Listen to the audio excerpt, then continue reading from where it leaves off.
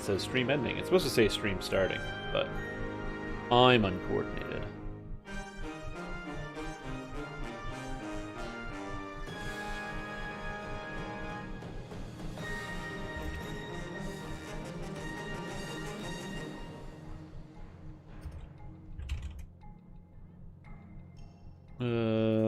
Hello, we are live on the stream. Good morning, everybody. I hope you're feeling good today. My name is StreamTom, and you're staring at a blank screen. And that's because the stream is supposed to start at 2 o'clock. But, you know, I was like, well, I don't have anything to do for the next 20 minutes. So I guess I'll turn on the live stream. But I need to, like, sort some stuff out, so that's why I don't have the camera on right away.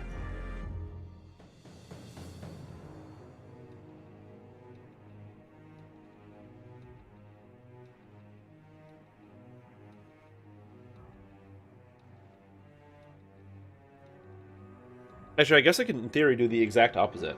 I could be like, oh, I need to sort some stuff out, so I could put the camera on right away. Oh, shoot, that's not where I am. Wait, what's this?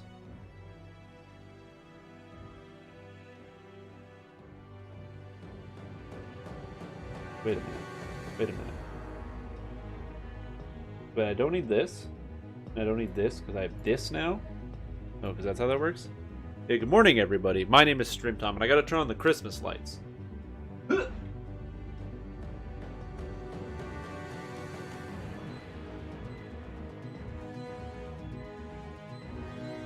There. Actually, that reminds me. I think I can get something more festive. That might work. See,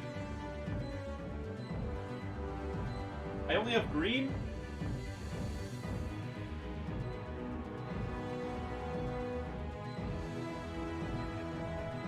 Hold on. I'm gonna see if I can get a separate light and drape it over there, because I have time. The stream's not started yet, so I have time.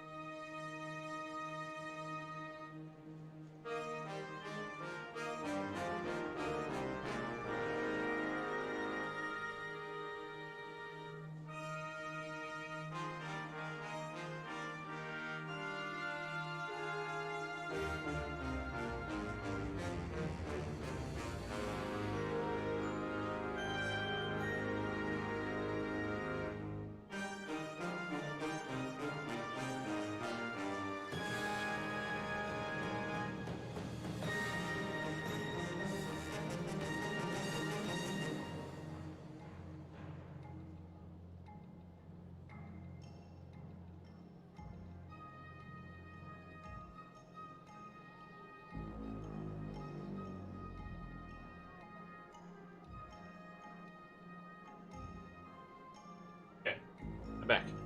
I have garland, and I have a bunch of lights now. So what I'm gonna do is I don't know how loud Sharn is. I'm gonna turn Sharn down a little bit. What's up, Chaotic D&D? Okay, so what we're gonna do? My hair. Oh god. Okay, so to hang these lights somehow. This is the problem. Do is. Oh no, that's a lot on the floor. What I'm going to do is I'm going to very irreverently just start slamming nails into the wall. And it's like a later problem that I'm going to deal with later. I think I have something here.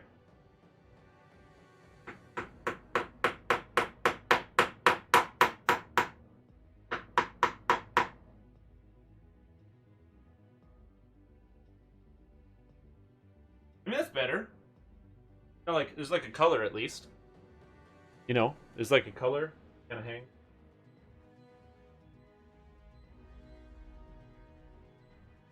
I can put one here.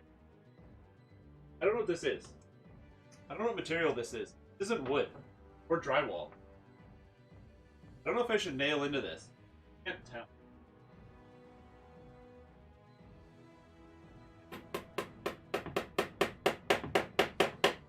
Now.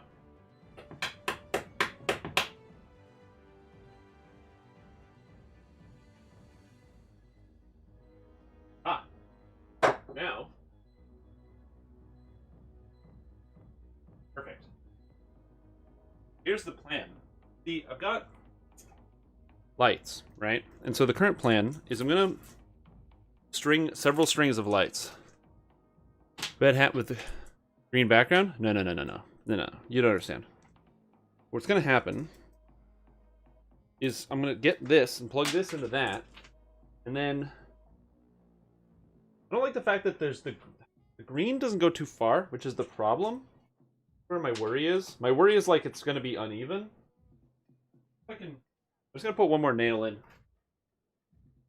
That should fix all my problems.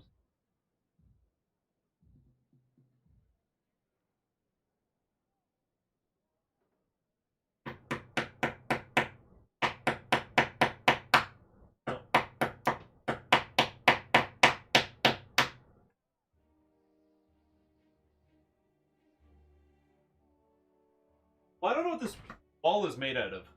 But I like can't get a nail into that wall. And then I just chunked out of it. So I think that might be straight up like concrete. Or like block. So there's like some plaster over here that I could nail into, but it's like not plaster on that side, so I don't know what to do. Also, hey Haichu, what's up? Yeah, but it's an annoying problem. What we do down.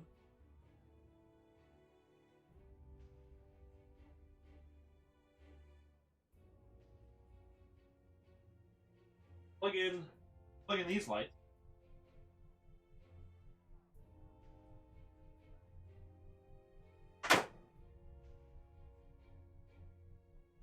Right?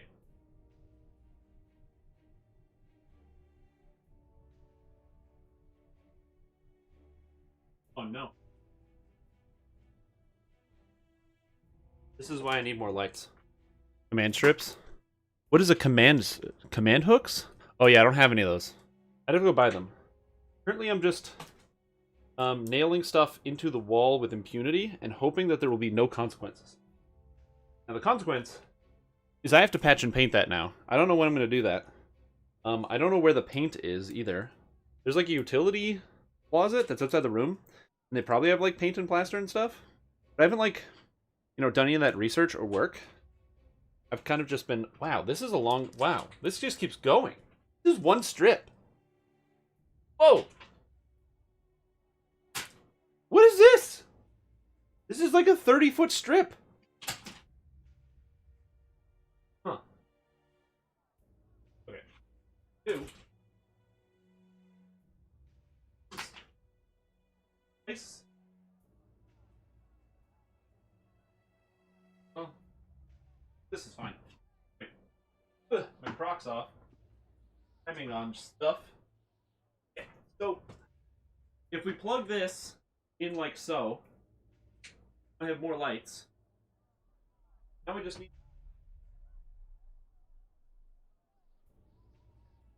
over this pipe. There's so many. No. Well, this pipe is really hot. Should have put more thought into this than no thought whatsoever. Yeah. Here we are now.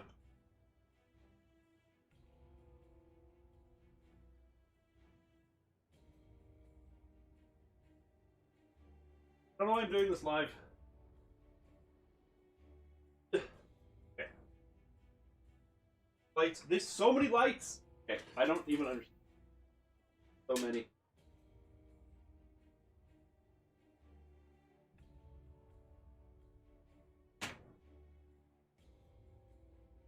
Like psychedelic too.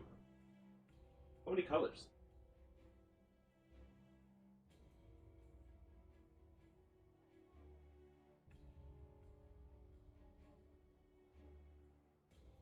This thing, reverse drape. This over here.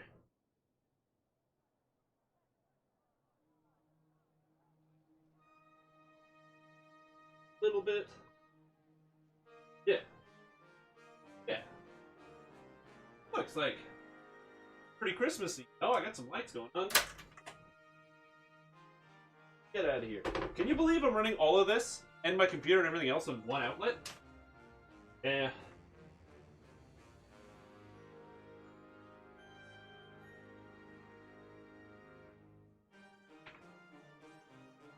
If you don't hear from me because there's an electrical fire, I didn't do it, and I'm not responsible.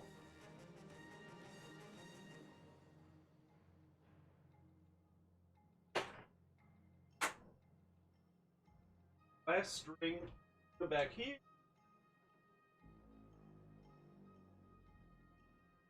Oh, not working. Woo! Okay.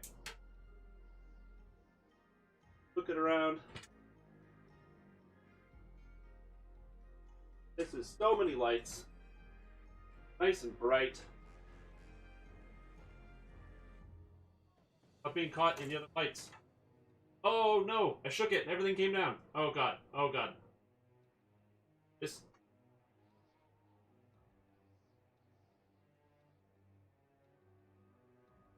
This. Goes.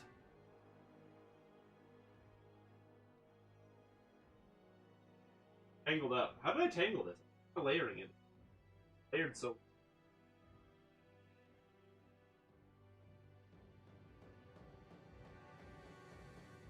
Okay. How does that look? Horrible? Oh, that looks horrible. Look at that mess. Look at this.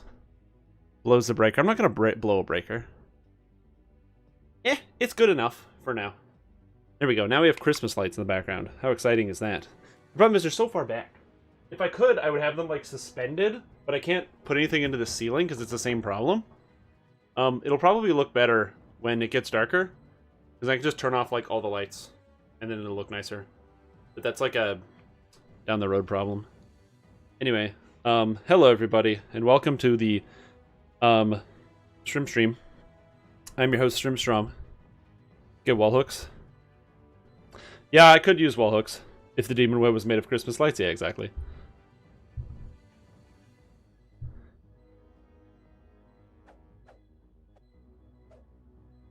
You could be that's funny. Yeah, I could probably just go to Walmart and get some hooks. I had this idea before the live stream started. Anyway, I need to go buy some items. So today, I'm going to be playing as a tank type character for a little bit because we're going to be doing a full Sharn run. I'm going to be running all the quests. All the quests in Sharn. Should be a good time. I'm excited to run through it. Yeah. But before we do that, I need to get something essential. You see, this character is a tank, which is really cool. I'm a 17 favorite soul 3 paladin. I got lots of constitution. I got lots of charisma. And my intimidate skill, it could be higher. But I don't have a high enough intimidate skill to do a lot of stuff that I want to do. So what we're going to be doing is, now that I have this loaded here, did I appropriately put the title up? Nope. Lol. Page this.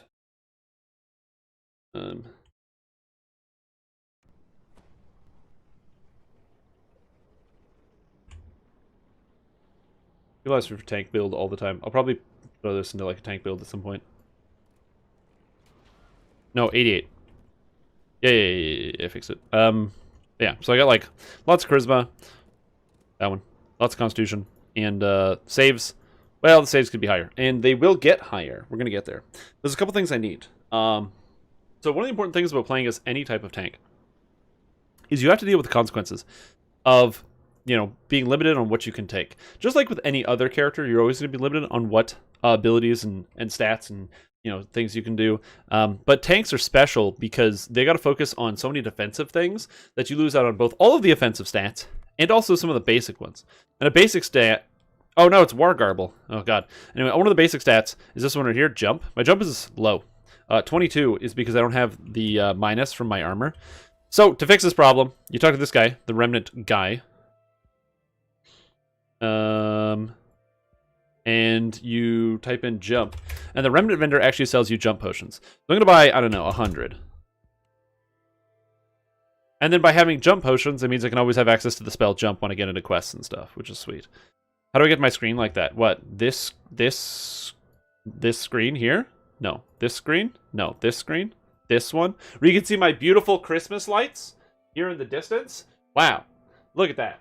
That's an electrical fire waiting to happen. I don't know what to do about this. But, no, it's not a partner thing. That's just a video, movie magic, basically. That's all it is. Movie magic. You want your stuff to look good, you gotta put it together, and that's pretty much it.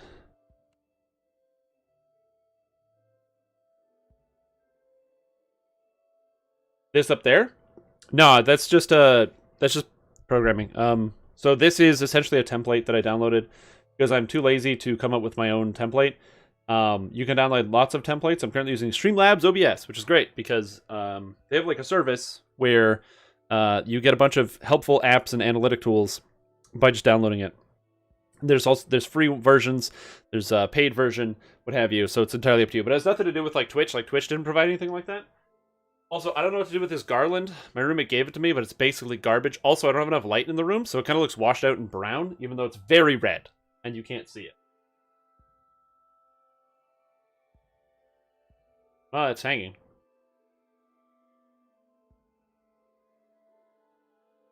Oh. That's the idea. Okay, so I have 100 potions now. Sweet.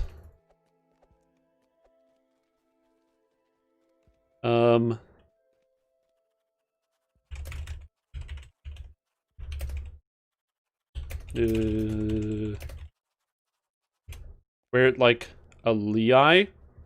You're gonna make me Google a word now. Lei.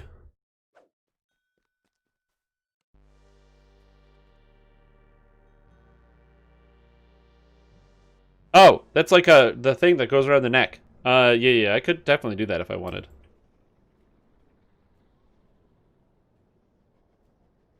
Yeah, Wiz King's mean. He's a mean guy.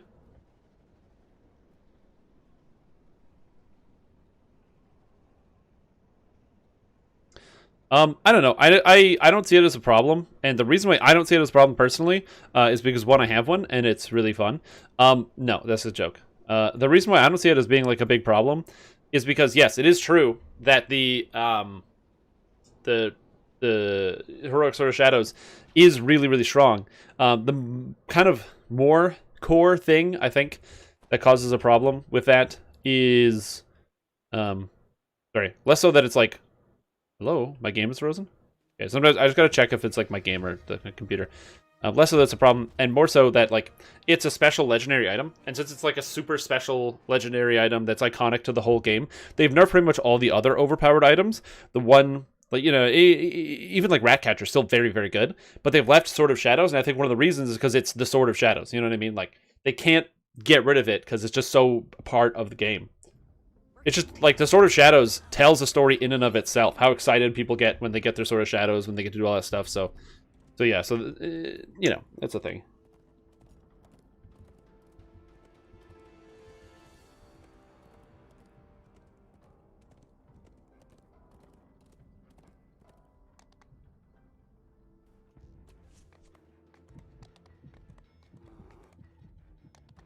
They fucking re-entered. Yeah, Wiz King is tough because the actual final boss is like super resistant to many different attacks, immune to cold and lightning, resistant to 4th level spells and lower. Also, many spell effects count as 4th level spells or lower. So pretty much every SLA in the game. He is a complicated man.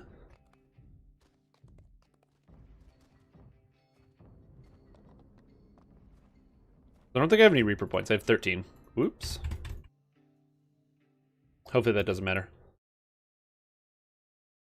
Anyway, I have to load up the YouTube comments because I can't see YouTube comments. So if you've been commenting on YouTube, I apologize. It doesn't. My program doesn't auto do it, and I kind of just started getting distracted. And oh, shut up, me. And I got really distracted. Instead of actually loading that up, I decided to hang Christmas lights behind me because also it's nice to have it in the room. There's something I can hang up. I'll probably do a better job and like reorganize it and stuff later. Oh, I went the wrong way. I like wasn't even looking. Okay, let's see what we can do.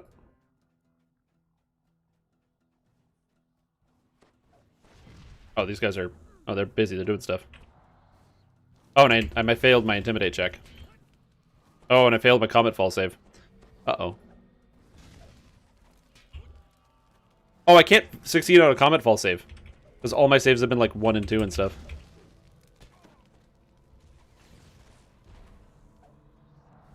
Anyway, this is the problem that exists with this character sometimes, which is basically that there are some situations where I just automatically can, or I'm essentially fully unable to knock down monsters or affect them in meaningful ways, or like intimidate them. So like right here, my intimidate just isn't high enough. So if I want to intimidate stuff, I can. I just need a higher intimidate to actually make it work. We'll see. Need so much XP at level 19? Yeah, I hate it. Primal Avatar to level up? Yeah. So my character's like really strong, so I don't actually have to worry too much about taking damage from this guy. But it's like, because I can just heal myself out of all of the things that it's supposed to be scary. It's like, oh no, I'm taking damage. Whoops, I'm back up to full. This I want to walk away from. I just can't intimidate him because my intimidate's too low. And I can't get my intimidate higher because I'm missing the helmet from Sharn. The helmet from Sharn can intimidate and insightful intimidate. So without it, I just can't intimidate anything. So I'm essentially just kind of waiting on the helmet right here. And so until then, I'm just a glorified healer because of you need too many numbers.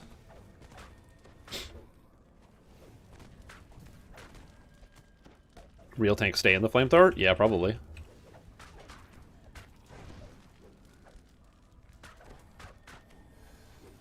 I'm still just straight up spamming Intimidate, but like 3 is not enough, apparently. I don't know what happens if I get a 20. Oh. 12 is not enough. And I'm just not used to playing a healer. I haven't played a healer in a long time.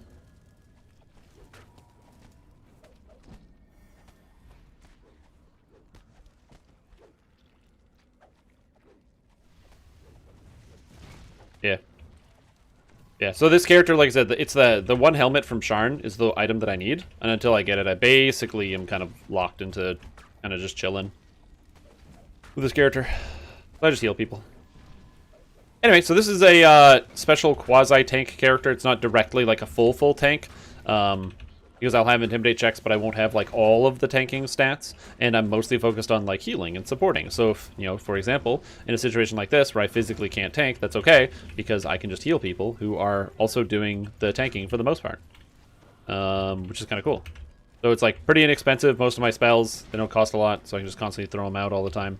So even though I can't really damage the monster. Now in theory, I would also be able to debuff the boss in these cases, you know, to apply some type of benefit or bonus all the time. But that unfortunately does not work. And also to be mindful because I believe he's still bleeding. Yeah.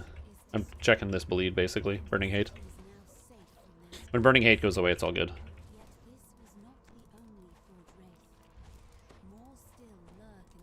I think Burning Hate is gone? Yeah, Burning Hate's gone. The raise. That's pretty much it.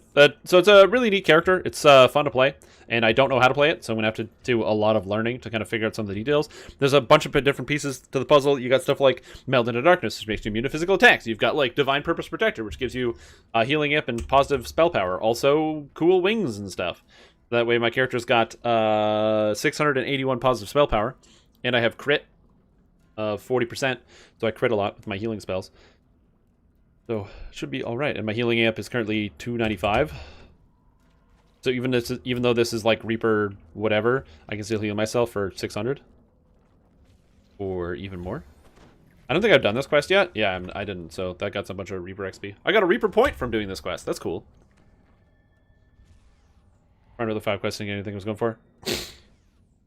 You have 2 options: either get astral shards or trade with players. Trading with other players gives you what you want. So like, bring other people in your group and see if you can get them to convince, or see if you can convince them to give you the items that you want. Hey, is there a reason we're not looting the chest?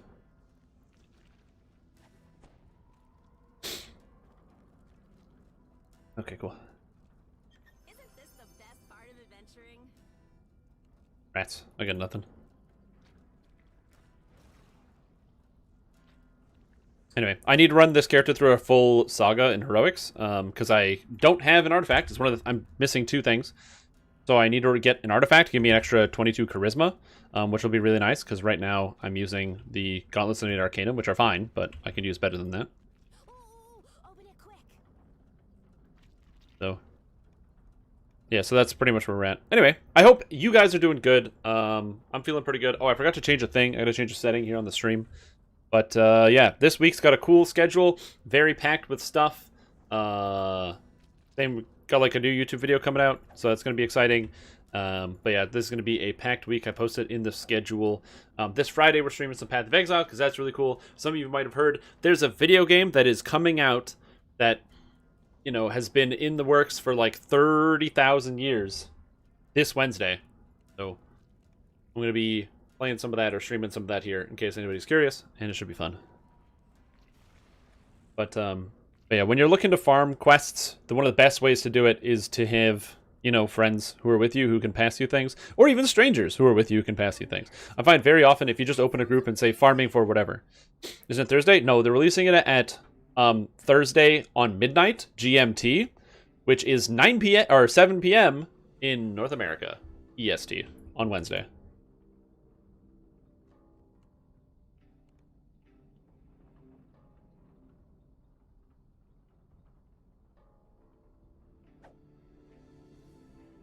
Oh, sure. Unrelated. If you have to be on Sharn or on Arganesson right now, we're going to be doing a full Sharn run. Anybody is allowed to come along. We're doing a full Sharn run of the whole saga. If you want to go, send Strim Jim a tell within the next 2 minutes or so, or let me know, and we'll save a spot for you. There's 1 extra spot. If not, I'm just going to throw it up to an LFM. Yeah, should be good. 5 p.m. for you? Yeah, exactly. Anyway, it's like the newest game, and I haven't played like a new game in a long time. Like, that's a new game that's actually coming out. Gee whiz, you're only 19. Oh, close. So close. 1 more birthday. Next year, maybe. Next year.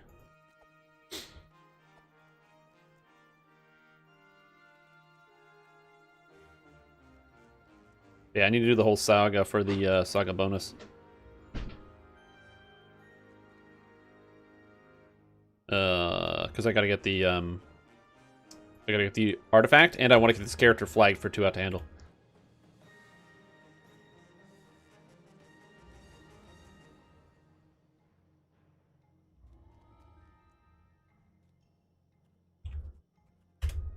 Alright, so you're good to open up an LFM.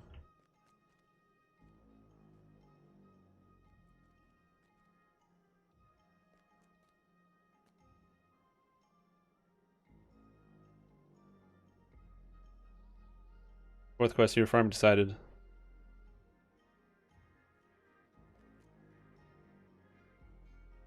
Fit 75 minutes? Oh man. Yeah, 75 minutes is a long time for a Whiz King group. I usually, when I open up a group for that, you know, it's usually a 7 to 8 minute affair. It also depends on the difficulty which you're playing it at too, right? Like if you decide you wanted to go and do Wizard King on Epic Elite, that's going to take a long time to get done. Yeah.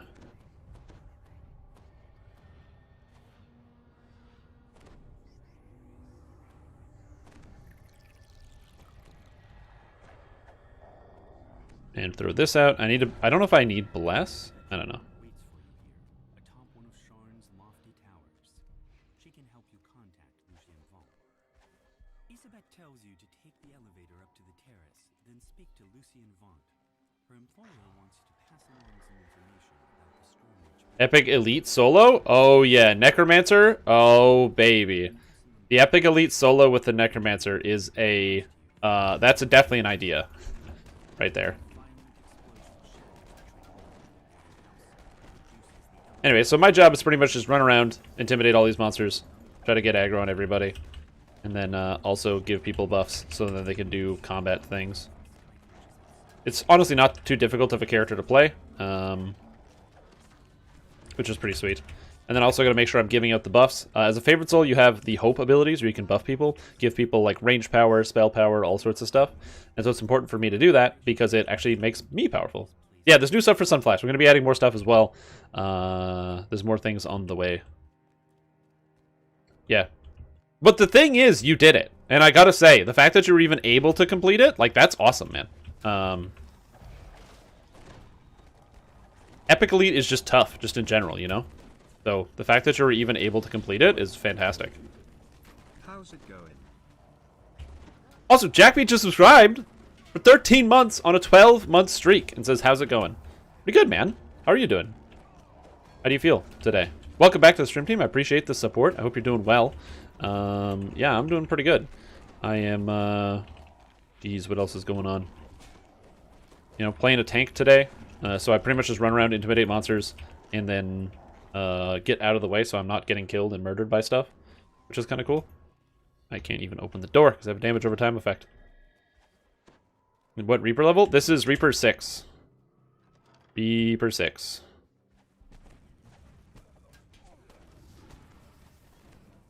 So I just drop down some healing stuff and then I buff people. Every time I buff somebody else,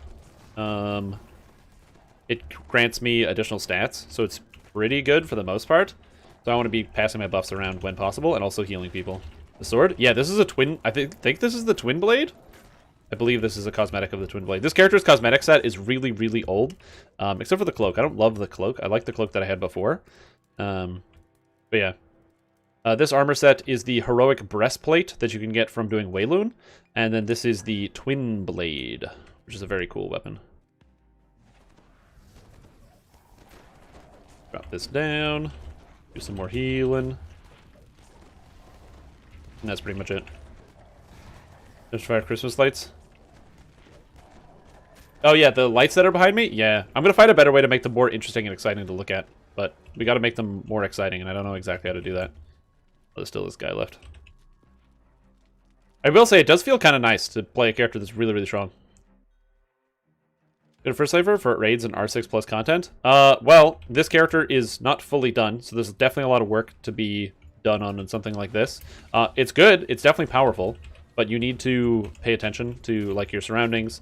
You need to be paying attention to your allies. This character is a combination healing and buffing and or not healing and buffing, healing and tanking character. So I tank stuff, but I also essentially am constantly bombing out heals for myself and my allies. So I'm healing me, like no one else is healing me right now. It's just me, and then I am also healing everybody else as we go along. Very interesting placement. Thank you. I had to put nails in the wall. I should probably go get some hooks so I can make it look all pretty. So I'm gonna do that because I have a lot of lights, so I can probably like string them, you know, in a more organized fashion. If stream would just move my head a bit. This head? There. Now you can see the lights. Is this what you wanted? The way up to the terrace is just ahead, but one from the attackers blocks your way. Pierce the hall of Uh-oh. Vengeance Reaper. Oh, and I took that hit. I didn't even notice. Having 4,000 health is cool, because you can just take big hits and just try not to worry about it. Yeah, I can't actually grab aggro on Rabo Claw Rider, I don't think. Oh, yes, I can. I just have to not roll a 1.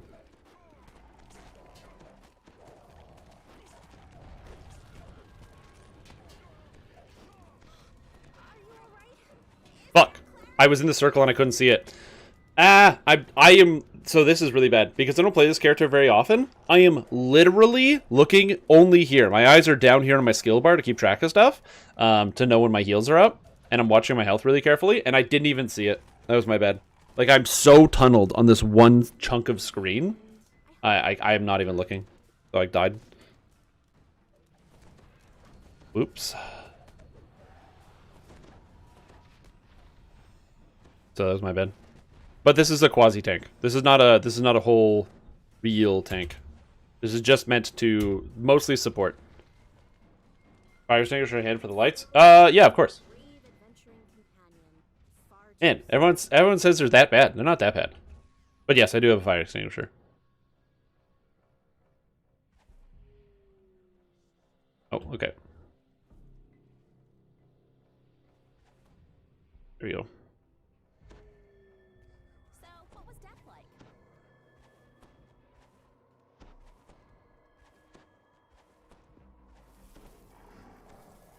Okay.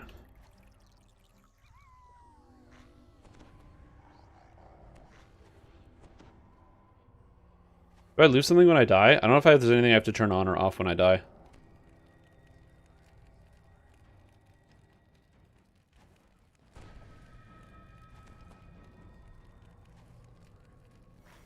Yeah, I think I'm good.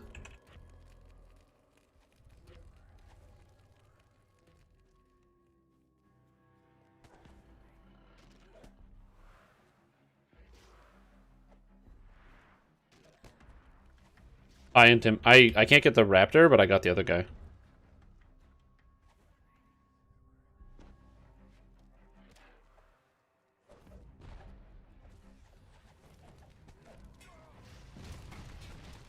Here we go.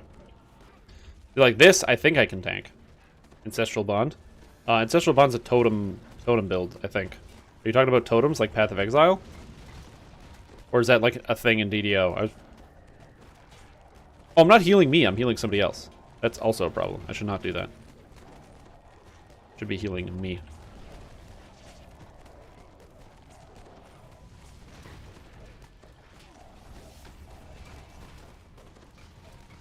I think I'm successfully intimidating this stuff.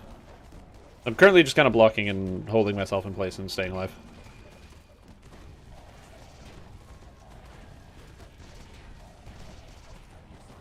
Here we go. Seems to be doing okay.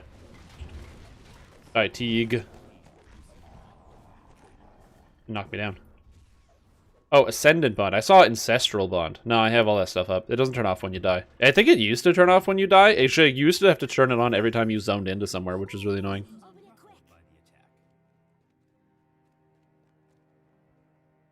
So yeah. This is just me needing practice, basically.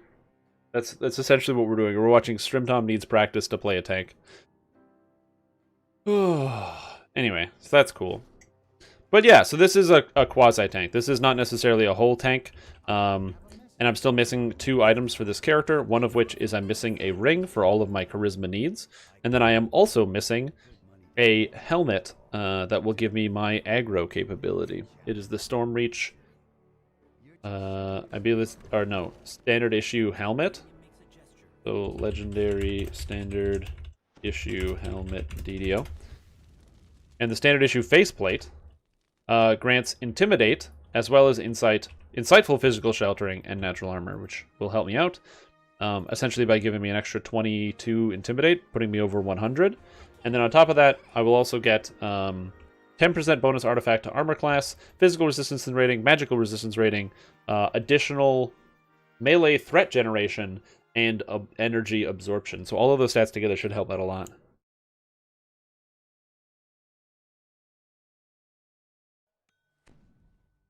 The content that you want to produce? Oh, what type of content do you want to produce?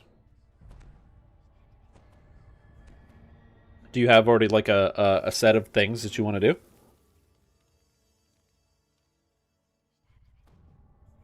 Absolutely, I love just business. Easily my favorite bit of content to do. By a mile. Zealot pulls a switch and nods toward the back of the building. You hear the scrape of stone on stone as the concealed back door slides open. You walk out into the streets of Cogsgate. Towers loom high above, so tall they block out This. This. Who knows what's good for Quest them staying completed. Okay, tonight. and we go here.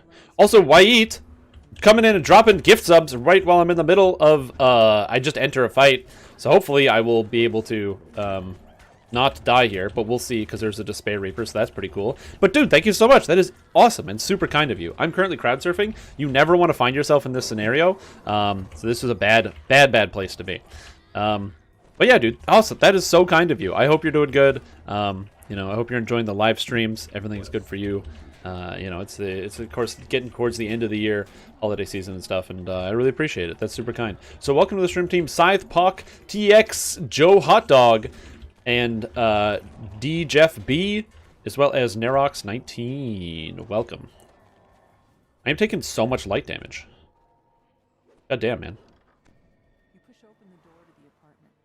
The surprisingly well-decorated rooms show For that emote, you gotta get it. Yeah, it's a pretty good emote. anticipation as you near the crime scene. Fallon must have spent his recent But dude, thank you so much. I hope you're doing well, and I really appreciate the support there. right after getting yourself clear. I try to make this fun content. We're gonna have a lot of fun live streams. I got another YouTube video coming out. Reasoned crossbow bolt. His last gambling ticket lies just out of reach. Oh. Fallon had just won I don't have any diplomacy. cleaning up on a match in an underground fighting ring down in the cogs. Despite clear attempts to make this look like a break-in, all of Fallon's But yeah. You want to stream RPG games, mainly a few other genres every once in a while? Yeah, I find I don't know how people who try to do like variety get started, because if you try to do any type of variety streaming, you know, immediately you're competing with your own audience for views, where some people only want to view certain types of content, and other people only want to view other types of content. So I'm not exactly sure how you would even get started going about something like that. Because it seems like, you know, very much like an uphill battle of some kind. Oh, don't die. Well, he died. I must have missed that goblin. Not used to that. Heal the heals? Oh, yeah.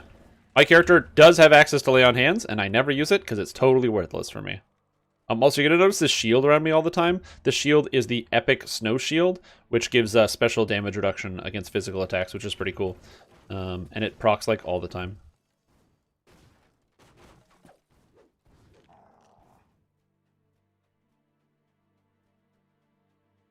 The doors to the gambling hall are wide open and its chairs are empty. Though Alright, I'm just going to chill here. still covered with food and drink. Looks like the customers left in a hurry. A chest full of coins was And then we go like this. Oh, I'm knocked out. That's bad. Before I can even get my heal off. I feel like that's one of the reasons where you want to have some amount of strength on these types of characters. Oh, that's bad. Okay, good. Everything was knocked down. Never mind. Maybe it's fine. That's when you want to have some amount of strength to prevent knockdowns, because knockdowns are really bad. gambling hall Even knockdown immunity doesn't save you. What's my holiday season schedule? I'm gonna be streaming pretty much every day. I think for the most part, I'm gonna stop committing to Sundays. I find so many times on Sundays I get overwhelmed with too many things to do because real life creeps up on you when you stream every day. So it also gives me like very clear time to do video editing instead of just trying to cram it in between, like, you know, gasps of food as it comes into my face. So I can get a slightly more relaxed schedule, and hopefully that will then end up becoming you know, a higher quality or higher quantity of higher quality content. Although those things are not directly related, and I hope people are going to hold me to the words that I am saying right now. But over time, the goal is to have the lives, or to over the holiday season. I don't really plan on taking any breaks. We will likely be streaming Christmas Eve and Christmas Day. Exact timing to be determined, because there's that. New Year's Eve, I don't know. I usually spend New Year's Eve with like my friends and stuff, so as fun as it is to like stream over New Year's Eve, I don't know. I kind of want to do a thing. Although I'm not going to visit anybody because I don't do that. I stay in my house all day and all night, baby, because there's a global pandemic going on. I still want to, you know, still spend time with people.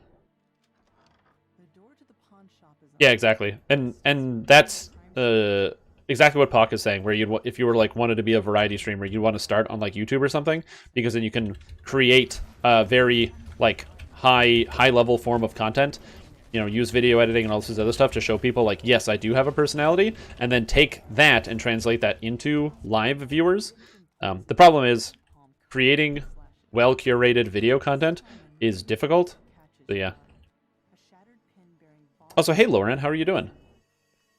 A closer Keep those nice. Congratulations, dude. I'm glad to hear you got a character above level 7.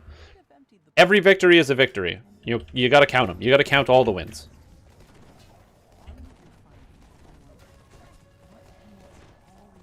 There's an exploding construct here. That was cool. Oh, I didn't intimidate this guy. It's the Boromar Trapper. These guys drop the exploding constructs. So you got to be really mindful of them. Bastard Sword? No. This character, it's just a cosmetic. This character's using, I believe the Twin Blade is a Bastard Sword. But yeah. And also, I see the weather. We'll be doing the weather in a bit. For Papawa. Once the quest is over. I'm playing main tank. Making mac and cheese? Hell yeah, that sounds great. Like, literally, that sounds awesome.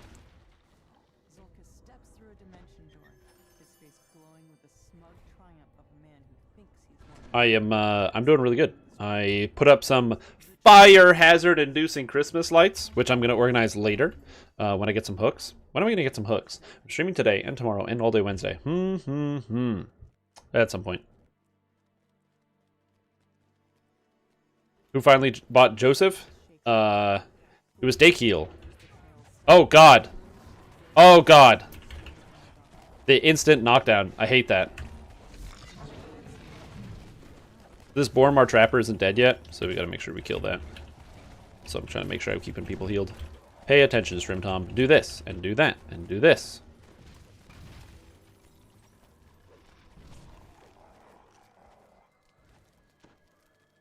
Yeah, I gotta make sure I keep my optimism up.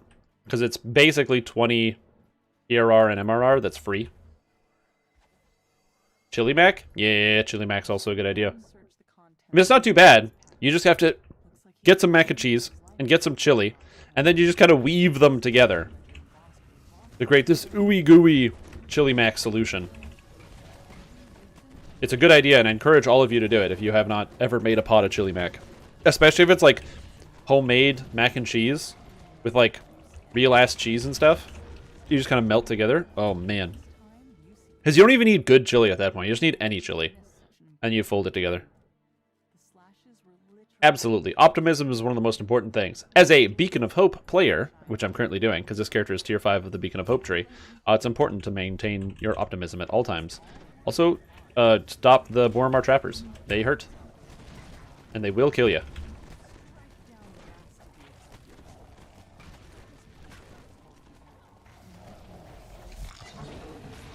You put too much chili? Oh, man. Not too much chili. You hate to see that. Just even someone typing the words too much chili. It's like, oh, what do you mean? I don't know if I have, like, a favorite food. I do love me a good bagel. Good bagel's good. Something toasted. I actually ate a reasonably large and healthy meal before here. Had some quinoa and spinach and a whole bunch of other stuff. Got some sliced almonds in there. It was like kind of like a mango kind of thing. It was good. It was really tasty. It was kind of sweet overall, but it was good.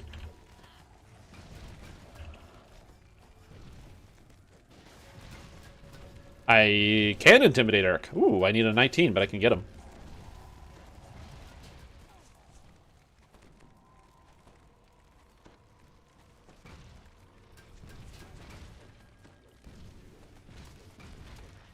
And I can intimidate him again. I only need a 13. Cool.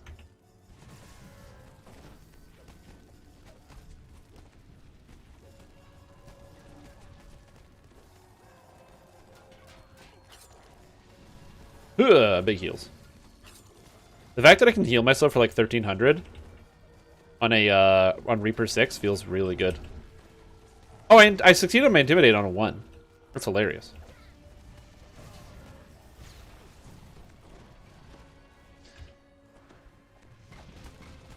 Let's intimidate these guys. Pull this over here. Come over to Urk. Yeah. So like a good bagel, the cream cheese is good. Or like a grilled cheese sandwich. Anything with cheese, I'm pretty much set. Zulk is Voices. Voice of the master. The tiefling and the goblin disappear through it. Zelith shakes her head. Sometimes it's a stranger who holds the knife. Sometimes it's family. Hi, Curry. Blood clouds Oh, no! Yeah, you can't touch the eyes. every day. But I'll keep going. I'll move on to the next I need the charisma ring. I can't remember the name of it. stay inside when trouble rains down. Not even if it never Yeah, I think it's the signet ring. I'm going to look it up.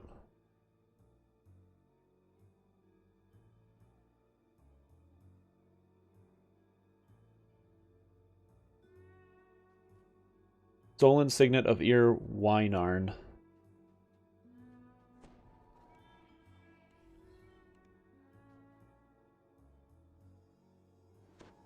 Yep. Hey man, just get some spicy in the eye. You only do that once. Just kidding. I love that idea of it's like, oh well, you know, if you injure yourself doing this thing, don't worry, you'll only do it once. I'm gonna do this lots of times. I injure myself all day. You better believe how easy it is for me to injure myself while cooking. Oh. It's very, very easy. You only cut yourself once. You only touch the stove once. No.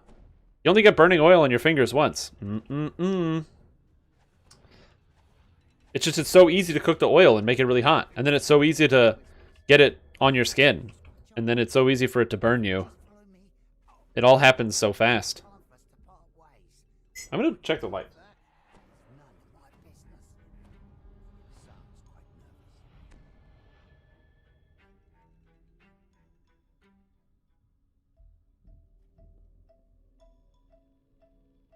There's like no heat coming off of the lights. Like they all feel like room temperature to touch.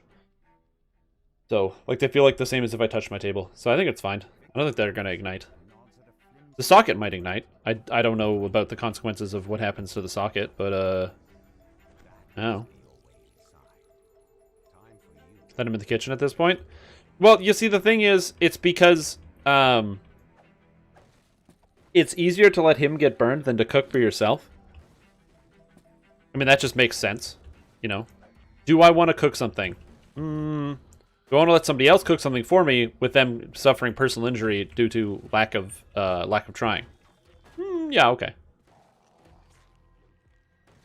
A Bitcoin mining operation off of that outlet? Yeah, that's a good idea. According to this ledger, all of the blueprints have been moved to the office upstairs for shredding.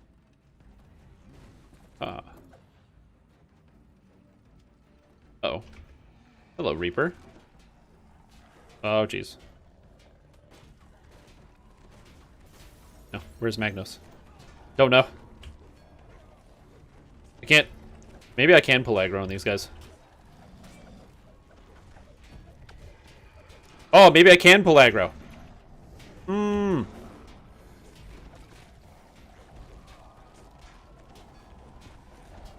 Actually, I think I can legit pull aggro on these guys. On the Hauler Golems, because of how much additional threat. Oh no, I do 0 damage. I can't pull aggro on these guys. Hilarious. I'm like, yeah, I can pull aggro. No, I can't.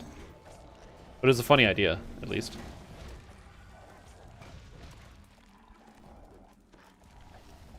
Isn't it natural selection at that point? Not necessarily. Sometimes it's easy to just be forgetful, to forget like a single detail of something, so you don't realize that you're supposed to be, you know, working on something, or you forget that the stove is on, or you go to grab something out of the oven and you accidentally like tap a wrist on something. Like, these are all very common problems. The excited gnome bounces around. The roof is on fire! Oh. An otherworldly air What's the quote? Something? surrounds Chicks dig scars? Yeah, exactly. appears to be their leader. Let's pick up pace, shall we?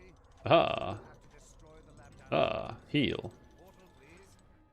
Why not just Heal. go upstairs? Asked the tiefling. Okay, this is the hardest part of this whole dungeon. Snaps the being in the commanding Aggro and go through the door so that they don't come in. somewhere nearby. I failed on a 20. Uh-oh. Failed intimidate on a 20. That's bad.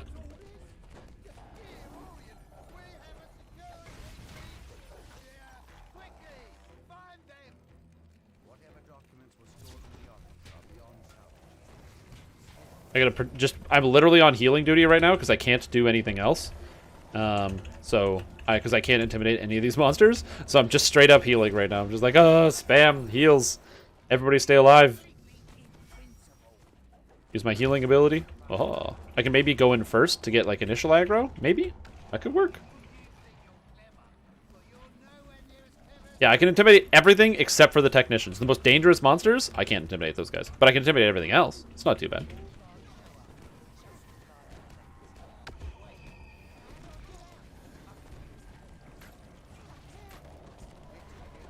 Woo! Using Quicken? Absolutely, I'm using Quicken on everything. I use Quicken on every single ability and spell that I have. I have 36, 55 spell points, so I don't really care too much about the consequences of how often I press, or how much spell, or how many spell points I cast. Because I'm literally casting heal spells constantly, but because they're so cheap and inefficient, stuff like Renew from Unyielding Sentinel, it costs 5 spell points, and it's currently hitting for like 200 and some every couple of seconds, so I can just renew on everybody. Oh yes, I forgot. I straight up did forget the weather. The problem is with me being main tank, it makes it difficult for me to do stuff like that. Again, this is the problem that I have with having things that disrupt the live stream, and this is something I don't know how to solve. Because Dungeons & Dragons Online is based on like series of events of quests, there's no real good time to redeem something. Because if you decide to do a quest chain, well, like Sharn is an hour and 20 minutes long, so that's just an hour and 20 minutes of a thing. So there's like no real good natural break in there, and I don't know exactly how to handle that situation.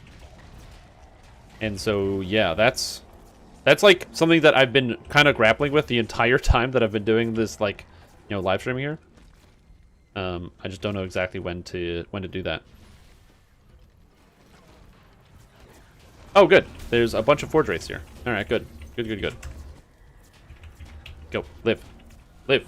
Everybody, live. It's like, what do I do? It's like, oh, but you gotta redeem the thing, because that's what you gotta do. But then also, I gotta intimidate everybody. Here we go. I'm gonna hide in this room now.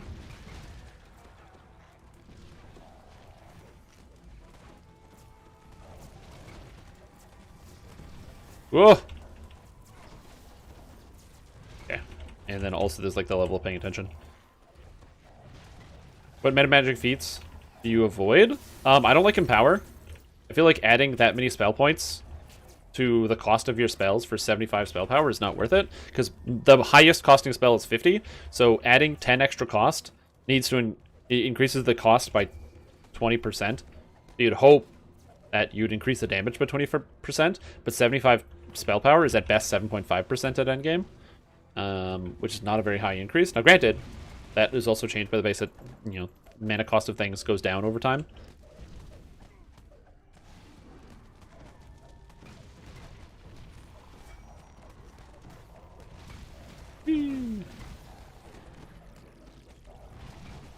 I think we're doing good.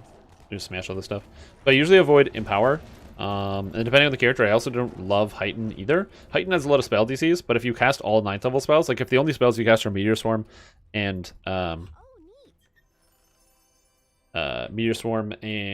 Mass Hold, then you don't really need to care too much about heightening your spells.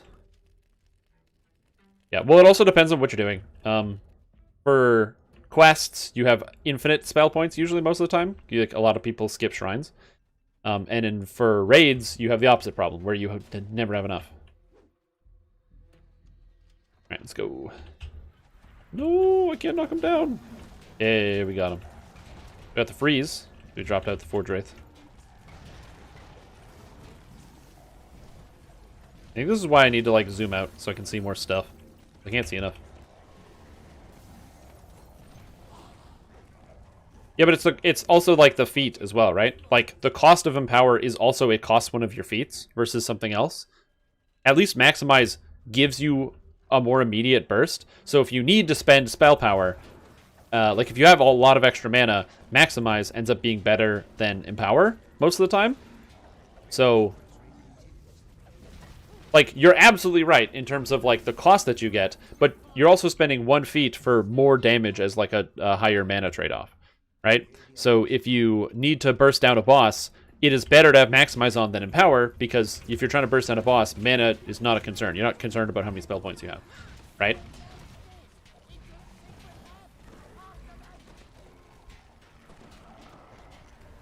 Optimism. I am just straight up constantly whipping out bells.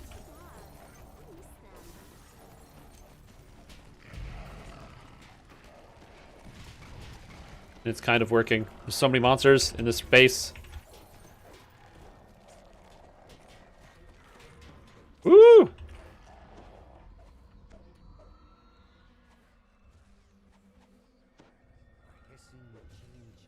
Holy guacamole.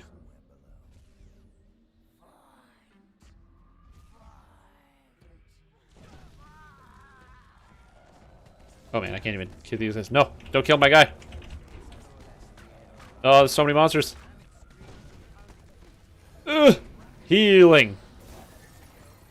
Intimidate the security constructs. Explosions. Alright, cool. So yeah, so that's kind of where I go with that. Is like the maximize ends up being like more efficient. In terms of doing what you want with the spell points. That makes sense. But you're right. It's literally me applying the same logic. I'm just adding more rules to the way I was thinking about it. Which is better, to splice in Favorite Soul? Maybe with Favorite Soul. Fighter, Paladin, or Bard be looking at dealing lots of DPS. And you should be not playing Favorite Soul. You should be playing another class. Like, if you want to do lots of DPS, then what you should be doing... Okay. Nope. Okay. That was bad.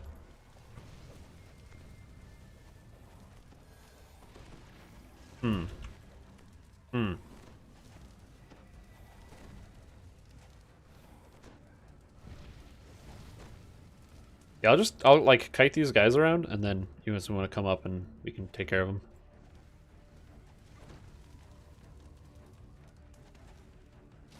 If you can't, let me know. I can just raise you, it's not a big deal.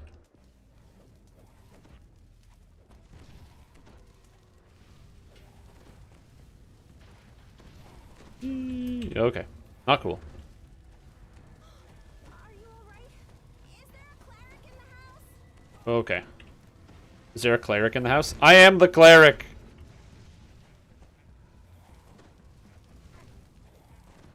Okay. Everything is fine. Everything is fine. Heal yourself, Strim Tom. Heal yourself.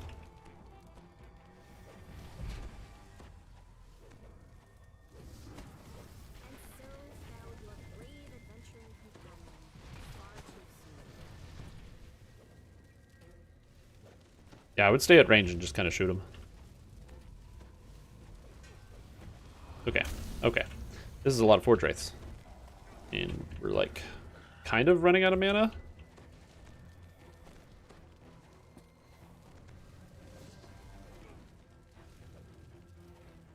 Okay. Okay. Too bad. I miss them. Like, what do we do here? What's the plan?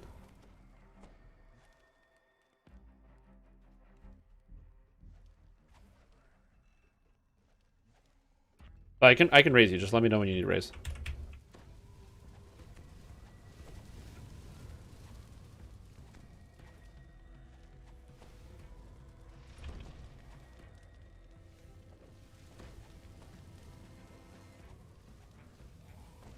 Okay, these guys really hurt. Okay, this is fine. Oh, this is a bad hallway, though. Oh, God.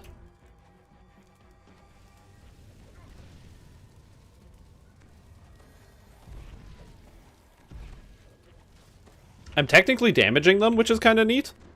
I don't think because they make all their saves, but I am technically getting hits off on them, so they are slowly dying as they stand in my wall of healing, which is very, very entertaining. Oh, I did not want to grab that ledge.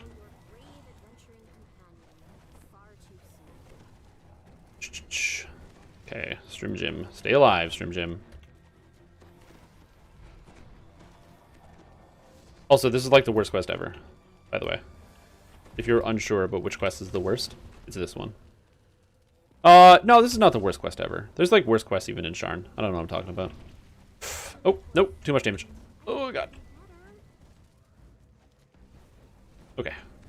Celestial Shield. Good. Good, good, good.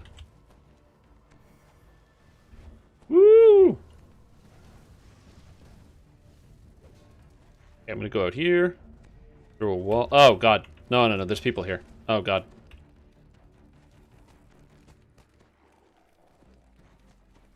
It will get better. Always does. Oh. Oh, we almost got him. It's that flame jet. It's like an instant kill on everybody except me. And I'm almost at a spell point, so this is cool. This is very cool. Oops. Alright, they can go through the walls. Hmm.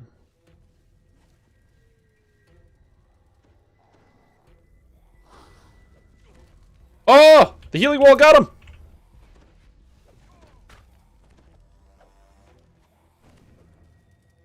Okay, renew.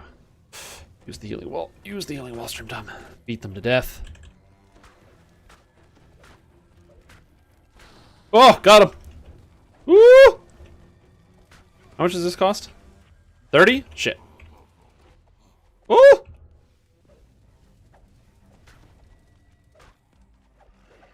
Yeah! Got him. There we go. Beautiful. Beautiful. Thank you. I'm certain I killed people by pulling stuff over, but we won. I don't have race scrolls. Did you take any mass cure wound spells? I did, I think. Yeah, I have cure mod mass. I just ran out of mana. Oh, I have death pact. I should be totally casting this one. So I can resurrect myself? That's a good idea. Literally, I healed them to death. It was the best. Oh! God, I hate this quest. I'm just seeing if anybody pulls that artifact. Because if nobody pulls it, then we're good, but... Oh, open it quick. No, doesn't look like it. Also, apparently I'm sweating. I don't know why I'm sweating, but I'm like really hot all of a sudden, and I'm sweating. It's weird. I'm also almost at my next Reaper point. Hell yeah.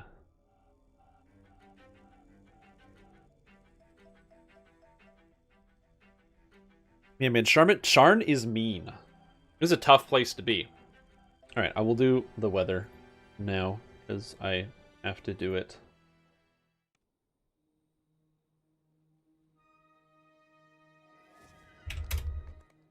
Okay. Good luck with your investigation. Thank you, sir. Go over here, talk to this guy. We're all good. Club Clawfoot. Whoop-de-doop. Alright. We interrupt this broadcast to bring you the weather. Hello, everybody. My name is Stream Tom, and today I'm bringing you the Hawaii weather. The weather from a place that's in the middle of the ocean. There's other places there, but people only really know about Hawaii. And today, the weather comes to you from Papawa. It is a beautiful, sunny, and balmy 25-degree Canadian day. They use Canadian temperatures, don't know why, but that's the temperature today. Nice and windy, 20-kilometer wind blowing in from the east, so make sure you hold on to your sun hat and keep yourself protected, because while there might be some passing clouds, it's going to be a pretty sunny day today. As we look forward towards the rest of the week, it's going to be 25 degrees coming up tomorrow, and for the rest of the entire week, it's basically 25 to 27 degrees every single day. That's right, it's the same temperature all the time, and we're going to get almost no rain. It might rain a little bit. There's a chance of rain today, but outside of that, no rain for the entire rest of the week, and you're going to be able to enjoy it. Although, as we creep closer towards the Christmas season, it looks like the rain is coming up. Precipitation, while it does not snow, it does pour, so make sure you're bringing your umbrella next time you want to go to the beach or do things. I think there are beaches. I don't know what else is in Hawaii. I've never been. That's the Papawa weather. Thank you for watching. Back to you, Stream. Alright, time to go. I'm failing the team. They have volcanoes? That's true. I didn't watch Moana, so I don't know if that means... I don't know what that means. The employees report nothing terribly unusual. You can tell Fenwick that all is quiet in the nightclub. There we go. Death Pact, Ward Effect. You've recently entered a Death Pact and cannot enter another until you have rested. Now I have Death Pact. What Death Pact does is it makes it so that if you die, you can automatically raise, which is convenient because it ignores the Reaper death penalty. So if I die, I can immediately get myself back up instead of having to wait a little while.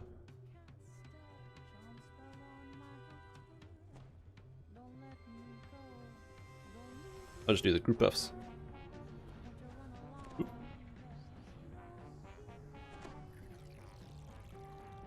Binwick. Yep. Yep. Yep.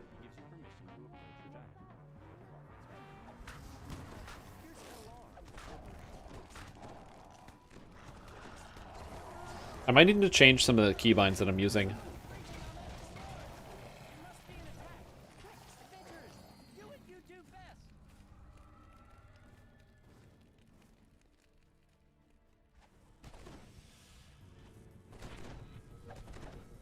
Gonna beat on some stuff. Because what I want to do is I want to use my Despair Reaper. Come on, Despair Reaper. Die, please. And I don't do any damage. There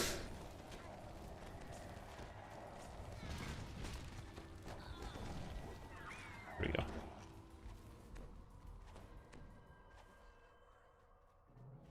What I want to do is I want to have this spell and this spell very easy to access. How do I make those spells easy to access? I want to get my hope spells easier to access. Because I need to use them all the time.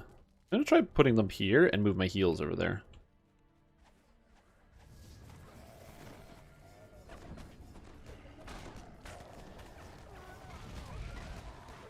There we go. So now I can keep the hopes running active pretty much all the time. And having them on as many people as possible. Unfortunately, I can't use the one hope on myself, which is unfortunate. There is a hope spell that I just can't use. Which is a skill bonus. I would love to give myself a skill bonus, but I can't.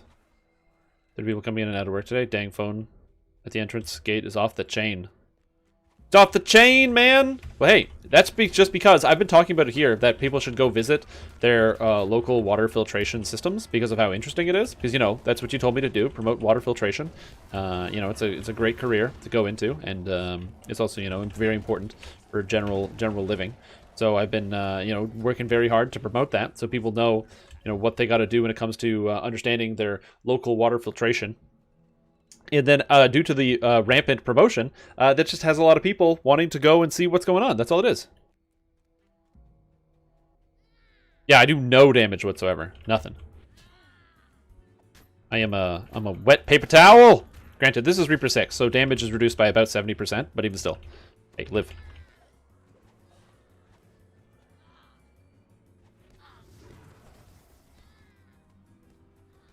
Yeah, I can't Intimidate Crusher. His Intimidate DC is too high.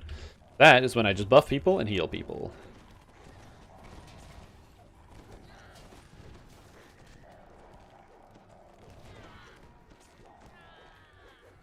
Report your local hydration originator. Exactly.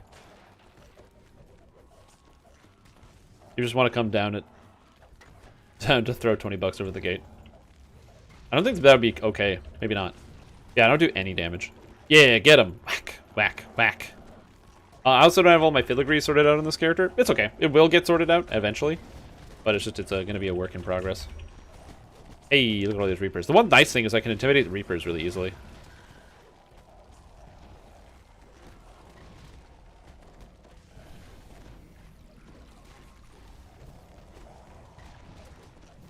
I just realized I don't want this. I want this here, so it's easier to use.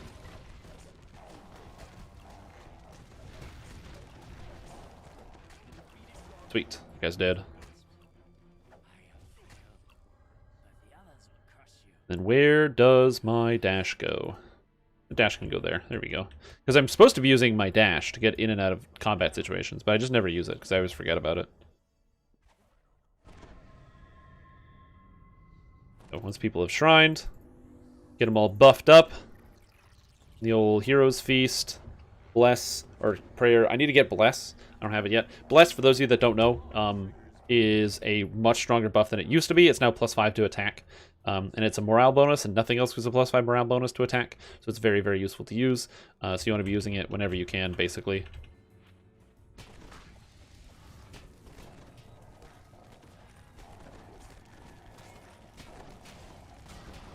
Okay, and then we get our Wolf Druid over here. Or, sorry, our Wolf Barbarian.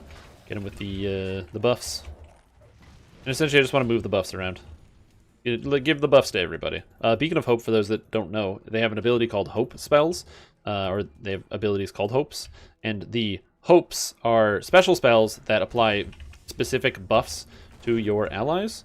And one of the cool mechanics is, as a beacon of hope, my buffs, after I cast them, give me a buff called Optimism. Optimism increases my physical and magical resistance rating while I buff other people. So I grant an extra 17, what is this? 3 plus favorite soul level. So I grant an extra 20 melee power, as well as 20 physical and magical resistance rating to people when I apply the buffs to them, which makes them very, very good. So I'm always out here just trying to apply the buffs because it helps me, because it increases my own stats. And then on top of that, I'm also trying to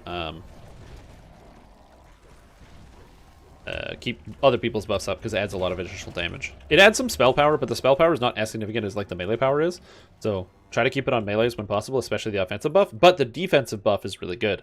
And keeping track of which buff you're actually casting when you press the button is an absolute nightmare, and I don't recommend trying to do that. So worst case scenario, basically just pick somebody, cast both the buffs on them, and move on to the next person. That's an easy way to keep track of it, gets people lots of the buffs, and ensures that your character has a lot of extra physical and magical resistance ratings. Because right now, I'm only sitting at 300, so I'm missing quite a bit. But that's okay. I have an item that I'm going to be picking up from the next quest. And by going to be picking up, I mean I'm definitely not actually going to get it. But if I get it, that would be sick. And I'm also turning to stone. And I don't want to turn to stone. Stop looking at me, lady.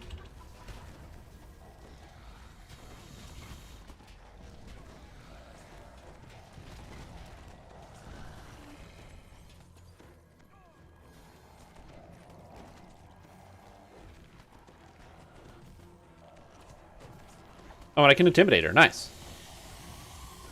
Oh, she turned me to stone. I rolled a 1 on my deuce to stone gaze. That's bad. Oh, that's bad. This is bad. This is bad. It's okay. Everything is fine. This is what the extra healing abilities are for. Bing. Bing. Okay, we're good. Whew. Could you imagine if that was actually bad? Oop, gotta look away. Nope, go away. Go away, lady. You can't turn me to stone. She can kill me, maybe. Can she? No, she can't. This is spooky. I have too much healing power. My allies have too much killing power. Voices, voice of the master. So the benefit of this character is that while I don't do the most damage, protecting my allies and preventing them from taking damage is a huge bonus. Absolutely huge bonus. And I got a legendary Nightshade Shooter. That's kind of funny. Everybody loves that. Anyone need? It is a favorite soul ability that you get called the Flame of the Favored, and it's literally a firewall that heals instead of damages. It's awesome.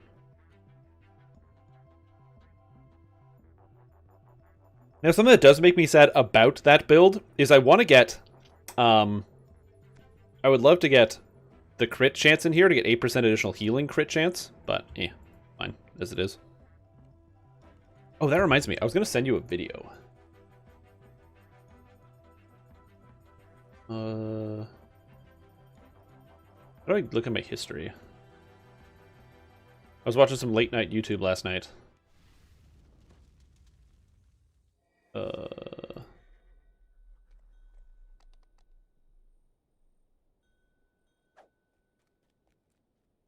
Good old late night YouTube.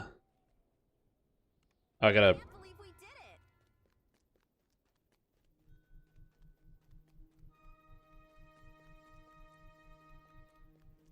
I'm gonna go repair just in case, because this character gets beat up a lot. People hit him in the face. So let's go repair. Copy this link. I know I don't want T.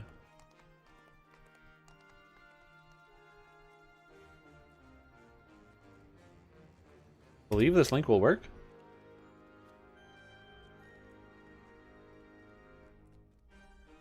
Oh, dang it. I have to get the quest from this guy. Come on. Yes. Talk to me, buddy. Stop lagging. Let's boogie. Enter just business. Reaper 6. He's adding more stuff. No, it's fine. The outlet is not going to ignite, okay? It's not going to ignite. No ignite. Don't you worry. Have the faith.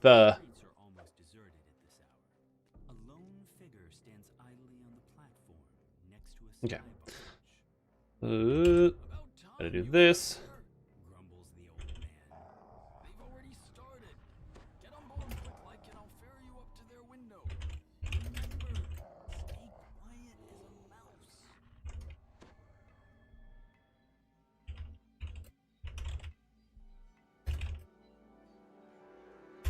Here we go. Mr. Vault, This is just adding heat to it. He will be fine. There's no heat. It's just these bites. Yeah, I really gotta put these in a more pretty fashion. I'll get some basic hooks, and then I'll put them in. I just can't do anything with them due to the fact that the wall is basically concrete. You know, it's kind of just where I'm stuck. I still gotta go get Bless. I gotta get a spell!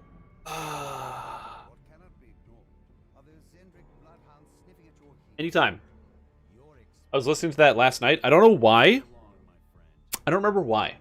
I just all of a sudden was like, you know what was a good game? The game Jurassic Park for Super Nintendo.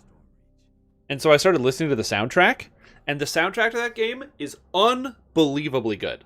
It is so good. Have you heard this pun before? A duck walked into a bar and asked the bartender to put the tap on his bill. Oh, I have not heard that one. That's fantastic. That is so good. Oh, man. Augen, welcome back to the stream team. Appreciate the support. 2 months. Thank you so much. I hope you're doing good. And that is also fantastic. I had not heard that one.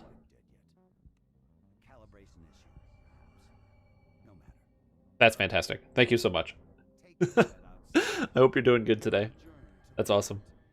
Oh, man. He wanted to put the tab on his bill. Because he's a duck. He has a duck bill. Get it? Oh, good shit. I'm doing great today. Yeah, today's been a really... I don't know. There's something about today that just made me feel good, I guess. I just woke up this morning and I just felt great. Oh, shit. I don't have jump. I can't do anything.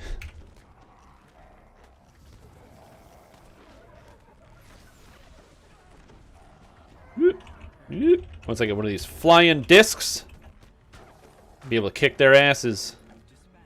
Okay.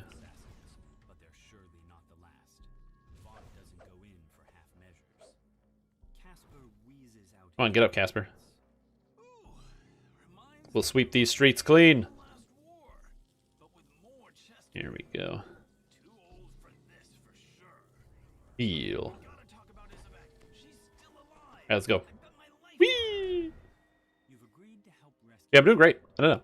I woke up feeling like kind of unmotivated, and then I don't know, just something switched in my head, and I just felt so good. So I started being super motivated, and I did a whole bunch of stuff that I needed to get done. And I don't know, it's just been a good day. So I'm feeling good, feeling fantastic.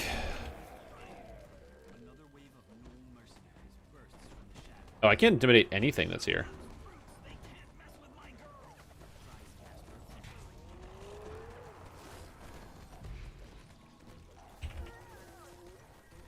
Must let everyone live. I do have a lot of like increased threat in some capacity, so it's not like I can't do anything, but it's like rare for me to have the ability to do anything, if that makes sense.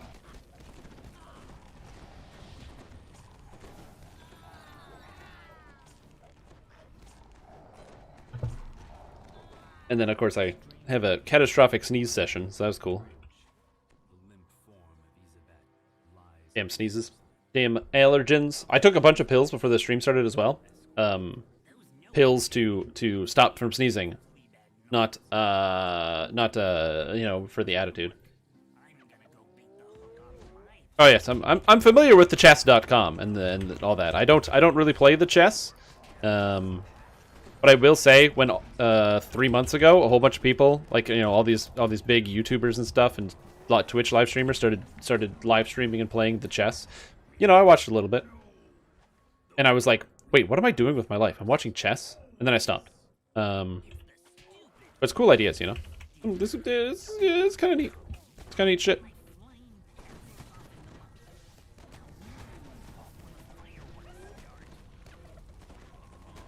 Yeah, I think this character is something that I just straight need to practice. I just haven't played this in so long. It's the one downside of reincarnating all the time, is that when you reincarnate, you have to... It's essentially like learning a new character over like the course of a week. Versus something like, you know, playing a character just at cap, you kind of just learn implicitly how the character is supposed to function, what you're supposed to do, all these other details. And it's, I don't know, it's kind of weird. Like, I've been, you know, as you guys know, I play a lot of the Lord of the Rings online as well. And one of the things that's nice about that is because there's no reincarnation, you kind of always know what your buttons are. Like, your character doesn't really change too much, which can this both be a good thing and a bad thing. The good thing is, you get into familiarity and you could just kind of improve your skill level and get better and better and better all the time. You know, you get tighter at your rotation. You learn the little mini mechanics and the different movements of your characters and stuff like that. And you can, you know, very heavily improve your skill set, I guess. Can I intimidate these guys? I can. Perfect. They also hurt like crazy, and they're not okay, by the way. The bomb bats are not okay.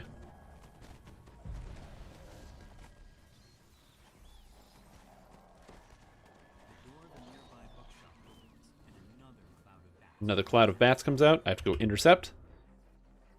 And take them in. Although I rolled a 1 on my intimidate. Yeah. God, this game sometimes.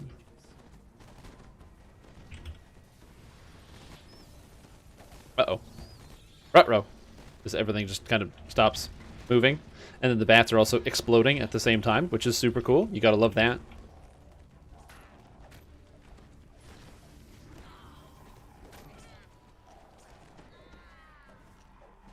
Healing. Buffing. I don't know. Where did I put my jump potion?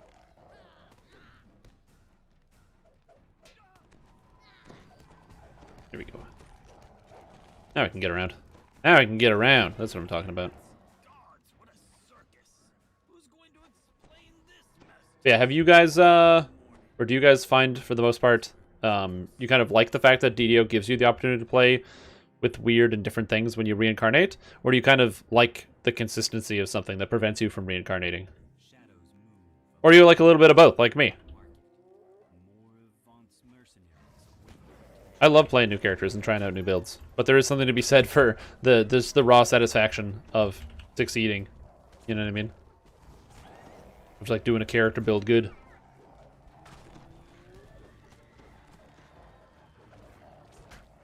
Me too. I also like low-level heroics. I think heroics are super duper fun.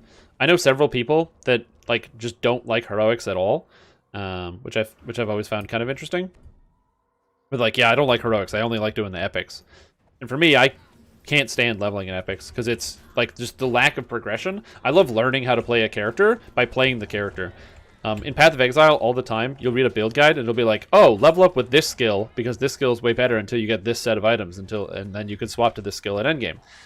And I hate doing that because I'm like, I just want to use the skill. You know, it's like, how do you play monk thrower? Well, the way you play a shuriken thrower monk is you play as a fist monk, and then at level 20, you turn into a shuriken monk once you get access to Shirati Champion. Right? That's literally how you do it. But that sucks because I want to play a shuriken guy. I don't want to play a fist guy. I don't want to level up as a fist guy. You know what I mean?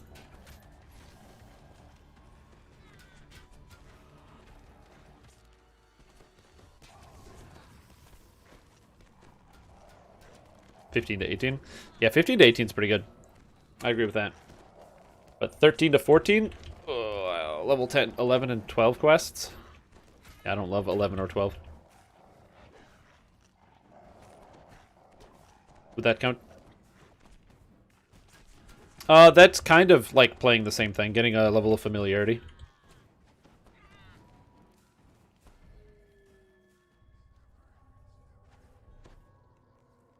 Yeah, that's getting a level of familiarity, I guess.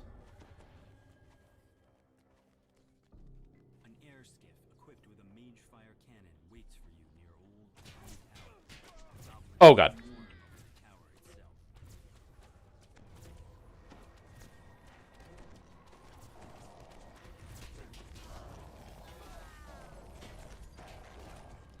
You can do it, Stream Tom. Stay alive.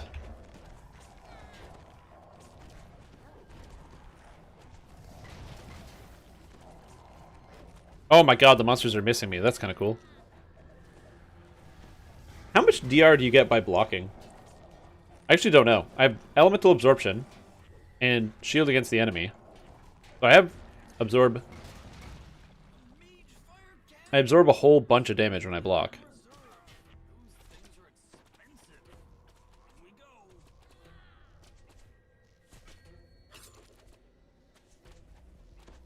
Woo! Okay. This is essentially how we're dealing with this problem.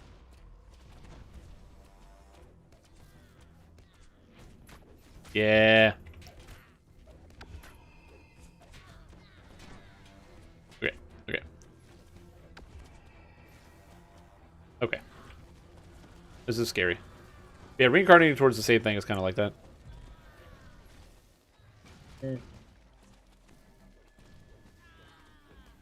Yeah, so it's the traditional MMO. There definitely are some good things about both systems. The feeling of mastery of succeeding on a character is also something I really appreciate about the traditional MMOs. Limiting how many skills you have allows you to become much sharper in your application of those skills. It's actually one of the reasons why I very deeply enjoy the combat system of the Elder Scrolls Online, even like the PvP, because you can only have access to 10 skills at a time on your character, no more. So if you are going to, you have a whole bunch of skills, but you can only use 10 at a time. So if you're going to make an attempt to play the game, you need to be capable of using these 10 skills. I don't even know why I'm attacking. I can't even deal damage. But you need to be capable of using these 10 skills to the best of your ability, because if you don't, somebody else is going to do it better. And picking the right skills and using them at the right time and other stuff and managing your resources. It creates a different type of gameplay loop versus like DDO, which is do this and this and this and this. Which is, again, not a bad thing, just a thing.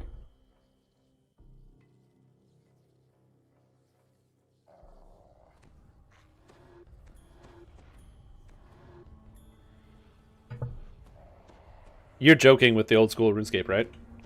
I'm not familiar enough to know. I don't really know anything about old school RuneScape.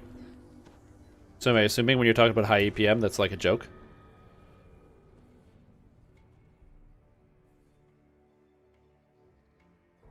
Isn't it like borderline turn-based with how slow the speed is of that game?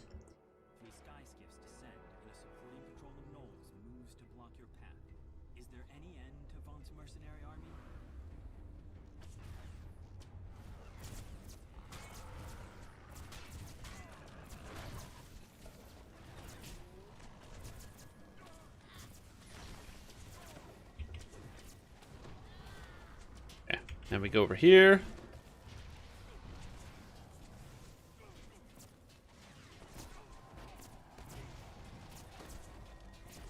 Oh god. Oh god. No. I accidentally tapped my UI turn off button and turned off my UI. That's really, really bad. Because now I can't even fly or get over there. Okay, I guess I'm healing from the sidelines. Whoops. Oh no, I need to get over there. I'm coming! I'm coming! Oh, I don't run fast enough. I'm sorry, I don't run fast enough.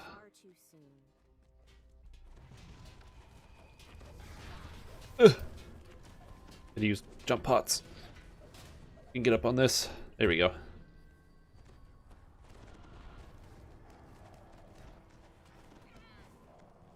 Woo!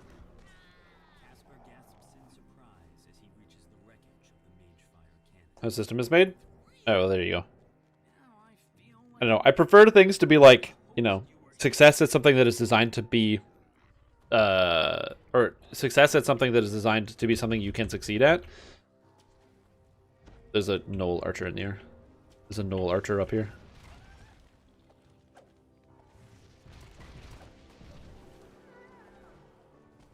Okay, we got him. This city watch station is locked up tight and stands as silent as the grave. Here we go. Oh, jeez. Hello, camera. Yeah, I don't know. Succeeding at, like, in an area of gameplay that has been designed for you to succeed at it, like, you know, if the game developers design a PvP mode, and then you play the PvP mode, and you're good at it, it's very different than, like, if it's not a fully fleshed out system. I guess it doesn't really matter at the end of the day, because you could make the argument that everything isn't fully fleshed out, because games are always being updated, which is also an interesting argument, but I don't know. Beam the hydrate, thank you. The mercenary Gish stands here, his jaws frothing. Goblin says you're strong, but he's just a weakling. It's been an hour and a half, and I haven't had any water, so Butcher you now, it was time. on your flesh, and keep all the glory for myself.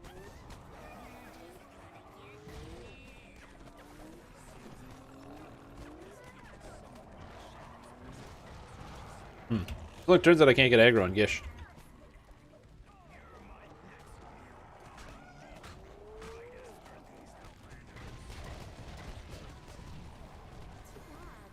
miss them. Oh no, people not getting into melee. And me not being good enough at being a healer.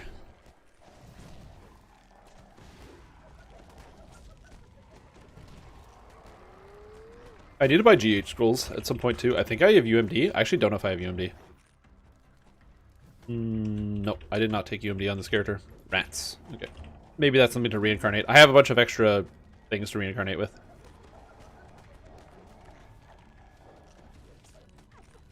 Based on mechanics. I mean, you think so, but then you can also have situations like Dungeons & Dragons Online, where it was a tacked-on system. It was like they just added PvP, not because they wanted to have PvP, but because they thought it would be a funny idea. Finish him off. A chanting voice calls your attention to the north and above. A tiefling sorcerer completes his spell on a ledge above you. Gish vanishes, reappearing in the north. Okay, I'm gonna shrine here. A nice quiet moment for me to work on the story of your adventures. Vanish from your sight. You do get to play within the system and use better / worse than others, yeah. That went about how I expected, so that leaves just Here we go. me. Whew. Great big bounty, no partner to split it with. Iron Defender Claws, oh yeah. Payback on the side. I'm all ready for you, so come on over. High above the construction yard, a source leads slowly drifts up. Tibet's body lies upon the sling, completely still. DDO on a mechanical level is really easy. I mean, kind of.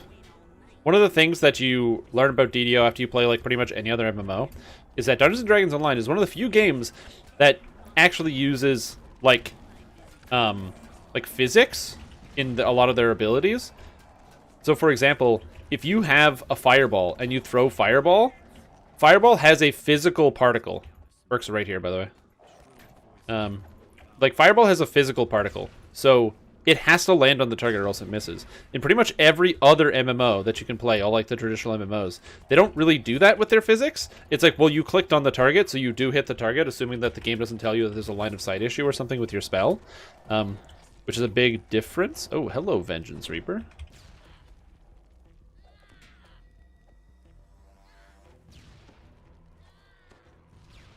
I'm gonna pull the Vengeance Reaper away.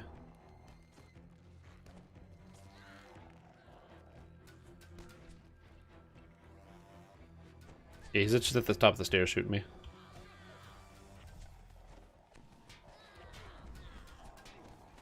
Okay, I wanted to heal me. Heal me. Heal me. Heal me. Ugh. There's so many slows. The hamstring. Woo. Okay, where did Urk go?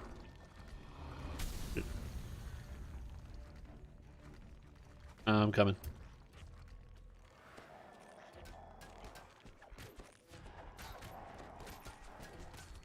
Woo!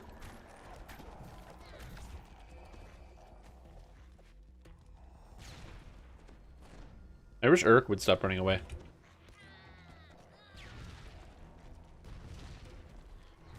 Damages. Okay.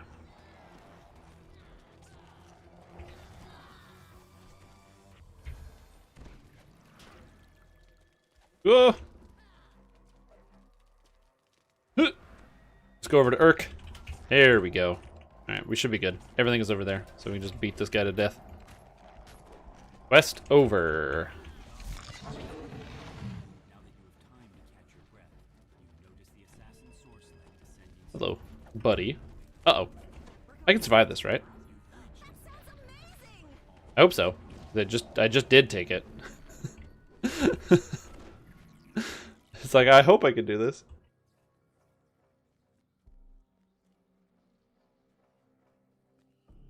No, the issue with DDO is that there's no balance. You can one-shot almost everybody else. Every class can pretty much one-shot everybody else. That's the problem with DDO PvP. Like, my fighter can hit somebody, or when I was playing fighter, I could hit people for 50,000 damage. So you just insta-die. There's no chance. I need the helm from here. If it drops. It looks like it didn't drop. Rats. I accidentally hit B. I was going to reroll. Which makes me sad. Yeah, like, Meteor Storm is another problem. Or just even, there's literally spells that instant kill you, and there's nothing you can do. A great example is you have Ruin and Greater Ruin. I just press Ruin and you die.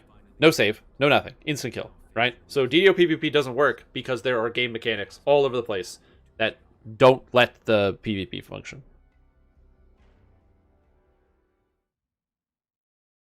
Like, I agree with you that DDO also isn't designed for PvP from the start up. So that is a major issue. But like I said, the fact that, you know, the game doesn't even, like, stop. Like, there's no way to stop everybody from one-shot killing everybody else all the time. You can be the tankiest tank, but unless you can get, like, 15,000 health, you still die to Greater Ruin. So it doesn't even matter.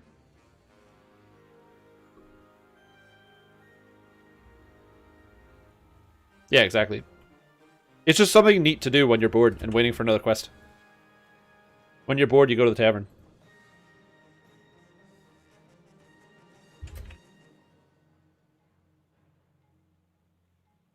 Wonder what will change? Probably nothing.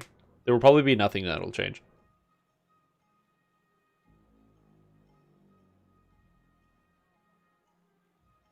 They might hire some people, but that's about it.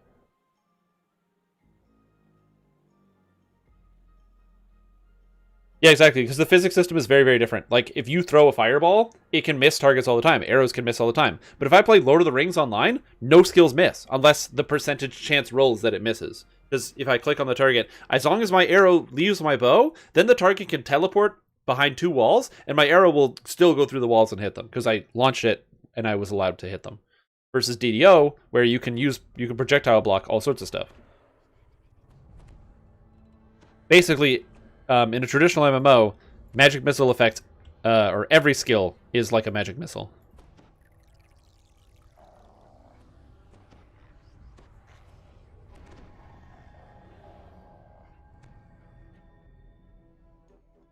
Yeah, exactly. Nothing is going to change about Dungeons & Dragons Online. It's probably just going to keep running the way it is. Because the only thing we know is that there's been investment into Lord of the Rings Online to pretty much redo all the infrastructure, potentially push for some type of console release. Oh, thank you.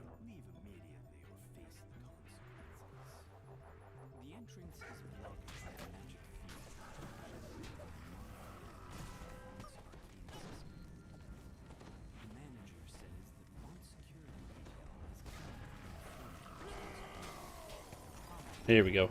What class? Strim Jim is a 17 favorite soul, 3 paladin. And I'm a tank, designed to stand in front of people and take hits to the dome. I get it in the face so that other people don't have to.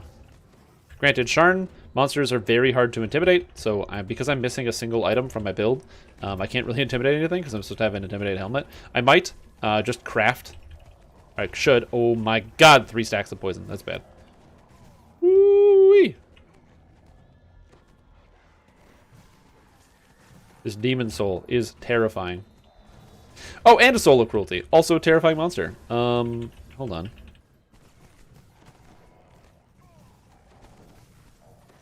Woo!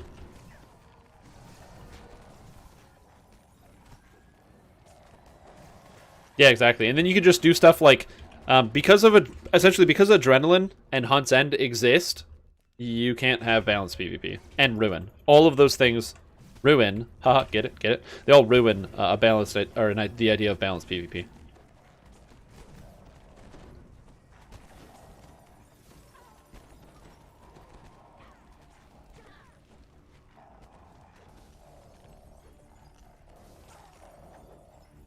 Yeah, we looked over the big document on stream.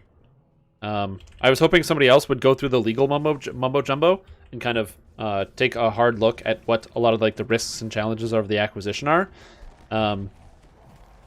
But yes, so seeing that Dungeons and Dragons Online makes a shitload of money doesn't mean that like anything is really going to change balance-wise, because if you're making a shitload of money, you want to keep doing what you're doing to continue to make that money. It's when you start to notice different types of trends that then you want to make an adjustment. Like, you want to be thinking for the future always and planning the next thing and planning bigger and better things, because you're always trying to improve and get more people interested in your product. But like, if they already have like an average, if their user base is going up and their average user spending is $65 per person per month, then what they want to do is keep doing what they're doing or improve what they're doing. So, like, I saw some people like Doom saying, they're like, oh my god, the game they're going to sell, they're just going to destroy it, they're going to take all the things away from it. I'm like, how?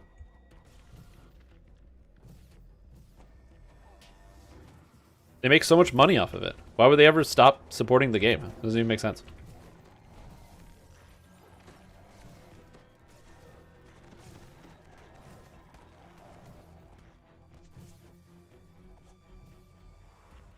Oh, yeah. I love that I can't intimidate anything. I just walk up and then it's just like, nope. Intimidate. Fail.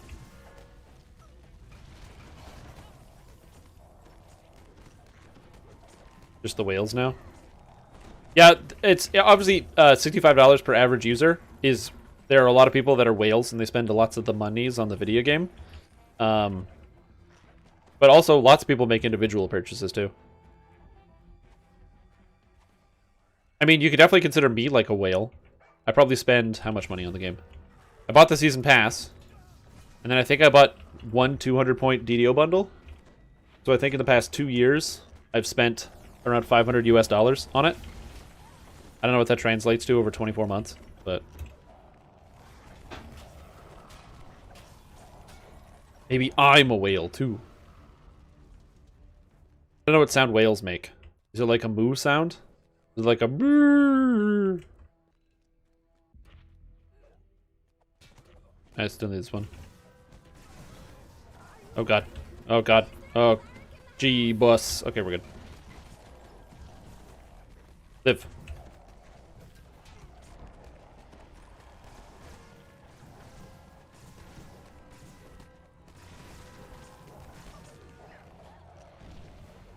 $200 in this game? Yeah. It's also like it's a time thing, right? Like, it also depends on how much time you play it. Like, you know, how long have I played this game? A long time. So how much enjoyment does this give me? Well, it gives me enjoyment literally every day. So, I mean, there's some aspect where, like, you know, Dungeons and Dragons Online is somehow baked into my online identity now. So, you know, I'm okay with the amount of money that I've spent on the product. It doesn't bother me.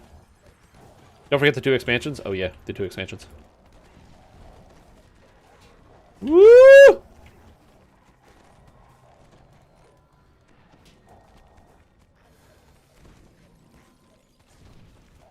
That font arcanist up there is so needs to die.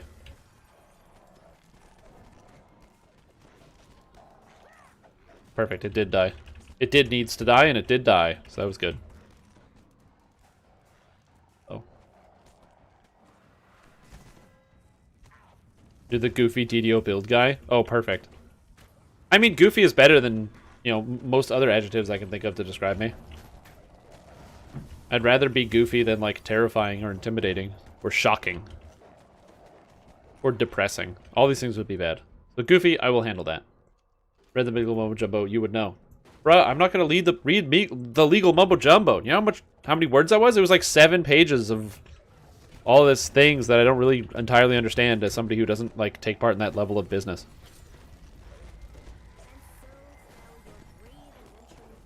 I just need to get better thumbnails and YouTube titles.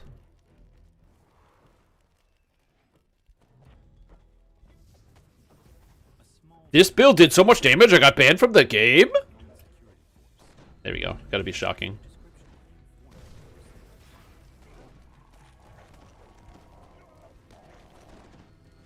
Landlord kicking me out over noise complaints from Victory Screams?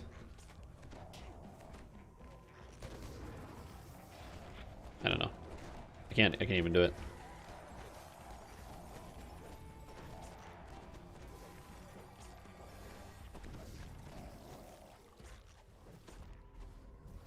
Yeah, I don't even know how to do it. It's too hard to clickbait my own titles. I try to use something that I think works. I haven't found like a specific method. So far, no matter what I type in the title, it doesn't matter. No one really cares.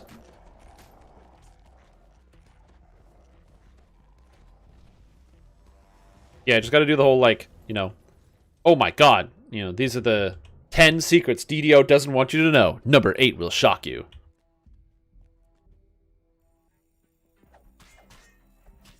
I'm gonna die to force damage. What am I doing?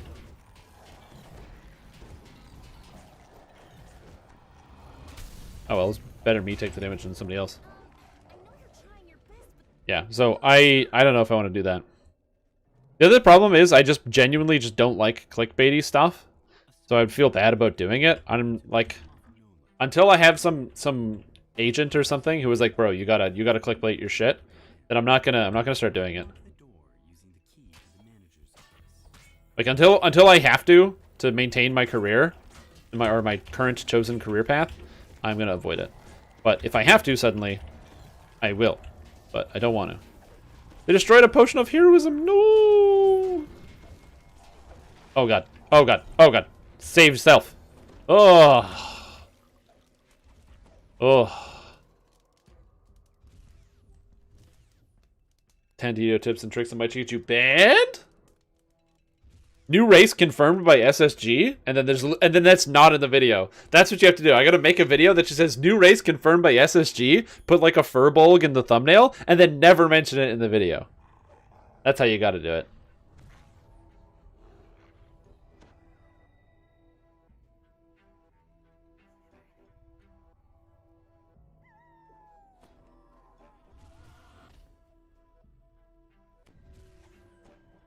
No, you definitely don't. There's tons of people that make really shitty YouTube content where they'll just clickbait the entire video where they won't mention something and then they'll just do it. No, not even that. Literally just be like, you know, new race and then never mention a new race or anything else. Just bloviate about something else on camera and be like, oh, you know, they're making changes to the game and, you know, this feature's coming out and, you know, whatever. And then just don't make a mention of a race. You gotta go really hard on the clickbait. It's gotta be like straight up clickbait. Like useless garbage.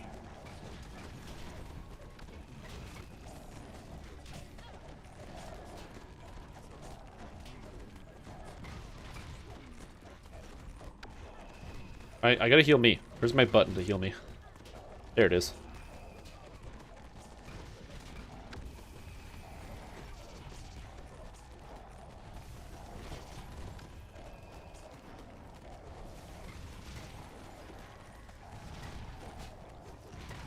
Okay, cool. Voices, voice the master. Get your voices. Wouldn't that get you flack? Yeah, people. No matter what, people won't like it. That's why I'm not gonna clickbait it. Yeah, like having a 5-second thing of like, I heard somebody say that they're gonna be adding a new feature is the same thing.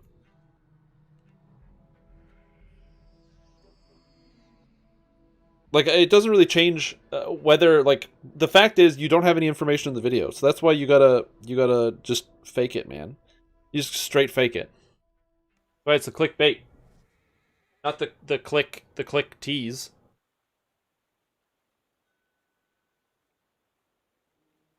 It's gotta be a whole bait.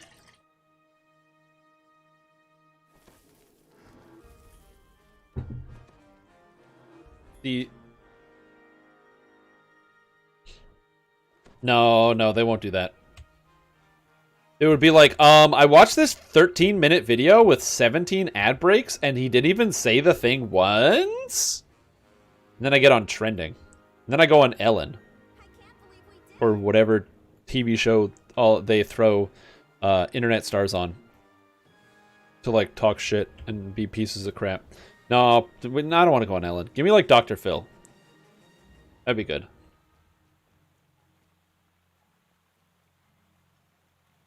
I should hire a hitman to kill me over the contents of this video, and then the normal video, then you say, no, they won't.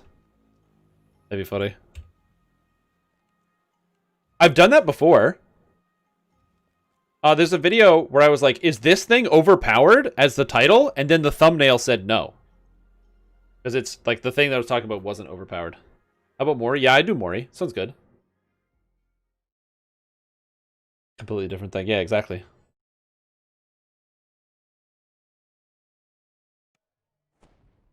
Yeah. There's a Path of Exile content creator. There's a bunch of people that would make Path of Exile content, and they would post stuff like, you know, is it worth it to do this level of map, or is it worth it to get these items? Or is this item very good? Or should I spend my time farming out this? And then they would put like a 22-minute YouTube video where they kind of go yes and no and don't give you a good answer, or they wait till like the last 2 minutes, but it's somewhere in the last 2 minutes. You have to click around a lot to try to just get the answer to the question that they're posing to you. And then my man Slippery Jim 8 is the best, who just comes out and he'll be like, is it worth it? Like the title will be like, is it worth it to farm 10,000 of these maps? And then in the thumbnail, it's just yes or no. It's like, oh, cool. Yes, it is worth it. Great, I'll do it. No, it's not worth it. No, okay, great, I won't do it. Yeah, Slippery Jim is the best. The air suddenly grows warmer. He's a weirdo, but he's a lovable weirdo, you know? Somewhere below.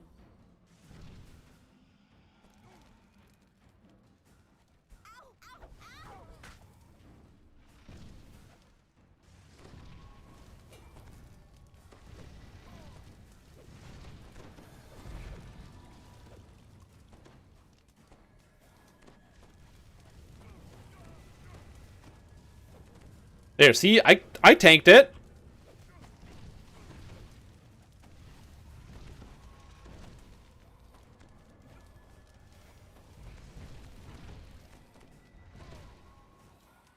Admittedly, I actually can't succeed on my Intimidate checks, because my Intimidate's too low to get all the forge rates.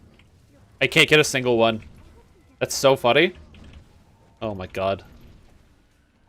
Why would that fucking helmet... I didn't drop. We're doing it on Reaper 6. It's so annoying. Also, everyone's AFK. Oh, AFK quests. No useful information. Yeah, that's the epitome YouTube video. Do that for April Fools? Yeah.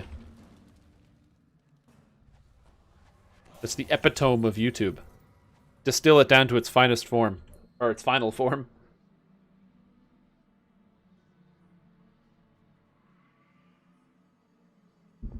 And don't forget that the thumbnail says, I'm sorry.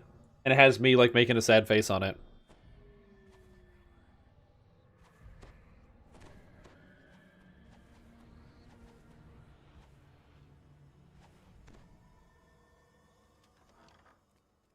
Absolutely. No, I agree.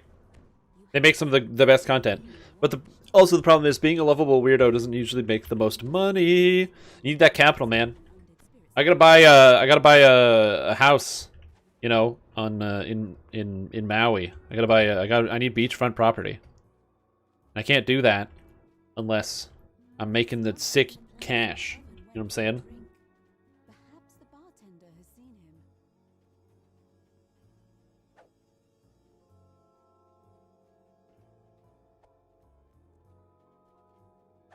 Quest completed. 17 months is almost 18 months. Oh my god, and Tag just subscribed for 17 months. 17 months is almost 18 months. And 18 months is basically 20 months. So welcome back for 20 months. Appreciate the support. I hope you're doing good, man. Hope you're feeling positive and good today. You know, I'm glad to have you here. Welcome back to the stream team, and I appreciate the support from all of you. Yeah, but 2 years is basically no years in terms of things, so I don't want to really round that down to 0. You can. Also, by the way, she just spawned here, and she just spawned here, the lady in black, because we spawned, there's going to be some assassins dropping down on us. When you spawn these mysterious assassins, which spawn when you walk underneath this structure, it causes the lady in black to appear. If you were ever wondering how you make the Lady in Black spawn, all you do is walk under this structure, and you hear a woo, woo, woo, woo, woo. And when that happens, that's when the assassins will drop, and that's when the Lady in Black spawns. And we don't have a trap guy, do we?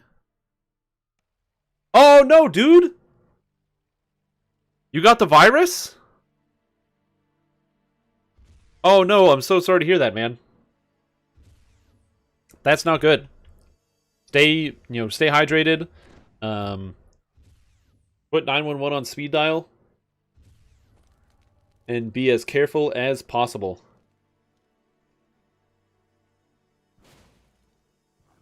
Well, if you're stuck inside and you can't do anything because you can't leave your house, I'll be right here to stream for you every single day. Except Sunday, because I don't have a stream planned for Sunday. But, dude, that sucks. I'm so sorry to hear that. Also, thank you for the drop wishes. I don't need anything anymore, other than I need an artifact. But I'm hoping to get that from the end reward. So we'll see. You find yourself in a small corner of the vast sewers that snake beneath the city. If your suspicions are correct, the Everyone went this way. House Tarkanan has a hideout somewhere nearby. It'll be a problem for a bit, exactly. The crouching half-orc barely seems to be paying Uh-oh. attention to you. Can I intimidate these things? Hell yeah, I can intimidate these things. Shoo. Yeah, I don't know where Mag is. I can't heal him. Oh, he's just up the hill here. Okay.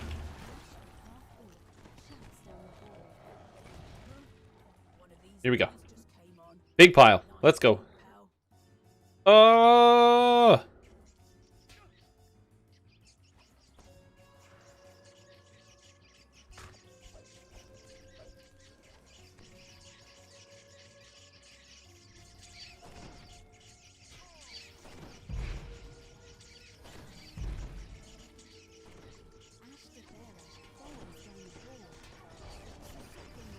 This is mostly fine. Look at all those dodges still coming up the screen. That's crazy. Woo! Is this Vanguard? No, this is a Paladin tank build. This is, or a Favored Soul tank build. So this character is 17 Favored Soul, 3 Paladin, and it's designed to tank monsters. So this is currently Reaper 6 Sharn, and my job... Usually this character is pretty successful without any type of healer, because you play healer and tank at the same time, all the way through R7 or so. When you go above R7, you kind of want to move towards a real tank and a real healer as two separate people, but it's not too bad. It works pretty well. If you'd like to know how to build this character, I can probably do a write-up or something for this. So if you wanna have some background on that, let me know if you'd like to build this type of character. I don't know many people that are interested in a lot of different types of tank builds in DDO, because tanking is one of those weird things where, like, this character sucks to level. It's literally no fun to level. It's the worst. All you do is stand there. You do no damage throughout the entire leveling process. The way that most people do it is they level up as Inquisitive, actually, where you just put your points in the Inquisitive tree, even though you don't have the feats. You just Inquisitive some shit, call it a day, and at least you can do something. But yeah, it is very annoying on this type of character, because you can't really do anything, really.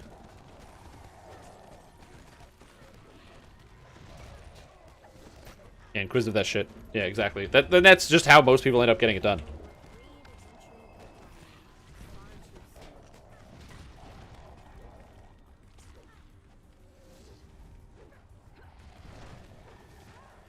Yeah, even like a whole reincarnation, exactly, to reset your feats, something like that, because it is honestly going to be a huge pain to try to level this type of character, because you do no damage. Like, if you have a dedicated group who can like feed you XP and stuff, and you know, you can kind of just tank your way through it, it's fine. But trying to solo level is so insanely tedious. Yeah, exactly, kind of like support bard. It's great if you have other people to play with, but if you don't have other people to play with, it's just like a nightmare level. At least melee bard gets the job done, because you can melee some stuff. But with shout bard, spellsinger, you straight up just shout at monsters and then lose. You're like, take this, monsters, take that, and then you run out of mana, and you're like, oh god, I'm not even done the third room, because of how inefficient your spells are versus their cost. Yeah, you just two-handed fighter on this type of build. Doesn't really matter. This character is a Blood of Vol, so yeah, exactly. Or you can use Autos box. But yeah, this character is Blood of Vol specifically, so that I can get access to this guy. Oh, so I can raise this guy, so I don't know why I'm not doing that. The Dark Lantern, Sora. You're a loose end. And you're Specifically so I can get access to the Blood of Vol favorite soul ability, which is pretty good. Anyway, so my job is to heal myself and others. So I want to be doing that, as well as buffing people, and then healing myself, and then dropping down heal over times, and all sorts of stuff. So there's a lot of things going on. Presumably, once all the monsters are dead, and it's just me, like the boss, and all of us, it's not too bad.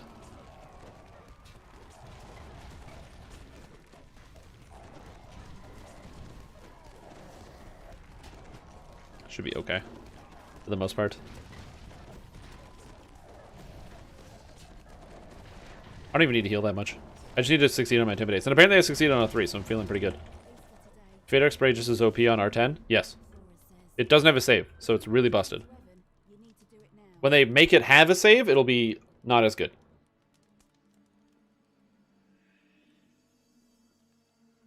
Do you do a whole lot of raids, Strim? I never see me run them. Every Saturday is Raid Saturday. We stream raids every Saturday, and I've been streaming raids every Saturday for 2 months. But yes. Raid Saturday.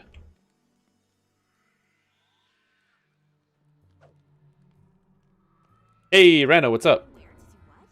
That sounds amazing! No, but they will fix it, so just be aware. It's going to get fixed. Ooh, I got nothing. But I did get a bunch of scrolls, and scrolls are pretty dope. Do I need anything out of here? No, I don't think so.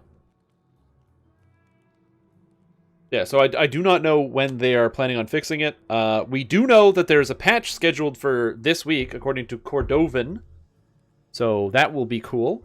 I don't know exactly what's going to happen from that, but that's pretty neat. But it's okay. You still have what's that ability called? Tsunami. They haven't fixed Tsunami yet.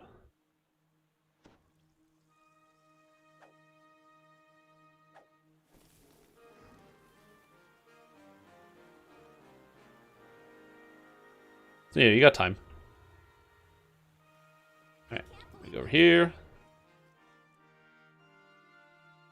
We don't know. There's no patch notes or anything. I don't know when the patch is going to be. Ideal or not, it'll likely be tomorrow, because that's when they do patches. But there's no SSG announcements. Or like a downtime notice. I'm gonna check. Service news. Thursday, yeah. So we don't have any notices for service news. So. An imposing man dressed in the noble's finery beckons you from the main courtyard. That's Primal Avatar ability. Take the sky coach at the end of the northern quarter. It will deliver you to your destination. One of Sean's That one works. powerful men Unlock VIP for a month. VIP is a special ability on here on Twitch, and basically it just mimics all of the benefits of being a subscriber without actually being a subscriber. So you get access to the emotes and stuff, and you get a little icon next to your name. And if you already happen to be a subscriber and you just want to become VIP, again, your name stands out.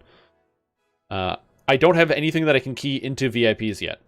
You arrive at your destination after a long flight through the Also, there's a limit on how many VIPs I can have.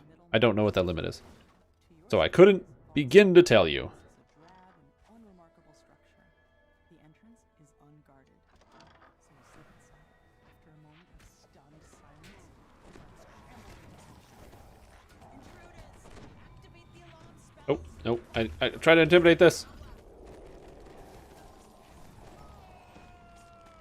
Ooh, hold. Add a command? Yeah. It's up to my discretion entirely. So, for example, if you want to add a command to say something or to link to something, that's perfectly fine. Or to bully another user, perfectly fine. If you want to add a command that says something that's against terms of service, then I'm going to say no. Secret passage. And if you spend your points, by the way, on something, and I end up declining your request because we need to workshop it a little bit, I refund the points back to you. So it's not like, oh, I want to add a command, and it says this, and then you're like, okay, cool, that sounds cool, this is a great, funny idea, I'm really funny, and then I come back to you and I go, okay, I don't like this idea, here's what we need to change, blah, blah, blah, and you're like, no, I don't like this, can I get my points back? No problem. I can refund the points. It's not an issue.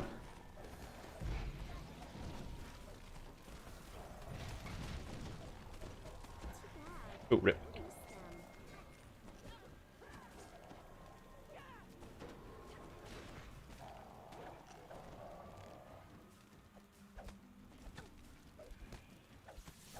Your fake error points are fully refundable? Exactly. What about 4 commands? I think that's a great idea. Why? There's no limit on how many commands I can have on the bots. Just add 2. Did I do any build reviews last Friday? No, I got no submittals. No one submitted any. I only do build reviews if people want to submit them. So if nobody submits anything, then I didn't do it. Then I don't do any. I love doing the build reviews. They're super fun. I think it's a great lesson because then you guys get to learn some stuff, and maybe some people can like teach us things that they know about certain classes and stuff. I love doing the build reviews. Uh-oh.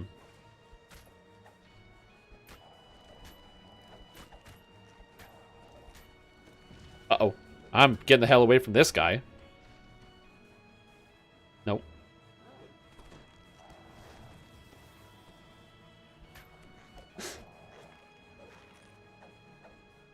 Possible to add a dice roll command like DDOs? I don't know. I might be able to get it to generate a random number. Yeah, probably.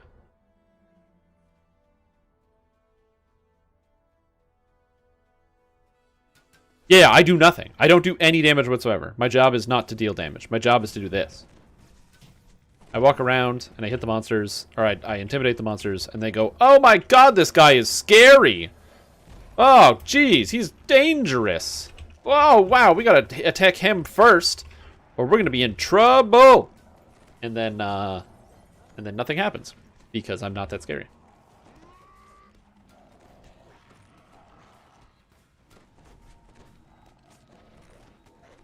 Well, that Vengeance Reaper's about to die. Oh, the Vengeance Reaper did die.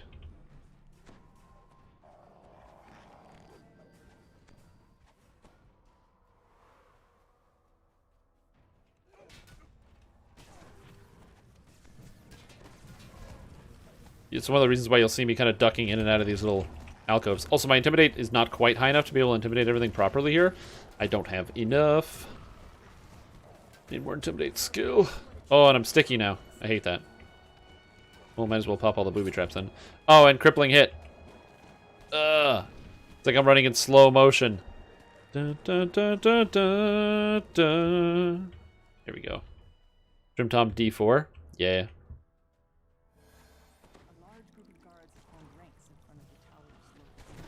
Yeah, I do literally no damage whatsoever. My job is to keep people alive and then also buff people and also take aggro on monsters. So that's essentially all I do.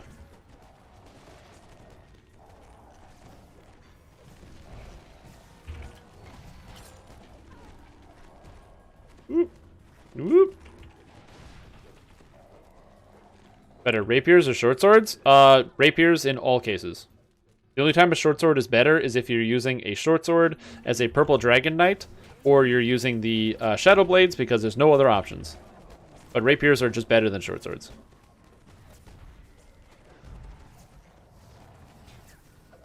For sneak attack rogue, daggers. Unless you don't take the dagger specialization. But as a rogue, daggers are better than rapiers once you get the dagger specialization at level 12. Another pipe breaks, and the machinery itself begins to shudder. Pulling the final lever causes the temperature in the room to It's a non-squishy healer? Yeah, exactly. suddenly gives way beneath your feet. That's why this character is great for tanking like low-level raids and stuff, which is awesome. And it's also very useful for tanking. Like I'm missing an intimidate item. That's why I can't intimidate these guys. Not because I I don't have it. It's just the most annoying quest in Sharn drops the item that I need, and so every time it doesn't drop, it means you have to run the most annoying quest in Sharn again, and no one wants to run the most annoying quest in Sharn, which is just business.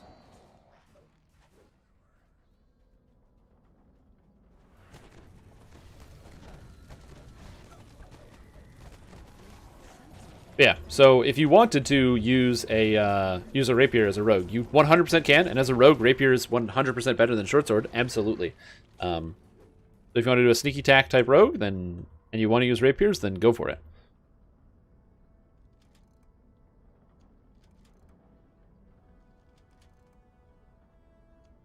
The machinery loudly grinds and squeaks.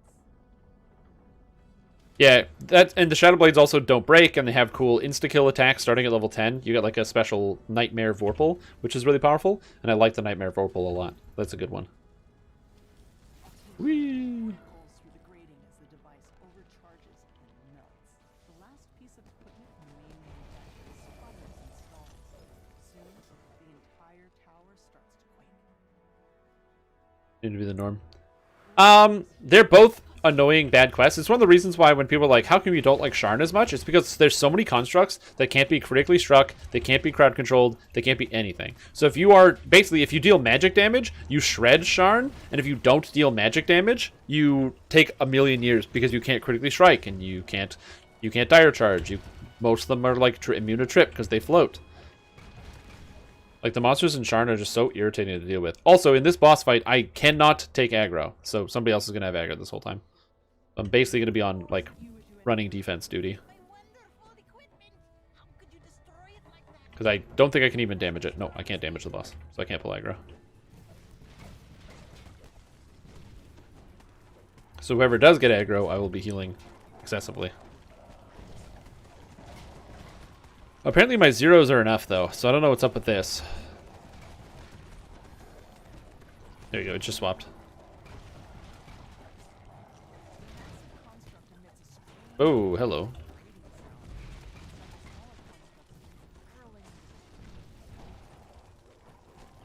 Okay, the lag is starting to set in, which is bad, because it makes it difficult to overcome some of these monsters. But that's fine. It's fine. Don't worry about it. Don't worry about the lag. Just keep healing people. Throw down the healing wall in the middle of the room. And all the ads are dead. So now we just hit the monsters. It's probably fine.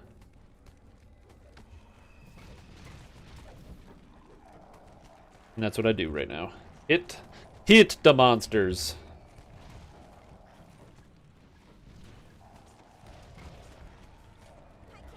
Got him. Woo!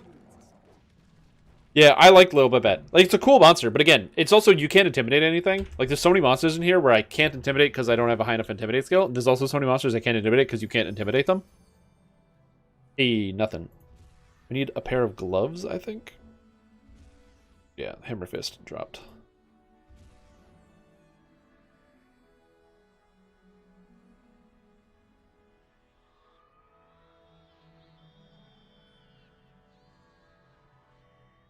Yeah, so there's been no notice about, like, downtime or anything like that. So, I don't know. The Hammer Fists are pretty good. They are pretty good.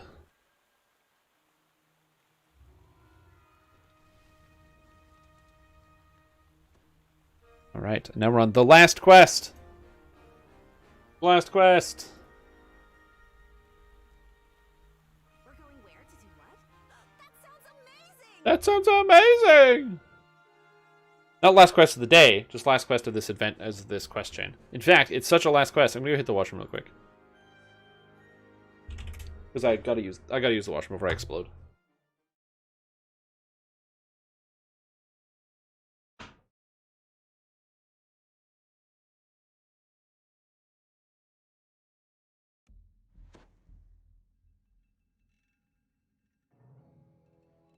Tonight you'll steal the beacon back from under Vaunt's nose. And, if you do it right, no one will be able to stand in your way.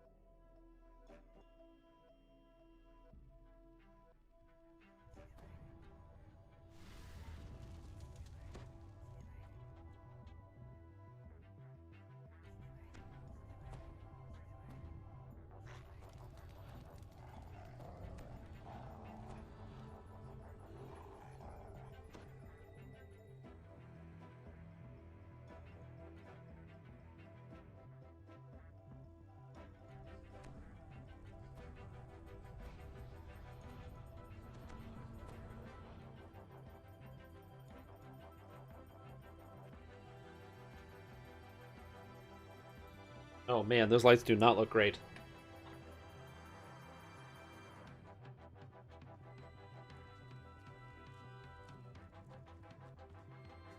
Oh wow, that's a name. Oh, so I forgot to play an ad. So I'm just going to play an ad now while we walk to the start of the quest. If you want to have ad-free viewing on Twitch, consider subscribing to get ad-free viewing. But I'm literally just walking. There's no combat, so it's just going to be walking.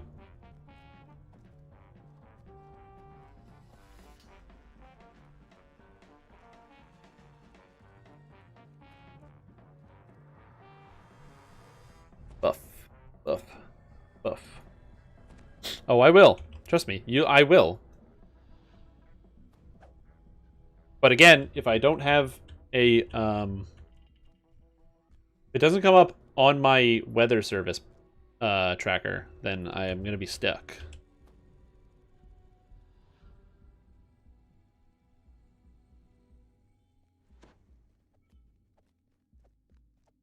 It looks like that place doesn't exist.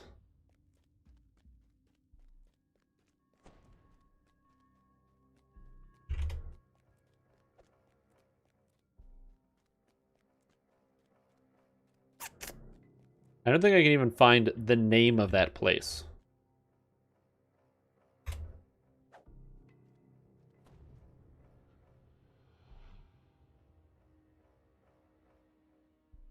Ah, it's a farm. I see. It is a single farm. There's not actually a town, but they do have weather there. So if I can just find out what region that this farm is based in, I might be able to get you the weather. So give me a sec here. This is not a fast process, fortunately. No, that's perfectly fine. I just need to figure out where on planet Earth this place is. Because when places that have not long names are perfectly fine, but it's when they don't have, when they're like physically isn't a place there, right? So if it's not a city or a municipality, then they don't have a weather service, which means there's nobody that gives you the weather. So you need to find the local city or municipality that it belongs to, and then use that weather service.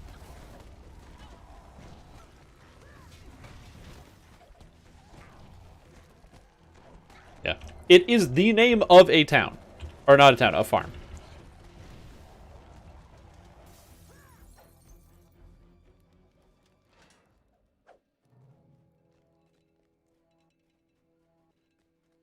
What is this? Why is my phone making noise right now?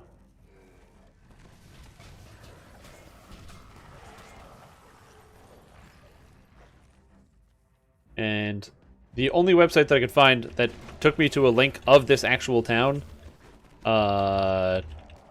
was to a gambling website. So that's kind of interesting. Don't know if I need that information. Okay. Oh, we didn't open this door. All right. Well, I guess I'll go this way. So yes, it'll just take me some time to figure out where this place is actually in three-dimensional space. Then we can go from there. Here we go. Man, not having jump is so spooky. And tomorrow will be truly beautiful. Vaughn will be talking on stage for a while. Now's your chance to steal back the. You're just in time. Another YouTube clickbait? Ooh, please do tell. Ow, thousands of damage. Oh god. Healing, healing, healing, healing. Gypsy is blocked. That's okay.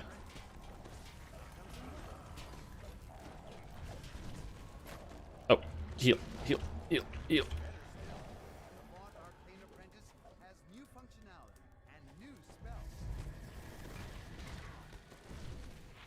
Are there any dangerous reapers in here? Nope, just famines. Okay, we're good. Gambling. So many astral shards banned from the game. Erase. DDO has gambling? It has like astral shards and all sorts of stuff. I made 2.5 million platinum in 10 minutes gambling in DDO. And then just go to the gambling table inside the Phoenix Tavern and actually like just use an auto clicker to gamble really fast.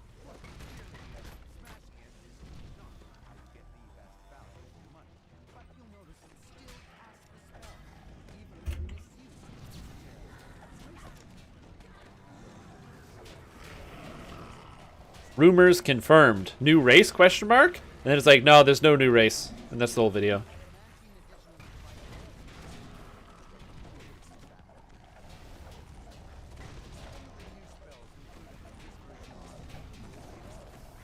Yeah, that'd be great. Detect poison if things go amiss in the kitchen. Minor image and perfect for the garden. Leoman's tiny hut. I imagine you have questions. Oh, yes. Lady in the back. Woo! Rakshasa race? Yeah. Form a video with 7 ad breaks? Yeah, that'd be a good idea. Cry of anguish on his lips. There we go. Spectacular. I think we're all inside. I think we're all ready. We should be good. And like I said, I'll find the name of a regionality for that individual place.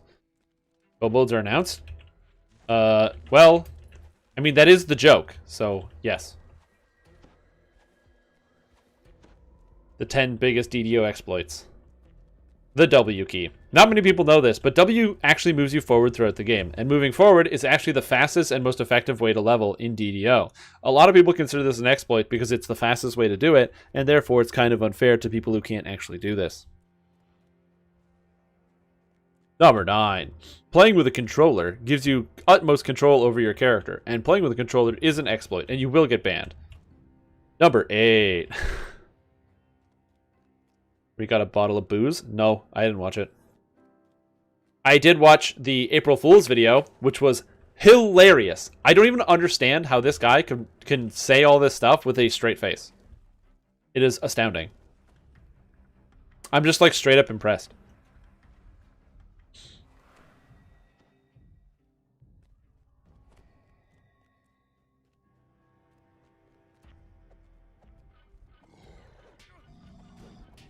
Okay, let's go. I can't actually tank any of this stuff, so I'm just, you know, gonna be healing those that are doing the tanking.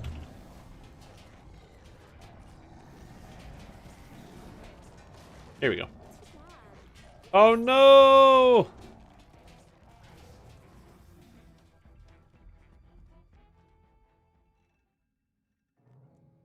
Oh, okay, cool. SK is a little more difficult to do. That's true.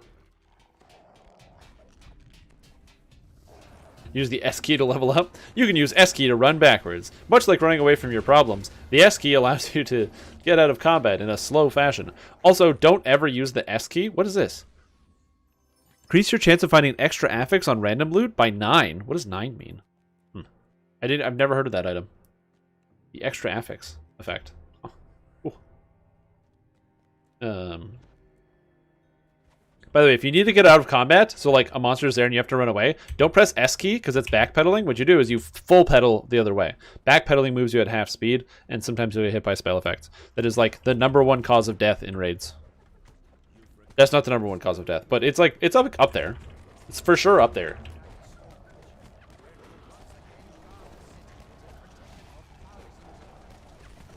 It's people backpedaling and then they get like just butchered by something.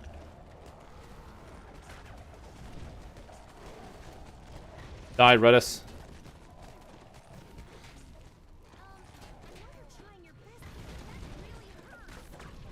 I'm trying to like pull aggro on Redis. And I have a lot of threat generation, but I don't like have enough threat generation to really hold him.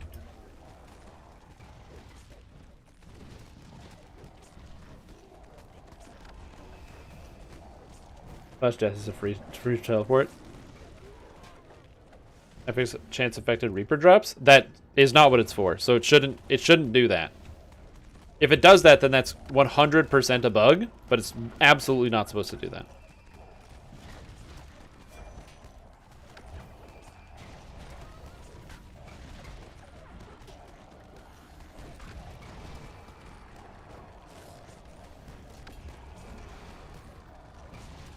True. Why pay for teleports and you can slash death? Reaper XP. Oh, I have another point to spend. Hell yeah. Who needs Reaper points? Not this guy. Probably infinity and beyond. Somewhere around that range. Gish is he's a dodgy movie fellow.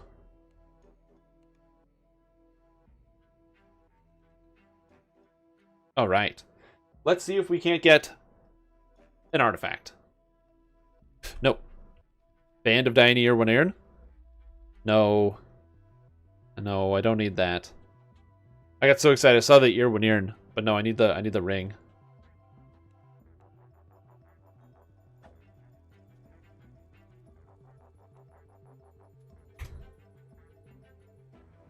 Yeah, Band of Dioneer ear Winairn.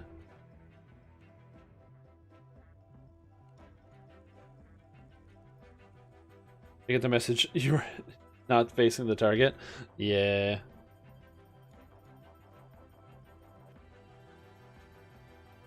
That's why you strafe. You gotta strafe. If you strafe, you can still shoot sideways or cast spells sideways. Okay, so what is the name of this place? This place is called something.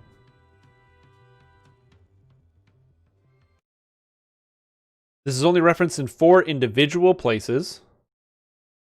So it looks like it doesn't exist. Because I type in just this name into Google alone, and I get 7 results on Google. That's it. 7. I logged out? Oh my god. Oh, why do I do this every time? Why am I like this? I logged out of the game. Subscribe for more logouts. Oops. That's not the recall button.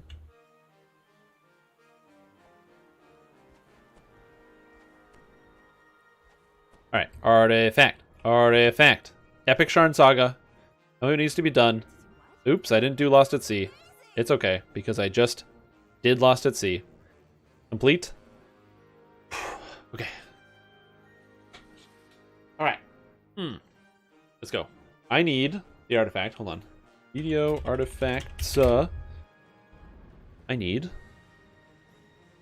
the stolen signet of Ear Wynarn. Boom.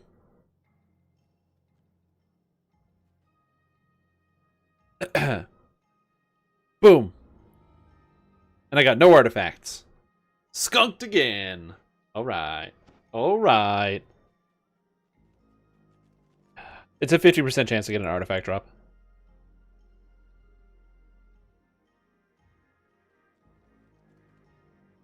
I'm going to grab a stabilizing compound. I have an extra one. Alright, well that was cool. Yeah. Rip. What are you going to do? This is just like the nature of this sort of thing. Just sucks. Sometimes you just don't get the items you want. Alright, well.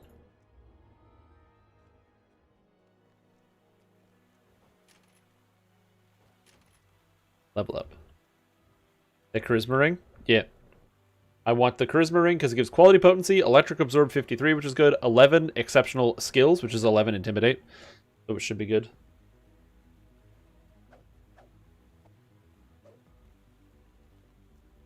Alright. So what to do next? I guess essentially it's kind of either do another saga or, man, I can't jump on this character. What's my jump skill? 4? Yeah. It's either do another saga or do another saga on my bard.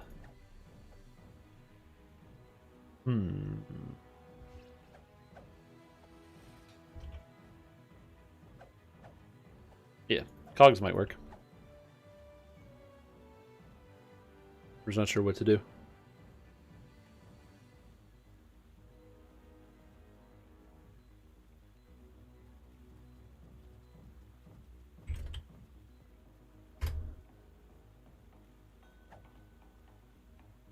There we go.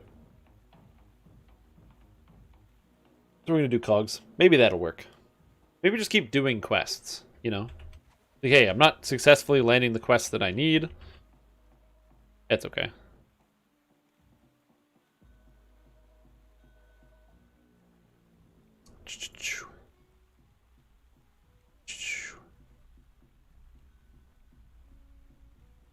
There we go.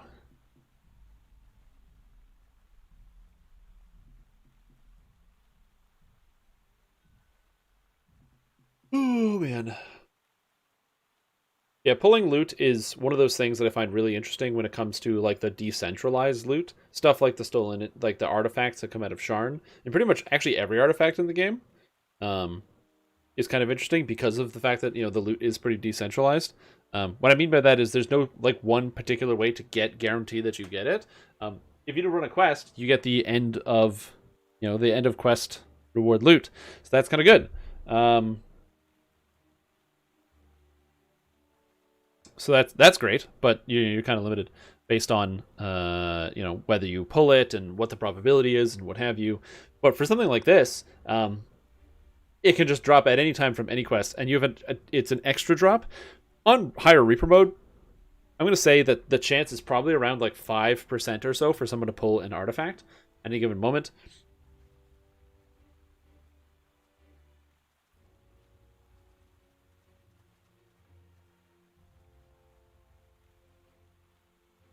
So, yeah, keep that in mind.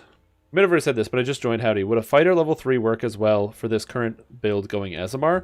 The benefit of Paladin instead of fighter is that Paladin gives me access to pretty much the same stuff, but I also get to pick up additional armor class from my 3 levels of Paladin, and I get to add an extra, I believe, 8.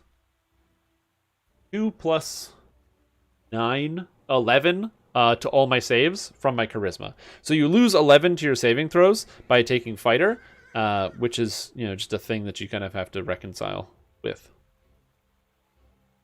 Oh, thank you for the hydrate. The redemption. Ooh.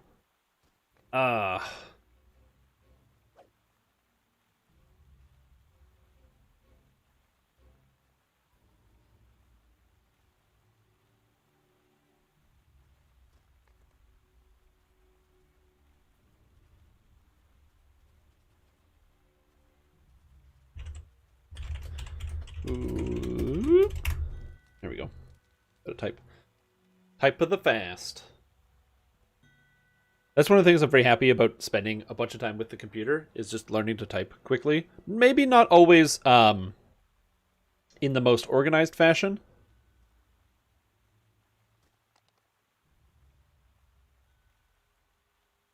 Would a pro for fighter be the Kensai tree? What do you get out of the Kensai tree?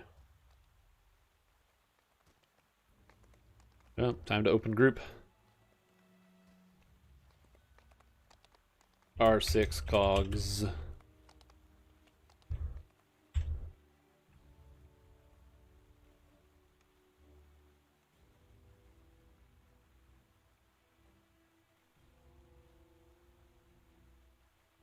I guess we start with smash and burn.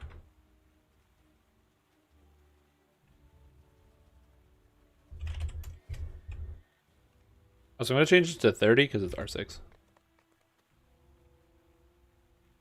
Oh, that's a lot of hydrate. One sec.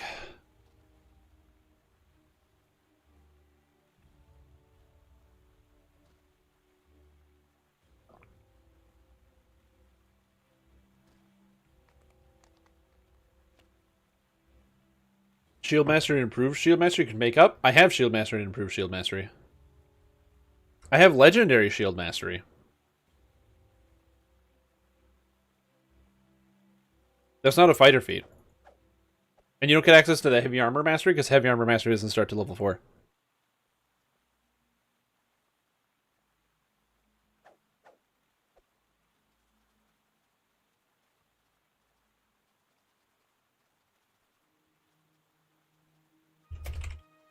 Thralls of the Fungus Lord first.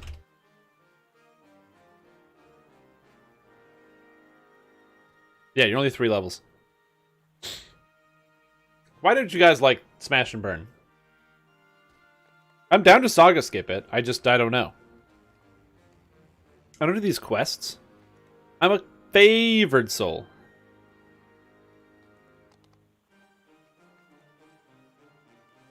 Alright, I'm gonna... where is Thralls of the Fungus Lord?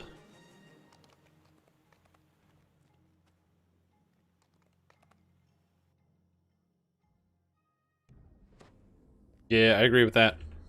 It is very prone to being laggy.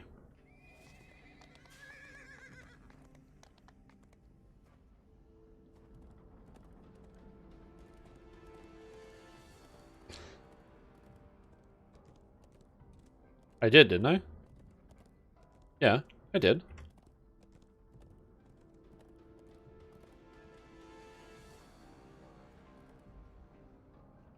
I did, I think. Going to be lagging and bad, and you have to chase down a billion archers in all the different spots. Yeah, it's not too bad if you have a if you have like insta kill mechanics. I don't mind doing it on my rogue. MHPs, yeah, I know. He's looking thick. Could you imagine how much stronger my character would be if I had a set bonus? Yeah, that'd be sick. Set bonuses on characters. I'd love set bonus on character. Yeah, the only problem with Smash and Burn is there's just a couple really annoying spots where the game tells you can stealth through, and then after they added that, they upped the aggro radius on the general monster population, which was super slick. I have 44. Thank you very much. I actually have to wait for all the DPS to get here, though, because I don't do anything. I can just go start taking stuff.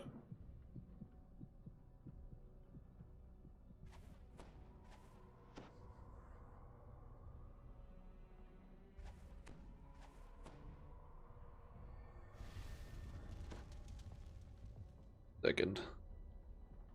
I can't type. Alright,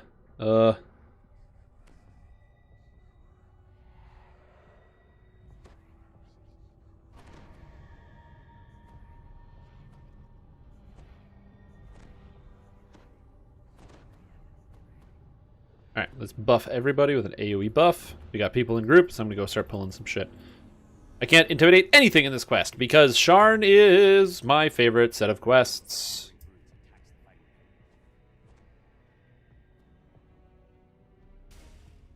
Oh no, I can't intimidate anything. No! No! Oh, we have a sorcerer, it's fine. So basically, my job is essentially just heal our sorcerer and call it a day. I'm doing almost nothing else. Just healing the sorcerer. What's my PRR? Currently 261. Because I'm missing an insightful PRR item, and I'm also missing my set bonus. And I'm also missing my filigrees. I don't have any filigrees on this character either. I have 3 Grandfather's Shield filigrees. That's it. And no artifact.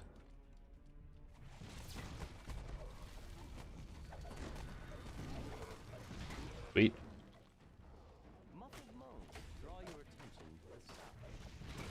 Intimidate. And nothing works. Ugh.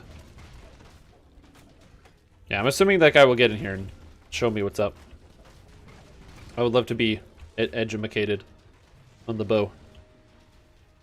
One of our sorcerers is a little under-leveled and is also playing melee sorcerer, so it's not quite the same thing.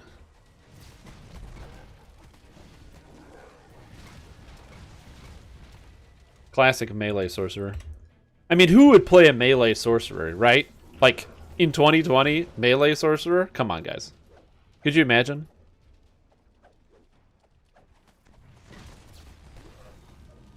Like, could you imagine if somebody just recommended it was like, hey guys, you should play melee sorcerer? Ugh.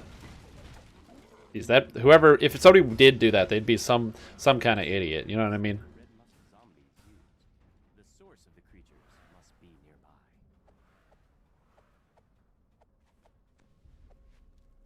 I want this. Man, sorcerers are so great. By the way, this is why sorcerers are cool. Because if you have like somebody who's healing you when you play a sorcerer, you just run around and do this. You just blow everything up all the time, constantly, and it all dies. And then you just kind of move on.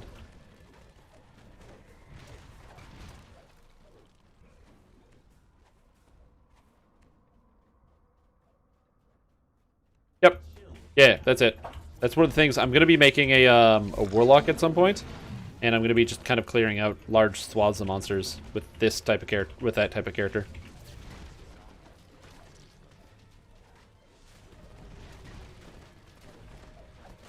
It's pretty sick what you can do. with Alchemist and Sorcerer. Oh yeah, also, could you imagine? This is another reason why archers suck. And it's not because archers themselves are explicitly bad. They're not as strong, but they still have cool things like paralyzing arrows. Except probably half or more of the monsters in the Sharn expansion are immune to paralysis. Because they're plants, or they're constructs, or they're something else. Which is like bricks your character. Like, do you do damage? No? Oh. Oh, you don't do damage? That's a problem. Because that's the only thing that's valuable in this scenario. This here system. I can't even do damage to this guy. You do damage? Nope. Strimtom does no damage. Apparently I can hold aggro on that sludge man, though. That's pretty cool. Get him. Get this guy. And on Galatraz. That's not too bad. Galatraz has fallen. His creations no longer threaten the local fighting pit or the people of the province. Hey, you got the Moon Willow. That's going into a weapon. Oh, yeah. Maybe pull the artifact. Moon Willow. No, no. Alright. Out we go. Next is Scavenger Hunt. Everybody loves Scavenger Hunt. Scavenger Hunt. So yeah, so I'll be doing an Alchemist life at some point soon. After I finish my Artificer life, we'll be doing a quick run through of the Full Metal Alchemist because the idea was funny, and it's basically just playing a Warforged Alchemist. That I'm aware it doesn't really correlate to the show, so please stop sending me messages about it. I'm aware. I'm just doing a funny. So just doing a funny, and hopefully it will be the funny. I'm also keeping my eyes to the skies right now. I'm just checking the DDO Twitter and also the DDO forums to see if they're going to be adding a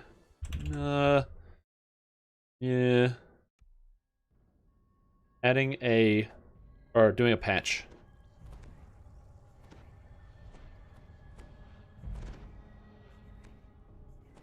But it doesn't look like they are doing a patch anytime soon.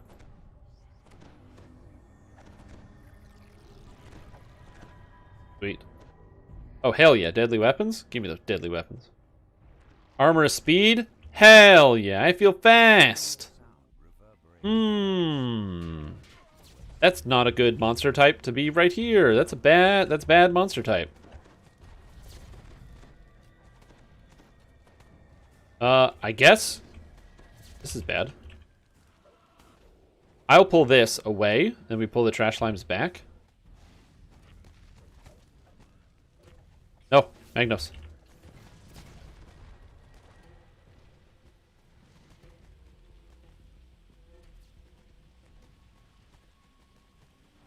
This guy can't hurt me. He can try though. Look at him. He's trying to hurt me. Look at him. Look how cute this guy is. He's trying to hurt me. So funny. Yeah, good. Yeah, so we're currently running these quests on Reaper 6. They're not too bad for the most part. We have a really well balanced group. We got some AoE damage in terms of our, sorcerer. We got me who's doing something and trying to tank some stuff. A Vengeance Reaper. Hello. Oh, go.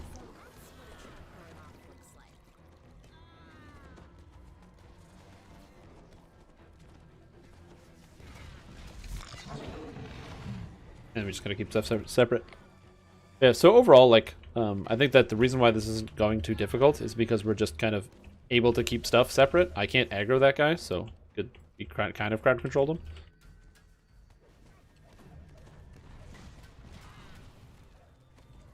Go. I just can't really intimidate monsters for the most part, even though I have a reasonable amount of increased threat generation, which is super cool. I love the fact that this character gets so much threat generation. It makes you kind of just feel like a tank in general. Because my damage is so abysmally low compared to everybody else's, it kind of doesn't matter too much. If I had a good way to convert some of my other stats into damage, then it would make a bigger difference, but it currently does not.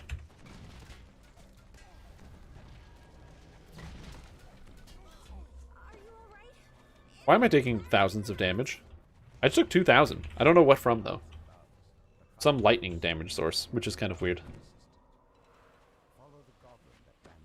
But never wrote a one-shot adventure before. You would like ideas. Okay, so important things about one-shot adventures. Number 1, examine what type of adventure you're going to take and cater to that adventuring style. So what I mean by that is, hypothetically, let's say you want your players to go on an adventure where they go on like a Christmas-themed dungeon. Okay, so where it's like, oh, they're going to Santa's workshop and they have to do a thing because there's elves and they got to do something with the elves or whatever. Cool. So what you want to do is you start the adventure where you want the adventure to start. Don't say, okay, you are adventurers. You're in the town of Blick Black, and in Blick Black you have to go. The adventure is to go defeat the Count of Blick Black Tower. And so you have to ask the adventurers, you have to go and ask the townsfolk, okay, what are they doing? And they have to get information from the townsfolk, so that way they can, save the town from Count Blick Black or something. Because the second you start telling your players, okay, do a bunch of stuff that isn't directly the adventure, the players are going to be doing a bunch of stuff that isn't directly the adventure, which is fine if that's what you're planning. But you might want to have a 2-hour adventure, and the goal is for your players to go assault the tower, but then 2 hours go by and they haven't gone to the tower yet because there's such a colorful town to explore, and they didn't do any of the aforementioned like amounts of work or what have you. So, or like because they were just doing other things instead of what you actually wanted them to do. So make sure your adventure starts where your adventure starts. Okay. Oh, a Mythic 4 garbage can lid. I'm gonna keep that one. Hell yeah. So yeah. So if that makes sense, start your adventure where you're planning on starting your adventure. That's one of my biggest pieces of advice there. Second thing is also try to, if you're doing like a one-shot adventure, make sure that people are, give them like maybe some theming or direction with their characters, and maybe even limit the rule sets that you want to use just to make it so that people can make easier and faster characters. And no, Harbinger of Law and Chaos are awful. Don't take those, please. So I would say some stuff like that. If you're So, those are some basic ideas. Next is going to be the magma must flow. Oh, hey, Aaron. Happy birthday. I hope you're doing good, man. I hope everything is going good for you. It must be 11:30 your time, so it's probably pretty late. You must have had a fantastic birthday. Look at all these people dying to the lava. I could have flown over that. I'm just going to stay here because people are going to die to the lava.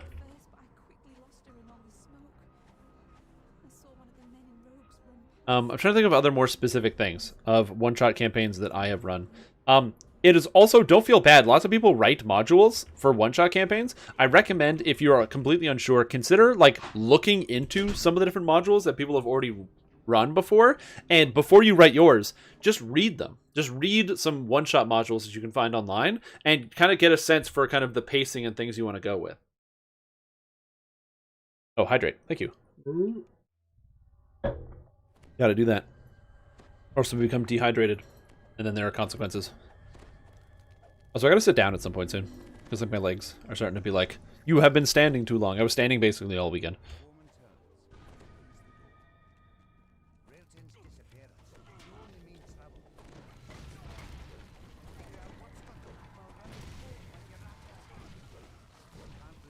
Ooh.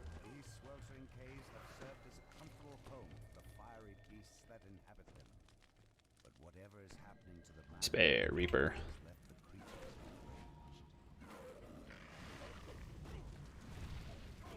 These guys do only fire damage, and my character is very resistant to fire. The physical, not so much, but fire, any elemental damage, I have like 1,000,000,000% absorption. Makes it very, very easy to deal with. Healing everybody.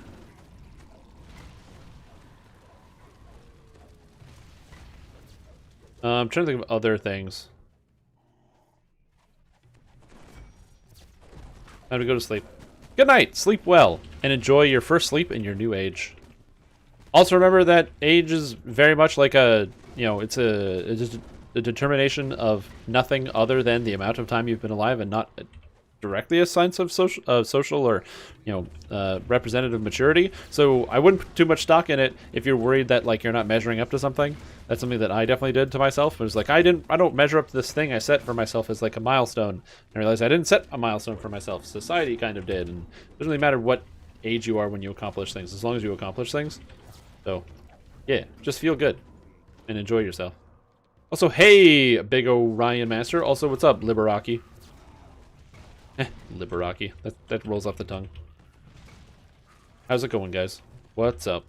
How are you feeling today? I am feeling great here on the stream. I pressed a button that I wasn't supposed to. We're going to have a problem with a trapper. We'll see what happens.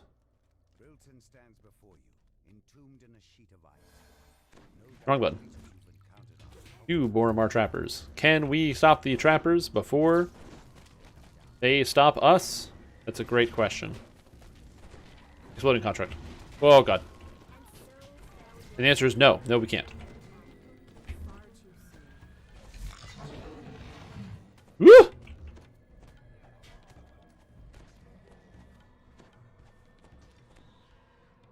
But we did it. Good job. I didn't die. That's all that matters to me. Hey, Stout Axe, what's up? How are you doing? How do you feel today? Warm? Cold?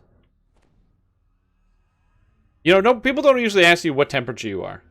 Hey, what temperature do you feel right now? Could you imagine if that just becomes a standard greeting? Not like, hello, how are you? But hey, what temperature are you right now? I don't know. Maybe that's just me being a weird, creepy person. That's probably weird. That'd probably be a really weird thing to start asking somebody. Pretty old. I mean, that happens. That's just one of those things about time moving forward. It happens to everybody. But you gotta feel young on the inside and the outside.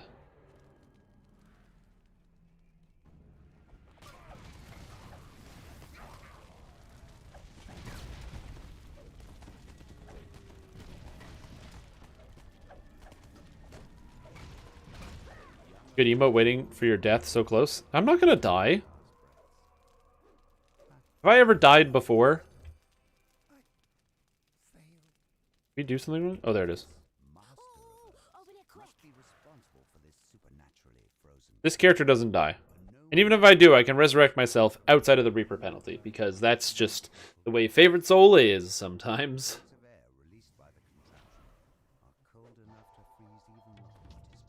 I think it's probably better for me to get the ads. Oh, ads. Ads. Oh, golly. Healing. Heal. Stay alive, everybody. Ugh. AoE healing. Come over here. More ads. Intimidate. Oh, I didn't land my Intimidate on anything. Live. I also love that our Fire Sorcerer just demolishes all of the fire creatures, because Sorcerer is very, very good. It's the same thing if you play as an Alchemist too, because Alchemist and Sorcerer are very, very good.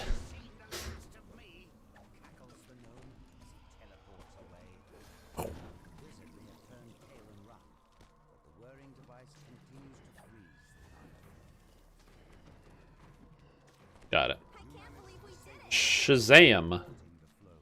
I don't want to become famous. Ban. Get the heck out of here.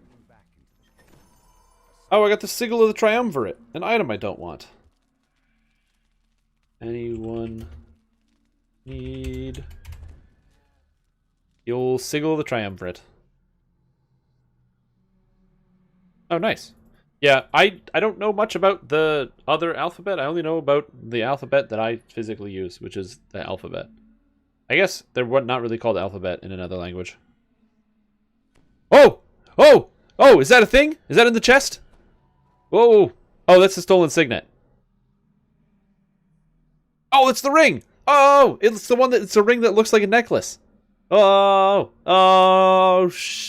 Who wanted this? Here you go. Oh! There it is. We got it. Victory! Alright. This gives me charisma And exceptional alluring skills bonus. Give me that intimidate. Quality potency. An electric absorb. Boosh. Alright. Hell yeah. So now I've got even more spell power. And my intimidate's even higher. Now my intimidate's it's 95. When I get my helmet, that's gonna get pumped up to 117. Later, Aaron. See you well. Ah, that's so good. I feel great. Woo! When you finally get the items, man, it feels good. Security detail. Cool. I only need one more item, and then this character is geared out, and then I can just drag him around to do, like, you know, raids and stuff, or like more like dungeons and just general Reaper mode shenanigans. I like the idea of having a tank, and this tank kind of fits into the idea of what I want to do with the tank, being able to heal all of the people and damage all of the people. Ho, ho, ho, ho. You think I'm gonna die here? I just got my artifact, dude. I ain't gonna die to nothing. I ain't not never gonna die. Just you wait. Just you wait.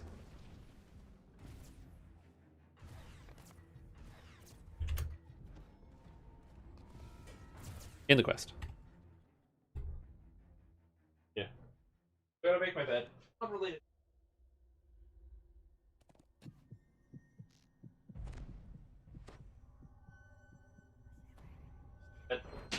Cooperate.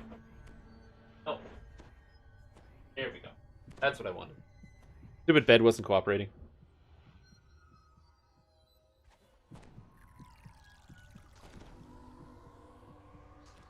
Alright. I gotta buff me. The explosion that destroyed Vaughn's Forge seems to have left this area mostly untouched. Whew, I feel great now. I'm like so excited. Because I'm not gonna die here. Other people are gonna die here. Think I'm gonna die to a construct? No way. Lights give you a Christmas feeling? That's the goal. It's meant to be like all these nice festive Christmas lights. +1 sneak attack die or plus 10% incorporeal.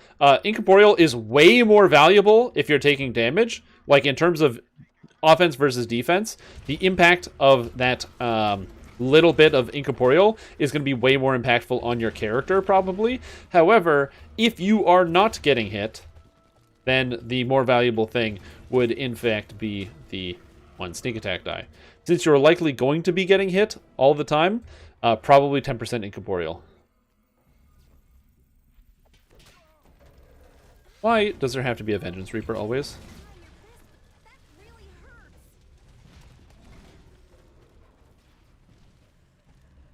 Get him. Get this guy. Get him. Oh shit.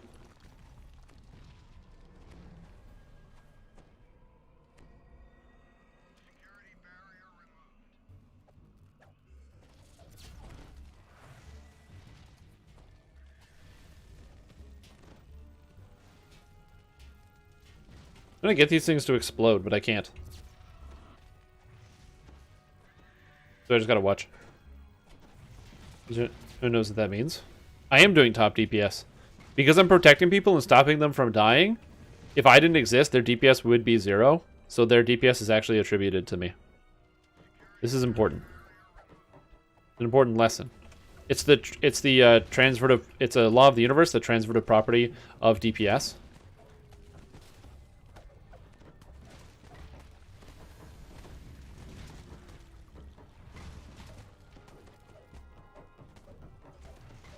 There we go. He can't get through.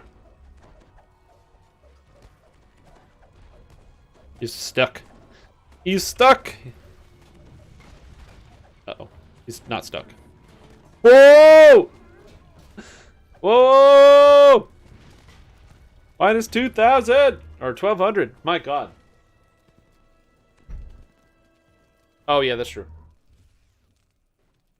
I'm gonna sit down. Because I want to sit down. Oh, there we go. Which means I gotta move the camera a little bit down, a little bit up. There we go. Nice and centered. I just wanted to be able to sit down. That was a lot of dead.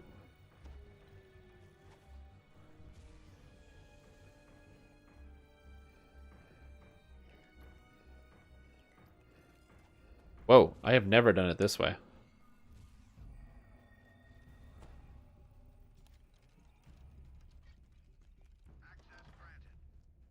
Shadowblade and Van Richten's cane.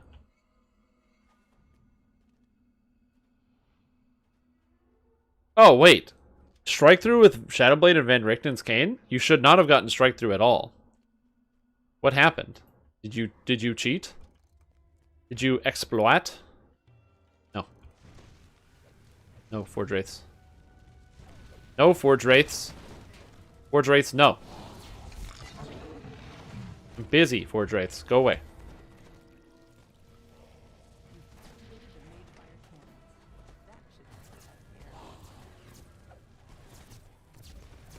Why, what's up? What happened? Can't click.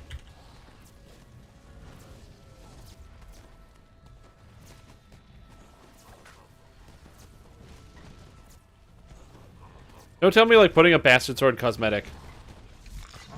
What? Oh my god, really? Like, I'm not that surprised, but it's also like, really?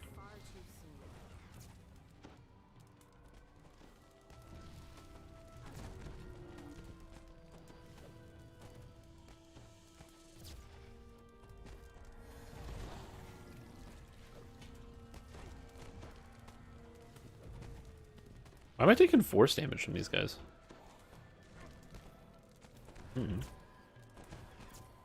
Oh, this guy's a force damage guy. I see, I see, I see.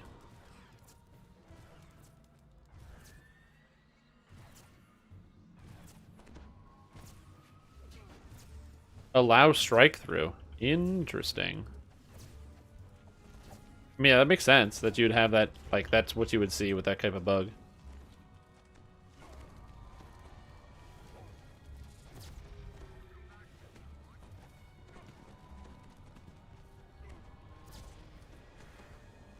Okay.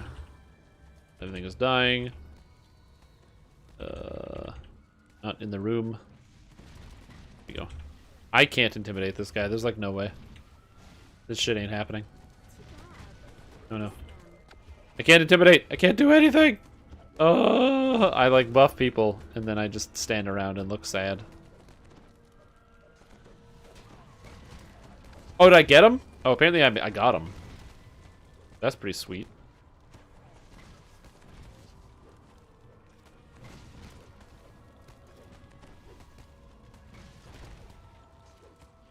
Yeah. It probably also works with the cosmetic of the Sunblade if you have one. The Celestia and the Sunblade are coded the same. They're short swords that allow them to strike through, so it doesn't surprise me.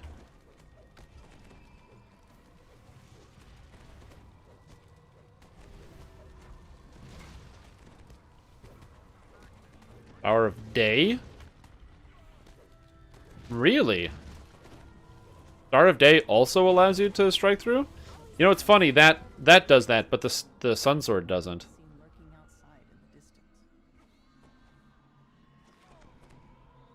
Well, you don't really get all the strike through, though, because your strike through is only 20%, so it doesn't even matter that much. It's not really that big of a deal.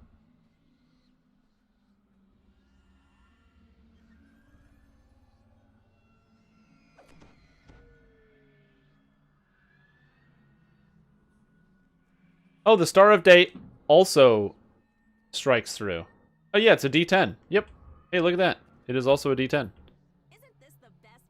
Oh, snap. I got the Gauntlet of the Council. We're getting a lot of artifacts now that I already got my artifact. That's good. Yeah, 20% is better than 0. I'll agree with this, for sure.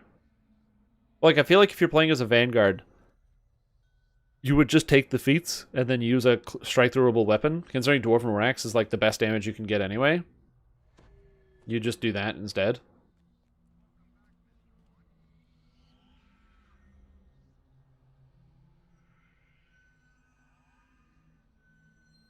Though this seemingly made of pure gold, the blade of this bastard sword is as hard as steel. It is also surprisingly light, able to be wielded effectively by anyone who is proficient in the use of short swords. The clergy of the sun god of Manator have brought a number of these powerful relics to Evening Star in order to help combat the darkening.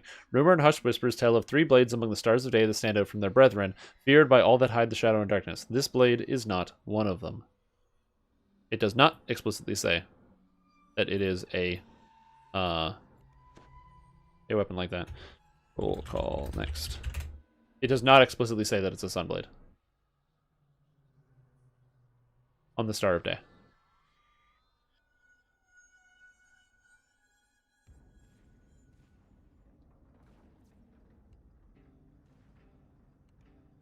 Why am I doing this? I can just teleport there. Haha, teleport to Alcoran's Forge. And now my character's flagged, so I can do 2 out to handle as well. That's kind of exciting.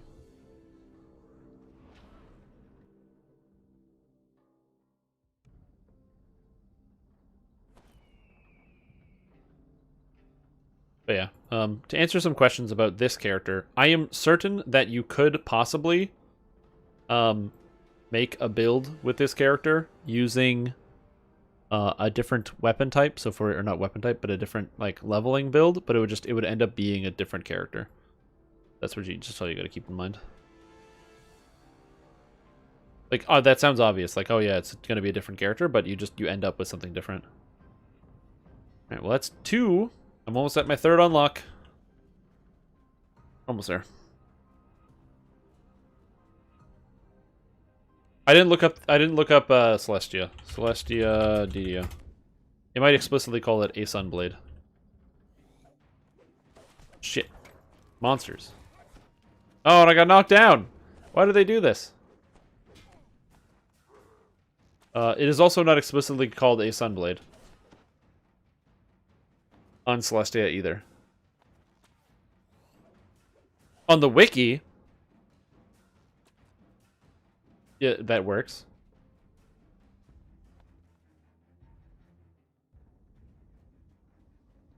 I wonder if that means if you have the 2-handed fighting feats, if you get the 1.6 times damage multiplier.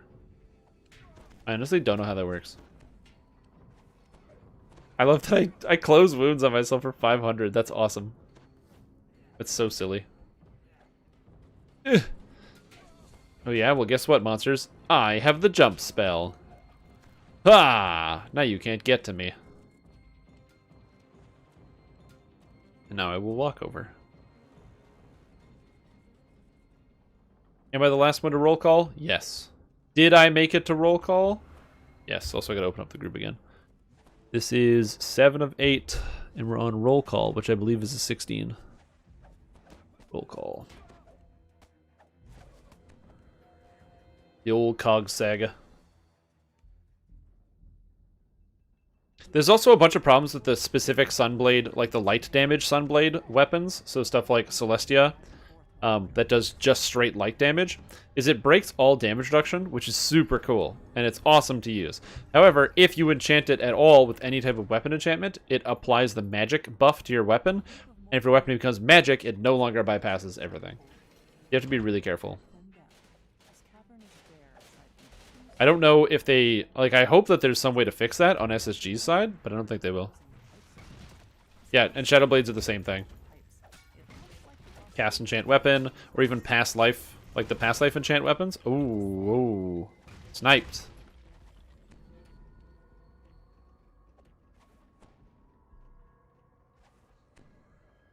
Where are we going? This way? Is it up here? Oh yeah, I'm totally useless in this quest because I can't explode anything. It's really funny. You teleport the hapless student back to the entrance. I just have to take the damage for the team.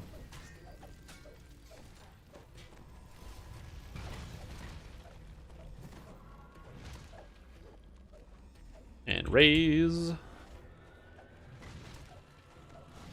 Image relevant in Discord.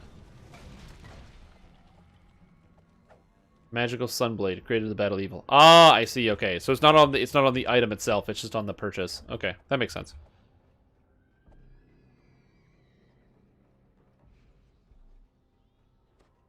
If it hasn't been fixed yet, except for the fact that there are in the new raid going to be coming out a whole bunch of weapons that all follow this. Or there's going to be 6 weapons that follow this stat scheming. So if they don't fix it, that would be kind of dumb, considering there's that many weapons that cause this problem. Like the new weapon, the new raid is going to come out with 2 weapons that are just ice, or just do cold damage, 2 weapons that just do fire damage, and 2 weapons that just do force damage, and you have the force blades, and they revamped the flame blades. So I would not be surprised if they did end up fixing it, because that would be the perfect time to fix it. Like, if they didn't fix it, and then also released all of these weapons with these cool typing, but then also made it so the typing was pretty much irrelevant.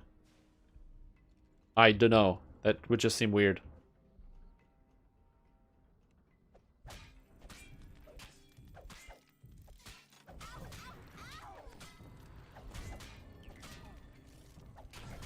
It'd be consistent, but, you know. I'm gonna get this guy eventually. Body block. Ugh. We got one back here. Wait, did I have Night Shield on? Yeah, I do. I don't know why I took all that damage.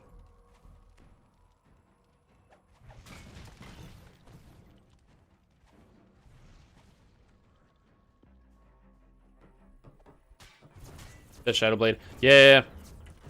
Well, for me, I want that... It's the Shadow Greatsword that I'm most interested in.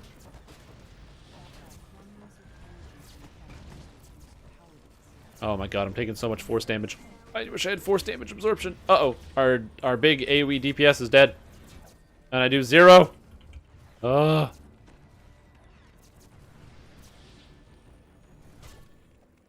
I'm gonna grab some stones and head into the shrine, or into the tube.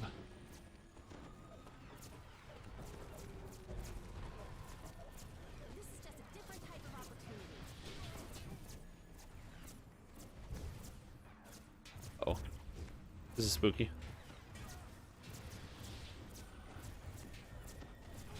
There's a guy I can raise.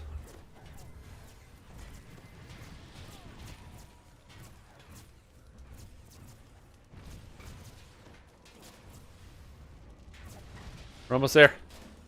This room is terrifying. It's like the worst room in the quest. Grab your stones any day. Absolutely. That's the best part about playing DDO. When you die, somebody carries you all the way to the end. Back to the entrance.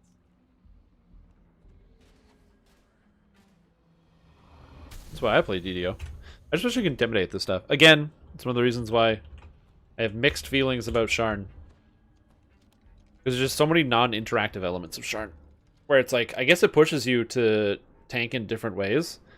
But when it's very, very difficult to get access to, like, force absorption, except on tank items, which means you kind of want to have some type of force damage-based tank to do your tanking.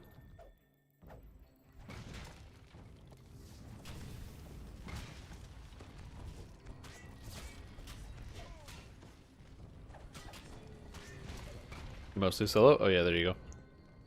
I like to group. Grouping is fun. You get to just, you know, play with other players and interact with different types of content. You get to see different people's builds. You also get to see how different builds interact with others. You know, sometimes, for me, I like to play a lot of supportive type characters, and supportive type characters require you to, you know, have other people to support. Also, hey, Sligo, what's up? Welcome back to the stream team. 4 months. Appreciate the support. I hope you're doing good. Hope your afternoon is going well. My afternoon is going great. So I feel fantastic today. It's just a good day. You know what I mean? It's just a good day here on the stream. So I hope you're doing good. And I'm glad to have you here. Tumble out of the maze of pipes. A massive shield guardian. Alright, let's go kill everybody. I think I can intimidate the wolves. Maybe. This is a big maybe. I knew they'd send somebody. And my snow shield went away. No! Cold and personal voice emanates from the shield guardian. Intruder. Power system compromised. I can intimidate the, I can. That does work. I am able to intimidate the dogs, so I did that. But I can't intimidate anything else.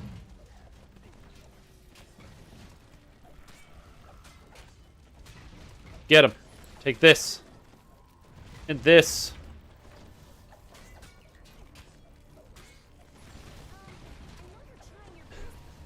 I feel bad that I'm just like... It's almost like I'm gumming at these monsters. Just like, take this. Die. Slowly.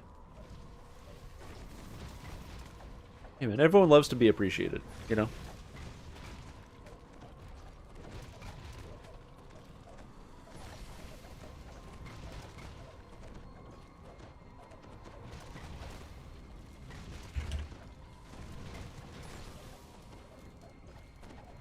There we go. Alright. 533.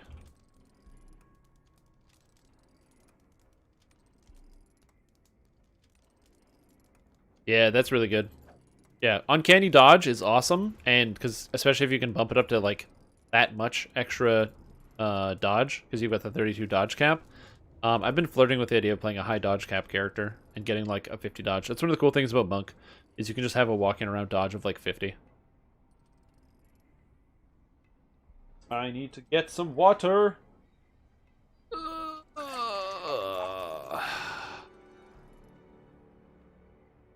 that a twin blade? No, it's just a glamored item. Yep. That's correct. I am currently using a Morning Lord's longsword because it doesn't matter what's in my main hand. Quickly, Chad says. Unlock the security door so I can get out of here. Careful though. Pulling the wrong lever will summon the authorities. The final. I can't believe we did it. Holding Chance Everyone's at quest. Cool. Now to rescue the errant student and escape before we get you into any more trouble. You teleport the hapless student back to the Nothing. Rats. Devotion from elsewhere? Yes. I get all my devotion stats from other places.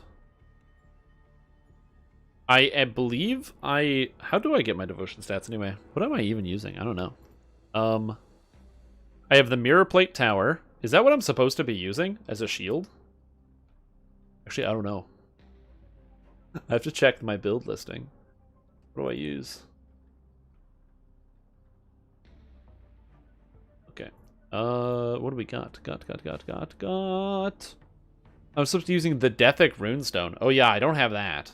Swapping for Lunar Eclipse as needed. Yeah, I don't have that either. So that's really funny.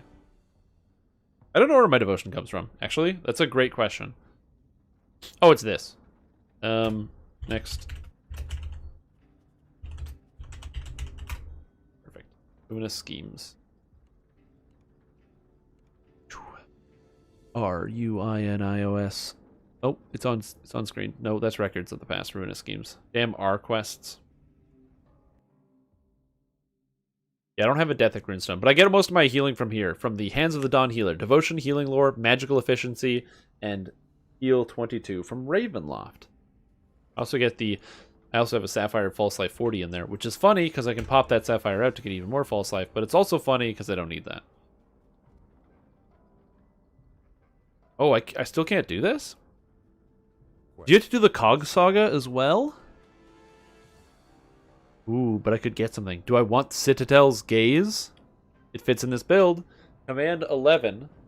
Healer's Bounty, Intimidate 22, Incite 193? No, that can't be better than the standard issue faceplate.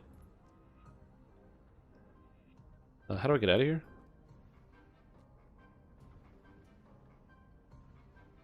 Lift up, yeah.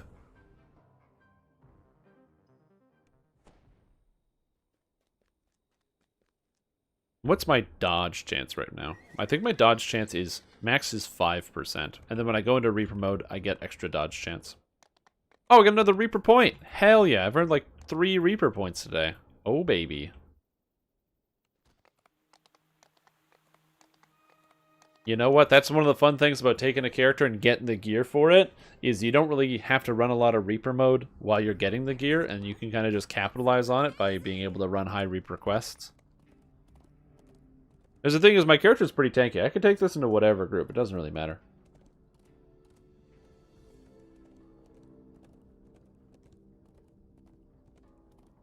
But now I'm one step away from having my item. And then technically I need to get the Labyrinthine Edge from Project Nemesis. We just don't run Project Nemesis that often. So I'll have to figure that out. And then I need to get the Dethic Runestone, which I can probably go buy because I probably have the runes.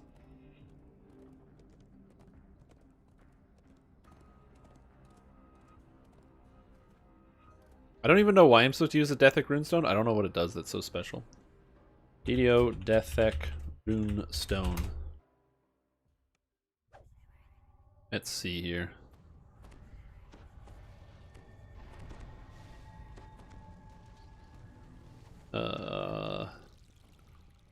Permanent efficacy, 20% alchemical bonus to spell power. Okie dokie. That sounds kind of good.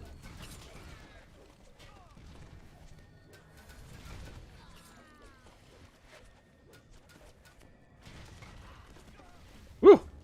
Exciting damage.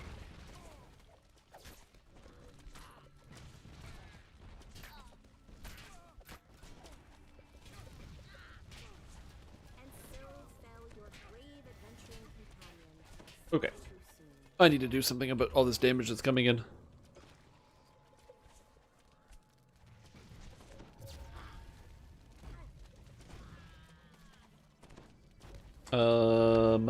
Stone Paws, which I can't use. Runic Revitalization. On an energy cast, you have a 10% chance to gain 100 temporary hit points and 50 temporary spell points every 60 seconds. I mean, that's temporary hit points is kind of cool. And it also gives Insightful Devotion, which would give me an extra 92 spell power. So this one gives 112 new spell power. That's not bad. Also, thank you for the hydrate. I gotta do that. I gotta drink some water.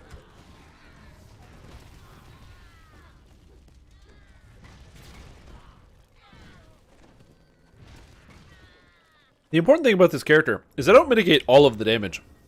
Admittedly, a lot of the damage just goes into me, and I kind of heal through it. That's how I handle a lot of it. Like, for example, my character just kind of takes big hits, but then it's okay because I have a lot of health and I have a lot of healing amplification to kind of make up for it. And it also makes it pretty easy for other people to heal me as well, because of this same exact fact.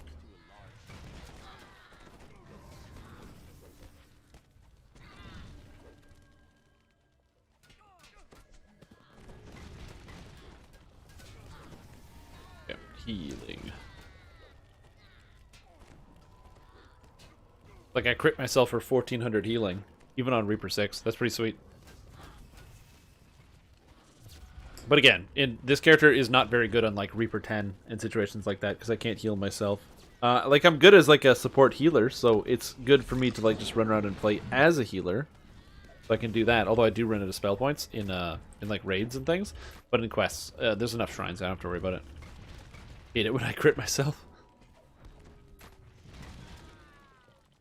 I don't hate it. It's the best. I don't have cooldowns showing.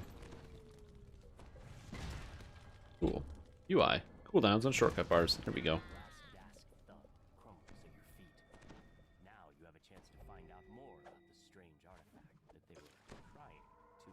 How embarrassing! Critical striking on yourself? Jeez, did you see the look on my face? Horrible. Anyway, so if we check it out here, I'm currently sitting at 265 healing amplification, which is a lot, which is why I'm able to heal myself reasonably well. It also allows other people to heal me a lot. And healing amplification when you have this much health is key to the process. If I was to like fully gimp, or like not gimp, max out this character, I don't know what I was trying to say. If I was to fully max out this character, I would probably hit somewhere around 5,000. I want to say, health. Like that seems appropriate.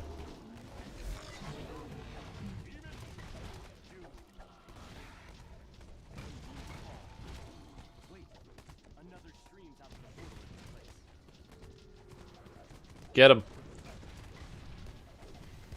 Smash those demons.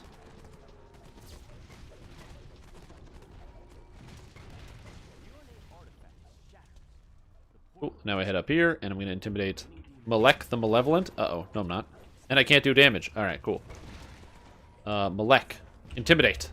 2 plus 95. Failure. Alright, come on. Malek. 6 plus 95. Failure. Malek.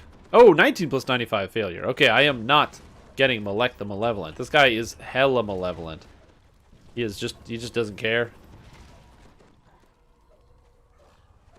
He's like, what? You try to intimidate me? I have no interest in you. I mean, to be fair, he is a Rakshasa, and they do have backwards hands, so he probably doesn't have much of an interest in actually, you know, hearing out what I have to say and being intimidated by me.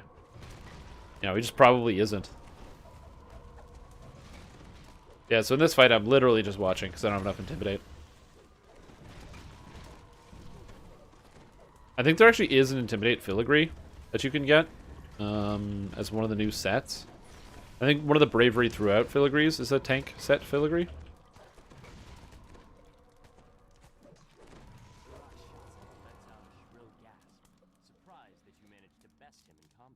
Bravery.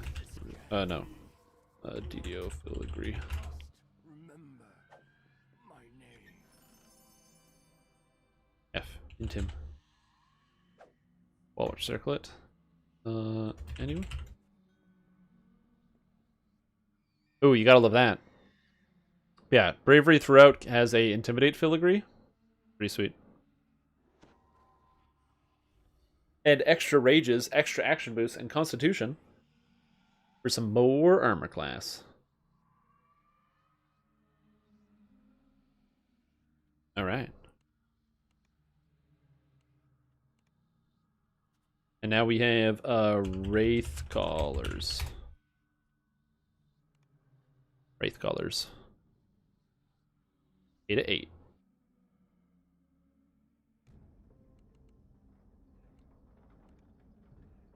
Oh man, I need to do Smash and Burn or else I can't do the raid. Oh, we have to do Smash and Burn because I can't get into the raid until we do it. Whoops.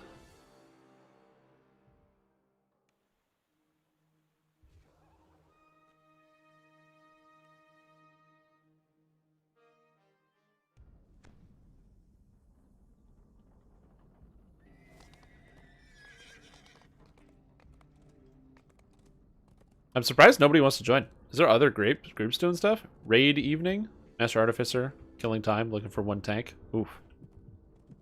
I know a guy. I'm busy. He is. And this guy's farming the Somerset. Look at all these groups at level cap. Too many people. Ranger, Bard, Favorite Soul Paladin? What is this character? I usually have the information at the top of the screen if you're ever curious. But this is a 17 Favorite Soul, 3 Paladin, tank/healer type character.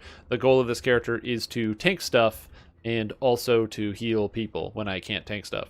A lot of the monsters in endgame right now are constructs or plants and just things that are immune to your Intimidate action. So I can't actually hold aggro on anything because I do no damage. Which means that if I want to do any amount of damage to monsters or any amount of assisting, that's when I swap into healing because healing is the only way for me to get better. And so that's why this character works really well. It's awesome for farming out Reaper XP and stuff, because essentially, as long as I'm in the group, I can just grab 5 whatevers and we go, which is pretty cool.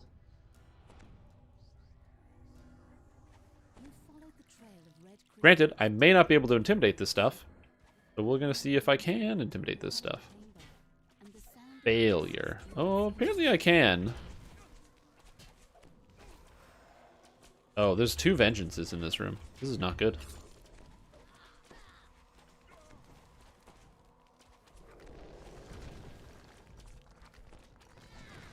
Okay.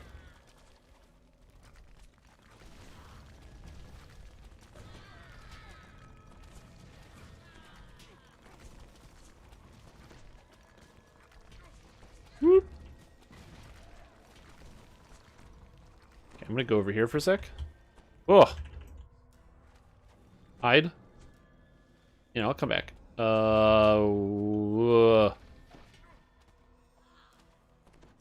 Yeah.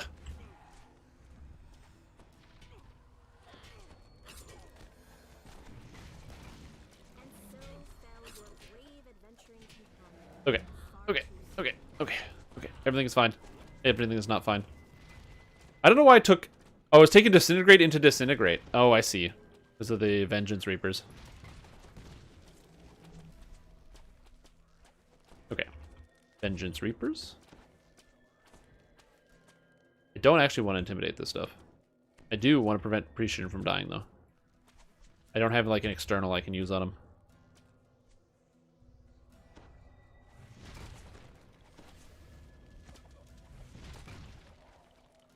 Oh, okay. Everything is good. Spooky stuff. I did not expect to die. That's okay. Everybody dies every once in a while. If Preaching gets hit by like one arrow, he dies. So I need to be very mindful about what's happening to him. Because these guys are buffed. Oh, they're no longer buffed. Cool. Climb up here. Hello. I can't intimidate anybody. I'm not intimidating. Gah.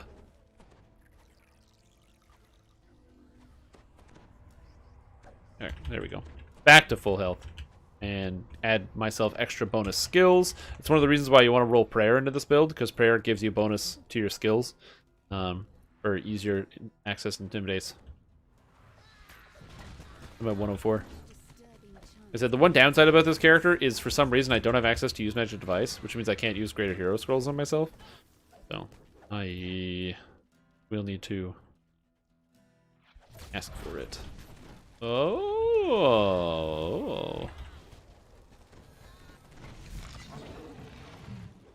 These guys hurt. Ow. Ow. Yeah, I can see the value in the Deathic Runestone. Giving me 112 extra spell power with my healing spells is really, really, really good.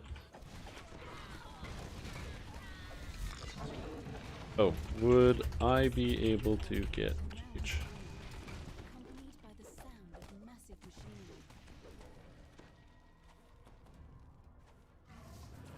Woo.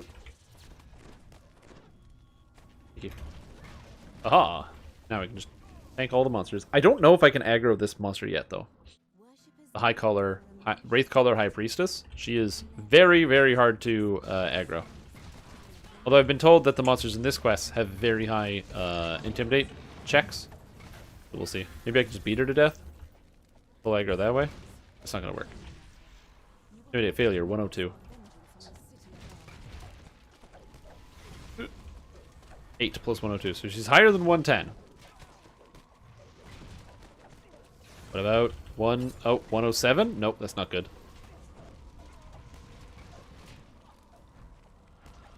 Oh, 111? Not good. I have advice. How to be intimidating. How to be intimidating? That's a great question. I think everybody finds different qualities intimidating.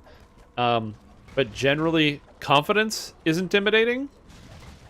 Tone of voice can also be intimidating, depending on context. So, for example, if you'd like to try to intimidate somebody that you don't know, and you don't have, like, a good reason to speak quietly, speaking louder can be seen as intimidating.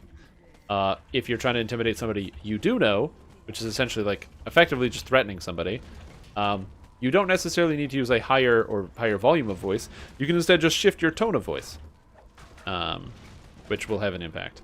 I intimidated the monster! Yeah! Alright. Feel good. Another important thing is, if you want to be intimidating, you want to display as little emotion as possible. Displays of emotion aren't really that intimidating, especially the positive emotions. So, like, for example, you don't want to seem happy or positive, because that is not very intimidating. Being happy is usually disarming. So you don't want to be, like, smiling and cheerful and all that other stuff. You want to be kind of more flat at best, and then use your negative emotions.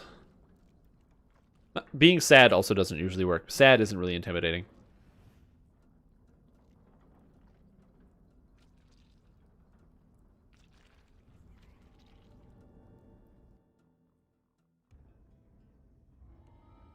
I'm trying to think of other ways to be intimidating. I don't know. I don't think I'm very intimidating. I'd like to think that I'm very easy to talk to and inviting, and that I have an inviting personality. So it's hard for me to tell. I've dealt with some people who've tried to be intimidating, where they, they want to get in your face to solve a problem, which, is a thing that some people will do. So yeah, I don't know. Okay, so that's Charm Part 2. So wait, can I do the quest? Hold on. gonna check if I can do this. Whoa, whoa, whoa, whoa! This isn't what I wanted. This isn't where I parked my car. It said take me to Alcorn's Forge, and it takes me here. What madness is that? Will be large and physically imposing. It helps? Okay, so we're good. So I can do the raid now. Whew.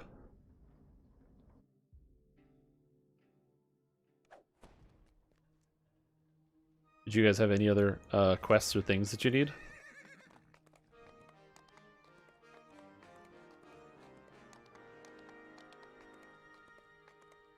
Oh, there's another redemption of life advice. You're addicted to DDO. What to do? I'm down to farm Feywild. I gotta skip a quest here. You're addicted to DDO. Well, we've actually dealt with this problem before here on the live stream. There are a whole bunch of different ways to handle that sort of problem, and they come from very different sources. So, the problem with if you actually have like a genuine addiction is you need to evaluate kind of like what stage you're at, you know, what level that you feel.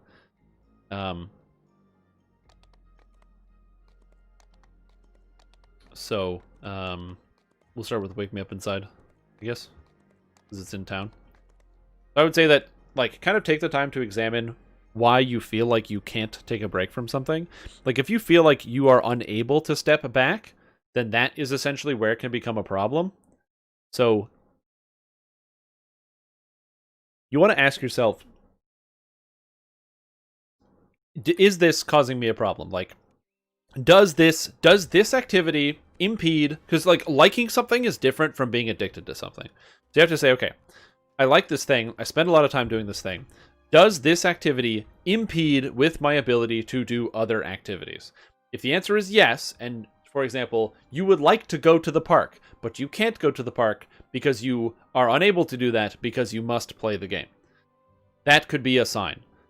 If you feel like you are letting other things fall by the wayside, which might just be a self-control issue and less addiction. So, for example, if you are, you know, not taking out the trash, or you are not doing this other task because you're doing this one thing, then again, that could also be, they're kind of related, but that might be different. Feywild now, wake me up inside. So that could also be related. So I would say definitely you want to monitor that.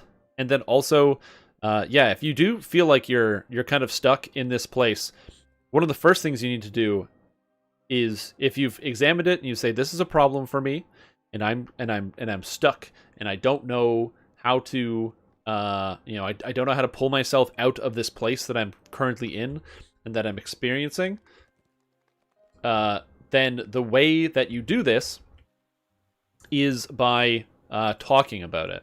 You want to talk to other people, your friends, other people that you're with, and you want to express to them what's going on with you and see if you can just get any insight from anybody else.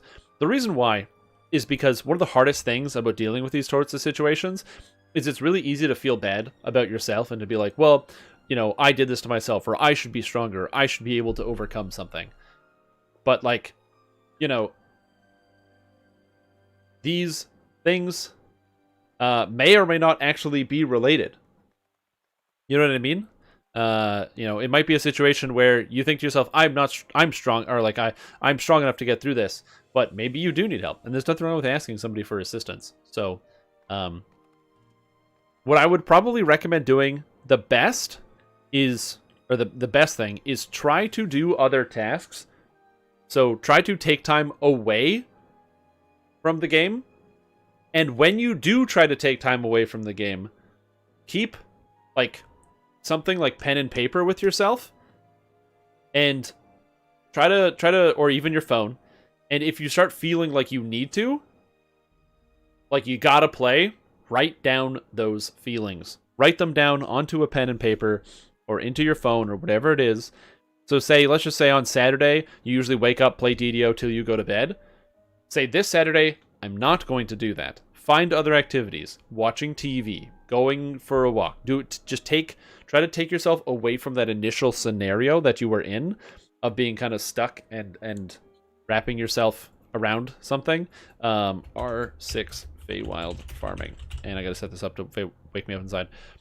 So try to take yourself out of that situation, and then also record your feelings, right? So for example, and this might sound dumb, but you have a situation where you say to yourself, okay, I'm going to stop doing this.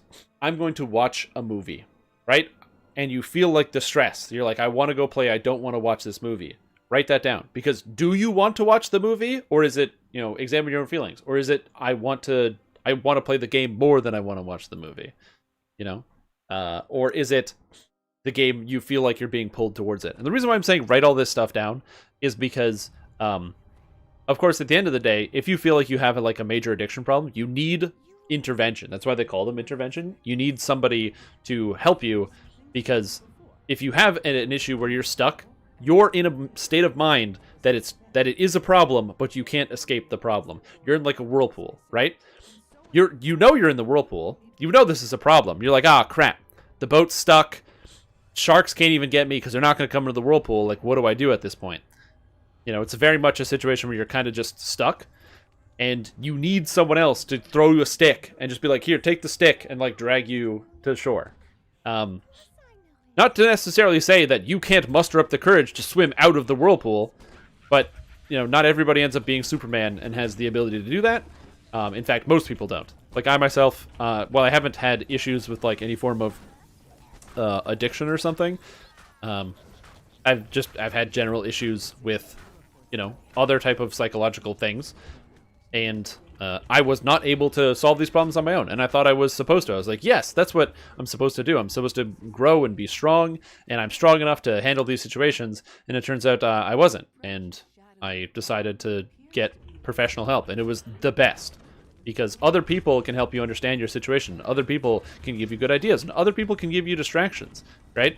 Maybe, it might be you're just lacking a level of friendship, or you just feel lonely, or there could be 100, or you just need some sense of purpose, or you don't like being stuck with your thoughts, so you try to fill it with the activity of something else. There could be a whole bunch of different things that could be manifesting to push you in this direction, and getting help from other people is a great way to do it. Yes, also, let's not have Sharknadoes, please. I would ideally not like to have a Sharknado going on.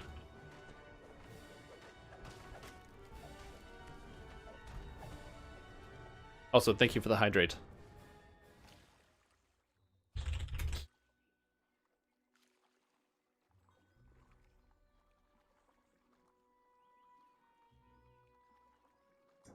So I hope that this has helped you in some capacity. I know that, it's, you might be in a dark place. Can we kill the Vengeance Reaper now?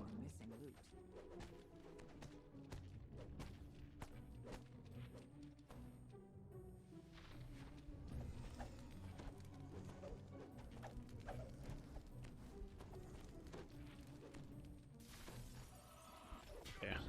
This is gonna very much hurt.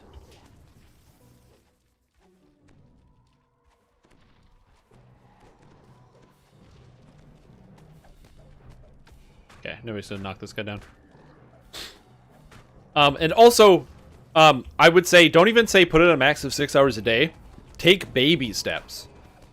If you find you straight up play for 18 hours a day, try to, do baby steps, little steps instead of large jumps. When you make a large jump, you increase the probability that you will fail, and then when you fail, you will become discouraged and fall back on old habits. I know, this happens all the time. It's happened to me many times. If you decide to put yourself on a new regimen, don't get discouraged if you don't succeed. Try to set goals that are achievable and then achieve those goals. Say, okay, I'm going to make sure that I don't play DDO for any more than 12 hours today. So if you can manage that and you cut off at 12, then you've reduced and you're doing good. But if you say no more than 6, and you find yourself stuck during the day, and then you find yourself getting anxious and developing other bad habits because you don't know how to cope with this time that you now have, that would also possibly cause an issue.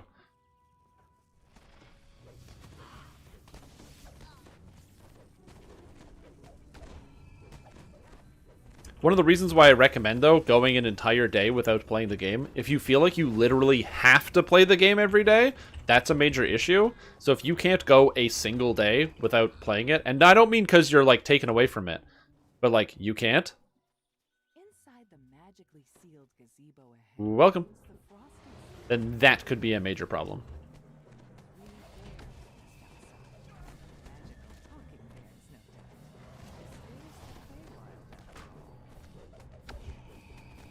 Yeah, even getting all your productive stuff done first. Absolutely. You know, anything you can do to make your life easier. And then there's also just basic stuff if you want to be successful in terms of your journey towards a happy, healthy set of mental health. I would recommend, if possible, go outside and examine your eating habits and try to cut out some of the sugar. frosted cerise for the ritual. You've recovered both the It's amazing how much just the basic stuff, like going outside and what you eat, actually has an impact on you, like your day-to-day, like your brain feel. You're like, shouldn't my body shut down if I don't eat properly? And it's like, yeah, it does that, but that takes a really long time. But your brain notices way faster.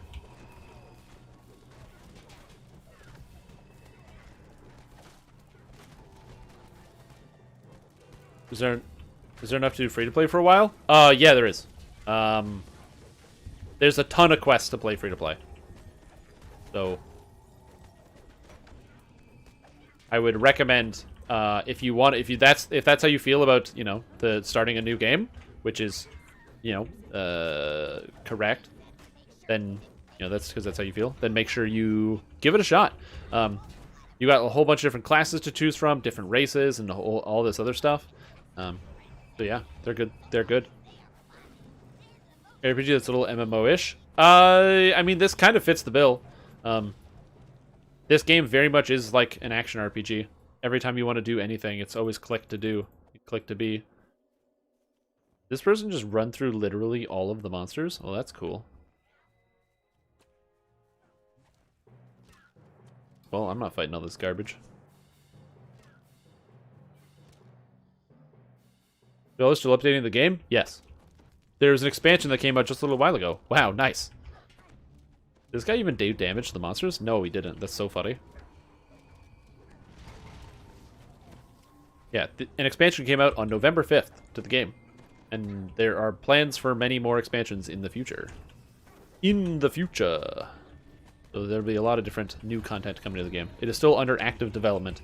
And there's no signs of this game being shut down anytime soon.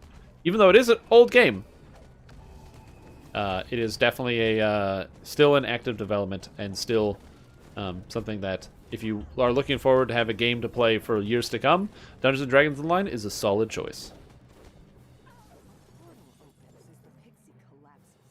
In his last moments, he says, That's funny. Feywild's good. I like it.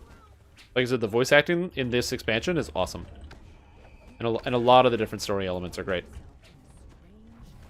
I always forget to cast prayer. +5 to all my saves and also all my skills. That's important.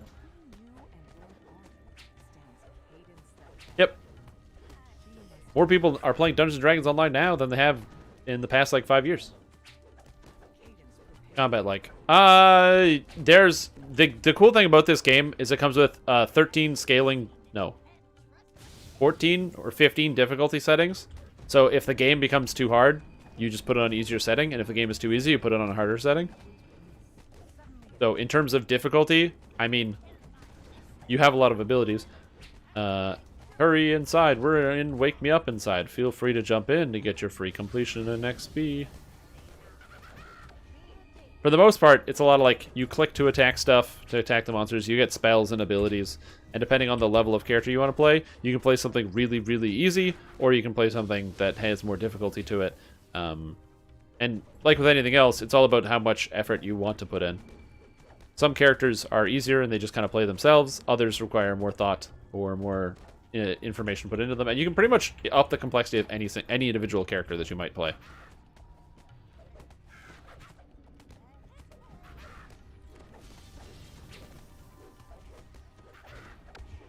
We're playing as Warlock. Warlock is the most popular non-free-to-play class, which is interesting.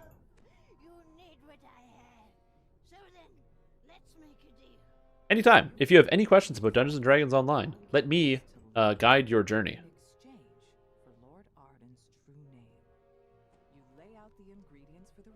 Set fire to the scroll. Quest received. Yeah, because this game is a lot of fun, and I hope that I can help more people enjoy it. It's a good game. It is not in possession of a nice ass. That's a great question. My assassin's usually pretty good. Bad names in the quest. Bad names, are you in the quest? Oh my god. Yeah. If you want to get more Dungeons & Dragons Online information, make sure you hit that follow button and ding that bell for notifications. Also, consider subscribing if you want to support the stream and, watch with ad-free viewing, because I don't play ads very often. It's actually pretty rare. However, when I do, it's because I gotta do it, because if I don't make enough money to pay my bills and eat food during the day. I got the cloak. Do you want it?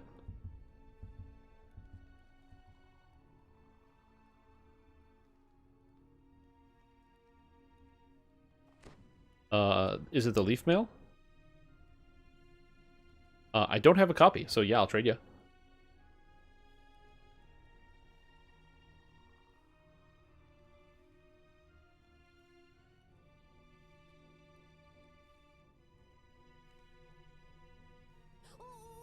I traded you the cloak, right?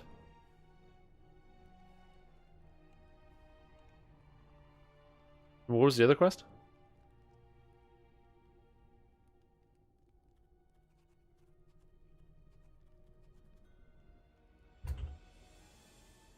You can play less ads if you only eat at night. I mean, you could infer that, probably. I don't eat a whole lot, and I've lost weight, which is great, from improving my eating habits, which has made me very happy, actually. Anyway, I'm going to run an ad break right now, so I'll be right back. Because I gotta use the washroom, and I'm walking away from camera. So you're not missing anything, but you will watch some ads. Enjoy a Mazda commercial.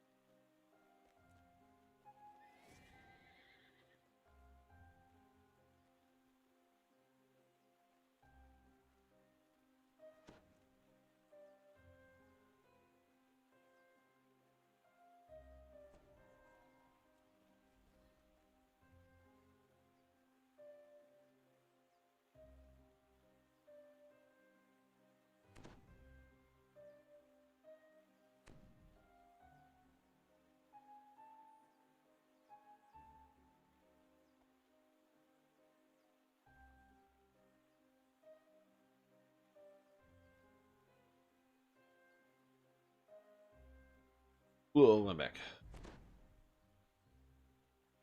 It's a shame you eat food during the day like some kind of fancy pants. That's true.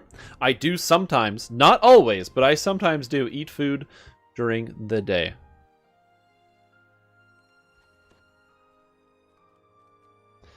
Like today, for lunch, I had some delicious quinoa with spinach and a mango apricot kind of like sauce that went with it, and it was very tasty. Are raids the best place to farm high-level tomes? Yes. Raids are the best place to farm high-level tomes. I need to get the quest.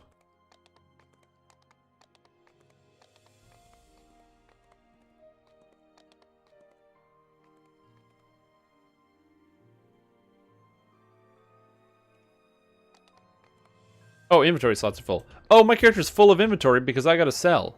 I haven't sold yet since I started playing. Whoops. To farm for your father's approval? Yeah, but you have to wait till he gets back from the corner store after he, when he comes back with the bag of milk and the pack of smokes. So once he comes back, you can start seeking it out again.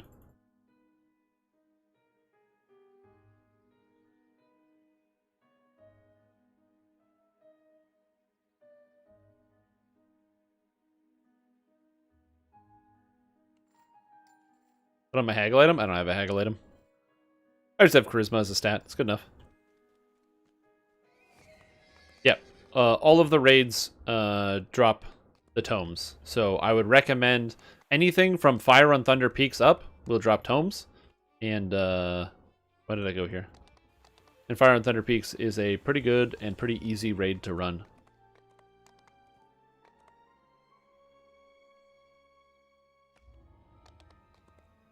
Oh yeah, right. They don't have bagged milk in America. I don't even drink milk anyway. Yeah, I drink the nog. So I do drink some nog every once in a while, classic Christmas time nog. Again, still making nog. It's on the table. It's what we're going to be doing. I am going to see if I can find out or find a way to like physically stream the nog making process, because I know you guys might be interested in this, so like, hey, Stream Tom, can you stream the nog?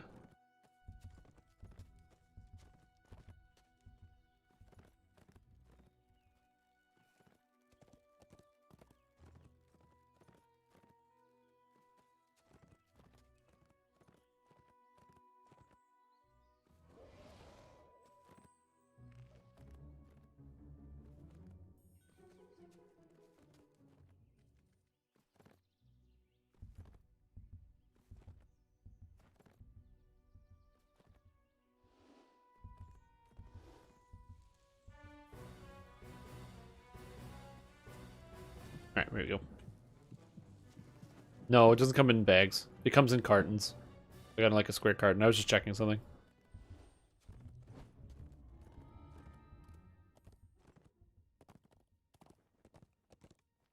Yeah, it's very common in the Canada. Quid pro quo. In here. I'll find it. There it is. I think I got another... Yeah, I got another Reaper point. 4 Reaper points today. Hell yeah, ladies and gentlemen. Super annoying to refill? Yeah. Because, like, the, any type of system like that, so, like, the same like with McDonald's when they got them ice cream machines, when they do the milkshakes or whatever, they have to put, like, a bag of, like, the milk, and they kind of put it in, and then they got to screw in the cap so it, like, connects together. It's the same thing. Any type of dairy producing machine always uses bags because it's more space efficient.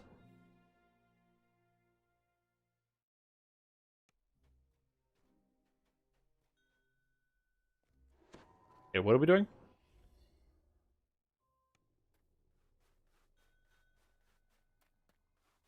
Find Chalice and liberate the village.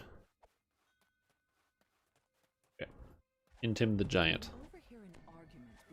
Alright, you got it. I can do that. Oh, whoa! Oh, snap! Got him.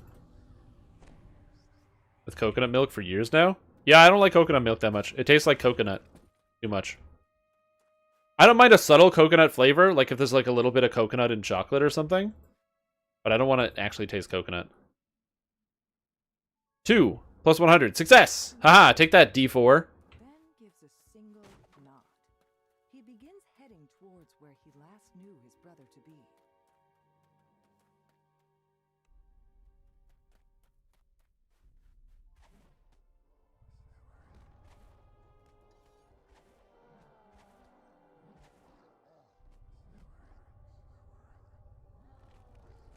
I think I can keep him alive? Maybe. I don't know if I can keep him alive.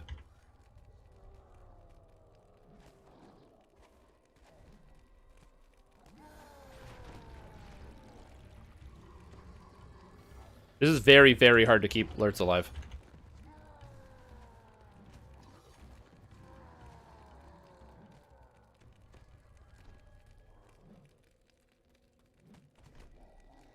Yeah, but now they just beat each other to death?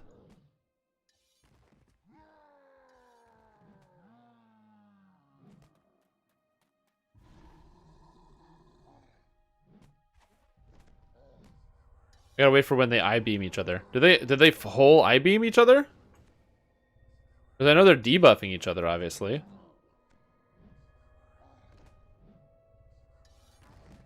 Oh! I can give him melee power! Yeah!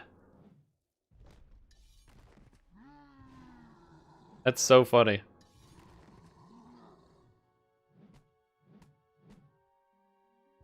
This is a very long process.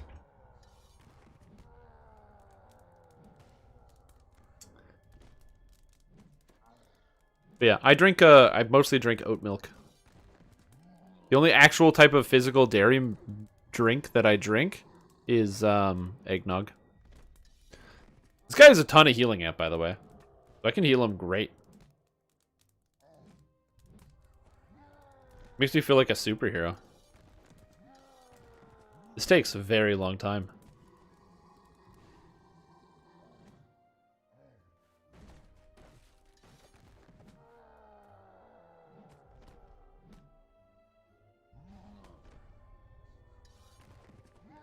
Is he debuffed? Oh yeah, we can't.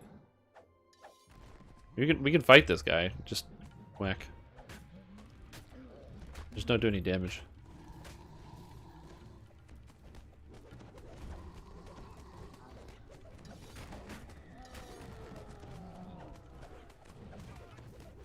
Uh-oh.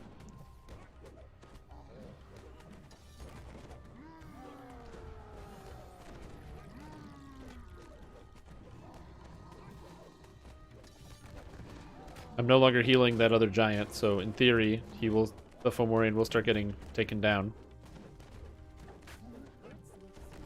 There we go. And then he dies. Perfect. Literally perfect timing. You got the power! Yeah, I'm still waiting on that that thing. I don't know why I said that like that. I think it's because I'm conditioned by commercials. Is that commercials? No, probably just general songs. There's it. I got the power? I don't know. Where's my downtime notice? Jerry said there was going to be a patch this week. What if the patch comes later?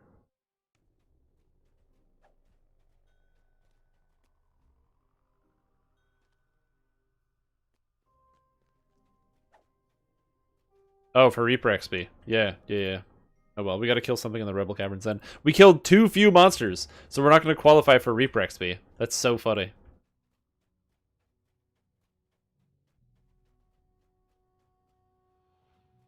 The werewolf sentry stops, sniffs carefully, then looks directly at you and howls. Now sounds A soul of cruelty? Perfect.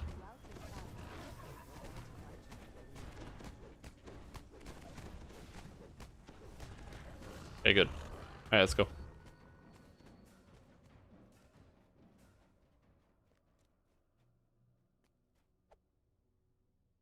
We good. Yeah, they said there was supposed to be like a patch this week. 4,000. It's 4,655 Reaper XP. Oh, yeah. And what did you need out of this one? You can now proceed with the final part of your plan, trading Hearsom's needle for the codex pages. The bandit leader calls out. I got a chunk of ferro crystal. Should we pull it? No, doesn't look like it. Doesn't look like it. Let's see. No. No. I got skunked. Nothing. No items. Rats. Farming for items, man. It's tough. You gotta get the items that you need.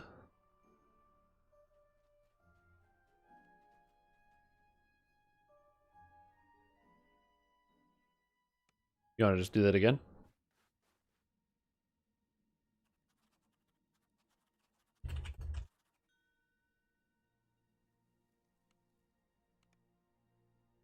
Can you share the quest with me?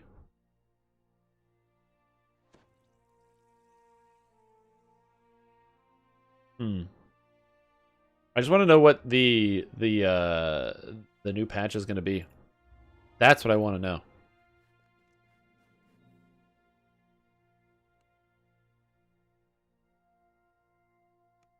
Also, apparently I disconnected from Twitch chat, which is hilarious. The Prince of Frost glowers down at you. Yes? Why have you come here? Out with it! The Prince of Frost chuckles, but his eyes remain cold and hard as they bore down at you. You come out Is it myself time to watch my favorite clickbaiter, Stream Tom? Hell yeah, dude. What class you taking? You learn anything good in your school work today? I find that's always such a weird loaded question. Like, did you learn anything in school? Because it's like the answer is yes, I did learn something in school. That's just how that is. Waves his hand, and a trio of portals open nearby. Oh, nice. You learn anything cool though? Or did you not learn anything cool? An injured guard calls out to you. These are the important questions. You have the look of an adventurer. The villagers have been captured and dragged off by those brutish Fomorians. I'm in no shape to do. There you go. See, that's all that matters. Is what you think is cool. 100%. I think, Oh man, I love that purple glow, especially on that sword of shadow. Ooh, purple glow. I don't know. Learning stuff is cool. I love getting new information. That's one of the reasons why I love playing this game so much. Because you can play, there's so many different ways to play the, DDO. Lurtz considers your words, then gives a single nod. He begins heading towards where he And so it feels like you can always learn something new and pick up a new skill.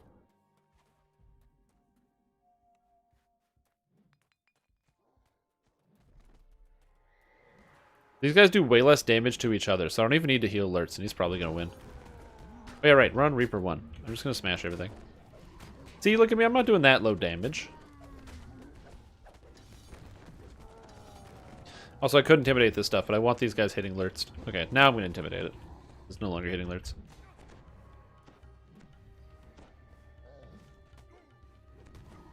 Ow, look at that damage. I'm failing my saves with a 92. Damn. Where's my curse resistance? Remove curse. Oh, I'm helpless and overloaded. Alright, cool.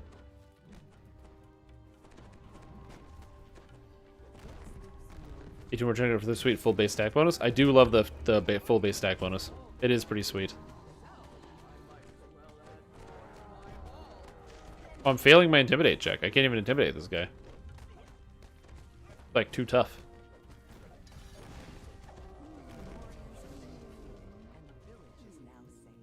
Alright, now we're gonna do the stolen wine chalice. Yeah, I still remember that, you know.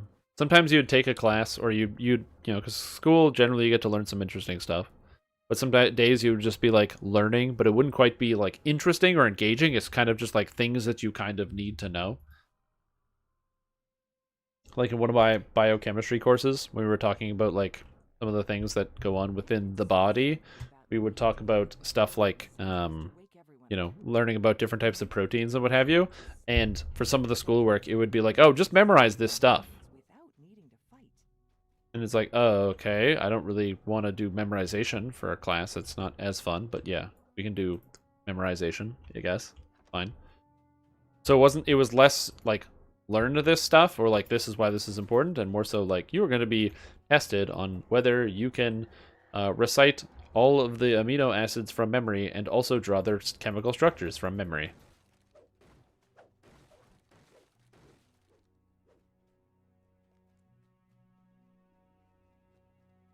I was like, all right, I guess that's what we'll be graded on.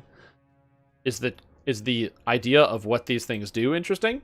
Yes. Is learning about them interesting? Yes. Is the rote memorization aspect of it interesting? No.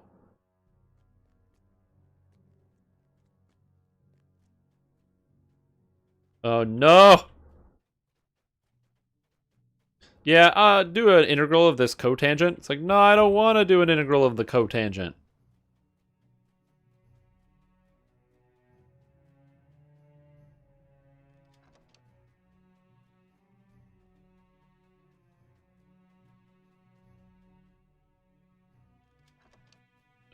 Man.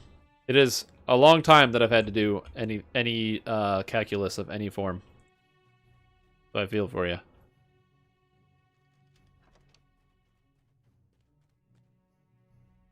I feel bad. How much money did I pay to learn how to do calculus that I literally couldn't do if you put it in front of me? I don't know, maybe I probably shouldn't think about stuff like that. Oh, we got 12 monsters killed. Prince of Frost requested. Now that you've done these 3 favors for the Prince of Frost, perhaps he'll return one. To once again even the Bay Twisted. Bay Twisted. agrees to lend you his powers in reaching Hirsum's fortress. Well, You can now here we are. proceed with the final part of your plan. I got the Fey Dark Fairy Lights. I don't really want these. What do I not have? I don't have a Gloryborn gloves. Do you need those Gloryborns?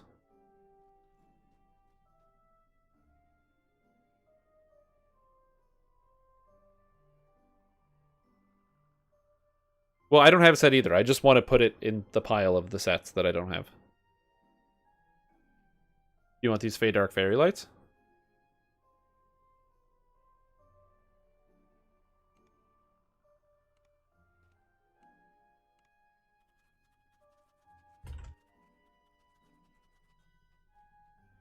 You're in a calculus course? Yeah.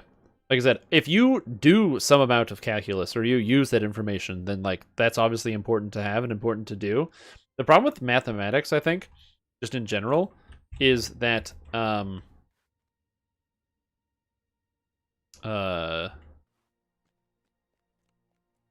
if you decided to share, perfect, thank you.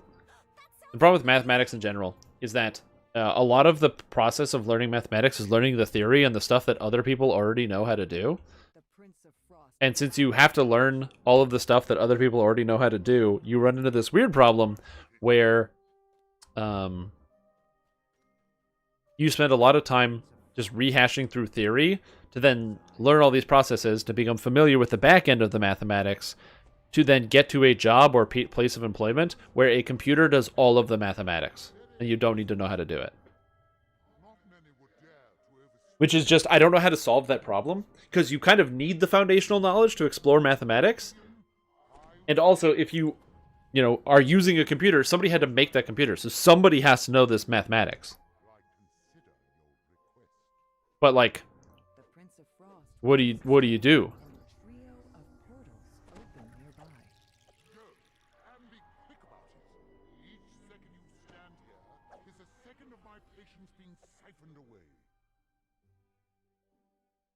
Just this one motherfucker. There was this one guy. This piece of crap. Total garbage. Hated it. Every day I would see him in class. Yeah, I never had that problem. In the 12th grade, me and a friend of mine had every class together. Just the way it ended up. We literally had every single class together because we took all the same classes. And then, even though there were different semesters or whatever, so we just literally spent every day together for an entire year. It wasn't a bad thing. It was just a thing. It was so weird. I'd never had that before in high school, where you have somebody in all of your classes.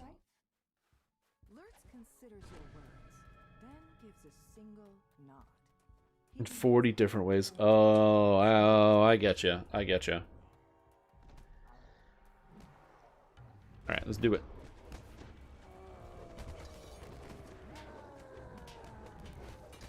Man, my character is invincible on Low Reaper.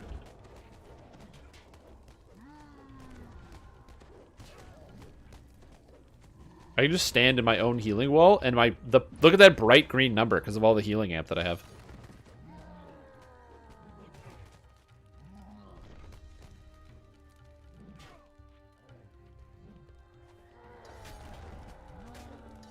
But why does it work that way? Can you show us the proof that addition exists? But how do you know that 1 + 1 = 2? How do you prove that mathematically? I'm glad I got to learn about many different proofs, but man, some of them are just so deep and involved. Yeah, I don't know what happens to those people when they grow up because I don't interact with them because of the aforementioned additional problem. Oh, hydrate. Thank you.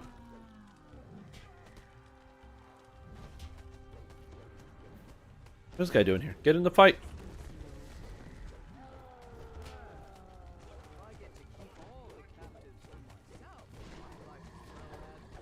I can't intimidate. Damn it. I need plus 22 to my intimidate.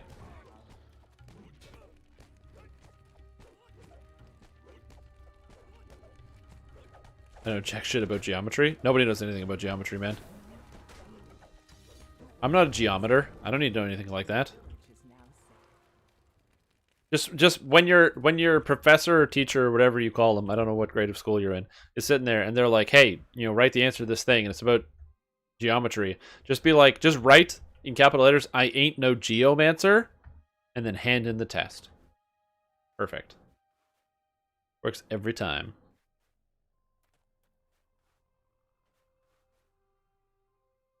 Geometry is the shapes. It works every time. I ain't no geomancer. Maybe somebody else is.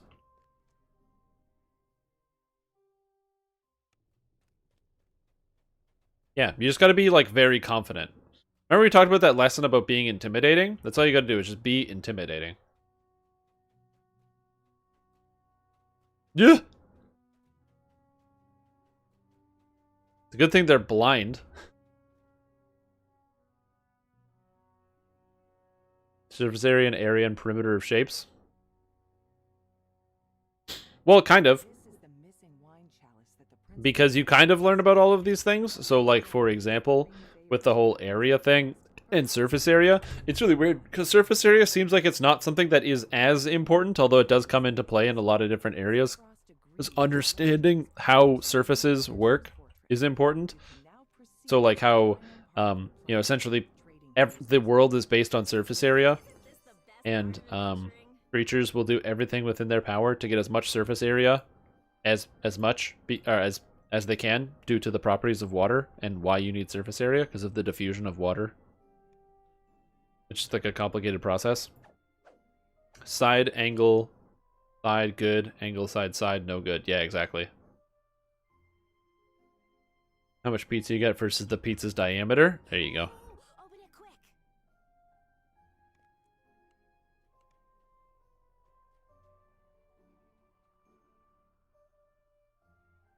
Rerunning this one again.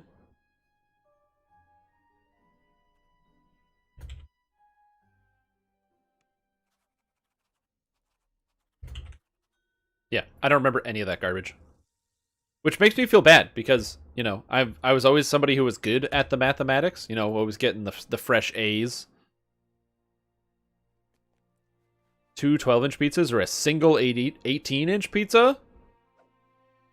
I mean, I'd have to do the mathematics on it, but I don't know.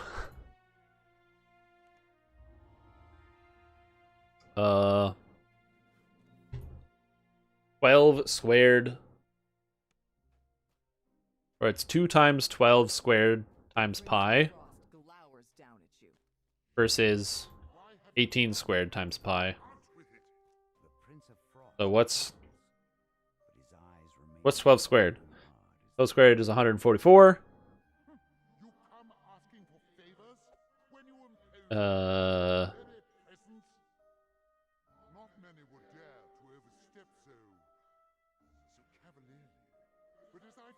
And calculate volume with radius. Oh, diameters. Right, those aren't radius. Duh, I'm so stupid. That's 6 inches and 9 inches of radius. Oh, yeah, volume of pizza. You gotta get the deep dish. See, there's the problem. You're not even thinking about the deep dish. We don't know its height, though? It's about the height of a deep dish pizza. You know, something, it's like around there. I don't know. I've never had a deep dish pizza. I don't know if there's any place that actually makes deep dish pizza. I think there probably is in the city. I've always wanted to eat one, though. A thin crust. See, these are where you gotta... This is why you need a word problem.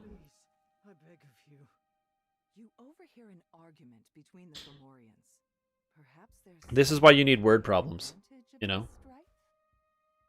Jimothy is out there wanting to buy a pizza, and he wants to make sure he gets the most bang for his buck. Which pizza should he buy? The 2 12-inch small pizzas or an 18-inch large pizza? And it's like, it's a trick question because Jimmy is lactose intolerant and eating pizza puts him out of commission for a week. Look at all the math you guys are doing. Engineers need to be super mathematicians? A buddy of mine is an engineer, and he is straight up not a super mathematician.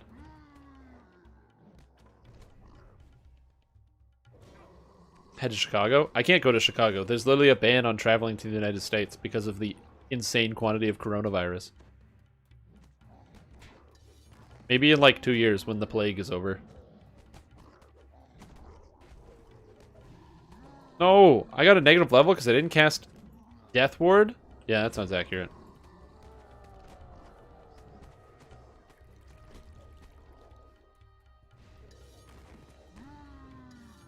Is it pizza? It's a casserole? I don't know. Maybe it is. But it doesn't matter whether it's good or bad. I'm not a stickler for terminology. For me, all I care about is the thing tasty? Do I want to put the pizza in my face? Oh, yeah. But isn't deep dish pizza made with, like, a cornbread for the crust? Cornbread is the bomb. That sounds awesome.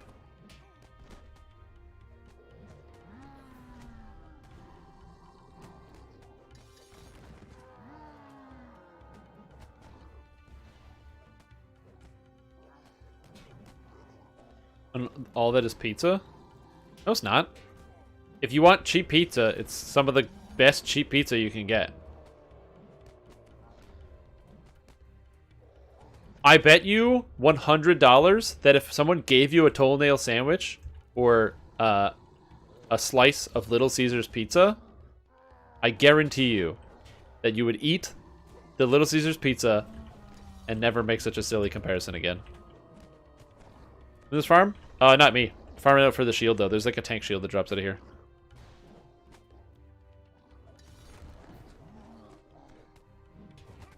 Yeah, but you're like taking a chance on the pizza that you'll get sick. Versus the other option, which is that there's a 100% chance and guarantee that you will get sick.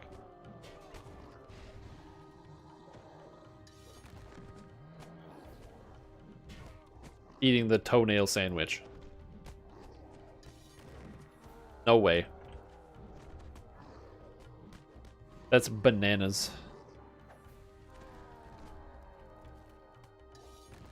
Bad names, hit the boss. Hit him. Get him. Yeah.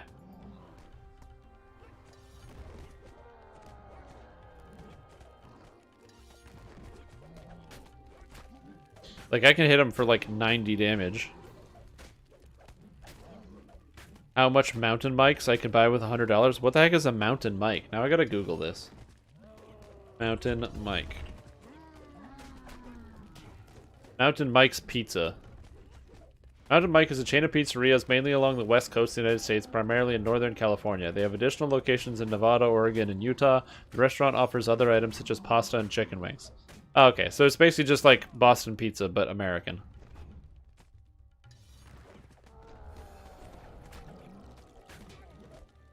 Like I am all for, you know, hyperbole. You know, a good hyperbole is good for you every once in a while. But there is no way that anyone would eat a toenail sandwich.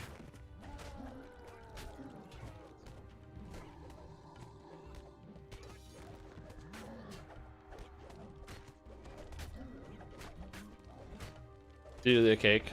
Everything these days is secretly a cake. Man, if you look on the internet, there's so many things where it's like, oh, what's this thing? Somebody made this? And it's like, oh, it's actually a cake. Okay, cool.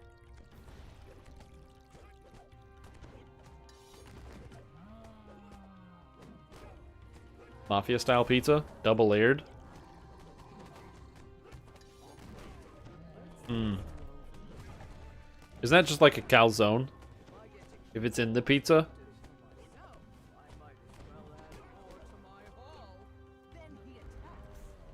It's like a lot of DDO points. There you go.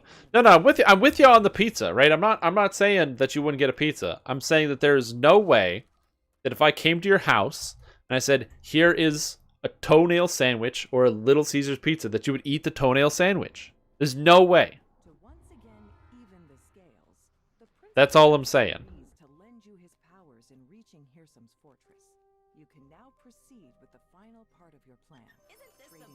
Because one of them is at least food versus the other one, which is definitely not food and would make you sick. Absolutely.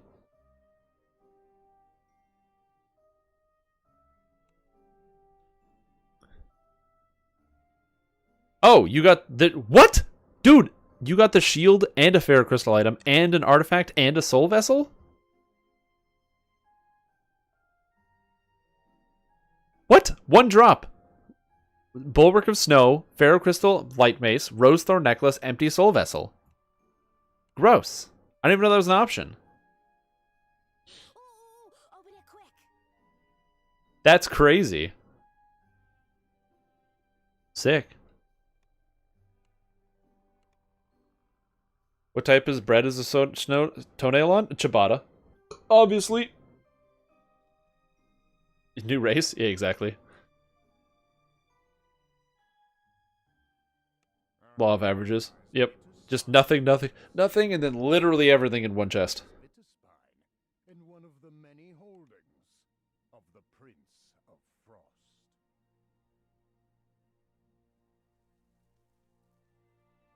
Sweet. Do you have any other quests that you need?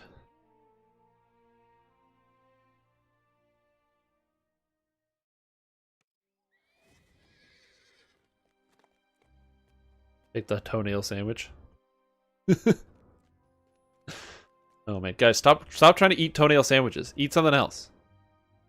Get a friggin' bowl of oats or something. I don't know why you guys are eating those things.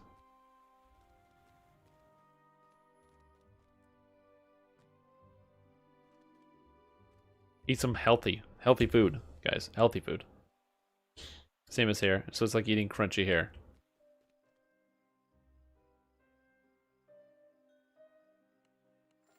Trying to figure out what I want to do now. Yeah, I'm trying to figure out what I want to do. Because I need to farm the helmet from Just Business. Is the best.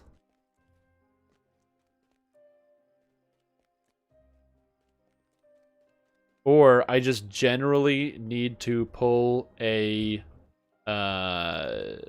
artifact for my bard because I need the same ring that I just pulled. I need another one of those on my bard.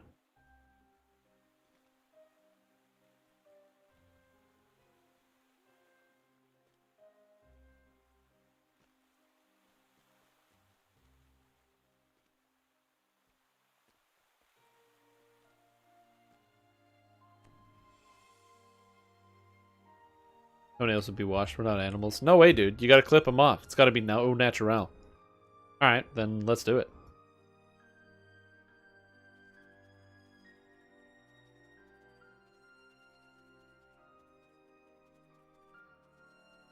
I'll be making a new group.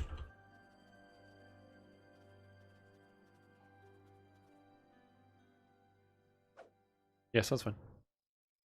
All natural. Yeah. You clip him. Exactly. Right after your shower. Oh, man. No, it's got to be after a run. And the bread is still good? No, the bread is still tarnished. Also, do you get all of them? This is a gross conversation. I don't want to consider it, continue it anymore. But still, it's just something to think about.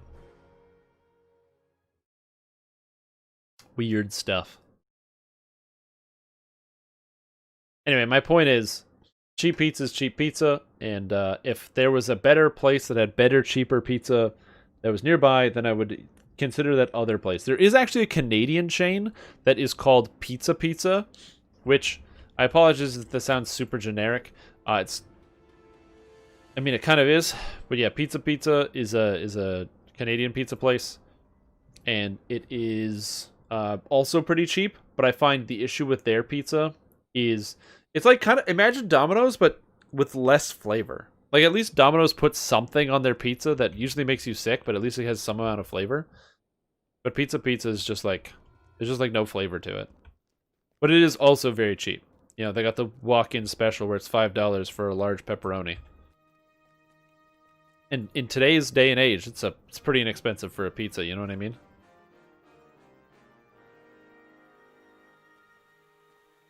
You need that ring too? Off work in 2 hours. Nice.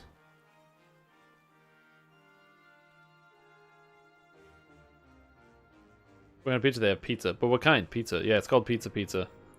I know. I know. It's an interesting name for a business. Scale Mail of the Celestial Avenger. Hell yeah. Oh, Sigil of Regal Port? That's almost what I want. I don't know if there's a way to convert that into something else. I'm gonna check my sagas right now. Where are my sagas at? This one's at 0.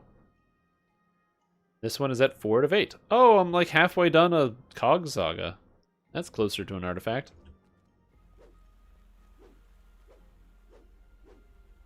Not ready. But is it good? See you, boss. $5. Yeah, exactly. Exactly. Like I said, the thing about cheap pizza is that it doesn't have to be good. It has to be good enough. As long as it's good enough. You know what I mean? That's all that matters. I'm going to quickly go get some more material components for my spells. Because I need some more material components for my spells. And then we'll get some stuff sorted out. Also, I don't need these Angry Eye certificate, because apparently I already had these and I didn't notice. I need material components for my spells. Yeah, in a lot of cases, I'd rather choose the better option. Like, for example, we got a pizza over the weekend called Louis Pizza. And they gave me a pizza. It was a pineapple and hot pepper pizza. So it was like a tropical... spicy ordeal, and it was pretty damn good. Pretty damn good. And I threw some more hot sauce on there. Oh yeah. Now that's how you pizza. Delicious. Some people like get really offended by the idea of having pineapple on pizza. I've never understood that. Like, I kind of understand it, and like I have, like, from the perspective of I have never eaten that, and that seems weird and confusing to me. Which, like, I get that part of it, where it's like, oh, I've never had that, so it's probably bad. You know? But I've never understood, like, the lengths where people go to, where they're like, you're a demon if you eat this on your food. It's not even pizza anymore, even though it's literally the same thing.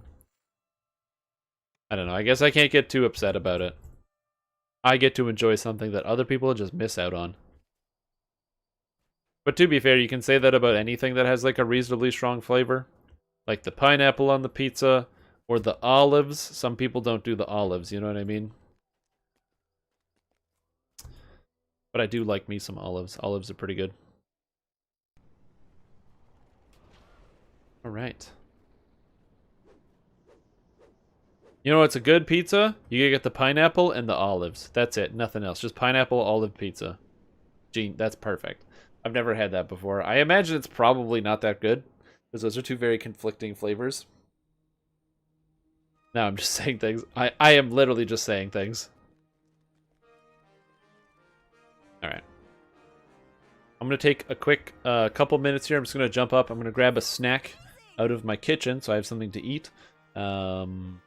So I'll be back in just a moment. So if you like what you see, consider following this channel, and I'm going to play an ad break. If you don't like seeing ads for the Honda or the Mazda 3, a great car, it's actually my car, then consider subscribing to avoid all ads. In the meantime, enjoy some ads. I'll be back in just a minute. Yeah, also, everyone type in your favorite pizza. I want to know what your favorite pizza is. If you don't eat pizza, then your favorite sandwich. If you don't like pizza or sandwiches, I don't know what to tell you, but type what your... If you were to buy a pizza, what toppings go on that pizza to make it your pizza? That's what I want to know. That's what I want to see when I get back. And preferably also if you have a specific regional place, so I can record it, so if I travel to that region, I can go there.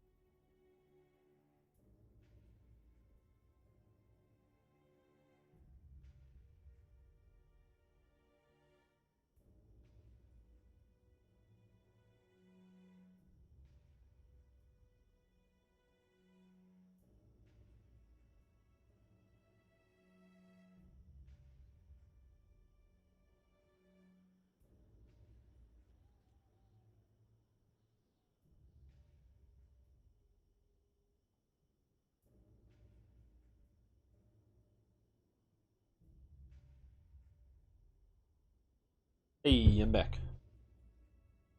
Okay, we got lots of pizzas. What do we got? Anchovies are gross, are they? Are anchovies gross? Pineapple until I tried it. Rather like it. Now anchovies. Yeah, I know. I feel you on the anchovies. The favorite pepperoni, sausage, meatball, and white sauce. White sauce. It's like that garlicky, creamy sauce, right? That's what you're talking about? The white sauce? Sounds good. Lots of meats. Pepperoni, sausage, and sauce. I'm assuming that's regular sauce. And I'm assuming you have cheese on there, Augen. Like, you don't go with no cheese. Are you saying you're going no cheese? Because it's pepperoni, sausage, and sauce. So I'm assuming that there's a cheese on there. But if there's no cheese, then there's no cheese. It's just how I would do my pizza. Well, you also mentioned sauce. What kind of pizza doesn't have sauce on it?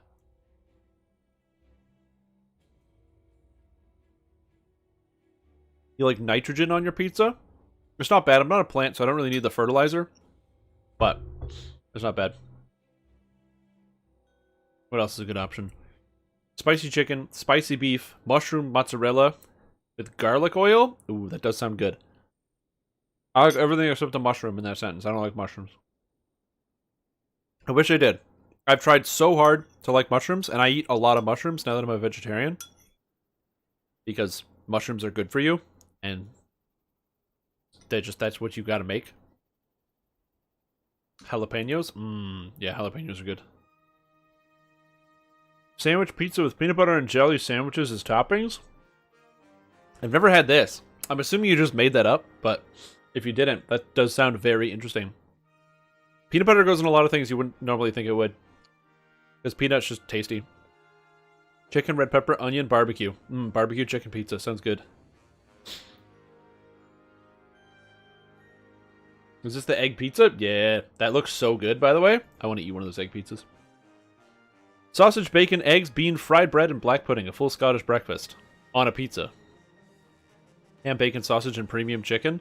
That's a lot of meats. It doesn't stay down. Yeah, I feel you on that one. That's tough. Oh, I gotta open up the group. This is just business item farm. Level 15. Just business.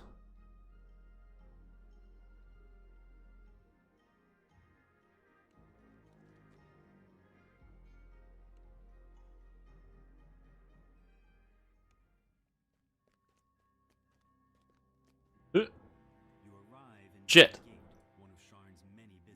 Damn you, Reaper loading! Oh man, how do I get out of here? Anyway.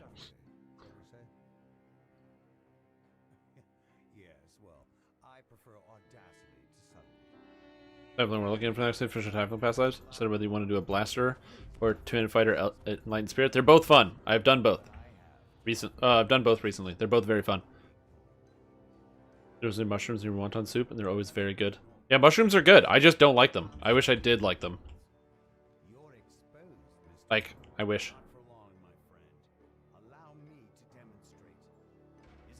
Heavy repeating crossbow warlock with a rune arm. Funny. And yes, you are a warlock. And you're going to carry me through this entire quest, because I am not a DPS. Already with extra steps. You can use the Eldritch Blast while you use the rune arm while Eldritch Blasting, which is very cool. Hey, see me, see you. What's up?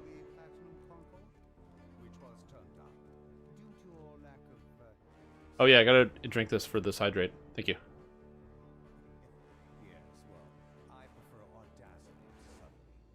You wouldn't say it's good? Well, the thing is that there are 7.7 billion people or something like that on Earth, and most people eat mushrooms. So, if I say mushrooms are bad, then I'm a fucking idiot, because everybody likes mushrooms. So, I am always wrong in that sentence. It's like if you said something along the lines of like, oh, like The Godfather's a bad movie. Then you just are wrong. You could say, I don't like it. You could say it didn't appeal to me. But to say something like, oh, this thing that is basically, it's a subjective thing, but it represents the way that most people on planet Earth feel. No, that's not good. That's actually incorrect.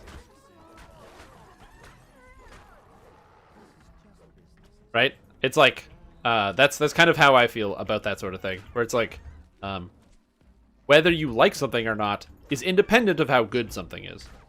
Things can be good and things can be bad, right? So, like, I don't like mushrooms, but I know that mushrooms taste good because people like mushrooms. I just don't like the taste. It's like there's a reason why, like, salt tastes good. You don't have to like really salty food, but salt just tastes good. You know what I mean? I don't know.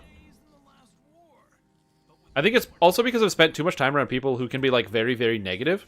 And very negative people have a habit of like not being able to step outside of their own space. Like to think about something that isn't just strictly them. It's usually about like, how does this thing affect me? How does this thing affect the way that I feel about something? And I find I don't like, I can't get into that headspace. I like liking things. And I like that other people like things. So I can't go up to somebody and then if somebody likes something, tell them, oh, that thing that they like, that's not very good. Maybe that thing isn't very good. And so maybe I, you know, like if, you know, something is bad, sure. But it all depends on like context. Hobbits do like food, yeah. Oh, apparently I can kill monsters. Look at this. Look at me. Look at me go. I'm doing it. Also, I apologize if that sounded like I was being a little bit aggressive. I didn't mean to sound aggressive. I was just kind of being more, I don't think of the right word. No. I'm very passionate about it. I've met too many people that like, they're like, if they like something, then it's good, and if they don't like something, then it's bad.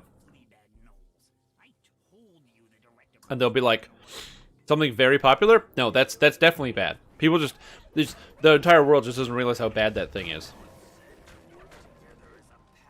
It's like, how is that possible? It didn't make sense.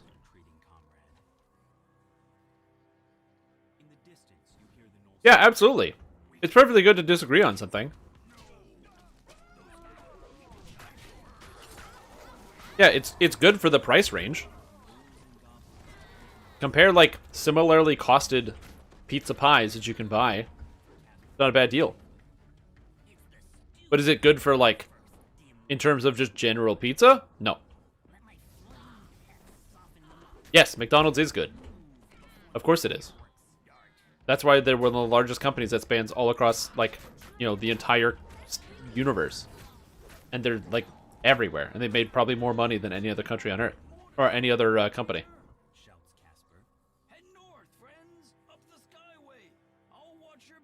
Yeah.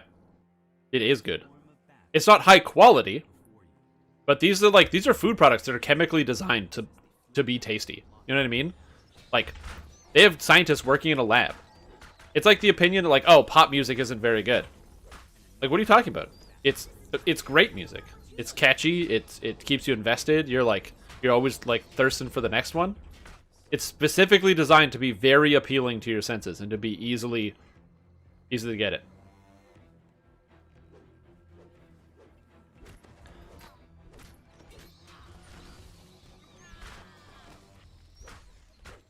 It's meant to be like consumable. Like I said, I can. It's perfectly legitimate to say that like McDonald's food is low quality. That's correct. It is low quality food. It's inexpensive too. It's perfectly legitimate to say that you don't like it. Absolutely. But to make the claim that the food is not good, I don't know.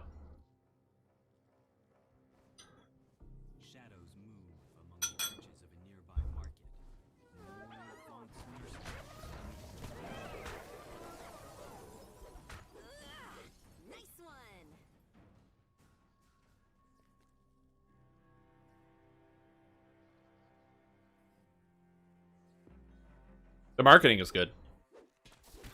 Yeah, it's also consistent. It's the same thing. One of the nice things, especially about those sorts of things, so like your fast food and whatever, is because they're like multi-regional brands, you can get them pretty much everywhere. So you can get them, you know, if you live, no matter where you go, you can always just, if you're in an airport, there's probably a McDonald's in the airport, and it's convenient. You got nothing on Mars? Like the chocolate? Or something else?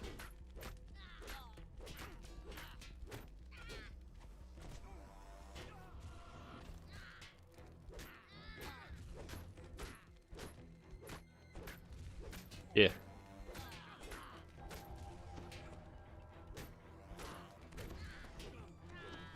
Oh. Again. I'll respond to that later. An air skiff equipped with a mage fire cannon waits for you. That they make bad food? I mean, I don't know. Is that I struggle to reach that conclusion when it's like one of the most profitable food-related businesses of mankind's, like that's ever been food created.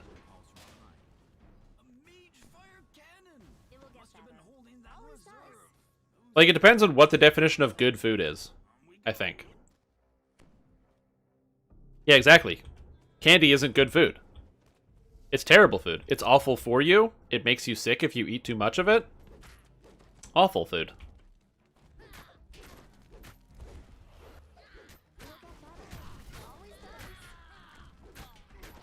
No, candy is terrible food.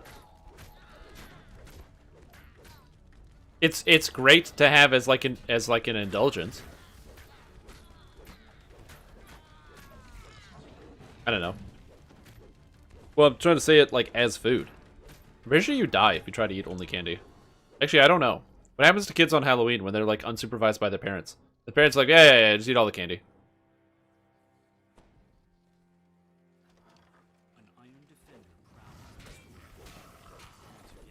Is it I think we're talking about different things, right?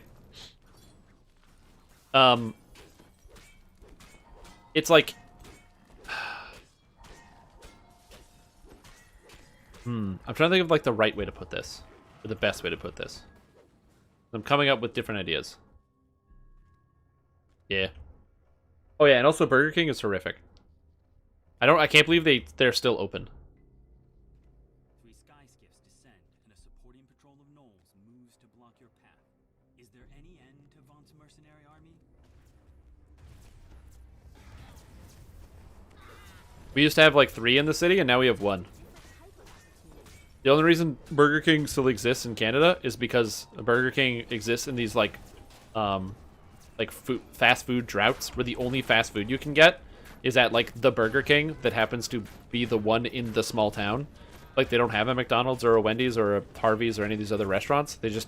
Or a Taco Bell. They just have the one Burger King. Then they can like hit that market. Absolutely. Oh yeah, A&W is way better, 100%. Way better food. I'm in on that. Yeah, exactly.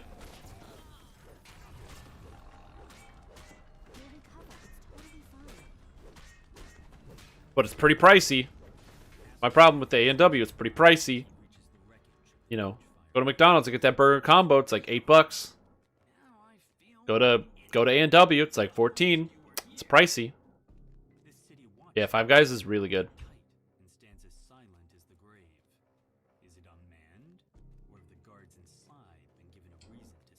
The best thing to get at Five Guys, if you haven't had it yet, you got to get the hot dogs. Five Guys hot dogs, beautiful. Get some good shit.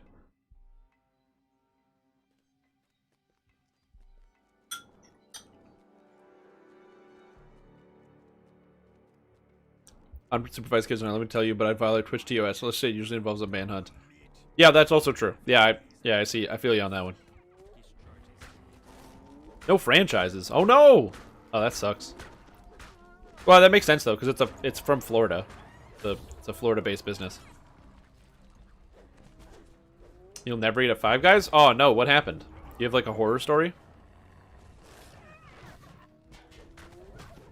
Taco Bell? Yeah, I don't understand. So, I remember the first time I go to Taco Bell, I go with a buddy of mine.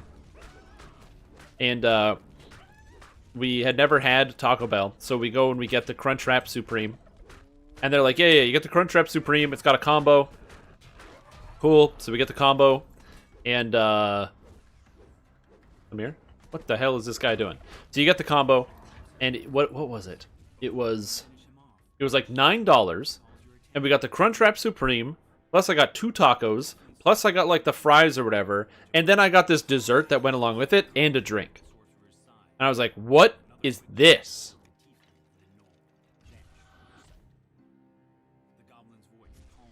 Yeah, Five Guys is very, very expensive. It's not cheap in any capacity. It's easily the most expensive thing.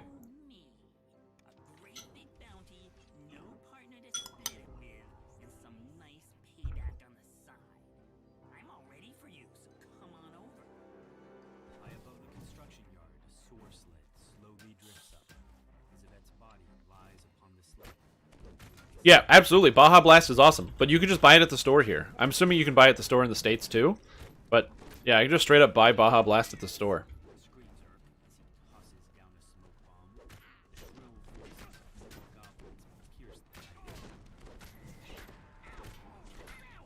Yes, in Canada you can just buy it at the store. You can just buy Mountain Dew Baja Blast whenever you want.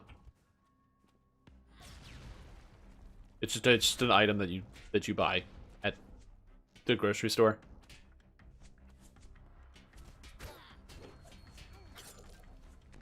I don't think that it's an energy drink. I'm pretty sure it's just a flavor of Mountain Dew.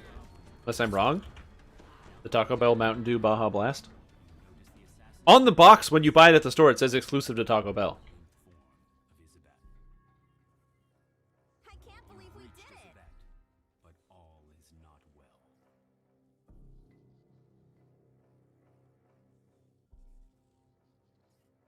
Oh yeah, I buy it all the time. It's great. It's like the best drink. Well, it's not the best drink, but it's pretty good. Says the goblin. Isn't this the best? Oh, I pulled the helmet. I got the helmet. First pull. Wow. That was unexpected.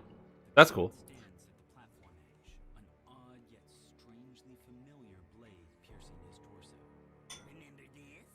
Jack Jibber's blade? It's why we get to keep it. Also, the Cajun fries are awesome. Yeah, Baja Blast and healthcare. Come to Canada. That's what we got.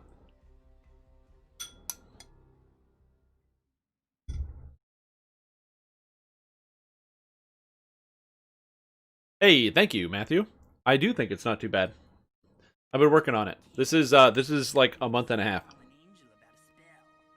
You know how it is. See you soon. I'm waiting for it to get a little bit uncomfortable before I trim it down to a proper length. Because the hairs don't all grow evenly.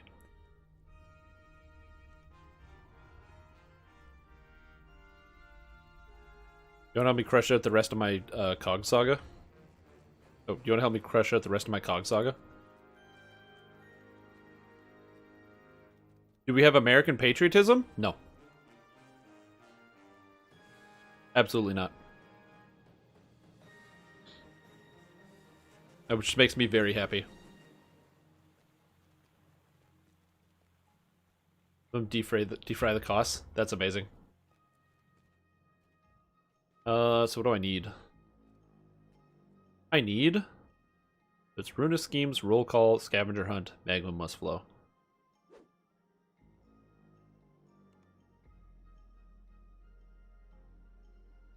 So we'll start with Scavenger Hunt.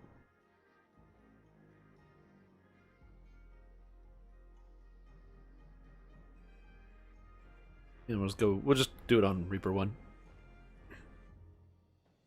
Scavenger Hunt. Scavenger Hunt. Scavenger Hunt? Scavenger Hunt. There it is. I'm like trying to find the thing. That's right. A very successful... Oh, man. Thank you for linking that website. Is it Canada gave another very successful musician. There you go. Good job. Good job, everybody. Go Canada. Hoorah. Yeah, by the way, if you're going to go to Five Guys and you don't want to spend all of the money, here's what I learned. Get the hot dogs. Okay? Get a Five Guys hot dog. It's the best hot dog. There's no better hot dog you can get than the Five Guys hot dog. You might be able to get a better one. But the thing is, it'll cost you like in a regular amount of money for your meal as opposed to the cost of like a normal Five Guys meal, which is like, you know, two months salary or something. And on top of that, you also, it's like delicious. I highly recommend. Having it in bags and that is an abomination. You can also just buy it in a carton. It doesn't matter. You can buy it in a bag or a carton. It's entirely up to you. You have the freedom to choose in Canada.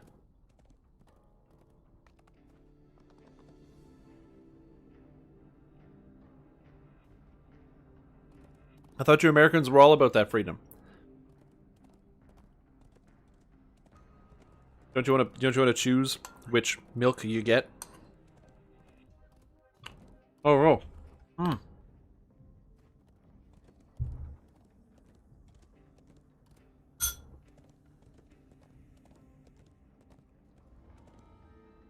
Oh, it doesn't matter which difficulty we do. I just don't do that much damage. It's a pretty solid bargain. Quest completed. From Virginia, but my favorite hot dog is Chicago style.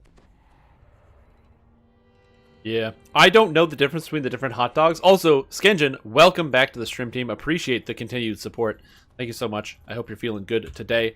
I am not. We don't have like regional hot dogs here in Canada, so we don't have that. Just doesn't happen. Welcome. And so I don't know the difference between the hot dogs. Couldn't tell you. But I am, I'm still learning. Let's just say that.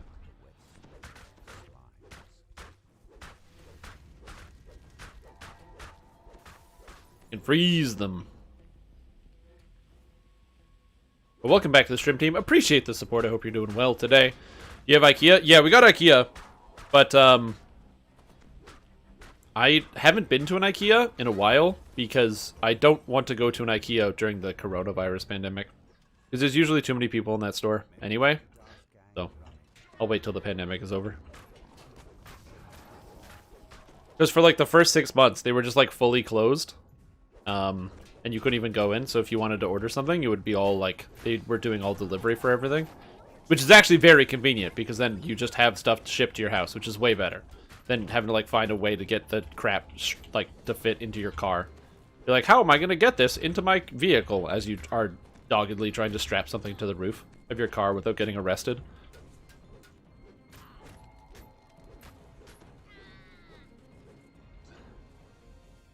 When I was in high school, the IKEA was like a few minute walk away, and so oftentimes at lunch you'd just go with a couple kids and you walk over to the IKEA and swing through and get some hot dogs and like a big ass chocolate bar. One of them Swedish chocolate bars. I don't know if they were actually made in Sweden, but they had Swedish on the front. Like, I'm not an expert.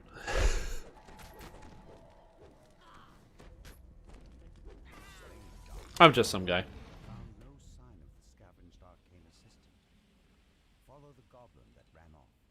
He may know its way. The wall collapses beneath the dark field. Falls into the depths of the trash system. Yeah. Yes.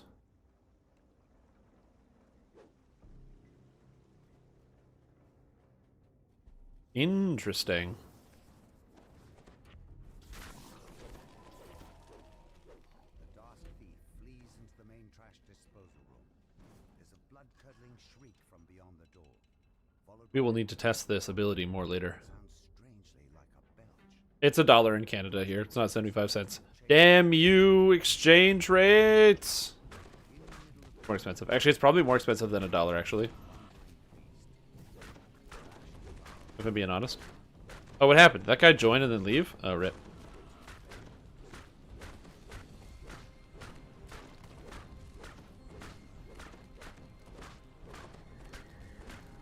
Oh. Oh! Oh, you need to have that fixed. How do I do that? I cast heal? I don't know. I'm just gonna do this.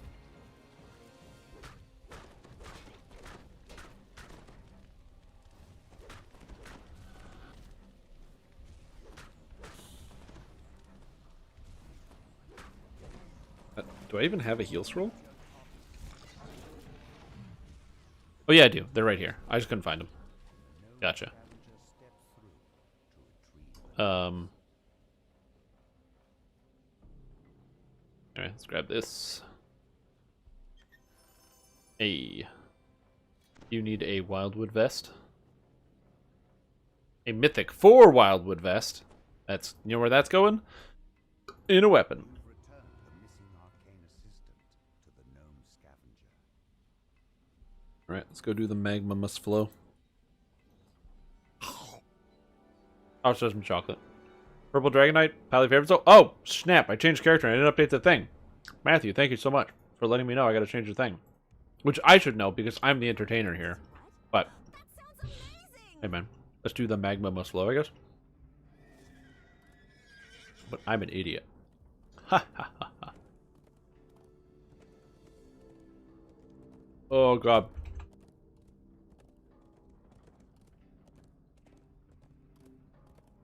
Don't die, Shrimp Tom. Okay, good.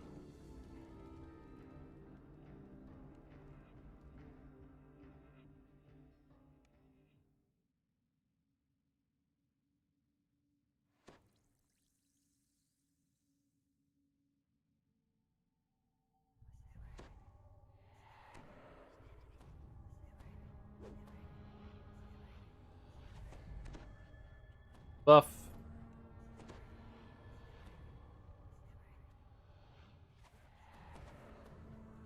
Here we go. Let's go.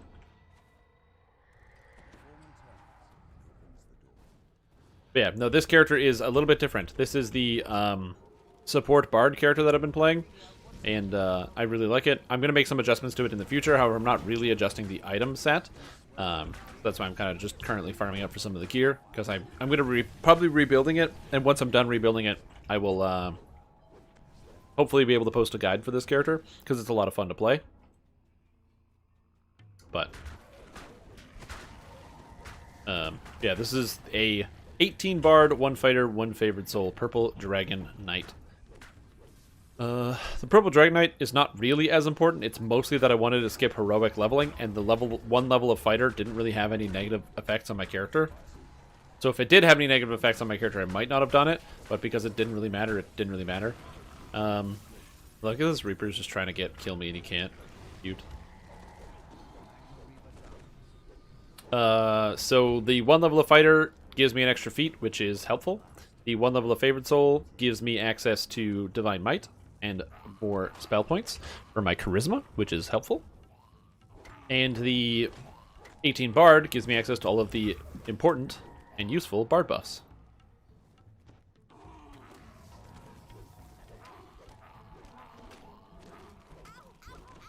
Stop screaming, weapon. And so the idea behind this character is I'm mostly in the War Chanter tree, also with all the Spellslinger buffs, so I buff up all my allies, and then I kind of just run around and freeze stuff.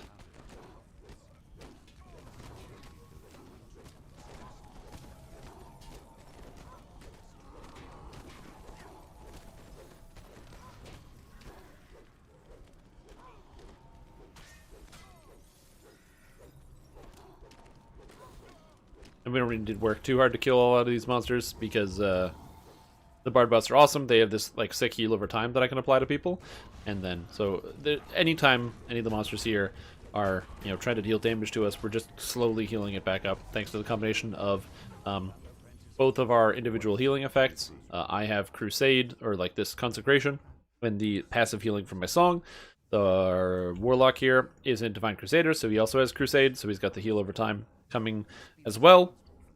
And then the since he's also a Divine Crusader, anytime something dies, it heals everybody that is around, which is pretty nice as well. And we both combine to debuff the bosses, so they take hella damage. I'm gonna debuff this guy. And so we have all these debuffs that apply to the monster all the time, which is pretty good.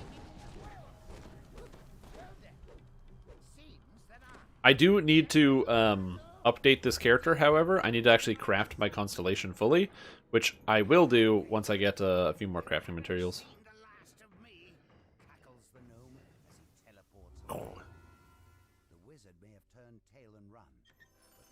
Oh, I got a Sentience Toolkit. Alright. So next is I got Roll Call and Runic Schemes. Actually, I only need to do one because I can skip one for the saga.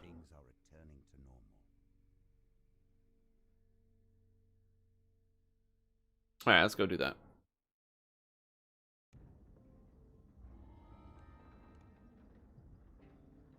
Yeah.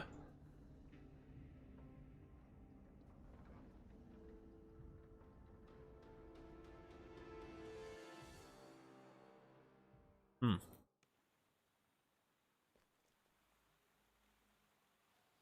I don't have ruins.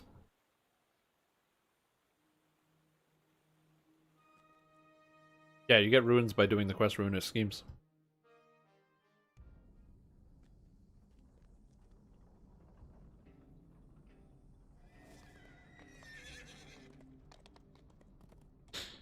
Oh man, that sucks. I'm very lucky that I've had basically no TR issues. Given how often I TR, it's surprising. I've run into one problem, I think, where I reincarnated and my tomes didn't apply. This was probably like 5 years ago, and then I submitted a ticket, they reapplied the tomes, and then everything was good. But I just had to stop playing that character for a little while. But yeah, I feel you. And unfortunately, because of like the big Black Friday sales and the surging of new players and all that other stuff, you know, there's the ticket queue can be quite slow. I don't know if they give you a wait time. Do they give you a wait time? I'm curious. Yeah, there's your wait time. 10 hours. Crazy. So good luck. I hope that they're able to fix, you know, what ails your character. Because that's obviously ideal. But I know that this is obviously a frustrating and annoying situation. So hopefully, you know, you can live vicariously through me and be like, yeah, Dungeons and Dragons. This is what I would do. And still have a good time.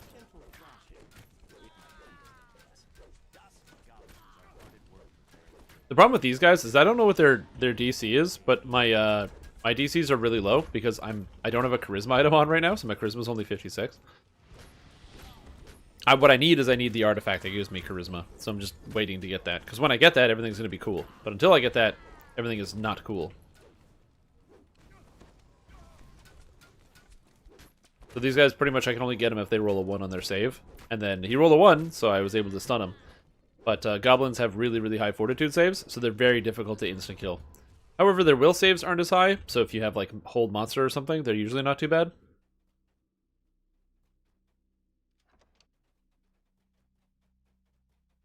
I don't think you'll lose your character.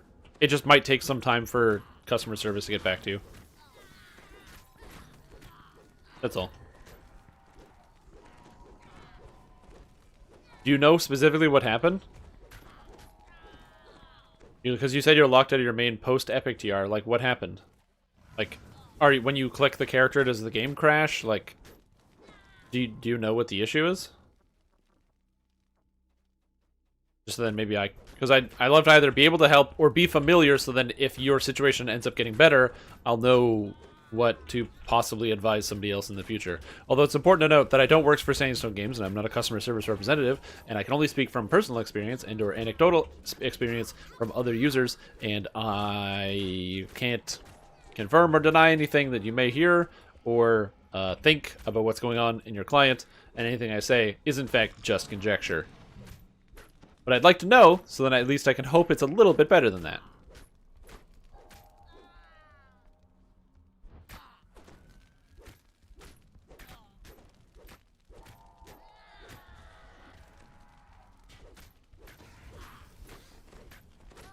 I know you're trying your best, but that really hurts. Ash. Yeah, this character does not do an amazing amount of damage. Which is not a surprise. This character's meant to support, and I add a hell of damage to my allies. Triggering an explosion that flattens the remaining debris as the roar of the blast dies away. You hear a familiar voice coming from the platform above you. Character is already in world. That's so strange. Malik calls to you from the platform. How long ago did this happen? The DOS for me. It was a great help. Those fools had no idea what they were doing. The friendly gnome transforms. His ass no good. A Rakshasa. Soon, my name will be known across Corvair. Malik the Malevolent.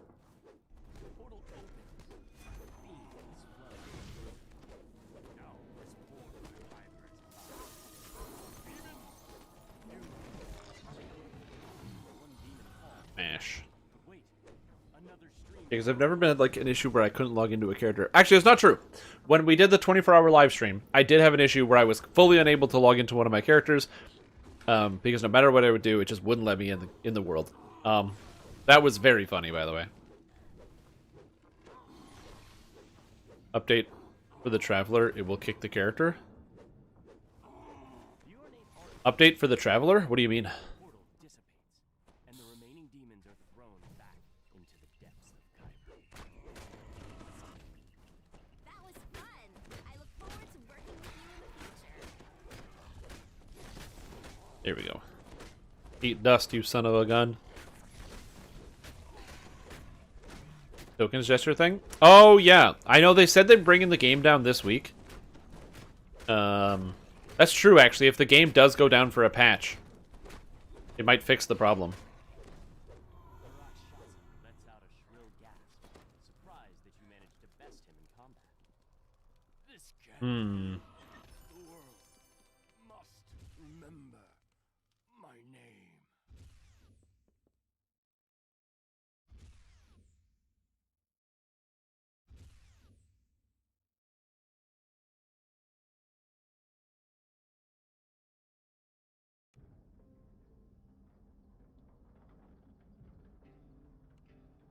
Alright, let's get us an artifact. Come on, artifact.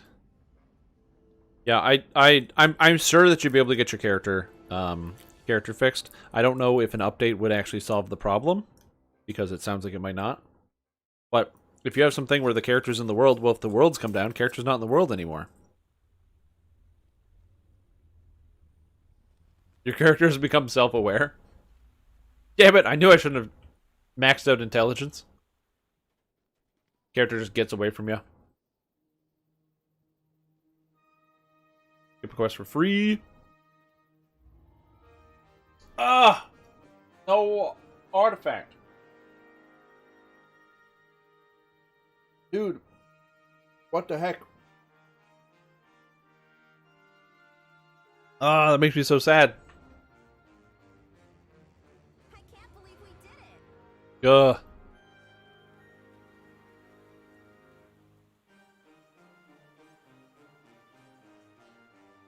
Yeah, I don't know.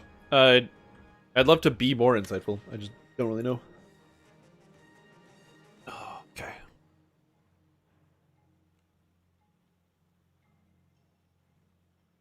gonna dump all this stuff in here.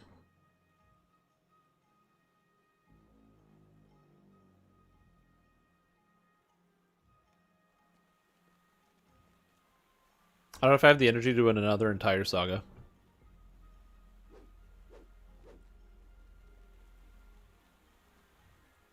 I might just keep blinking away on the energy. Unless there's something else you want to do at Epics. Or if you want to do Reaper farming or something.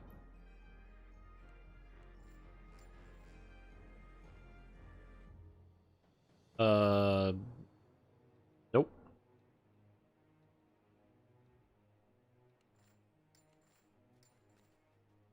You get an artifact which makes you a loser.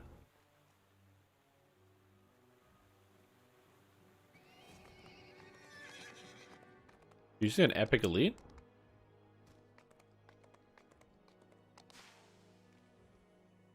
Yeah, sure. I can definitely go do that. I'll open up the group. Well, I can probably get my my tank character, since that'll be more effective than this guy.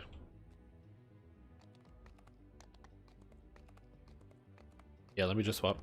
Did the Cog Saga get changed so it no longer drops artifacts? Did it? That would suck. When did that happen? Yeah, that's the problem, dude. You keep pumping int builds, and then your character's becoming self-aware. DDO Cog Saga. Where's this?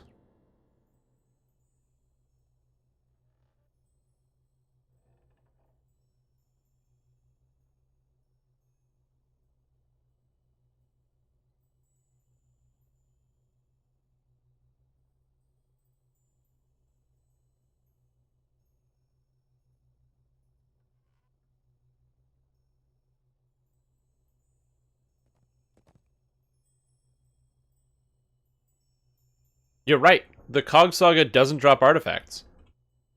Wow, I didn't know that. It's only the main Sharn Saga? That sucks. Ugh. Ugh. Oh, well, it just means more Sharn in the future. More Sharn and more Sharn and more Sharn and more Sharn.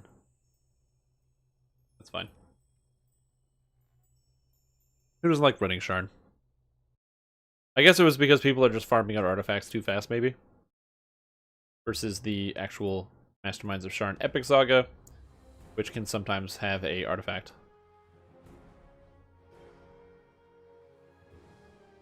I didn't pull any artifacts anyway. From the saga, I just got it from like a quest, so I find that's usually the easiest way to do it. Just keep doing Sharn until eventually the artifact will drop, because you see all of them as you go through.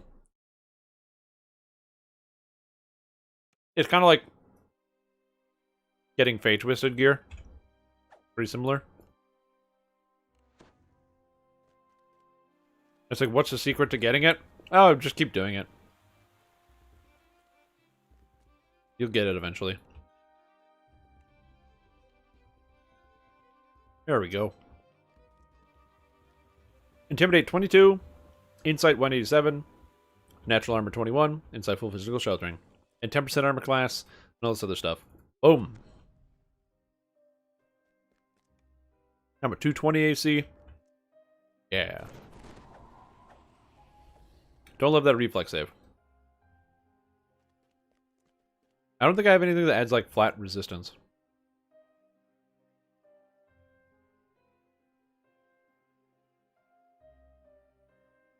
I have quality resistance, with plus 4 quality bonus to all saves.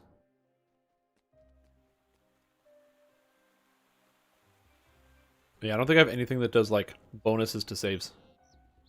At all, actually. I don't think I have resistance in my gear. No, I don't. I don't have any resistance. Hold on.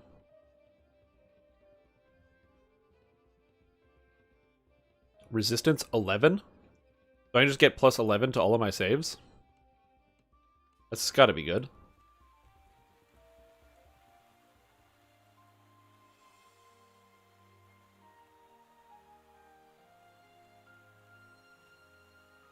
I need a blue augment slot. So where would this go well? In this artifact? Sure. Oh, right. That's not how we do that. You go here. Get the artifact, you go here. And the blue slot, go here. There we go. Just picked up plus 11 to all my saves. No complaints about that. Alright, let me open up the group.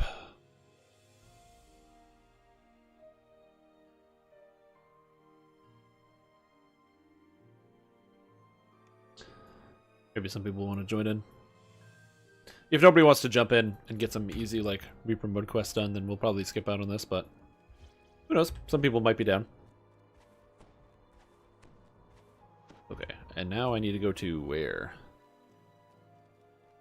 Leave this place. To the harbor! Yeah, I don't know. I think it was a bigger problem. Like with most things, when you nerf the drop rates of certain things, it usually only matters in the time when it's relevant. Like, drop rates of artifacts is now an irrelevant stat, now that artifacts are from many different quests, there are many different artifacts, and we get them from many different places. Downtime might help? That would be cool. Is there supposed to be Wednesday morning downtime? Did they post about that? Man, thought I was paying so much attention.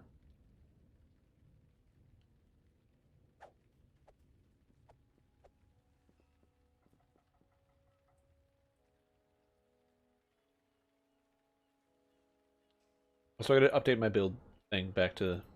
I should just have like a selector for the different builds. Like, what am I playing?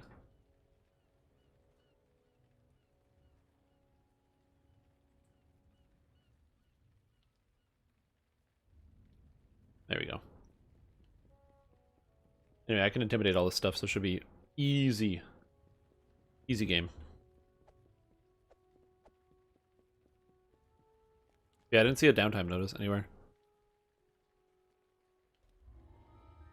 Oh, are you talking about just the weekly restart? I mean, possibly, yeah.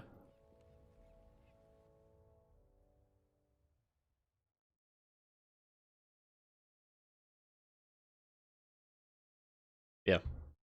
I know that Cordovan did say there was going to be a patch, so I don't know exactly when that patch is going to happen, but it has been said that there will be a patch, so kind of where I go with that.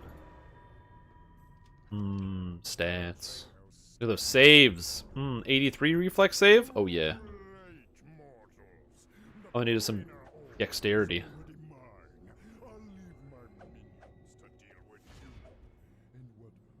Yeah, but there's no downtime notice or anything.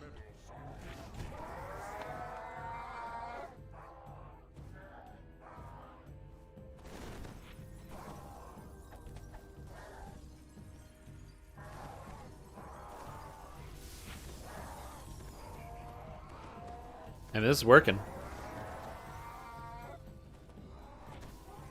Ooh, welcome.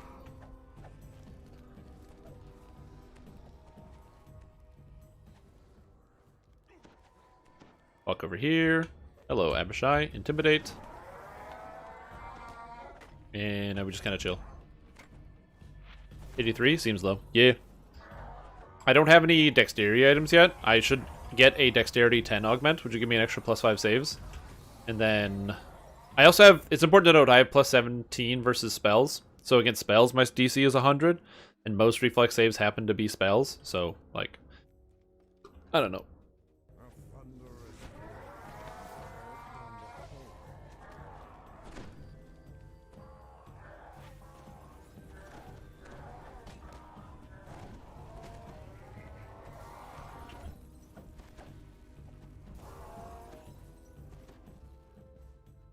Yeah, 83 is, again, not an ideal place for my saves to be. But it's not the worst. You know what we need in here? We need some melee. That's what we need in here. Watching this just makes me want to play Alchemist and burn through, like, a bunch of Reaper 6 quests every day. Yeah. That's what I want to do.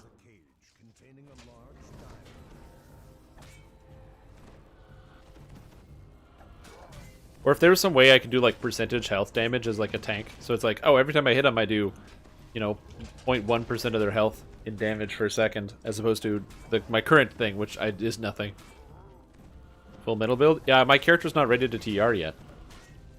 We'll get there. We will get there. Over the holiday season, you know, we're going to be spending a lot of time doing some fun quests on Reaper mode and what have you. Having open groups and being like, hey, are you level 20? And do you want to get some XP? And also some Reaper XP? Come on in! Host Strimtom's Roundo Reapers, and everybody can join in. I do need to come up with an item set for the Full Metal Alchemist build. So that's still going to be on the table there. Of, like, things to do.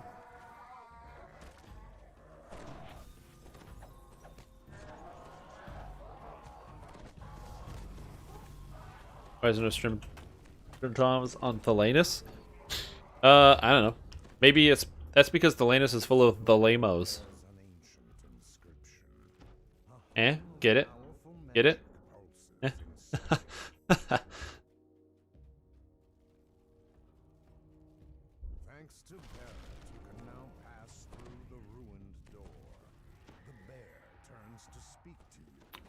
I'm gonna go pull a bunch of big packs. Hello. It's a good server. Lots of good people on it, you know. Classic quality server.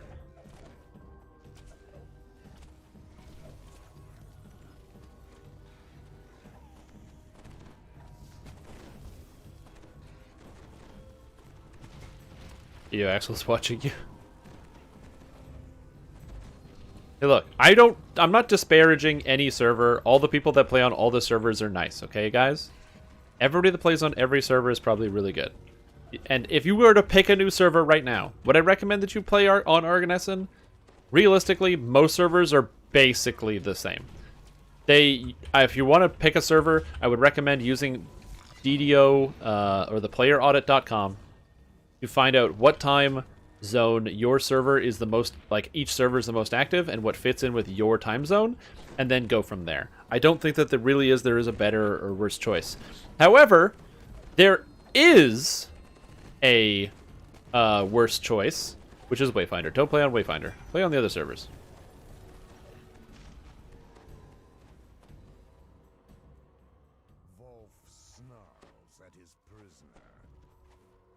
Yeah, I don't know. I've ever since I came to Argo, I've had a great time, and I've really enjoyed it. So if you're like, man, what server should I play on? Wayfinder just has the lowest population of all of the servers, and the problem is, you might say, but we can fix this problem if people start playing on Wayfinder. The problem is, if you tell people to play on Wayfinder, then they have to join Wayfinder, where there aren't enough people, and unless you have a good influx of people that is constant and continuous, then those people that join are going to realize that their server is empty, they're not going to feel good, they're not going to be able to find groups that well, they're going to stop playing, and it's a problem. They don't need to grow Wayfinder. They need to merge Wayfinder into another server.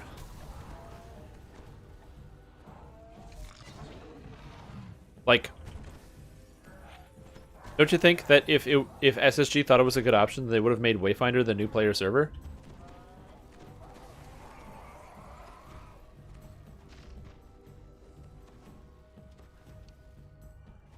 Well, I don't think the rollback was intentional. But yes, the rollback was really bad, and it did happen on Wayfinder.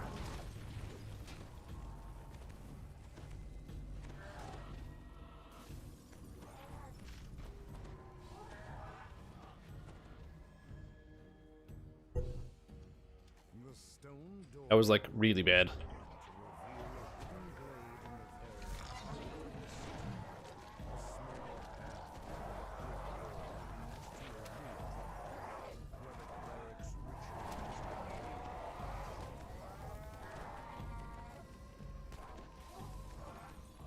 So many monsters, man. Thought it was the designated European server? No. It is not the designated European server. Somebody might have told you that, but that's not the case. But I think it's a combination between you know, thinking it's the dedicated European server, and also I think there is like a reasonable population of like German players on that server or something. I could be wrong, but I think that sounds right. What is my build? My build is a 17 favored soul. Oh, the healing wall went on you. Okay. My character build is a 17 favored soul, 3 paladin, tank / healer build. The character is designed fully designed as a tank. However, when the going gets tough, if a monster is immune to intimidate, I can always just heal people and support and do other things on the back end. And of course, since my character is in fact a tank, I can just stand up here in front of this guy's face and beat him to death slowly, while also keeping myself alive, even though this is Reaper 6, which is very convenient. Yeah, exactly.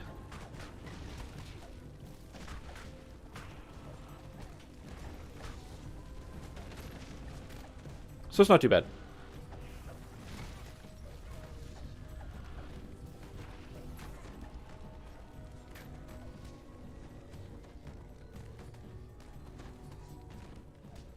I can't intimidate those shrubs back there, so I kind of just don't do anything about it. I kind of watch. What are you going to do? And try to beat this guy to death as fast as possible. This guy basically can't kill me because my reflex saves or all my saves are too high. Which is a satisfying feeling. Plus all of the physical magical resistance rating and all that other nonsense. Character's not the tankiest, for sure, but it's tanky enough. The goal for this character is essentially to be able to easily tank Reaper 6s and 7s without needing too much assistance, without needing a healer. And then 8, 9, and 10, generally you'd want to play this character as a healer as opposed to a tank. And then for Reaper raids, same things. Yeah, memo words. But it's fun. It's cool to play a different playstyle in this game as opposed to just like hit the monsters as hard as I can. You're gonna have a little bit of variety, you know? No. Nope. Yep. There we go. Hello, Kalumi. Yes, give me... Oh, I got a Reaper point. Yeah, give me that Reaper point. 16 points, baby. We're pretty far away from having all of the points that we need for this character. Ideally, this character would have 100, but, you know. What do you gotta do what you gotta do. Step on over to the symbols on the floor. The Cool thing about this character as well, since I get 8th level spells, I get access to Death Pact, which means this tank can resurrect itself from the dead. It's important to note that Death Pact works through the Reaper Death Penalty. So the Reaper Death Penalty is, you know, your character can only, like, you can only be resurrected after 6 seconds times the Reaper Skull difficulty. So if it's on Reaper 5, you have to wait 30 seconds before you can be resurrected. With Death Pact, it ignores all of that. You die, you can instantly come back. Which is pretty great.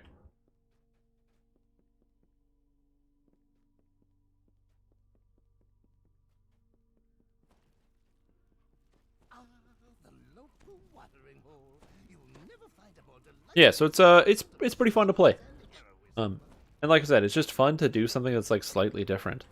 I tank in a lot of the other games that I play, so why not here? Welcome. Uh-oh.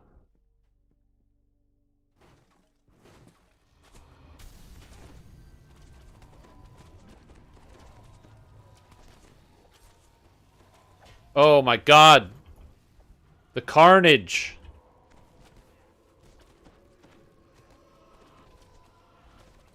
Oh. Sorry, gotcha. This insta-kill wizard. The carnage, man. The carnage. I know you're trying your best, but that really hurts.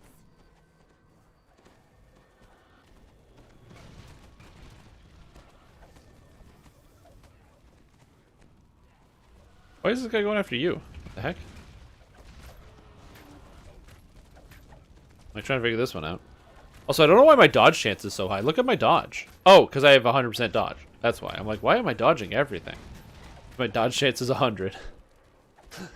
Classic 100% dodge chance.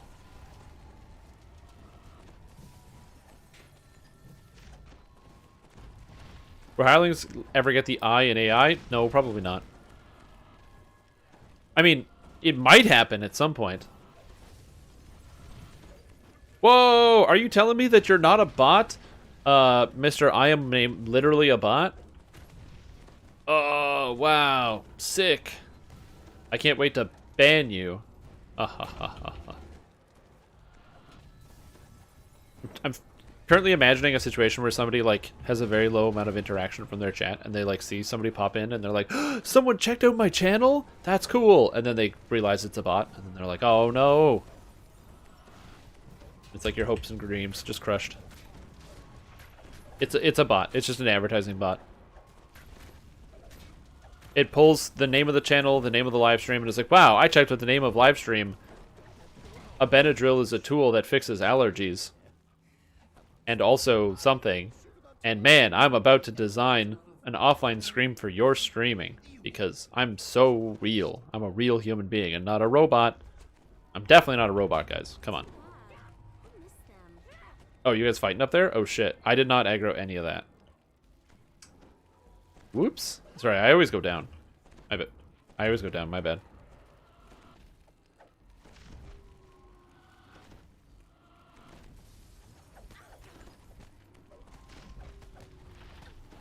Oh yeah, the hydrate. Yeah, good call, good call.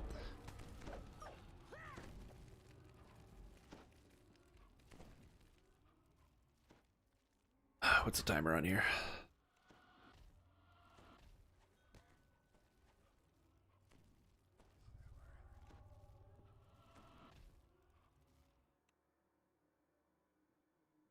Nope, game's frozen.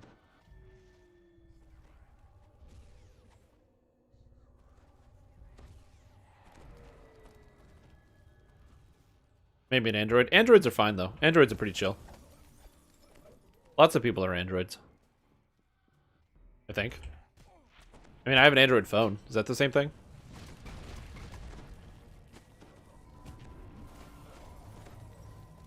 Did you say I'm not a bot? I don't think you said I'm not a bot. Although that is a good idea. To say, hey, I know this looks like a bot, but I'm definitely not a bot. I'm a real human who typed out the title of your stream, including the description at the end, which is obvious to any human being with any semblance of pattern recognition, that you wouldn't type that to clue in that that's what you're watching, because that's irrelevant information.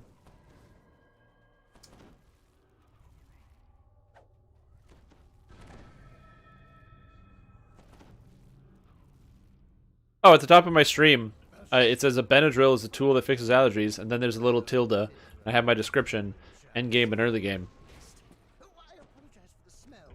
Oh, I can talk to this guy.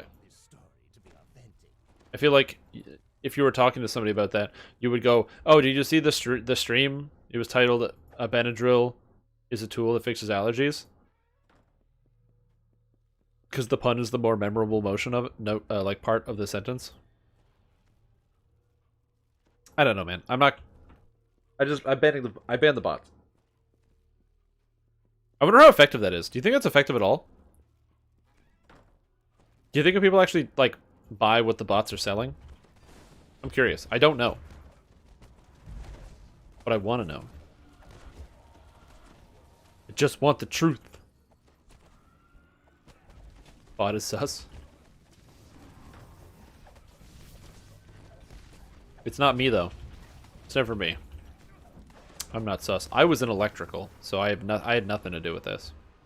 I was on the ship. I had no part in this. Oh, in memoirs. Then they would stop. That's true. It has to be successful. There has to be some people that don't pick up on the fact that it's a bot. Oh man, that makes me sad.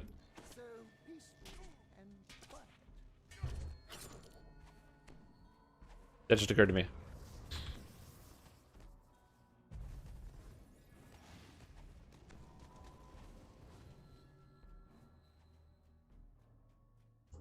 Yeah, it definitely didn't say I am not a bot. It definitely was, in fact, a bot. Trust me, I'm adept at noticing these things. Yeah, you're right. It has to work. It's sort of like those you know, those fake calls where they're like, "This is the IRS, and we are telling you that you have to owe us money, or else you're gonna go to jail. Call obvious crazy number. Sort out this problem."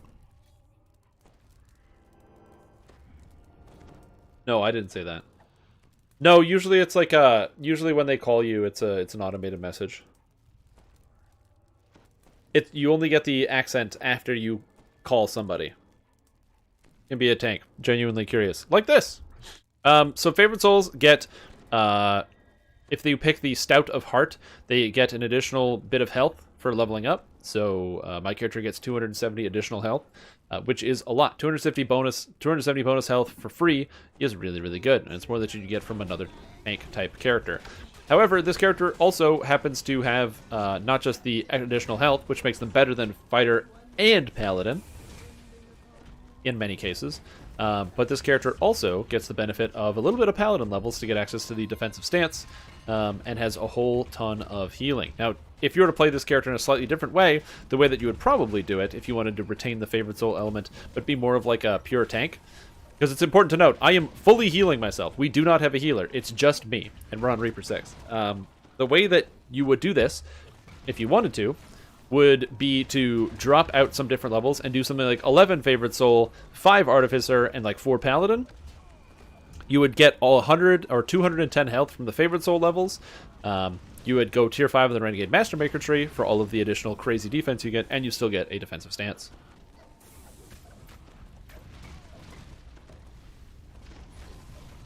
ISP has been cancelled?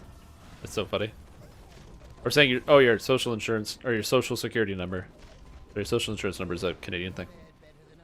That's so funny. They canceled your number. That's right. You can't be identity thefted because you don't even have an identity. Took it away. This is why meeting strangers is so interesting. A story even I didn't know. Alright, let's do Subversion. So that's why this character can work well as a tank, because out of the actual tree that I'm using, the Beacon of Hope tree, each core gives you healing amplification as well as spell power, and I also pick up this Flame of the Favored as well as the heal, which then allows me to protect, easily heal myself, and sustain, as well as sustaining my allies. On top of that, I can also buff people, which is pretty cool. I might make a couple adjustments to this build. If I had more racial points, I would be taking Hope for Success as well, because it gives somebody +1 crit threat, multi, and range, which is really, really powerful, but I can't afford it because I don't have enough racial points. Out of the racial tree, you get Tower Shield proficiency, so you don't need to take the feat. You also get to pick up the Ascendant Bond, which gives you 5% Sacred bonus to max hit points, which is really, really nice. And the Paladin, which gives Competence bonus to Sacred hit points, so that stacks together for 25%, which is very cool. And also, all of the healing amp, as I mentioned, comes from many different sources. You get healing amp from all the different, items that you equip. You also get 60 healing amp from the Asmar tree and 40 healing amp from the Beacon of Hope tree. So your character is amped up. So right now I'm walking around with a 265 positive healing amplification that goes up to 295 when I buff myself, which means that in Reaper mode I can actually self-heal, which is great. And my positive spell power right now is sitting around 684. I will get this higher. I'm missing 112, which would bring me up over 800 spell power. But I don't have the Deathic Runestone, which is the shield that I need to use.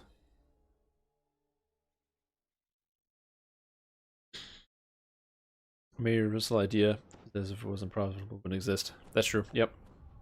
If it wasn't profitable, it wouldn't exist. If somebody wasn't making some amount of money, like somebody's got to be making the money, you know?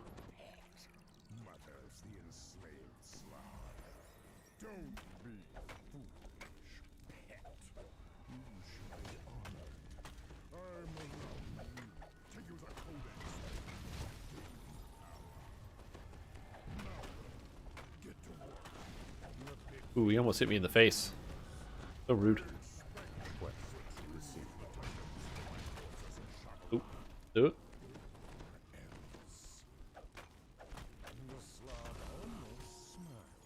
And Fritzo23, welcome to the stream. Hope you're having a fantastic day.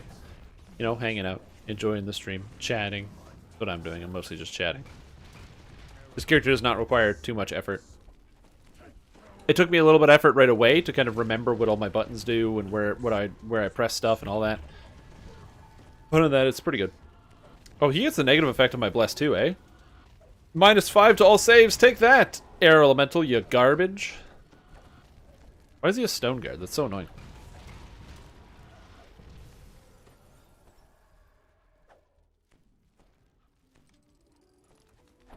So your car's warranty is about to expire. As if somebody would call you about that. Just think about how illogical that is.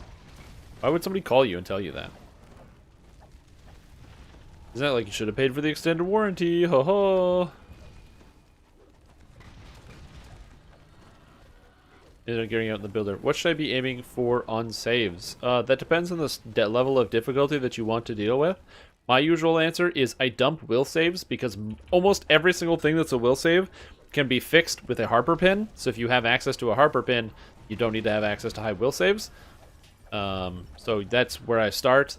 Fortitude saves and reflex saves, you want to aim for around 80.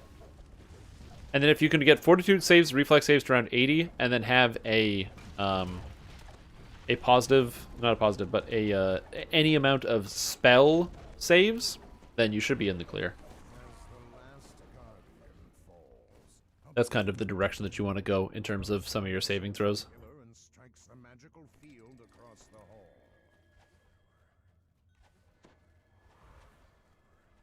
Gauntlet of the Iron Council. Best way to ignore will saves? Oh yeah, or just get spell resistance, insightful spell resistance gauntlets. That also works as well. Yes.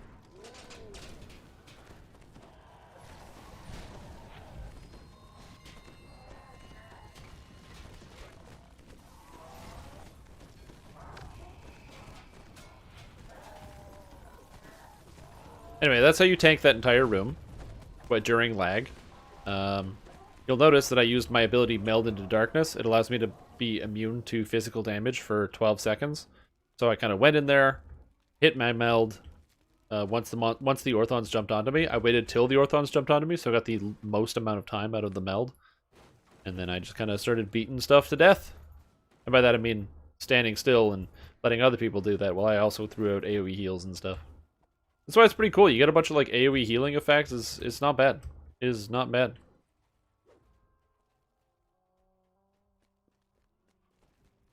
Oh, sweet. Somebody opened this. Cool. Isn't this the best part of adventuring?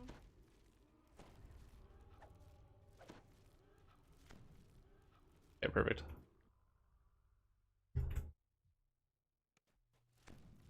So yes, that's why favorite souls make good tanks, and they can be pretty fun.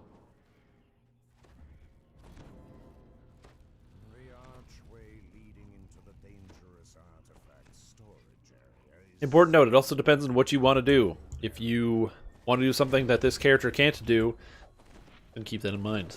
Like, this character is not designed to be like a super hardcore raid tank. This character is designed to be like an off tank.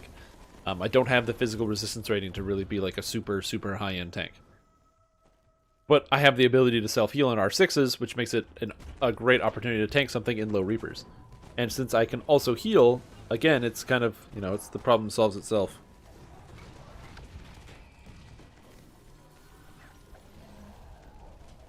Uh-oh, we aggroed everything here.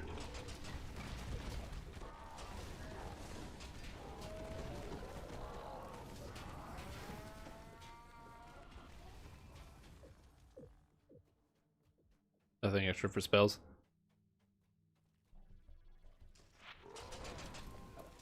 Oh, hello. Like Reaper. We pulled behind, by the way. Watch out.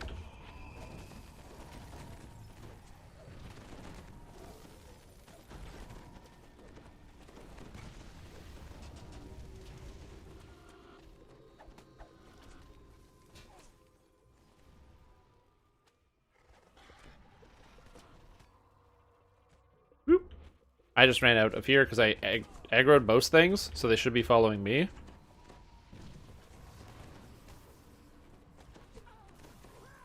Let me go. Say hello to System from Hastro. Oh, is that guy your friend?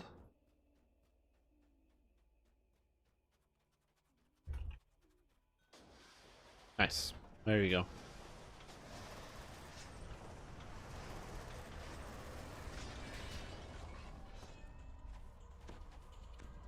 I have done it.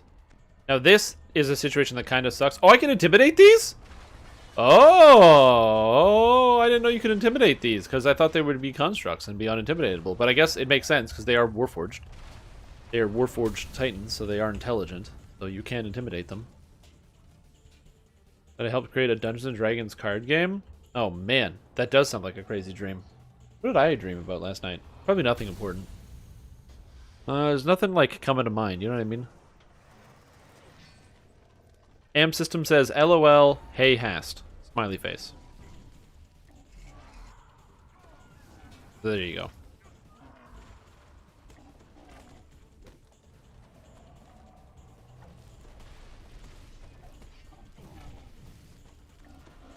Yeah, I had this crazy, crazy nightmare 2 days ago that like kept me up all night. It was the worst.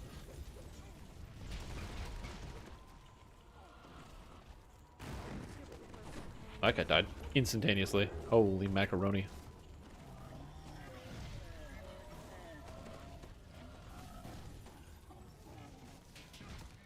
D&D board game? Was it like the Curse of Strahd? I know there's a Curse of Strahd board game.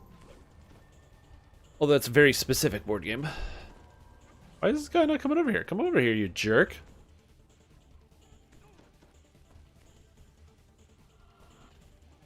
Is he AFK? Dude, come over here. What the heck is going on? What is this? This guy's just straight up, like, not even attacking me. Like, he doesn't even care. Yeah, I'll dodge your attacks all day, buddy. Oh, except when he flips aggro.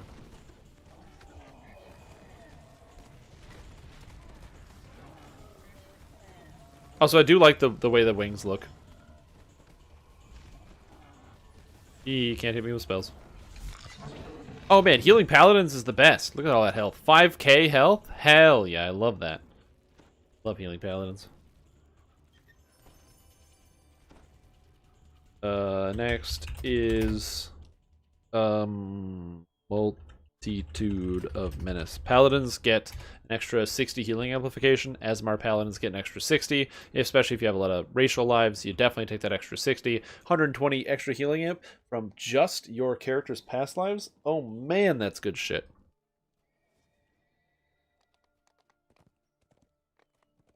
Yes. There we go.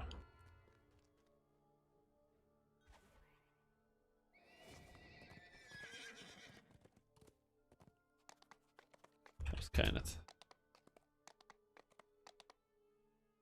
Yeah, I've never played the any D&D board game. I played pen and paper D&D, which is in essence a very, very complicated freeform board game, which is kind of the same thing. Kind of like it's similar things.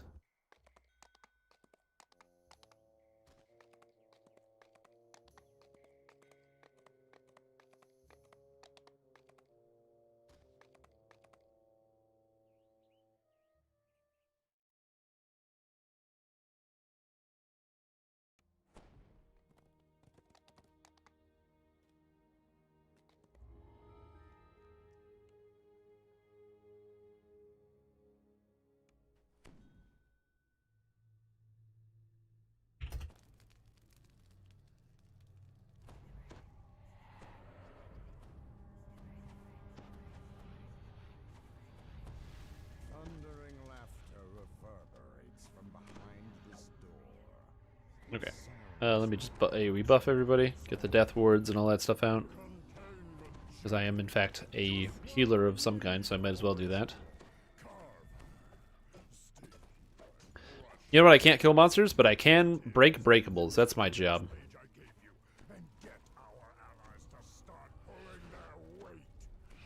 Yeah, that can be tough. I mean, the thing about pen and paper is it literally does require, like, a level of commitment. You know what I mean? That's just kind of true. Like, pen and paper, unfortunately, does require you and your friends to sit down and coordinate, and you have to make the time happen.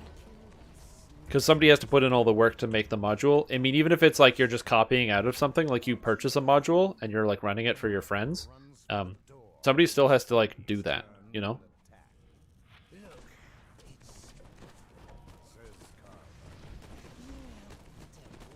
Bumped up to reflex. Oh, there you go. Perfect. Your character's all set then.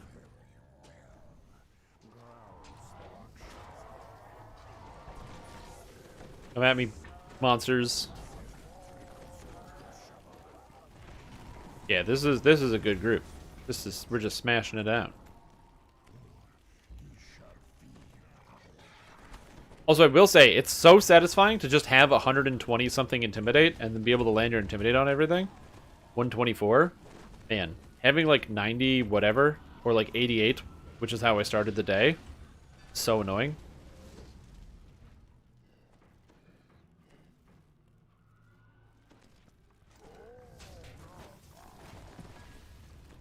Love that guy insta dies.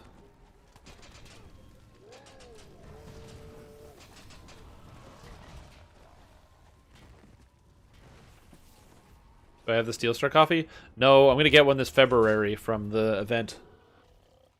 I'm going to be farming out the anniversary event for a couple items I've wanted to get from the anniversary event, but I just haven't gotten for no particular reason. There's definitely a few items that I'm going to be picking up. The Steel Star coffee is going to be one of those items for my Artificer build.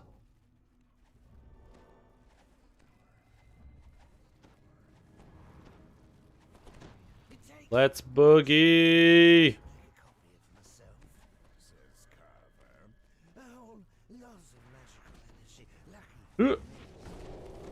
Oh yeah. Also, I love the fact that Mass Hold Monster has like a denser sound when it hits multiple monsters. It's the best.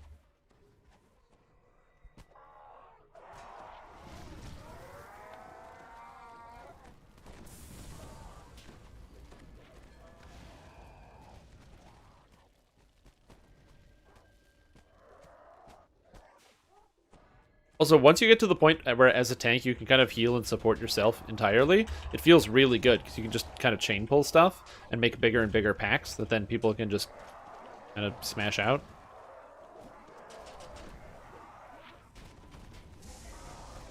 You just pull everything into one big pile and then...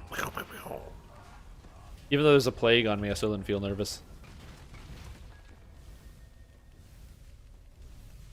Because who cares about Plague Reapers, man? Who cares about Plague Reapers? But still, that's really good. That's awesome defenses. My character's saves, like I said, I want to get my reflex save a little bit higher. Also, I don't think I took Epic Fortitude with this character, which might have been a mistake. Because Epic Fortitude is pretty good. Not failing Fortitude saves on a 1 is nice. Dying to a high Reaper mode Disintegrate is just the worst. Something I want to avoid.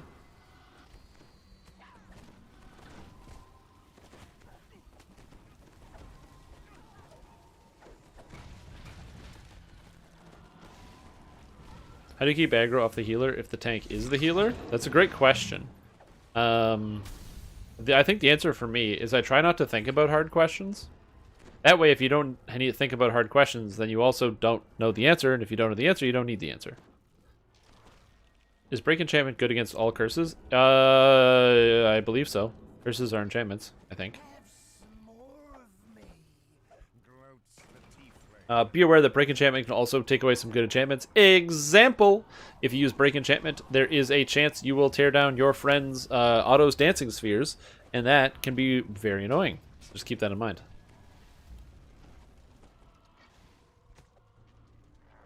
Auto Sphere of Dancing is one of those spells that, like, you know, sorcerers and wizards, they get pretty particular about if that comes down.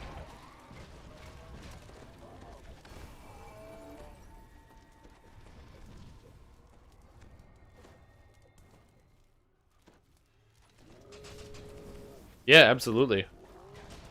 I've wanted to play a Wraith Tank Paladin for a while. So the idea is you go Wraith form, and it is 12... Is it 12 Wizard? I think it's like 12 Wizard, 2 Paladin, or 6 Paladin, 2 Rogue. And you go in tier 5 of the Wizard tree, or the Pale Master tree, to get all of the Incorporeality as a Wraith form. And you go 6 levels of Paladin to get all of the Paladin defensive stances and stuff. And you use a shield, use a light shield, so you can still use evasion, and you have really high evasion and really high dodge chance, and you wear light armor.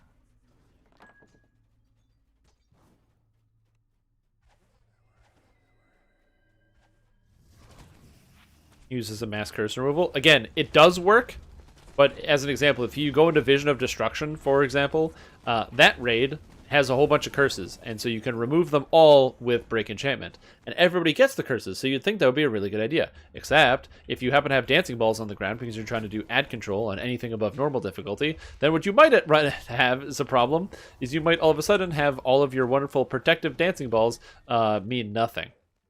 That's a problem.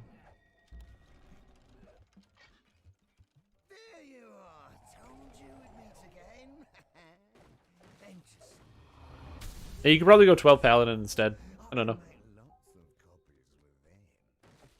I think it's because you want to get the light resistance and the elemental absorption, like the cold absorption. I'm squinting a lot. I gotta get the cool glasses in a sec here, so I can actually see stuff. Why did I do that?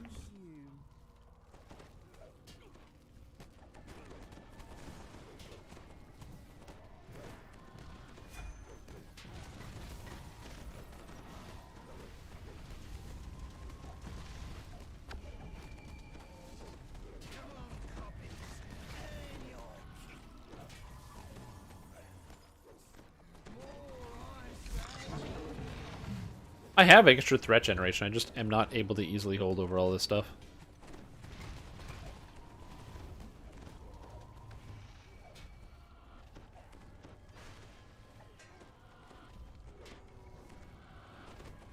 There we go. 13 rogue, 7 wizard? Yeah. The build I was planning on making wasn't a, like, at all meant to be DPS, it was meant to be entirely a tank. A weird, like, evasion tank. I just don't know where you get the problem with the build is that getting your max dodge up is really challenging. Rip.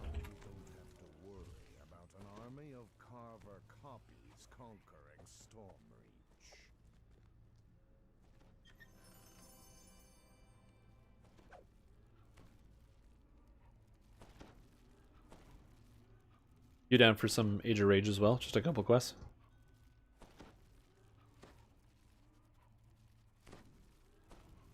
Nightfalls on Stormreach. Another good quest for getting some Reaper XP. Good old Reaper XP. Makes the world go round. Plus, it's just fun to play. I will say I'm really enjoying playing this tank. It reminds me of playing a tank in, like, old school, not old school, but like in World of Warcraft. Where you just play as like a paladin or a warrior. And then you're like, oh man, I'm a warrior. I'm dying. Impending victory. We got to kill, impending victory. We got to kill, impending victory. And you just keep pulling packs and charging between them. Or as a paladin where you just run around and you throw out your holy shield or whatever it was called. And you start dropping people on the ground. And you throw down the consecrate with like a million monsters pulled. And then when you get close to dying, you just lay on hands / holy flame. Whatever it was called.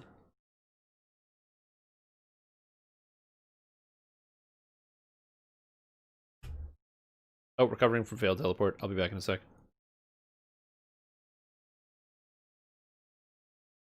I gotta reconnect.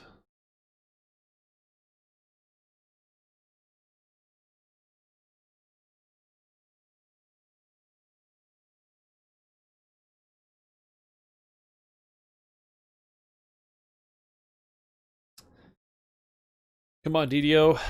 No. So what happened is I got stuck on a loading screen, so I did /logout, which is the secret. It brings you to where you're supposed to be, and I had a black screen, and then I went to my chat log, and it said recovering from failed teleport, which meant that I was never going to come back. If it doesn't say recovering from failed teleport, then what it means is that you are eventually going to come back. It's just like the instance is loading itself.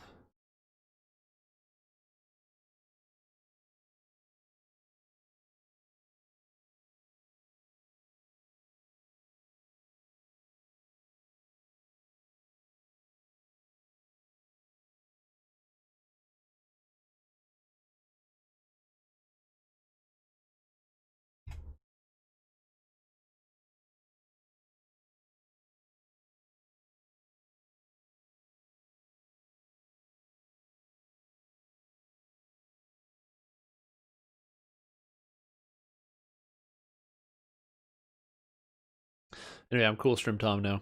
So welcome to my show. My name is Cool Stream Tom. I'm here to kind of lay down the cool mood as we play some more Dungeons and Dragons online. And yeah, if you have an interest in this in that type of build, that tank build, please let me know and I'll maybe make something about it.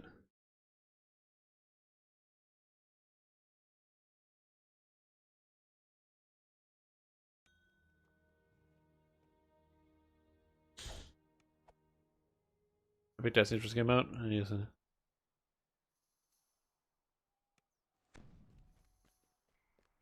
That's amazing. Top Gun jacket to go with the aviators. These aren't aviators, but yeah. It might just be like big sunglasses, but they're definitely not aviators. Sergeant Shrimp Tom. Is it the mustache? Is it the mustache too that does it? It's probably the mustache. Hold on. Is that it? Is it the stash? I bet it's the stash. What are you gonna do? Oh no. Christmas lights.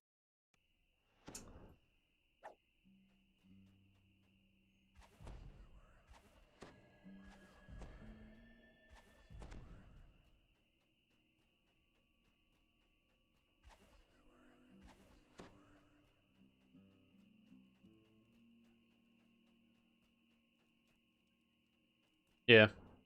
Making a whole bunch of guard items and screwing around with them is fun. Hey.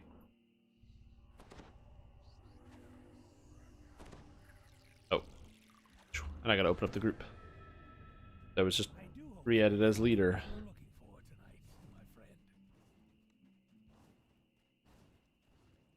Night falls on Stormreach. R6s. Okay, there we go.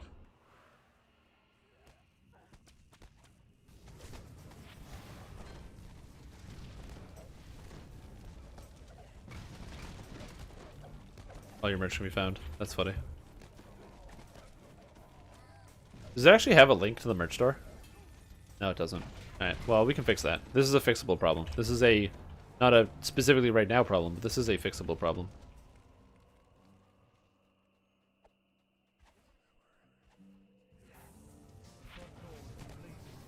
You can if you have enough determination and patience with Legendary Greensteel. Or did they remove the Legendary Greensteel guard crafting options? Well, I mean, everybody's busy right now, you know what I mean? It could be $1 billion website. This website could literally be the new Facebook. Which website is that? streamticecream.co.uk. The new Facebook. Hey, where do you get your dank memes? Oh, I get them from streamticecream.co.uk. It's the best source for all of the dankest memes. Welcome. That's one of the things I also love about DDO is it's just like, how do I get back in this building? Oh, I climbed over the roof. Okay, yeah.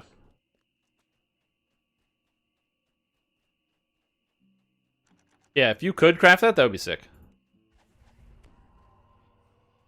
Oh, we didn't kill all the thugs. We missed one. There's a thug right here. Son of a gun.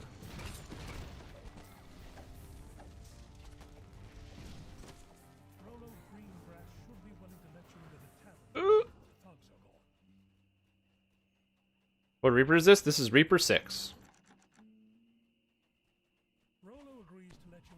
benefit of this character is that since I can tank and also do other stuff, I can like heal and what have you and prevent people from dying. I can even keep people from dying. That's the goal anyway. Hey, what up, bad guys? Oh, I don't have jump. Oops.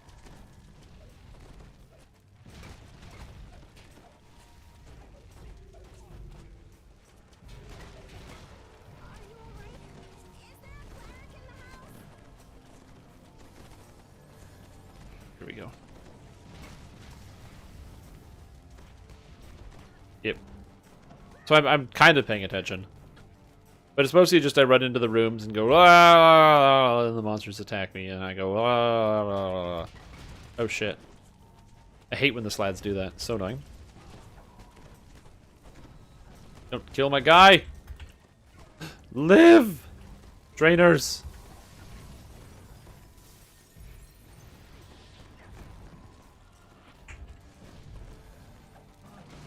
Yeah, it's not too bad. Having a pretty good adventure today. Nothing too high Reaper. I find the high Reapers can be fun, but you need to have like the right type of group. We don't have any crazy high DPS right now. We have like a sorcerer who's on like heroic gear level, and then 2 warlocks, which is not like bad. Warlocks are sick, so like I'm happy with what we have. Just in terms of like raw damages, output of damage. It's not the highest. Did they come down the stairs? Yeah, they did. Hello, bad guys. Stop being slow. Wait, did I not even use my... I didn't even use my charge. That's hilarious.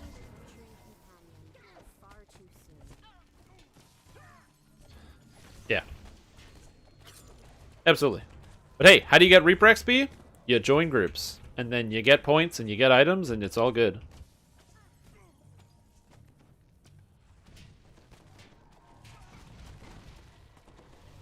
Yeah, well, for heroic leveling, you'd be surprised. If every item that you could equip during heroics had a guard effect on it, that would be really, really crazy, by the way.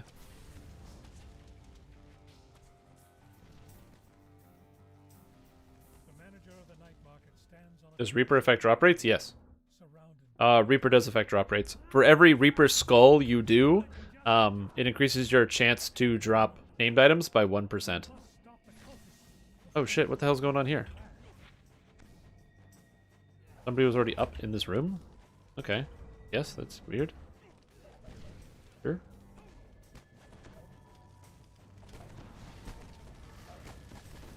Get him.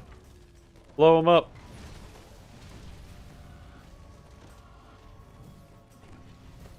Yep. So if you can do quests on Reaper 10, it increases your chance to get an item drop to 43% from a chest. However, it's also important to note that Reaper 10 is not really achievable solo. Save a few instances. And Reaper gets more complicated the higher Reaper tier you put it on.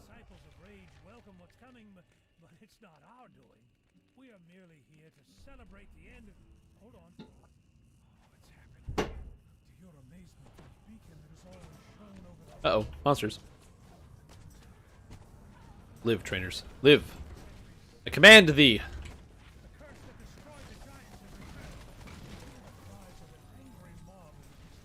I think it's all of them. There's like an archer downstairs shooting at somebody, I think.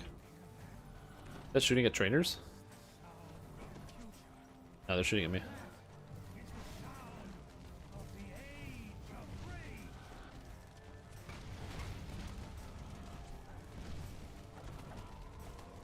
Silly Halvro. But yeah, that's why I usually do Reaper mode when farming for stuff like Reaper 5 or Reaper 6, because a 5% chance across the whole group does actually improve your odds, especially if you decide you want to use rerolls and stuff.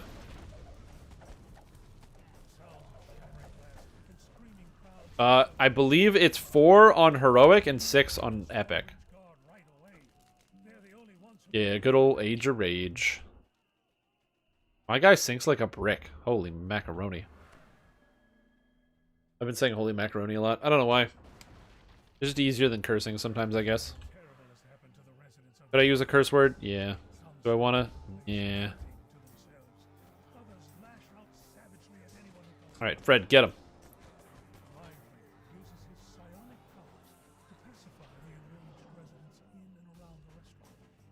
Why am I wearing sunglasses? Because my eyes are tired. And so I solved this problem by wearing sunglasses. Oh, I can't heal because I'm in an anti-magic field. Well, that is a problem. Hilarious problem.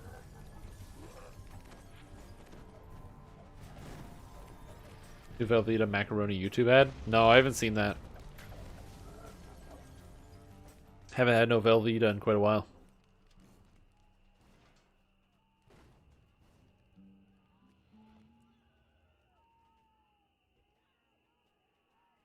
That must be an American thing, because I don't have that. I have not seen this ad. Honestly, I don't even... Do they even sell Velveeta cheese in Canada? I remember eating it like once or twice when I was younger, and I don't remember anything about it. Yeah, this is cool, Stream Tom.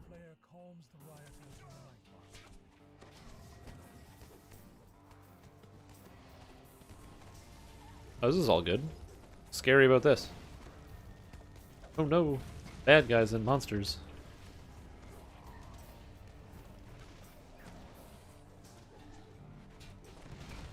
Velveeta cheese? I don't know.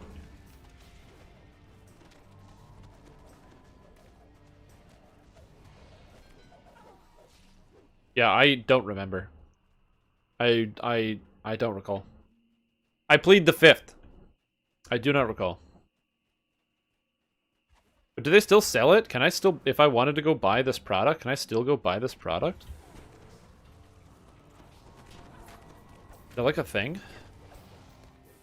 Yeah, I don't know. I think it's also because like I don't explore. I don't explore when I go grocery shopping. If I want a product, I go to the store for exactly the product that I want, and then I leave and buy nothing else. Oh, there you go. So apparently you still can buy it. So I guess I haven't seen the commercials. Mm.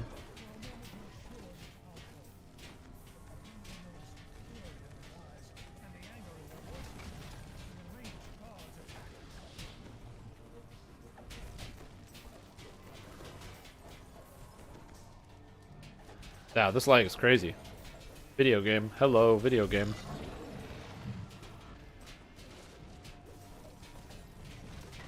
I think I intimidated this stuff, but I don't know, I don't see it.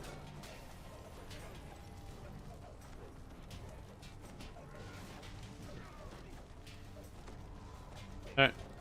Oh, take the boss away? Does he reset if he leaves? Okay. I'll be fine. Ow! 36 damage. 3,600 damage in one hit.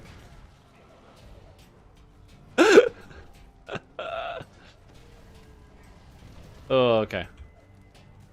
I got it.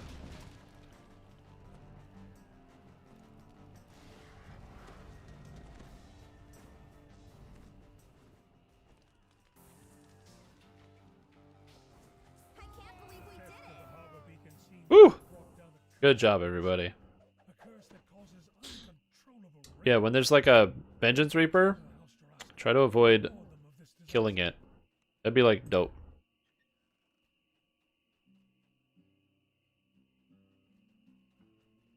Boom. Efficient sandwich making needs. In slices? Yeah, because like craft singles is good shit. You know what I mean? I'm all about the craft singles. You can't sell me on anything else. Like regular cheese is a better product, right? Regular cheese is good. But regular cheese, I gotta cut it, and I gotta do all this other stuff with it. Or I can just take that and just throw it down on top of my sandwich. It's done. Game over. No cutting. It's already done in this. It's already been pre-packaged and pre-sliced. I'm all about it. I don't want to do quarantine because quarantine sucks. Let's do Madness of the Crowds, everybody, because I don't want to do quarantine because quarantine sucks.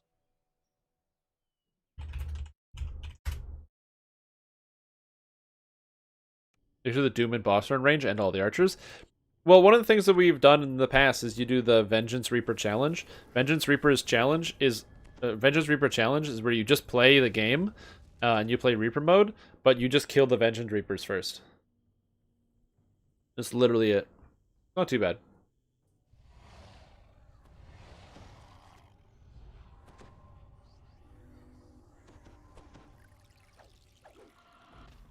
Quarantine? It just takes a while. That's it. And there's those parts where you have to like wait for the guys to spawn to fight them to like progress, and I don't like those parts. Okay, no Brawn Pits. Oh, no, Hill Giant Shaman? Yeah, no Brawn Pits.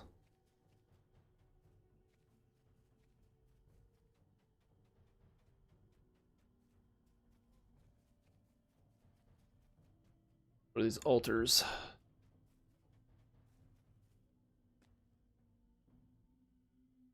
The fire one is the Lawbringer, right? Okay, good. I took damage, but I was like, oh. And this one is the Final Guardian. Quarantine is like an 8-minute quest. Not when you are waiting for the people to come out of the house.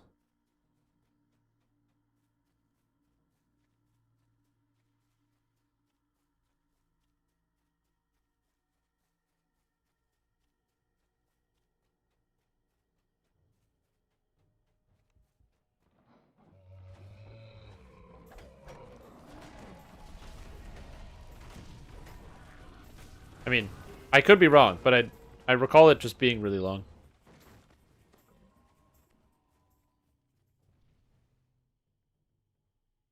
This is of the Jungle Lee. LeBron Pitts. I'm gonna tell you. I want you. Yeah, yeah, yeah. All right, time to go fight some people.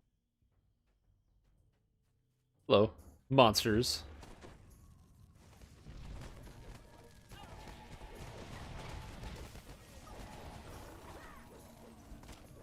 I can just hit these scorpion guards a little bit. I don't need to hit them, but I can. And we're gonna try to avoid killing the Vengeance Reaper if we can. So try to avoid killing the Vengeance Reaper if you can.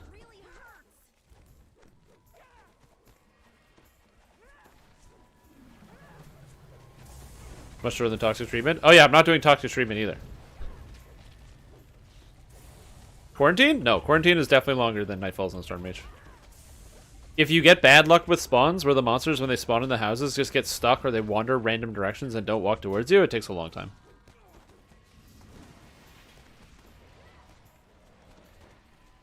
I can't see my mouse. There it is.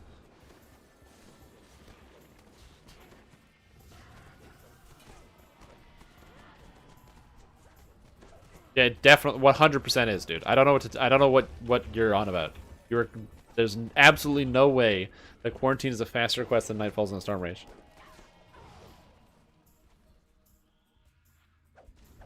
Okay, get him. Oh, this guy good.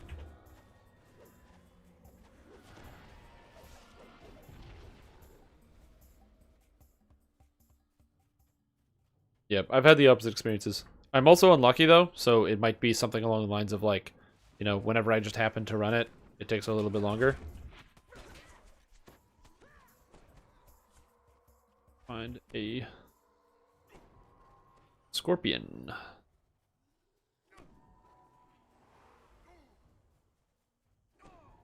I don't see a mother scorpion here.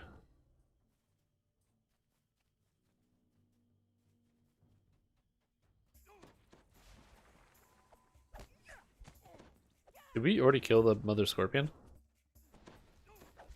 Oh. Is it? Hmm.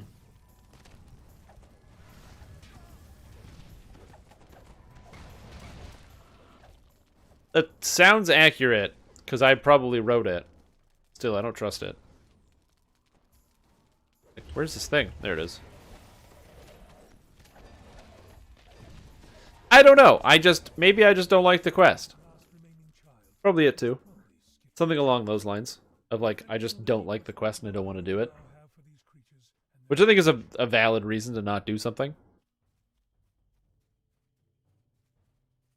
Okay, we talked to Brawn Pitts. No, we didn't talk to Brawn Pitts. Where is he? He's over here. Wandering around in the jungle.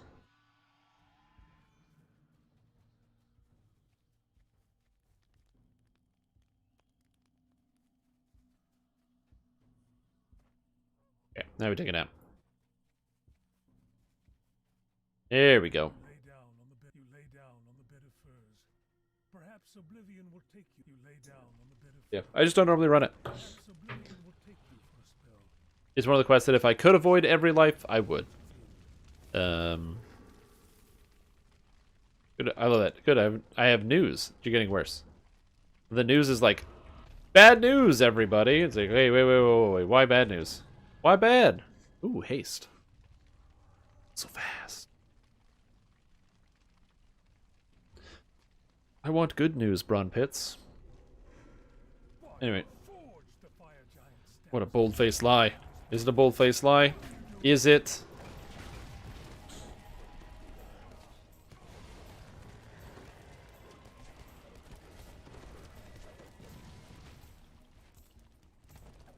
Uh-oh. Lag.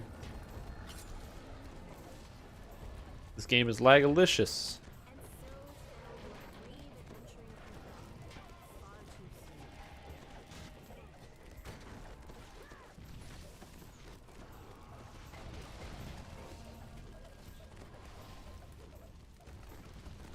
Here we go. I think I got these guys aggroed now. Yeah, there's so much spell casting going on in here. I don't even take damage from these monsters.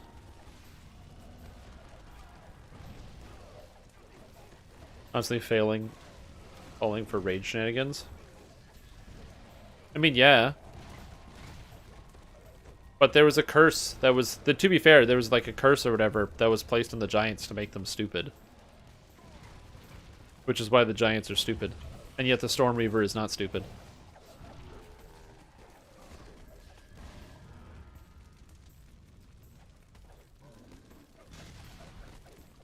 Because I'm no longer emo? What are you talking about? I'm no longer emo. Oh, what, on my character? On Strim Jim? Or you mean like me in person? Because I've never been emo.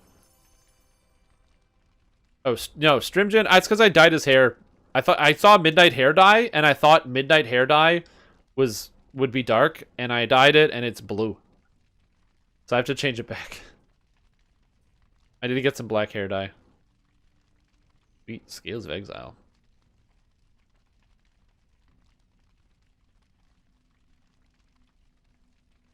I mean, yeah, but the problem is Asmar is way too good for a tank build. So I can't go back to the PDK.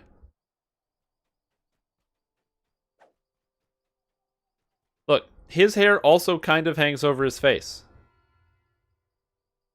Oh, it doesn't. Actually, there is a haircut that lets that gets the hair to hang over his face. If I do a reincarnation, I could. 5%? 5% and shield or tower shield proficiency and the extra charisma and also access to the divine purpose protector buff. I don't know, man. It's all pretty good. Determination bonus. Access to greater color spray with no save is pretty good. Yeah, have any other recommendations?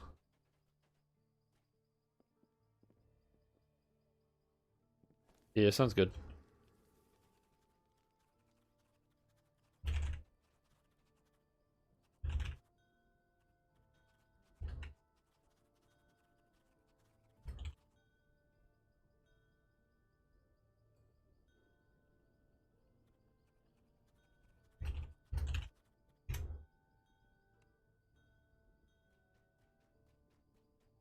Best tank fight you? No. One of the best ways, so when I used to play World of Warcraft, I had a macro where before I would leave group, I would click the button and it would type in like whatever chat, like raid chat or party chat or whatever, it would type abandoned ship and then leave the group. Spicy's first message. Yo, let me get this. Yeah, I can read this for you. Alright, well, I'm going to get this to start loading up because it takes a while to get your first message. So I'm going to hit the washroom and play an advertisement. I will be right back. If you want to watch the stream and you don't want to see any advertisements and you really want to support what I do, consider subscribing or else support what I do by watching a commercial about an Audi that you might not want to buy.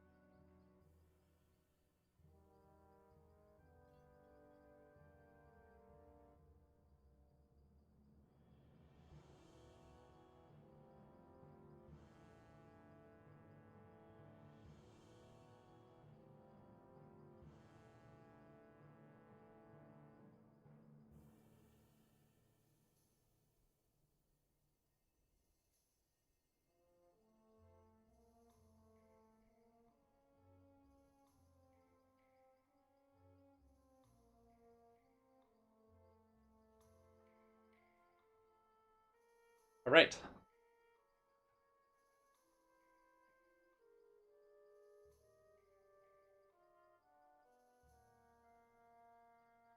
So, the first message I have from Spicy.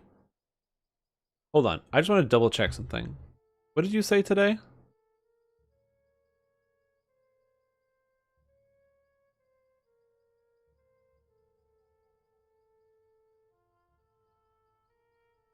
I'll be transferring back to Argo as soon as I can afford it. That's what you said today at 7:15 p.m. Eastern Standard Time. You said that you're transferring back to Argo as soon as you can afford it. So, your first message was December 1st, 2017, and you wrote, "Can I just send screenshots since I will be transferring to Argo hopefully Monday? I'm in a quest. As soon as I finish it, I'll get them screens. And then can I get permit for a screenshot?" And then you posted a screenshot of your costume.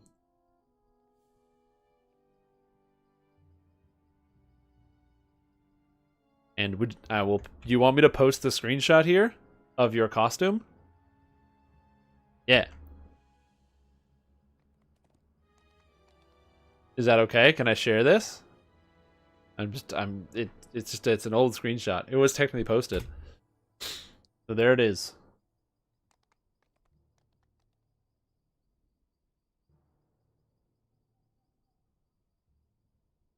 Yep. That's what it was about. That's definitely what it was about.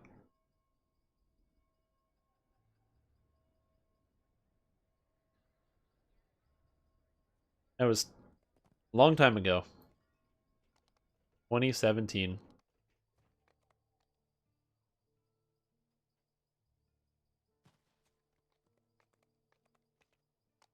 No, it wasn't nothing crazy exciting. I don't know what you're expecting.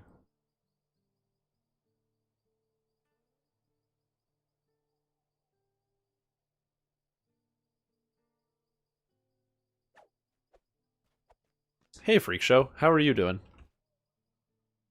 Anyway, that was fun. That's a fun romp. So much better stuff. Oh yeah, you're at 999 plus messages in the chat. That was 3 years ago.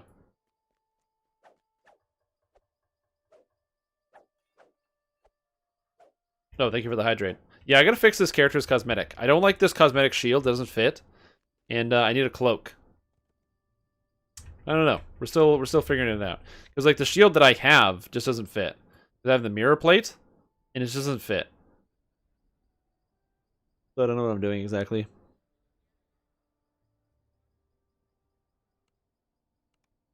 Cane flowers and the Baba robes. Yeah, not for this character.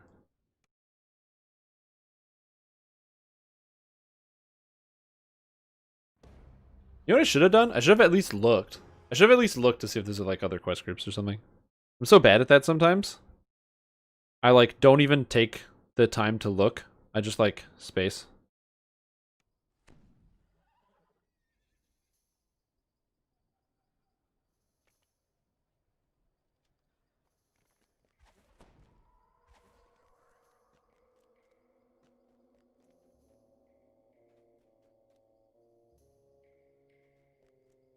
Let's check out actual grouping possibility.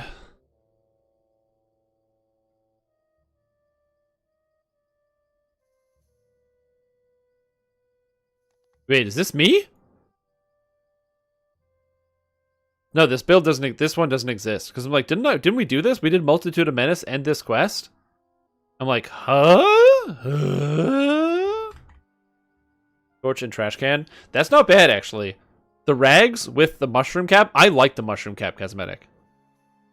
That's not my LFM though. I didn't type that in. That's somebody else's LFM. That is not mine. I didn't type in Age of Rage R6. I just typed in R6's. Also, I'm standing at the screen where it says log out instead of actually logging out. Good job, Stream Tom. Good job. Just pat on the head. Oh, damn it. I don't want to log out. I want to go check, see if I gotta check my runes. All right. I'm going to log in. Oh, I didn't log out anyway. Okay, good. The bank. Yeah, the old glitched LFMs. Gotta hate those glitched LFMs.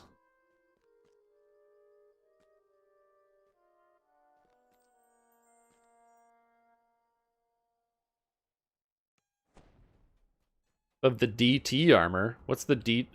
What's the acronym there? Yeah, I was using the Slave Master's Cloak for a while, and then I was also using Green Steel Weave. I really like the Green Steel Weave Cloak cosmetic. It looks pretty good. Okay. Thunder Peaks. Oh, snap. I'm exactly one run away from being able to buy the thing from Thunder Peaks.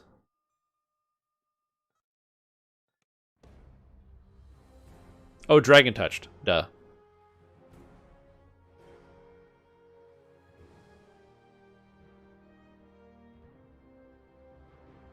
Yeah, I haven't done or thought about those items in a while. Yeah, it's pretty cool. I like the docents a lot too. They have like just that really crisp robe or outfit, I guess. Well, that's a robe, basically. Or whatever the actual appropriate term is for it. Yeah, now I gotta update the thing.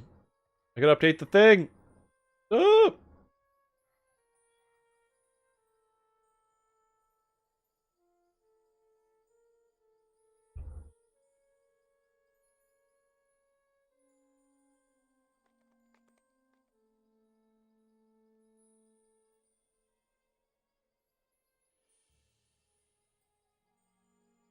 Here we go.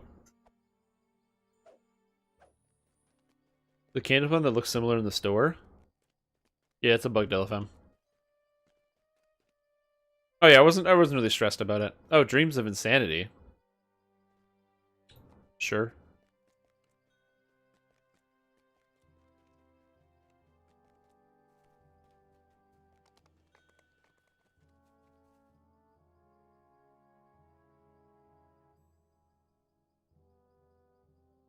Yeah. I mean, I like the original Dragon Scale armors. Like, these armors look great. I love the way the original Dragon Scale looks. I don't love the Docent. Like, it doesn't look bad. But I love the armors. Why don't I just mount up? Also, there's something magical about joining other people's quest groups. You know what I mean? Like, I usually open up my quest group pretty much every day, and people join and we fill and we do whatever. Man, there's just something so nice about someone else making the quest group, and you just go, yeah, I'll do that, and you just join it. You don't have to do anything. You just join it. You guys know what I'm talking about? Man, it's really satisfying sometimes.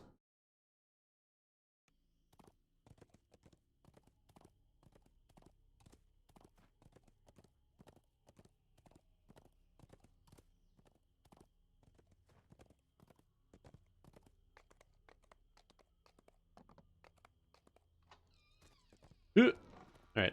Oh, I didn't do my dice rolls. Oh, I got a 16. Rip. And I got a 43. Not bad. I'm going to be sad when my daily gold rolls go away. Zoria, this door can only be unlocked by using the proper crests. Yeah, exactly. Yeah, me too. I just updating LFMs is cumbersome. I kind of wish there was like a faster / better way to do it.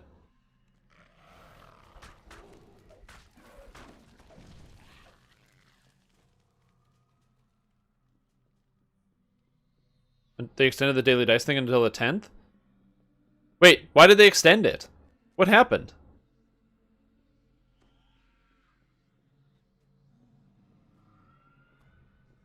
That's till Friday.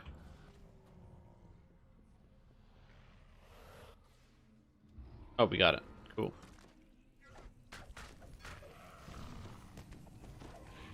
Gotcha.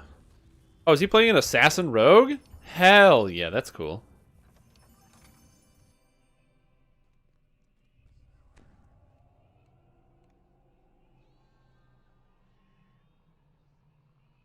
Oh, did it say that? I thought I read the Chronicle. Oh, apparently I don't read the Chronicle enough. DDO Chronicle.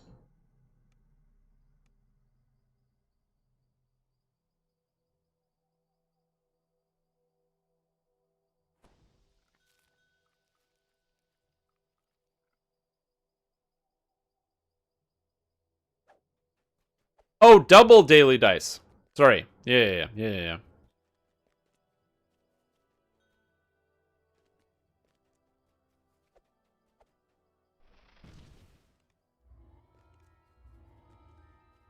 Give the daily dice for an entire year. Oh, what? All of, like the crystals or whatever? Like all the XP things? Probably. And you clicks automatically gets accepted. Yes, except it has a whole bunch of problems with it. One of the major problems is it doesn't set the group levels appropriately. So what will happen is you'll do that, you'll have it auto do it, and then the level will be wrong, and then it'll auto accept somebody who is outside of the parameters. So somebody who is higher level will join your group, and then they join your group and they walk inside, and then everyone loses their bravery bonus. Which is why I don't like to use it.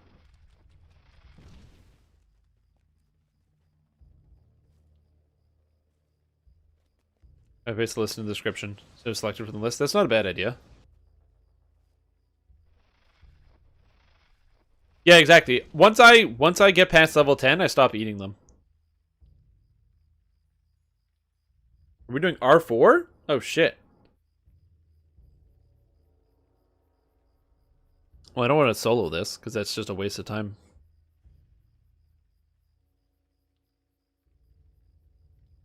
You was buy 30 shards and 2 gold rolls? Really? Why? Just to skip the first couple of levels?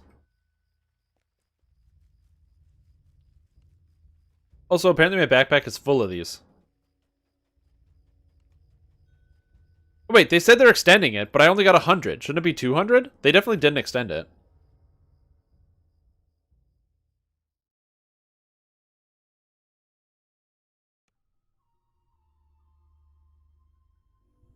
Yeah, skipping to level 3 is just the best.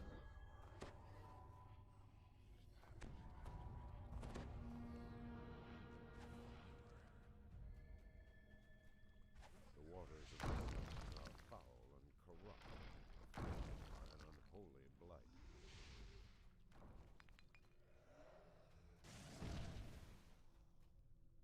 Here we go. Supposed to be till the 10th. Well, it's definitely not until the 10th. Yeah. I think they probably meant to write December 7th, which is the Monday, because it's the weekend bonus. DDO bonus days, it's for the weekends only.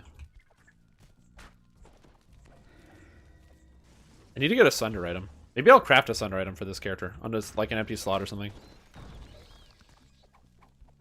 Wah! Ah, bats! Oh, hardest monster in the game.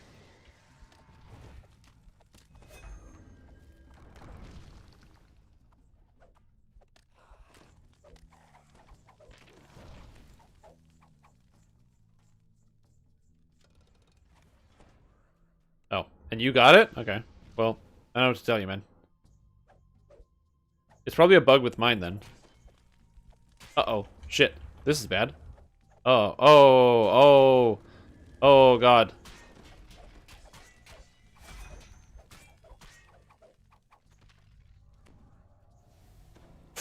Wow. That's a lot of damage. I didn't expect to take 500 damage from that. Thanks.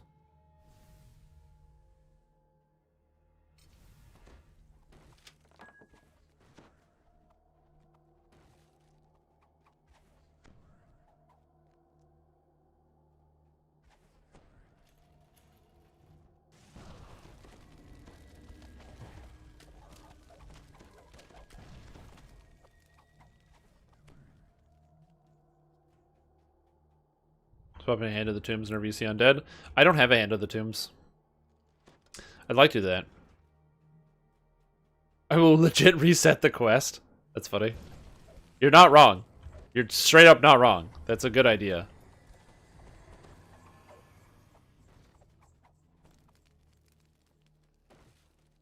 Yeah, for sure. I don't have one. If I had one, it would be a different story. God damn it.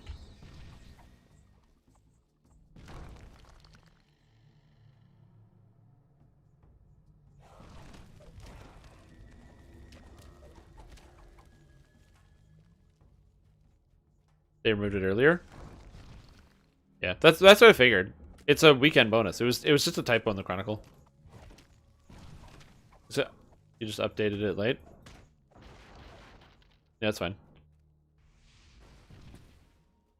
Raid with a giant raid bat? No. I've mentioned this before. If we get a raid boss with bat AI, I quit DDO permanently. I'll be another streamer. It's not worth it.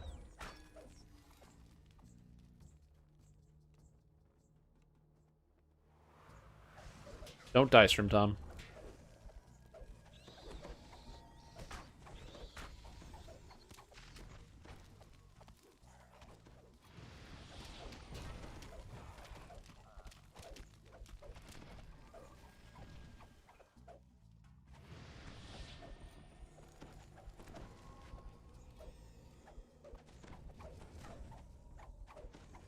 Don't die, Stream Tom.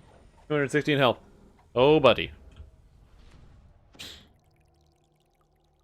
What about bomb bats in water? Underwater bats? Yeah, that's what I want. An underwater raid bat. That's what I want. Yes. Please. Please give me an underwater raid bat. That would be perfect. It's like a dream come true. How did you know that that's what I wanted so vehemently?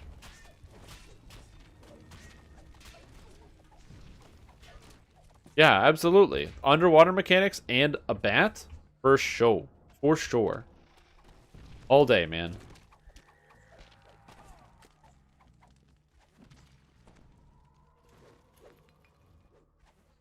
Please don't joke about those things. I'm not joking, man. I'm truth-telling. Would I joke about that? Yeah, they would. They straight up would, yeah. They'd be like, oh, they want an underwater bat raid boss, eh? Oh, interesting. What about an underwater bat raid boss that can hamstring you? Would that be even better? Yeah.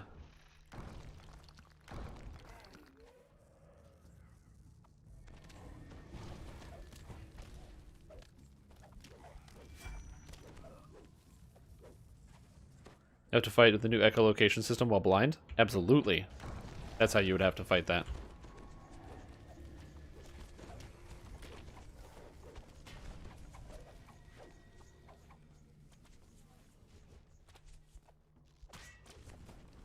Got him. Woo!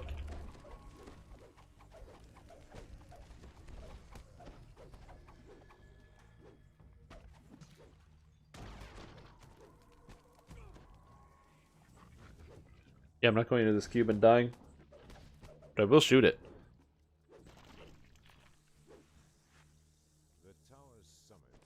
If okay, fine. How about this?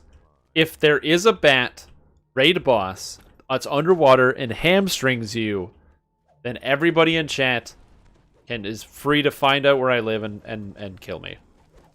Because that's grounds for murder. I accept. Absolutely. 100%. All you have to do is come to the land of ice and snow. Ahahaha. Like a built-in defense. Why build a fortress when you can just live in one?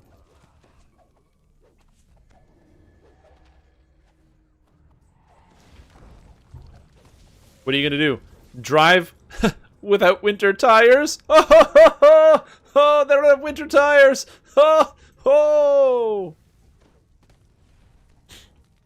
Yeah, I can't make it through this. I'm gonna explode.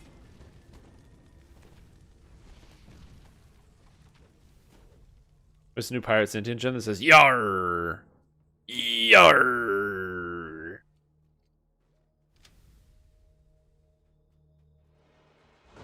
Yar! Yar! Yeah, I could do that. I could do a pirate voice. Pirate! Pirate! Pirate! I'm really a visionary voice actor, aren't I? Kill you and DDO. Guys, I swear to God, that's what we need in this video game. We need raid bats underwater with hamstring. That's what we need. With completion timers?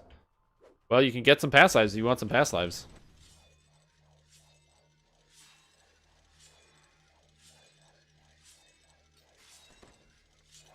Raid shadow bats. Raid water bats. Or are you gonna finish your completionist like right now?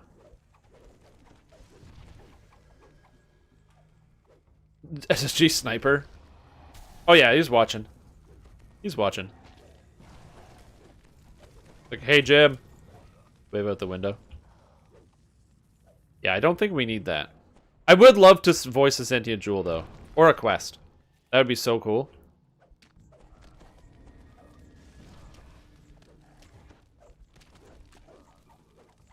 Because I'm technically in 2 different versions of the credits.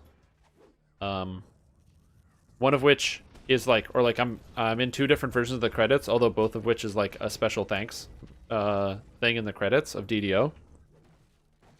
But I would love to straight up be like credit as voice talent.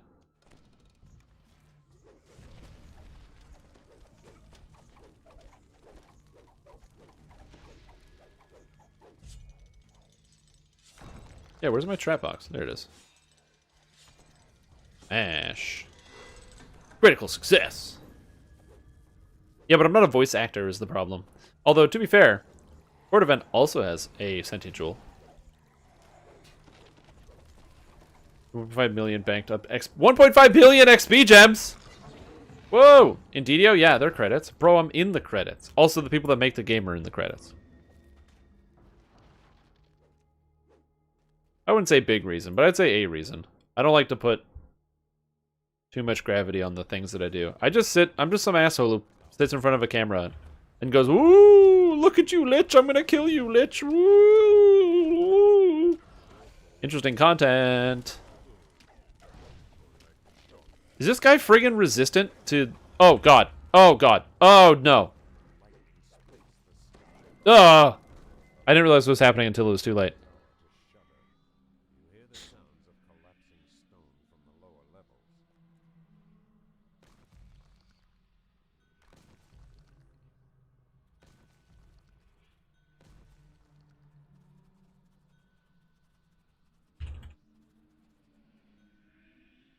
I just didn't realize till it was too late. Then it was all over. What jewel does... Yeah, you have to turn in the totems, and it's the jewel of the timid, yeah.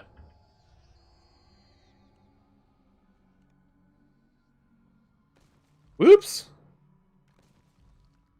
Yeah, there are credits in DDO. You can find them on the... If you go to the title screen or whatever. Not the title screen, but the... Like, character select. You can find the credits.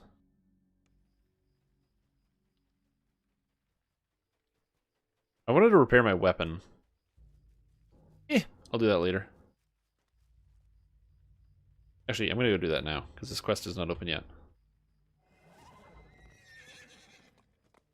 But thank you, thank you. I do feel like an elite pro gamer. Oh no! Oh god. Why is this video game so hard? I'm just trying to move around on my unicorn. Big robot on a unicorn. Oh yeah.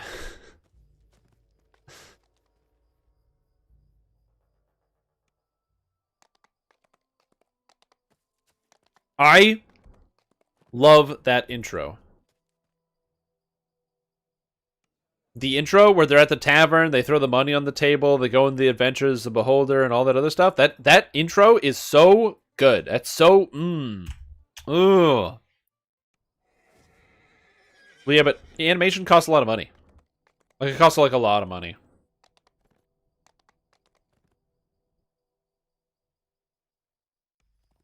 Also, they're not as important nowadays.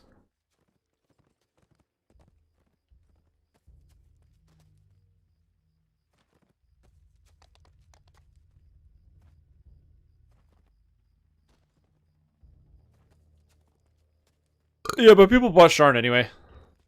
That's the thing. Like, I totally agree with you. Sans trailer versus Sharn trailer. Absolutely. Better than the Lotro intro? Dude, I love the Lotro intro, man. The Lotro intro is awesome. Elder Scrolls 6? Are you... Wait, no, not the JPEG.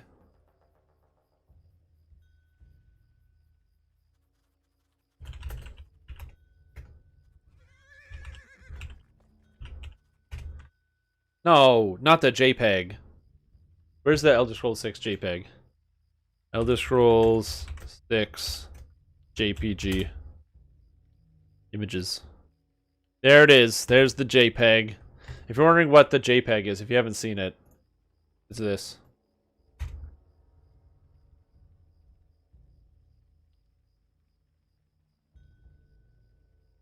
Like, Bethesda had nothing for E3 one year, and they didn't know what to do, so they were like, Elder Scrolls 6. No title, no information, just, guys, look, we don't have anything this year.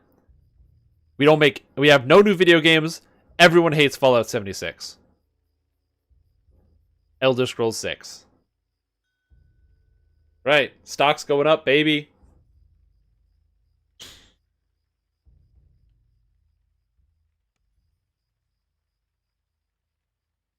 What was this? Elder Scrolls official announcement.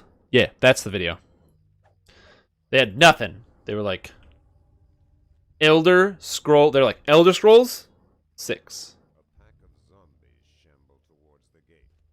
The assault has begun.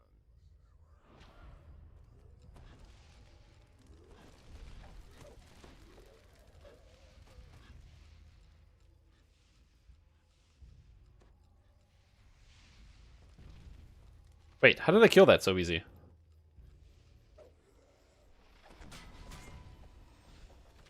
This is High Reaper, isn't it? Oh, not High Reaper, but it's Reaper enough. Yeah, it's Reaper enough.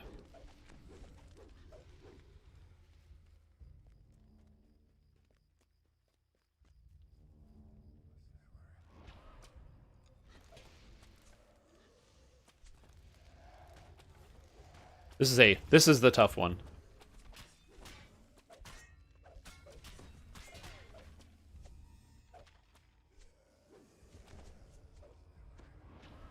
This is easy.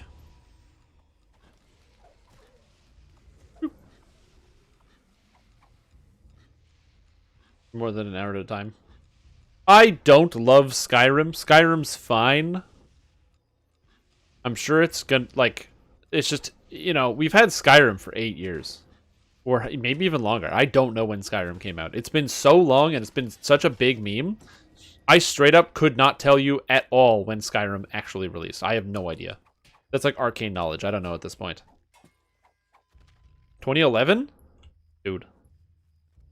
That game's been around. You know what I mean? Yeah, that thing came out on Xbox 360 and PlayStation 3. And you know Skyrim Remaster on PS5 is going to be a thing. If it's not already a thing. Or on Xbox One Teen Series X3, X over squared, X divided by X.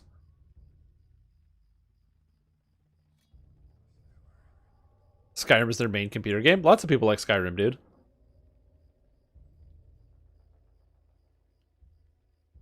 Yeah. I remember when they did the Skyrim remaster, and then they released it on PC, which is so dumb. Because you could just download a mod to remaster Skyrim, and apparently they destroyed the sound in Skyrim remaster. Which is hilarious. The Series X PS5, yeah. Where's Skyrim the next generation?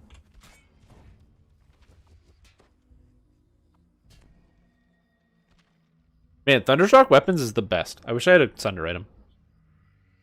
Sky Oblivion? Yeah, I want Sky Oblivion too. A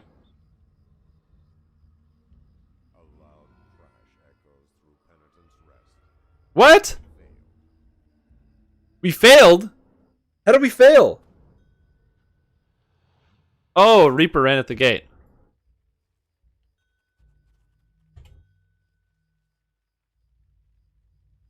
Yardstick for how well can it run Skyrim? That's true. Remember when Crisis was the meter stick? Of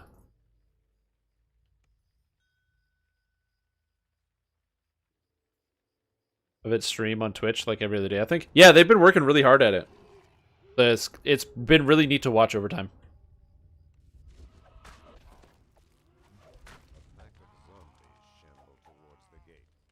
The assault has begun. Yeah, I am definitely excited for Sky Oblivion. The only downside, obviously, is because it's made with the Skyrim engine, means it's with the very heavily toned down and nearly non-existent set of mechanics that existed for Skyrim. So, like, all of the interesting statistics choices and stuff from a lot of the other games that existed in Oblivion don't exist in Skyrim. So, like I said, actually choosing your statistics, among other things.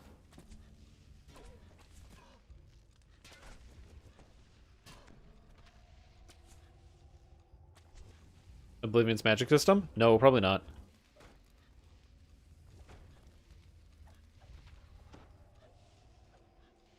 You know, it's funny, in Elder Scrolls Online, they talked about how they were going to, bend the gate. Bells. I know in, what was it? In Elder Scrolls Online, they said they were going to add in the spell crafting system. And they have yet to figure out how to do that. So long if you had lunch and now you're making dinner? Nice. I'm not done streaming. I have like at least 3 more hours. So yeah. We're streaming till at least midnight today. No. No. Stop it. Get him. Yes. The assassinate. Oh.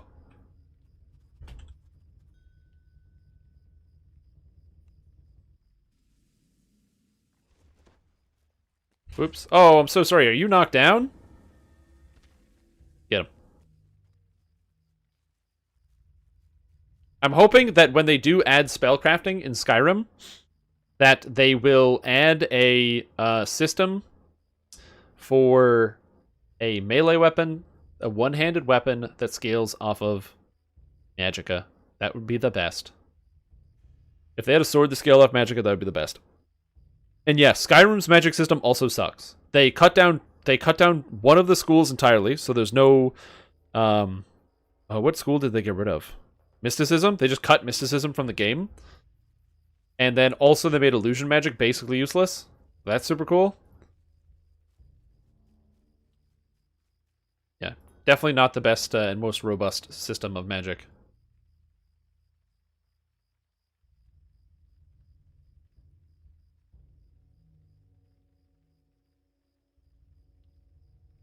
And then you had, right? Illusion magic is in that game, but it's totally worthless. Now, granted, illusion magic has always been, you know, kind of wishy-washy. Morrowind did a reasonable job of making illusion magic interesting, but Oblivion and Skyrim failed to capture illusion.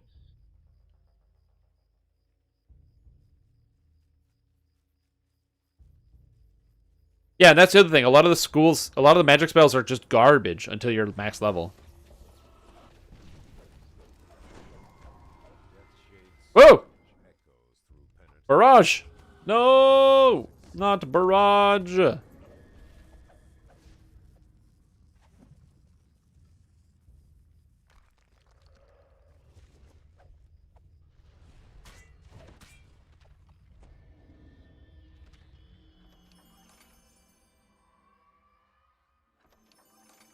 we go.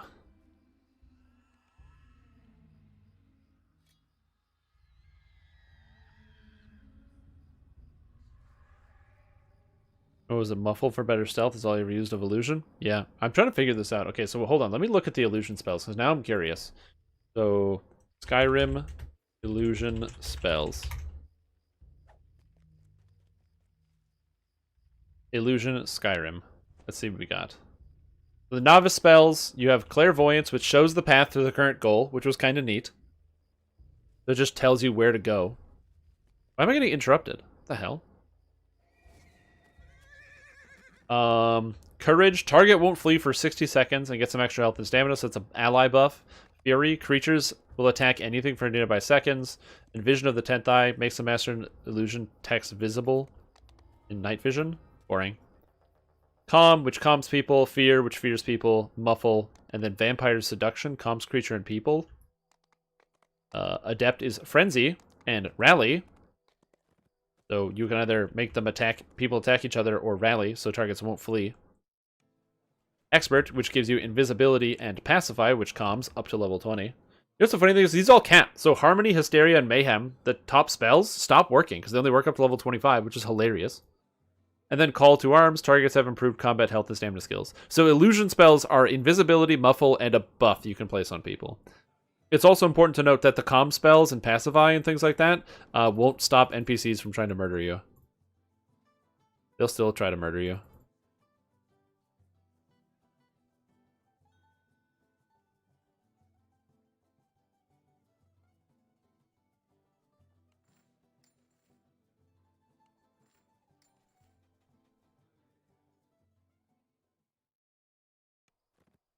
So that's great.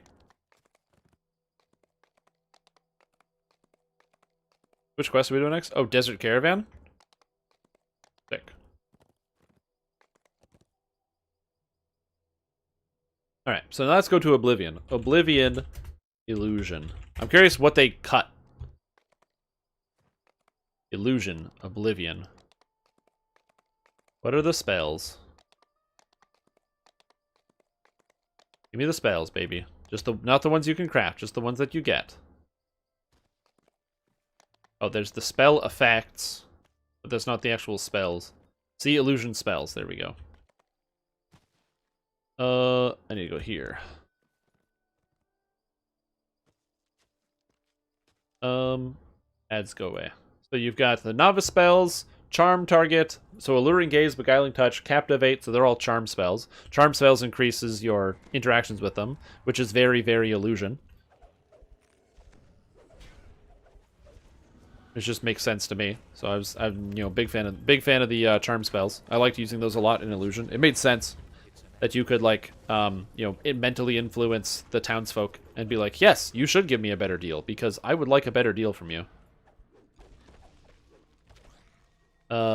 Frenzy. I never use Frenzy. Illuminate. Oh yeah, Illusion lets you create light, so you could place lights and stuff on the ground. So you can actually create light around your character to see things.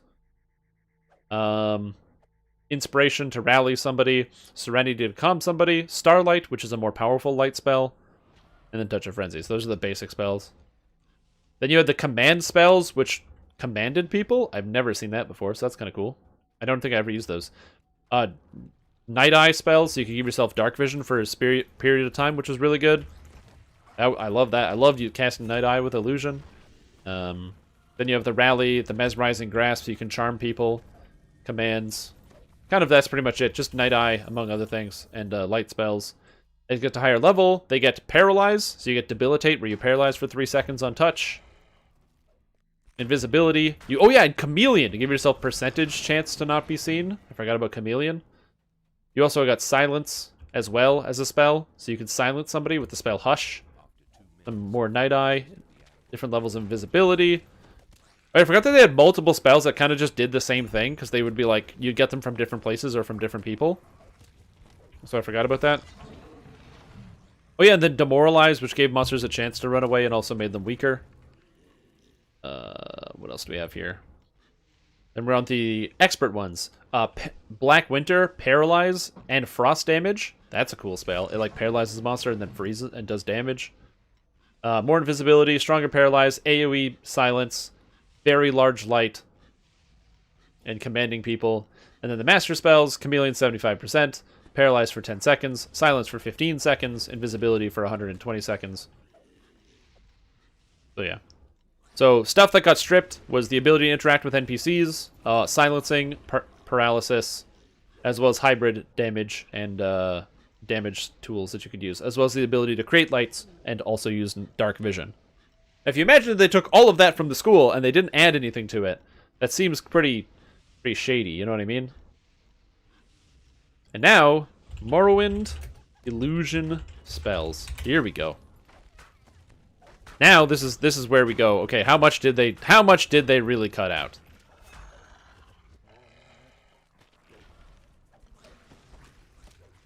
Illusion spells. Here we go.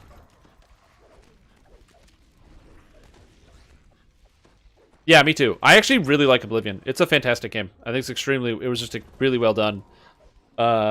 Really fun game. I'm not saying that Skyrim is a bad product. It just, they took out a lot of the things that I really enjoyed and I found fun about the genre.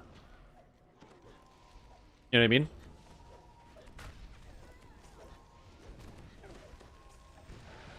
Like all the cool spells and unique interactions and like a bunch of that sort of character stuff. Oh god. Oh god. No Reaper. Oh! He missed! He missed! Oh god, that's why we have armor class, ladies and gentlemen. That's why we have armor class.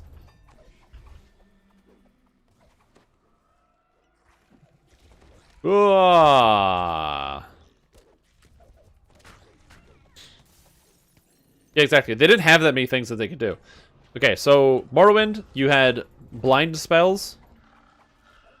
Blind spells, this effect obscures the vision of the victim, reducing his or her hit chance with weapon or hit attacks. So, blind was a spell you could get. You can't get that in Oblivion, so that's a newer one.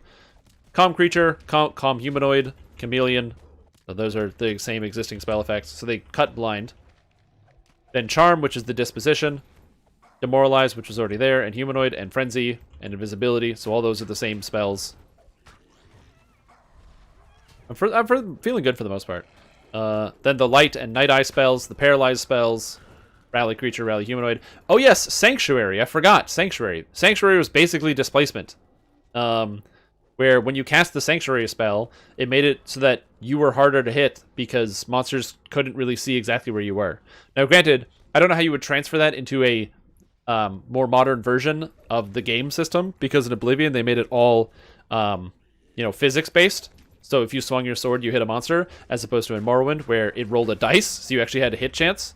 So you needed to try to hit all the time, which obviously is not something that everybody is going to be in love with, and is a kind of big failing of the Morrowind system, that it's based off of like a D&D hit-based system,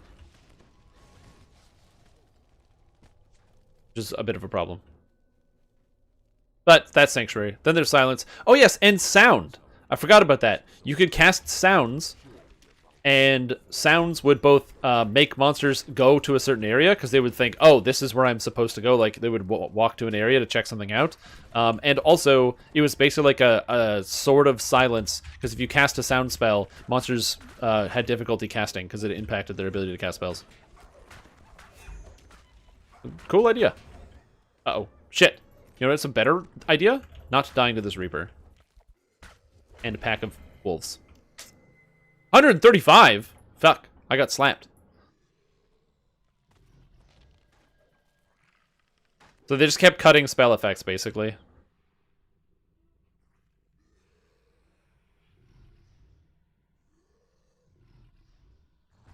Thank you. Slain. That's funny.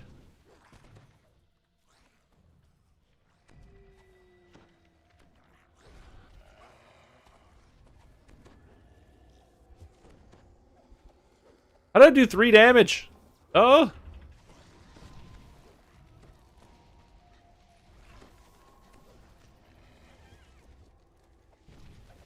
Okay. I gotta buff my sword. So I can have insightful damage. Give me the GH. Fireball.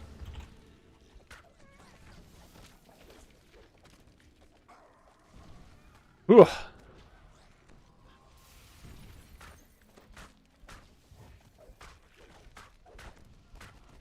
So yes, they cut out a lot of the spells. And even more spell effects. And again, that's something that I never really loved about Skyrim, is that they kind of just oversimplified everything and made it so that the most fun way to play, and pretty much the only way to play, was to be a melee guy. And it's basically, they were like, Morrowind, play whatever kind of character you want and explore the world, and it's a cool, unique, varied world. And then with a lot of deserts, a lot of sandstorms, get used to that. Oh man, the sandstorms in Morrowind, oh man. And then Oblivion, they're like, explore the world. It's a varied world. Play however you want. Do whatever you want. And then in Skyrim, they're like, are you a Nord? Because if you're not a Nord who uses a big two-hander, you're not going to have as much fun with this game.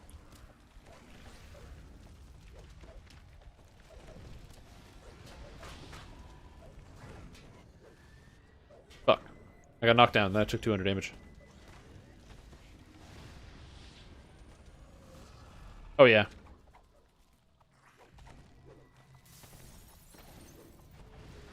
Yeah, and then mysticism is just straight up gone in Skyrim.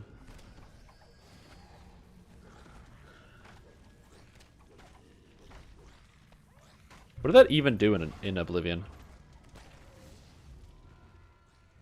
And we failed.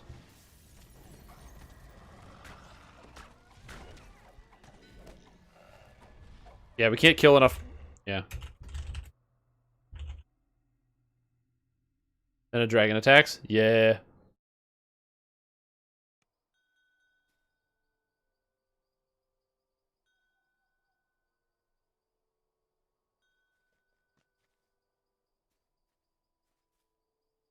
I'm gonna go get my mana back real quick.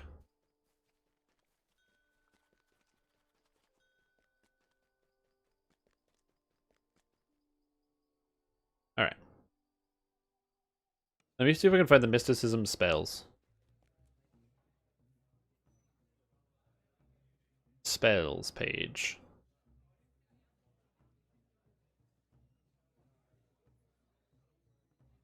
Oh, they don't have a thing for mysticism spells? Why is that not a list? Seems dumb.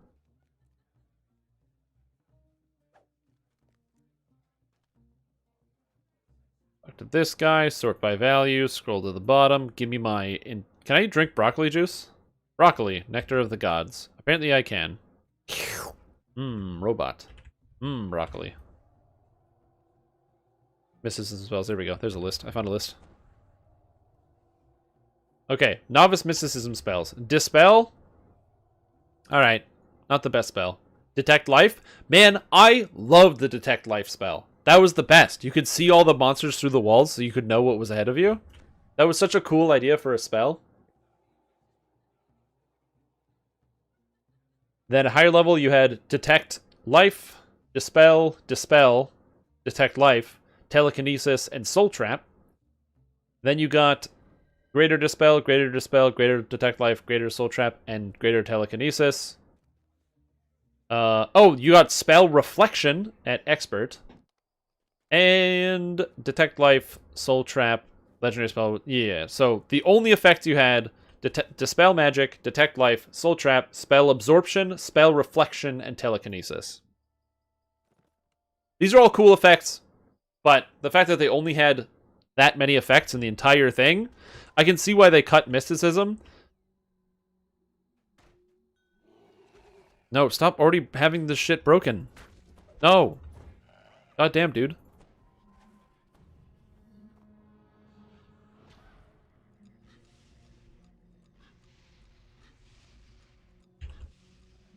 I feel like Morrowind had more mysticism spells.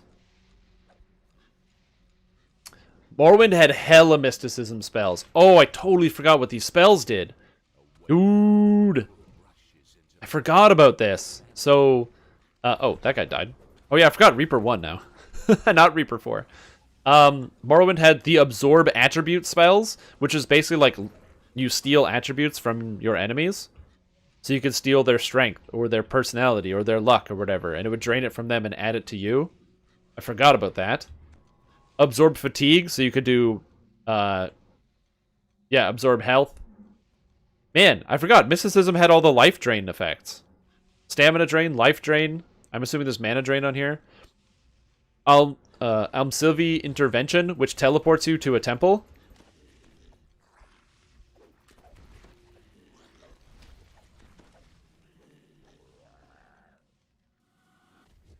Yes, people that were designing a system of magic did not have enough imagination to design a good amount of magic. Demoralize humanoid? I don't know what that did. Oh yeah, detect animal. Detect enchantment! Oh man, because there were magical traps that existed in that game. So you would click on a door and it would be like, it would kill you because it was magical. Or if you had detect enchantment up, you could see that the door was trapped. It would like glow. And you'd be like, oh, I'm going to die if I touch this. Yeah, shit, dude. That was the best. Detect key?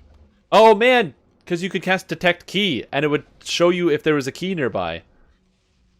Dispel, which is purging magic. Divine intervention, which took you to a different temple. Mark. What did Mark do? Places a marker at your current location to be used with a recall spell. Oh, yeah, you could teleport, because that game didn't have the same level of fast travel. So you had to place a mark, and then you could use the spell recall to teleport back to a specific location. And so I would always like get like a house of some kind, and then I would use that as like my mark and my recall.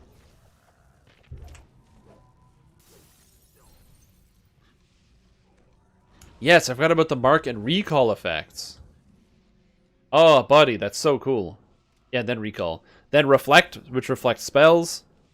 Soul trap, which is obviously soul trap. Spell absorption, which would absorb spells, and then telekinesis. Man, mysticism was so cool in Morrowind. I remember playing a mysticism character, like a mysticism mage. A mystic, if you will.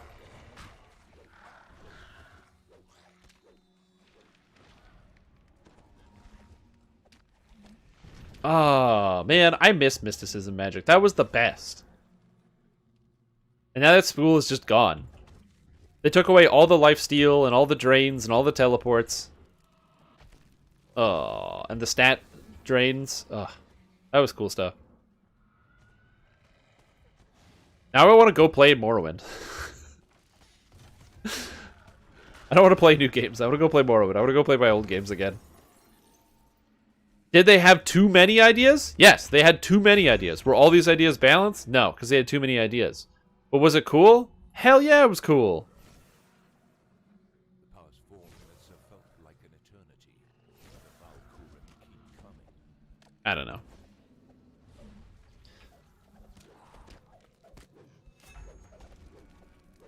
And then you have a Skyrim where the magic system is basically unplayable without mods.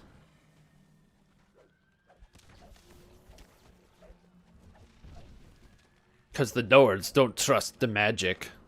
I am a Nord, and I do not trust magic. Magic has only done bad things for the Nords.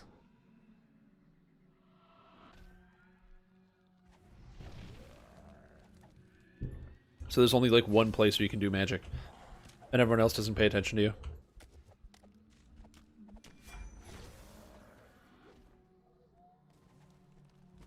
Oh, so I gotta get Battle Fist at some point. I don't know when I'm gonna do that, but I gotta get Battle Fist.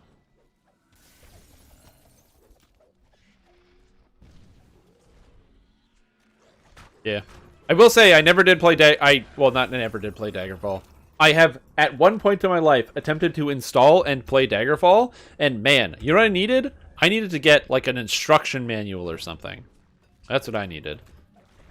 That shit, like, was very confusing. I'm trying to understand how to play or do stuff, because these games used to come with little books that would tell you what the heck's going on.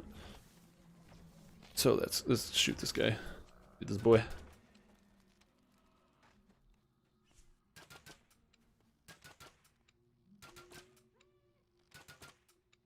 What Reaper level is that? This is Reaper 1. We were doing the quest on Reaper 4, but in here there was just too many spawns. And we couldn't overcome the spawns. Oh, I'm out of ammo. Whoops.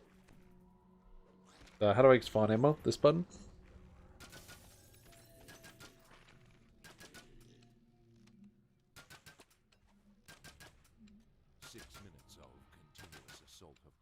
Gotcha. Surely the Valkyrian forces must be depleted. I don't. Nope. So we're doing this one on Reaper 1. We were originally doing them on Reaper 4, and then we had to tone it down. Why am I using a crossbow?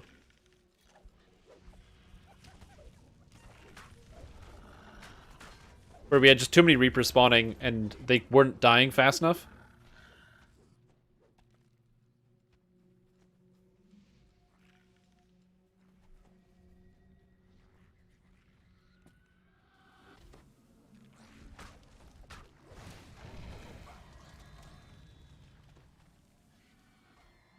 But yeah, that was some good shit. I remember those spells.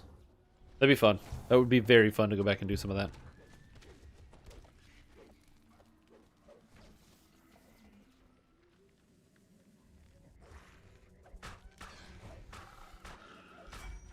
Gotcha. And then we go here, like so.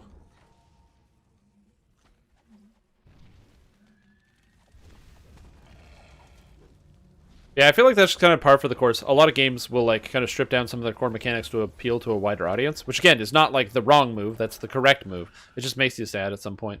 Skyrim is the most popular and most loved of all of the Elder Scrolls franchises, and it also has the least to do with what made Elder Scrolls like or what, not least to with what made Elder Scrolls great, because arguably you could say that what made Elder Scrolls great is whatever they did in Skyrim, because that's what made it popular. But they essentially just stripped away a lot of the unique character customization options, and we're like, there you go, here's just a world to explore, and it made the game way more fun for a lot of people. So I guess they just changed what a lot of us hardcore nerds liked about it. And then instead put in a bunch of stuff that was kind of, fit a wider variety of people. Also, sometimes you don't really want to spend all afternoon just trying to go from one place to another place. And that's one of the things that Skyrim succeeds on. Is it does get rid of a lot of like the minutia that you have to do in a regular Elder Scrolls game, where you're just like kind of walking around.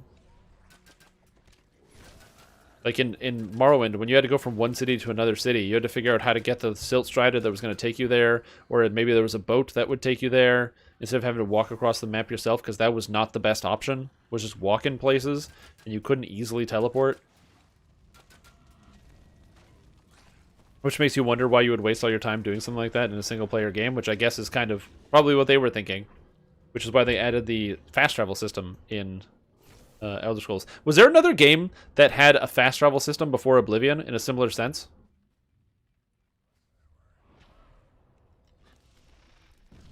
Because I want to know if Oblivion's fast travel system was like the downfall of the modern RPG in terms of like fast travel and what have you. Not the downfall, but like the progenitor of this action. Or if this was just like, they took that idea from another game that was already doing something like that with a similar system.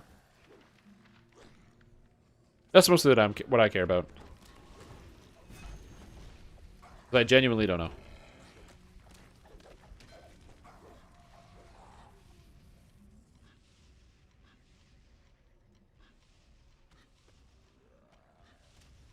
Because Morrowind was not the fast travel friendly.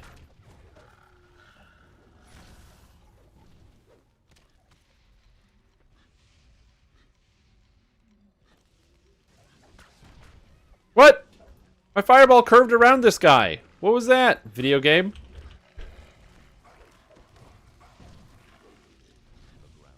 We did it.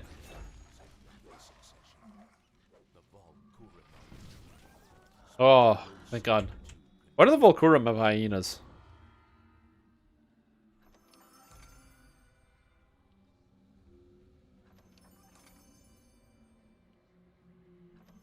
Because, yeah, we can go through this quest no problem. It's just the,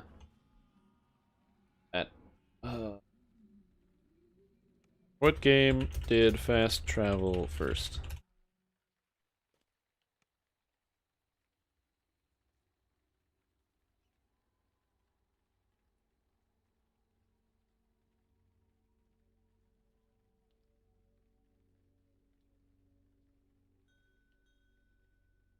Okay, what's this? Link.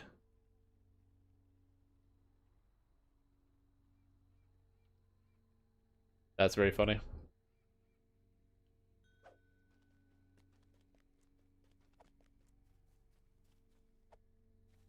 And the answer that I came up with is that I am thinking about right,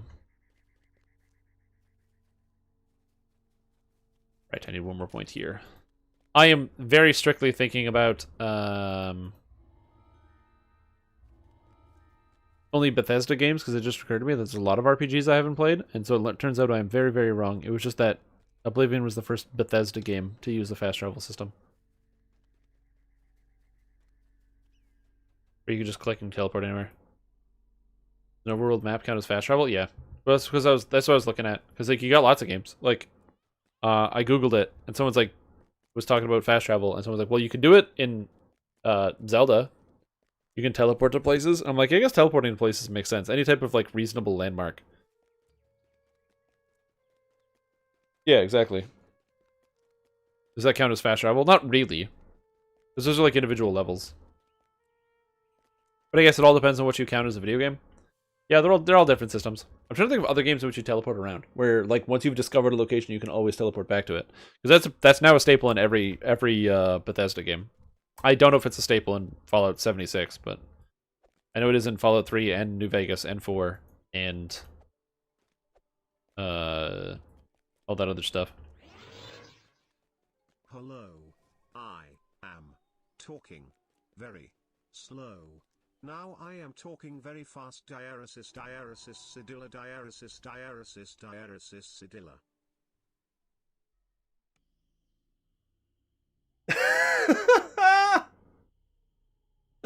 Oh, the I am talking very slow into the I am talking very fast was just too good.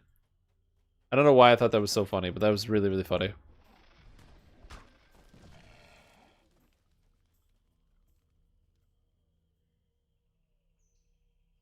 It costs caps to use unless it's your camp. Yeah, but that's the same system in like Elder Scrolls Online, where you can teleport anywhere you want in the world, but it costs gold. Or if you happen to be at any teleport location, you can teleport without it costing anything. It's free!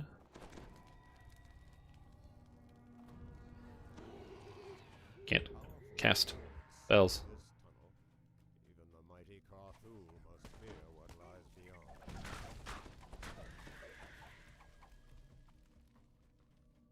So that's really, really funny.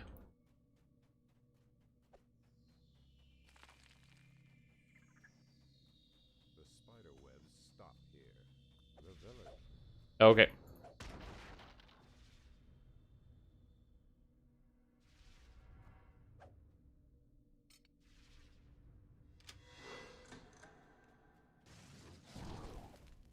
Wait, I rolled a 1 and missed? Shit.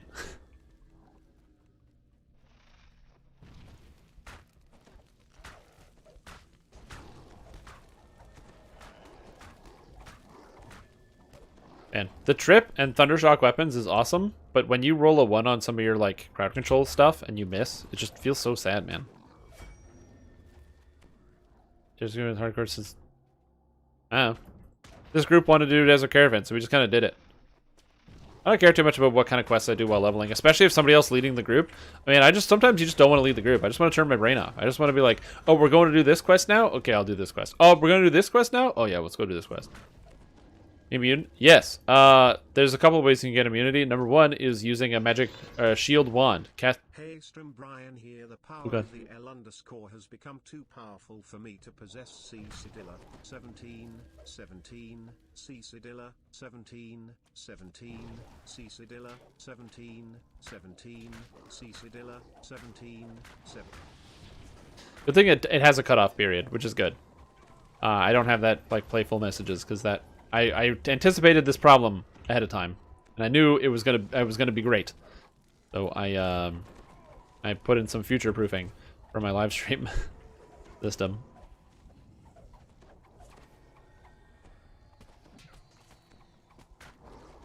Anyway, yeah. So number 1, you can get yourself a 1 of shield. Number 2, you can get yourself a clicky of shield. Stun. I missed, or I didn't stun him. You get yourself a clicky of shield. Clicky of shield is a great idea. Because if you have a clicky of shield, your character is able to, prevent itself from dying from magic missiles. Now you might ask yourself, where do you get one? Well, you get a 3-charge, 5-minute clicky shield clicky from the Keep on the Borderlands. And keep in mind that every single quest in Keep on the Borderlands is guaranteed. So you always get one when you run it. So like you don't always get the item, but you always get a item from the chest. So it's an easy farm. And then for higher levels, you can get the belt from Kind of a Big Deal. Oh, there it is.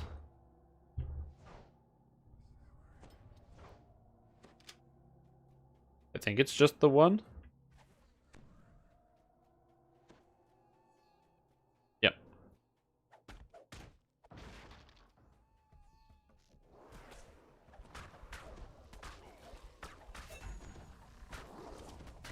Anyone have to print anything? Oh, like with the fax machine or something? Yeah, that's funny. The fax machine ones are really good.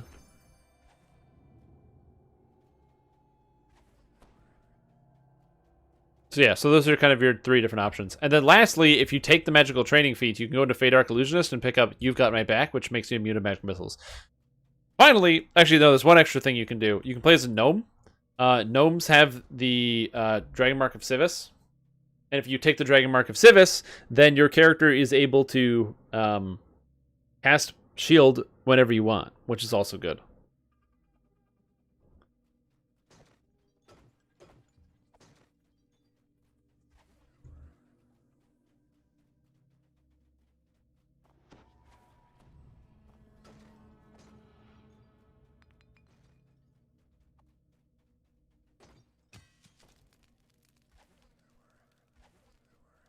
Okay, I'm back here. You sneaky rogue.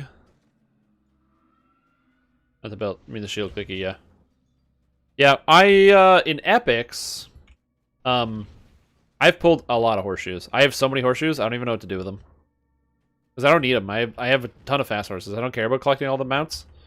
And on, when we were farming on hardcore, we pulled so many horseshoes. We never got the tower shield. We never got the tower shield. With, like, 4 people re-rolling for the tower shield, we never got it in Borderlands, and we just skipped. But we got so many horseshoes. It was so dumb.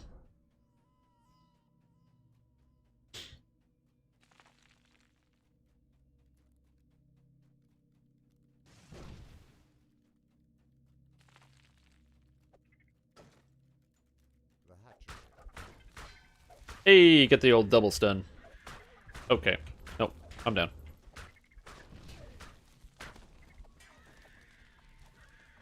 The hatchery.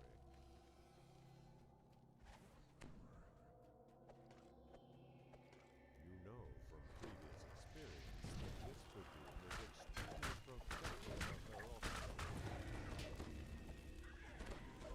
Yeah, it's just a rare item. There's a lot of rare items that, or like seemingly rare items, depending on who you are. Some people are able to get items way easier. Woo! I forgot to cast energy resists. Do I already have acid? No? Doesn't look like it. I'm gonna cast resist on this young man.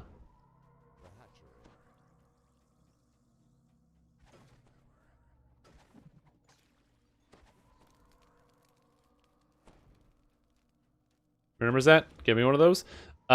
So this rune arm that I'm using, the exploding fire rune arm, this one is from Ravenloft. It is the suppressive fire. The one that I use to beat up Reapers is the astral projector. It's great, and it is only available from Night Revels. So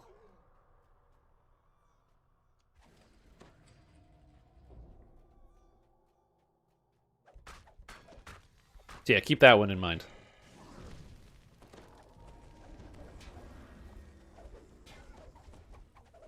No, die. Oh, he missed. Oh, he missed on the last hit. Oh, yeah. God damn. Oh, shit, that's a problem.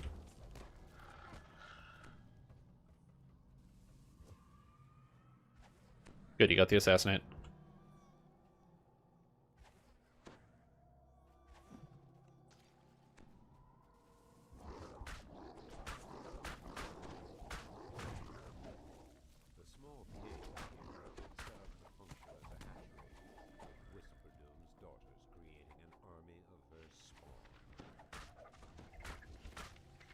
I'm kind of getting distracted. I think I might be going the wrong way. I'm like, oh, so many monsters. Character not that strong.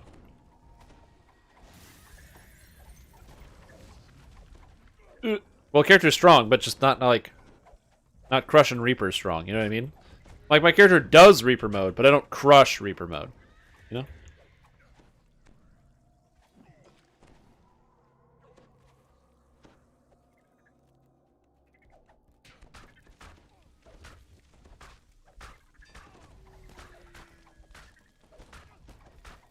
Woo!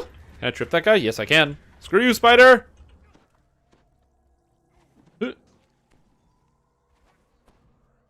I'm worried that I will run out of mana. This is a real problem.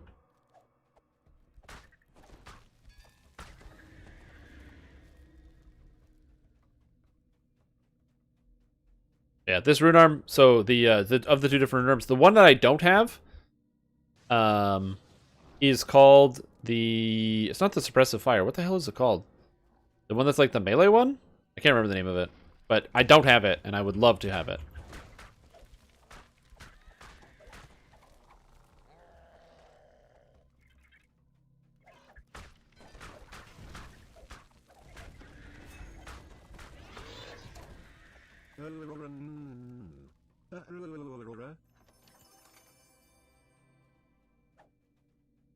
Okay, that one I wasn't sure exactly what that was going to sound like. The Blight Inferno, that's the one. Yeah, I want to get a Blight Inferno. I'm going to be honest, I did not know what that was going to sound like. And after hearing it, yeah, that's about right. No. Video game, please. No. Video game! I can't play the video game. I'm melting. Oh, mana. Oh, hell yeah, dude. I'm casting Cure Critical, so that's 26 mana per cure. Oh, yeah. Guys, heal scrolls, which is very appreciated. Trip. Oh, right, I can't. Oh, wait, I was like, I can't trip this warg, but I can't. Apparently I can. Of course I can trip a warg. This lag is crazy. What is happening? Oh.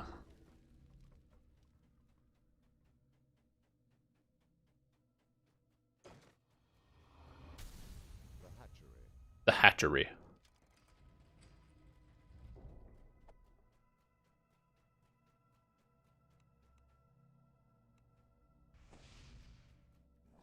Boom! Nailed him. Oh, and a carnage. Oh, that's a problem.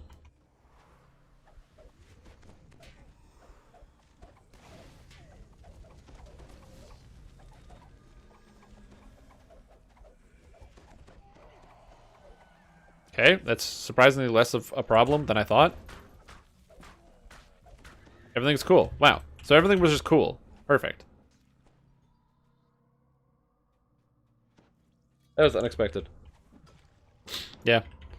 I think that is a problem that will need to get fixed at some point, because this is not like a new problem, but it's like not a going away problem, you know what I mean? Like this problem is not shrinking.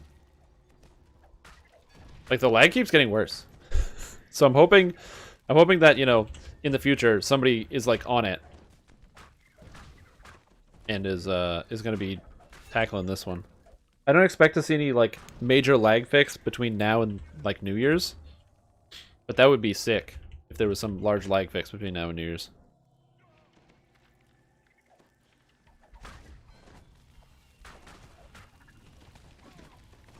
Fucking lag. No.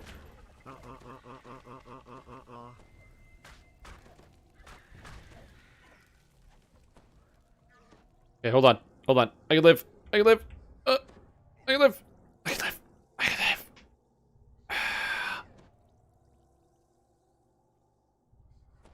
Oh, I'm out of raise scrolls. Ooh. I think.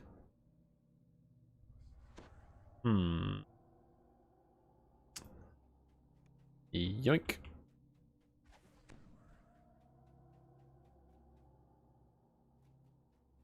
Oh my god.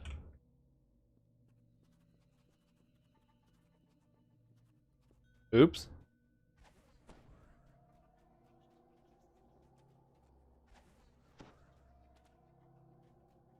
Oh no, never mind. I have some. No, I found them. Never mind. I found my scrolls.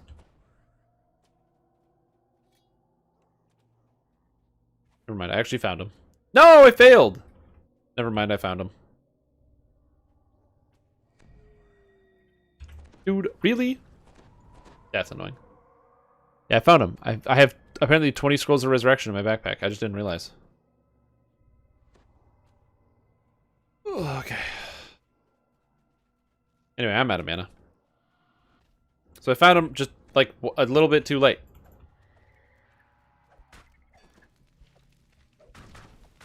Yeah, the lag that's going on today is like crazy.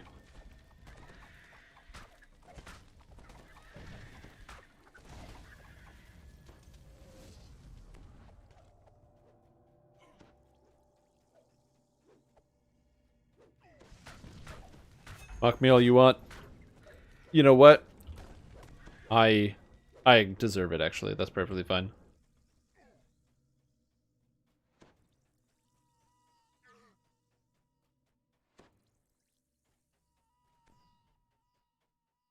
Okay.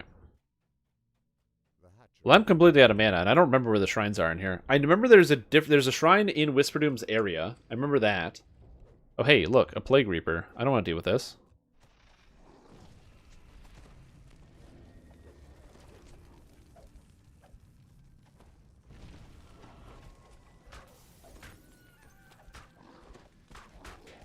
Man, what is going on? The game is like freezing up constantly. This is crazy. Yeah, I already used that shrine.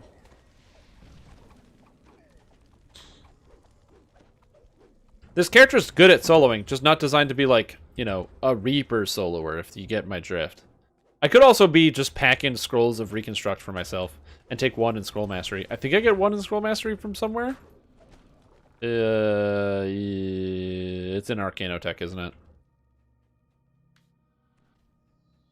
Yep, it's in Arcanotech. So I could just be packing Reconstruct scrolls.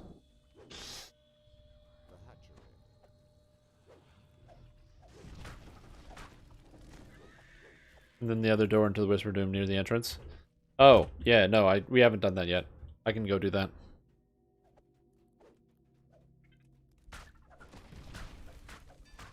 Oh, never mind. We found all the daughters. So whatever, it's fine. I'm gonna get cured. Usually they're going to implement new performance updates. I don't remember mentioning that, but well, you might be referencing how in Lord of the Rings Online they're doing a full system redesign to coincide with some sort of 2022 console release for Lord of the Rings Online, which is interesting. If that's true, and they actually are releasing a console version of Lord of the Rings Online, that'd be pretty sick. I say that because you might be like, how do you play an MMO on a console? Well, Final Fantasy XIV did it, and Final Fantasy XIV has a lot of console players, so it's also cross-platform, which is very cool. It makes me wonder if you could play, you know, Lord of the Rings Online on your PS5 cross-platform. Ooh.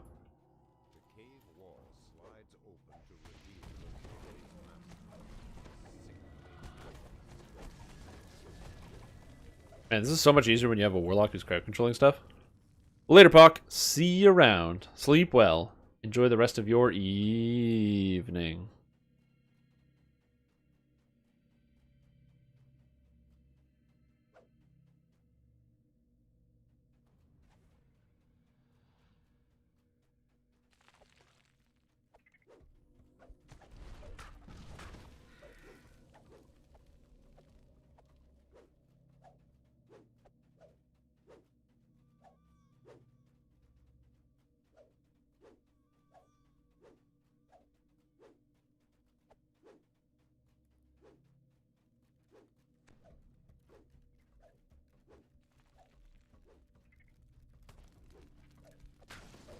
Then that would benefit the PTC platform too? Yes. You have to understand. There is no way that they could release this game, or like a game of this style, with the amount of lag that both of these games have on a console in like a rebranding. That's crazy. It would either have to be some top-down decision from somebody who has no idea anything about what the game is about, and it would be like just making the decision on their own and being like, yes, this should be out on consoles. Can you get it done in 2 years? And then they're like, But that's not really how SSG works, from my understanding. I've asked this before, but anyone who's ever brought up DDO server merge and their take on it? Yes. Yes. They want to do a server merge. They flirted with the idea of like doing a mega server, so then everyone just plays on one kind of, you know, connected server. The problem is, it's not that they don't want to do it. They do want to do it. But that is also an expensive question. That's an expensive ask. You know what I mean? Basically, they're like, where they came from is, yes, we want to do this. This is something we're flirting with the idea in the future, but it is an expensive thing to do, and we don't know if we can do it. It was at Gen Con last year. Or earlier this year. One of the two. I don't remember. 2020 has been a really long year. Whenever the last Gen Con was that you could go to.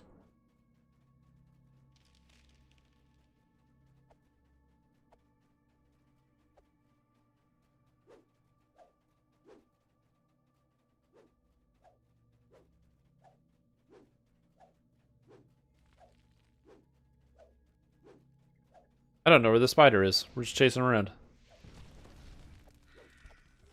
Yeah, but they shouldn't do that because they're a for-profit company. They should be able to allocate and their money and properly spend and do whatever to support the business. Like, I'm with you, where there's a lot of people that be like, yeah, I'd pay if there was better servers and blah, blah, blah. But, like, what they should do is they should have either a system involved where people can pay, like a special, like, bonus subscription thing where they give you extra stuff so they can get in more cash from individuals if they want to. What they shouldn't do is be like, oh, you know, we're going to take in your money for a supposed thing in the future when they're like a real company. You know what I mean?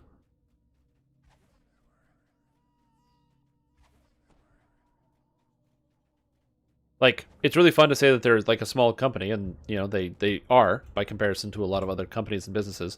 But, like, they already have existing platforms. Yeah, but I don't think that there's any... I think that pretty much everybody wants a server, some type of big, large-scale server merge. DDO's population is really healthy, and it's not hard to find people to group with. However, there are some times where there can be just issues where it's hard to find people to group with because of the spread in the level range. DDO is the weirdest game ever because you need to have people at all level ranges. You can't just have people at the end game, which is how Blizzard does it and how Lord of the Rings Online wants to do it. You can't do that because it's not a traditional MMO. You're constantly starting over again and again and again and again. There she is.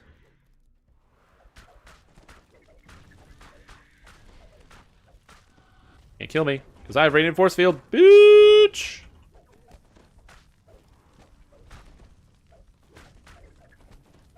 Oh, she dispelled my Radiant Force Field! No! Hey Strim, Brian here. I am thirsty, so I am going to have to hydrate. You should hydrate as well. I gotta say, that one was good. That one was good.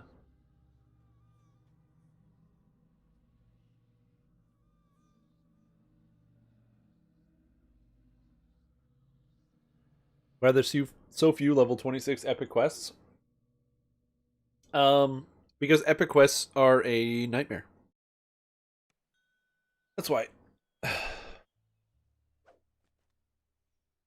But thank you for the hydrate, young man, and thank you for that wonderful message. That gulp gulp sound was horrifying.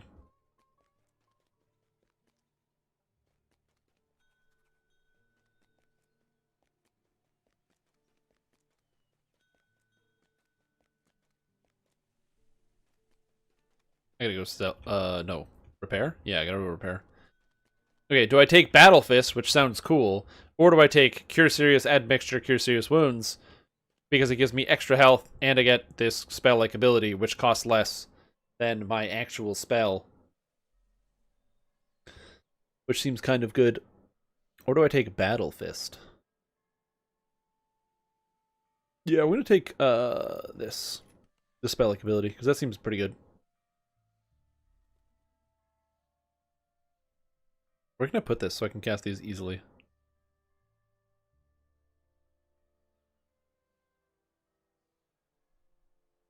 I don't need sneak on my bar. I gotta repair.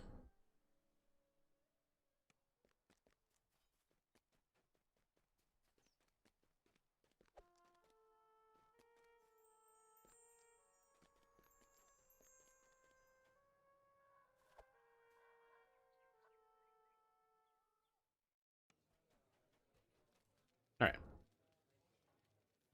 Quest completed. Oh my god, and now the Zen of Games just subscribed with Twitch Prime for 4 months. Dude, welcome back to the stream team. I hope you're feeling good. I hope you're having a good day. I hope you're enjoying the stream. If you're not... But if you are, I hope you're doing good. And I hope you're having a great day. I'm glad I can help amplify that day. And if I can't... you know what I mean? But thanks. Glad to have you here. Oh, man. Yeah, this character's working out pretty good. I mean, when I think about characters that are designed well for supporting, Artificer front of mind. They get all the really powerful buffs.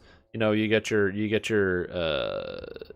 damage buffs, and you get your AoE healing with the potions. All the bypass spells, which are pretty good, you can cast on melee characters. straight up, all these buffs that you can apply are really, really good. And they're fun to muck around with. Renegade Mastermaker is also really neat because you get access to the stuff like the Warding Construct, which is effectively +3 to all saving throws, which is kind of cool. Dislike Wayloon? Epics just makes you sad. Wait, you dislike Wayloon? Oh no! Dude, I like Wayloon. Wayloon's good. I'm definitely a Wayloon supporter. Like I said, I don't support the city because Wayloon's a bad place. But like, I definitely support the idea.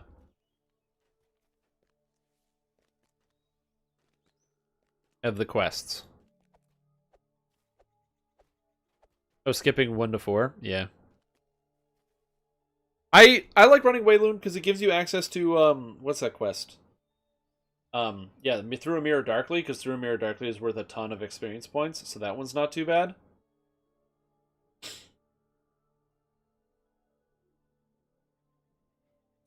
Yeah, I learned what Wayloon was, I think last life. You guys explained it to me. That was not cool. The Jameson pod can take you to 20 to 30 within 6 hours. Yeah.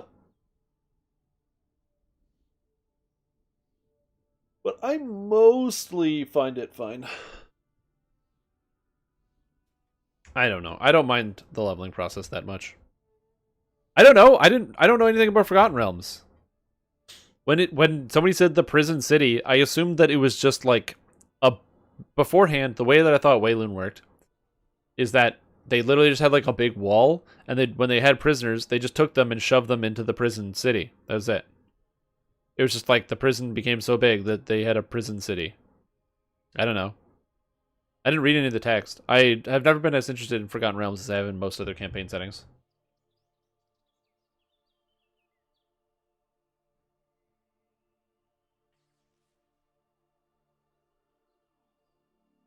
Yeah.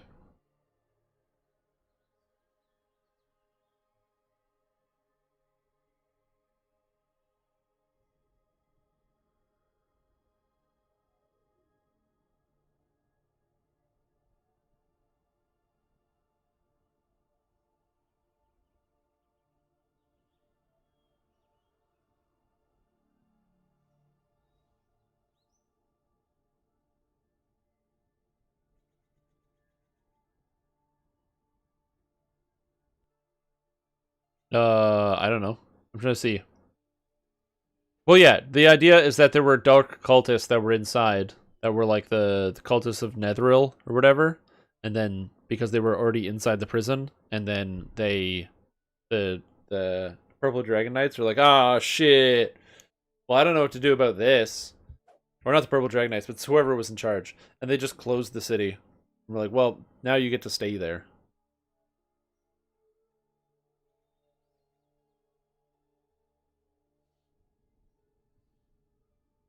Yeah, so I don't know. I'm not a loreographer. So I couldn't tell you anything about like the city and all that other stuff and everything else. But there's a really, really detailed article on the wiki about it. So that'll help you out. On the wiki of the Forgotten Realms fandom wiki. I don't know anything about that, but yeah. I don't know, I just never really cared too much about it. I think it's because I missed out on a lot of like the reading opportunities. I was never much of a reader when I was a kid. So then I run into that problem of like missing out on a lot of the novelizations, which kind of add a lot more flavor and spice. What is the best sauce from Chick-fil-A? I don't know. It's not in Canada.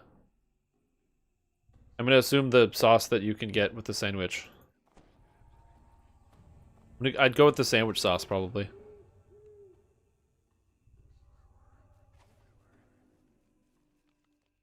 That's what I would do. Don't know what sauce to get? Get the sandwich sauce.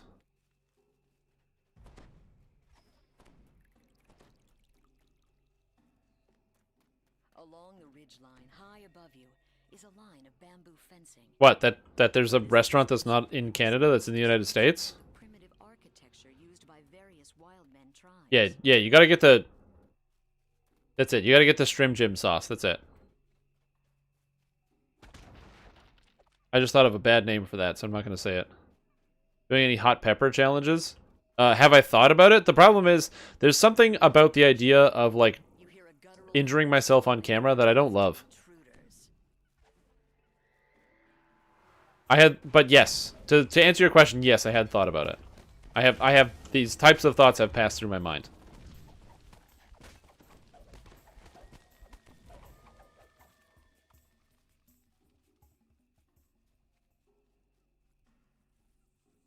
Lunch Szechuan sauce. Yeah. Yeah, you gotta hop on the countertop at McDonald's and start screaming. Yeah, I don't know. I've thought about it.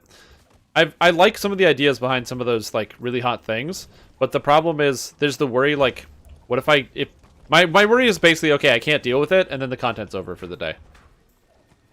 Like, what do you do if you can't deal with whatever it is? You know? Injure yourself on camera, think about injure yourself on Twitch. That's true, it is injuring myself on Twitch. Very true. That is a slightly different thing. This must be where the panthers make their den. That's right. Don't think about it as injuring yourself on camera. Yeah, perfect. No, I don't know. Like I said, I like to have and eat spicy food. I have a lot of really spicy hot sauces in my house, and I do enjoy it. Every once in a while, I just crack out the super spicy sauce, and then have a bunch of super spicy food. And I'm sitting there sweating, and I'm like, but specifically just sitting here and eating like some crazy hot pepper, I need to have like a good reason to do it. Which isn't to say that I don't have a good reason to do it. I just, it's something that I've been working on, an idea.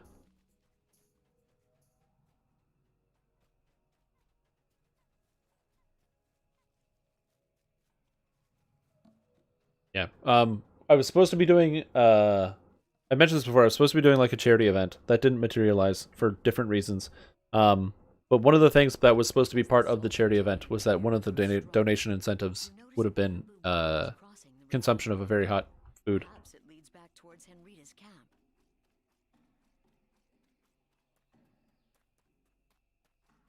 But that didn't materialize for reasons, and we'll get into that at some point. But I don't want to talk about it now. Alright, Mikhail. Take us home, Mikhail. Take us home. Mikhail the Pious, the D-Door fighter hireling. He's the best. And if you need to get Dimension Door in any quest that you're unsure of how to get it, Mikhail the Pious is your guy. He's positive. Also, this Warforged named Ironheart.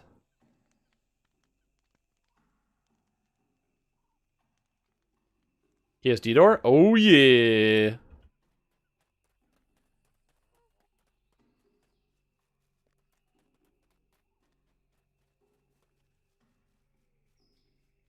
It's the best.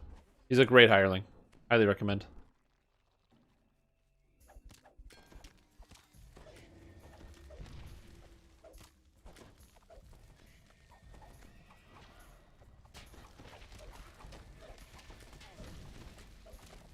Die, you sons of bitch spiders. You sons of bitches. Die.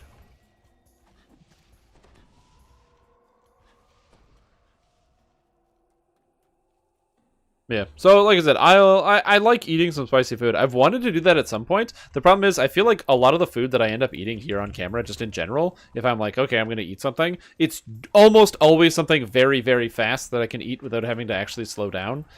So I can get back to the content and the video games and all that other stuff. And so it's like just one of those situations where it's like I definitely do want to do stuff like that, but it makes it difficult sometimes because I'm always worried about the content. Today was wasted successfully? Nice. Good job. Unless you didn't want to waste it and that was sarcasm. Then, nice. Good job. I have been sufficiently bamboozled.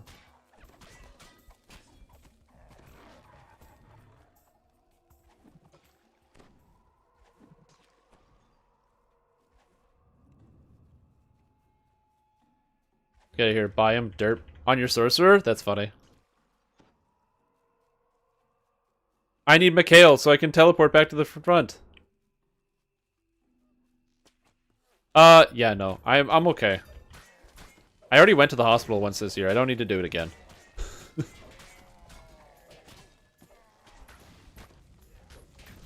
Oh shit, I'm gonna die.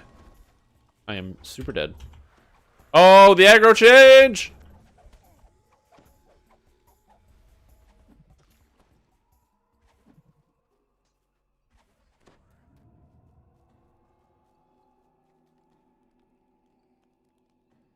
Yeah, exactly.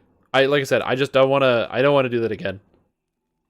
So I would do something of like eat something really, really hot and then also restrict yourself from mechanisms that will help calm the nerves, the soul, and the mind. Like I have tons of like really, really hot sauces. Like tremendously hot sauces. It's kind of the same thing, but it's not the same thing as like actually eating a pepper. I would totally eat a habanero on camera. I just need to get a habanero. And like whole peppers are like not that cheap, so that's the only problem I have. If I was gonna get like a habanero pepper, a whole one. Is it, how expensive is that actually? I don't even know.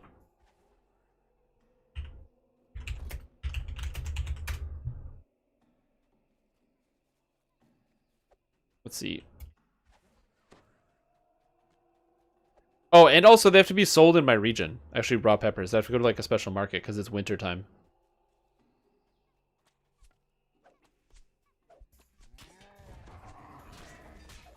Gotcha.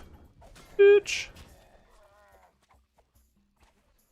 Some salsa. Yeah, I need to get some salsa.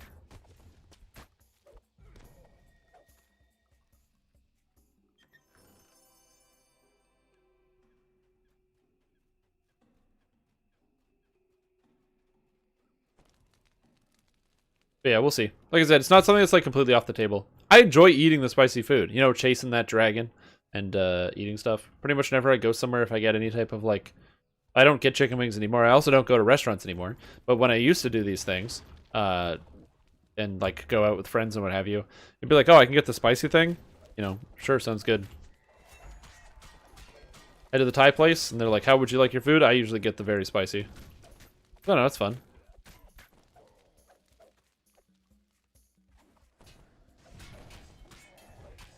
$6 million Scoviles. I feel like at some point it doesn't even matter anymore. They need to add like another like contributing like piece of information to that sauce. Like that, it's like it shouldn't even have Scovilles on it. It should be like, oh, this feels like someone putting a nail gun through your tongue. Does random taste jelly beans? Random taste jelly beans. The problem is, my worry about those is they don't actually taste appropriate. You know how you can get like a potato chip that tastes like literally anything? Like you'll see a potato chip and they'll sell it, and it's like, oh, this is called like full chicken, you know, like full Thanksgiving dinner. And you're like, this isn't a full Thanksgiving dinner chip. And then you put the chip in your mouth and you start eating it, and you're like, okay, there's the mashed potatoes, and there's the carrots and turnip. Is that cranberry? Oh man, now it's the turkey. Oh, and the gravy, that's so good. Oh, it tastes like apple pie now. And then you're like, oh my god, that was one chip. I don't know how they do that. Reaper skulls is the new measurement for spiciness. How would you rate this? I'd rate this a Reaper 5. As a warning, does that count? Possibly. What's the name of it? Oh, the base version? Oh, it's called The End. You already wrote it down. I don't know. I don't like eating spicy food for the sake of it just being spicy. I also want the spicy food to be flavorful. I feel like the point of a hot pepper is that it's supposed to be like delicious as well as like spicy. Also, Tino, welcome to the Shrimp Stream. I've had a fantastic day. Soldiers of Droam, stand down. The war captain. You know, if I'm just sitting here and I'm like, hey, I want to, you know, have some, you know, sit down and eat some spicy food, it should also have some of that flavor to it. That's why I never usually order the spiciest thing if you go to a restaurant, because the spiciest thing is usually not going to be that tasty. It's definitely going to be spicy, but it's probably not going to be that tasty. Because it's meant for people who want to read like the Suicide Wings, and then because that's what they want to eat. They just want to have something that will destroy their mouth and their taste buds. And I'm like, I don't want that. I want something that's gonna taste good. I want something where we're gonna be like, damn, that's really good. Oh, but that's really hot. And then you got to keep eating it because it's hot and also good. Yeah.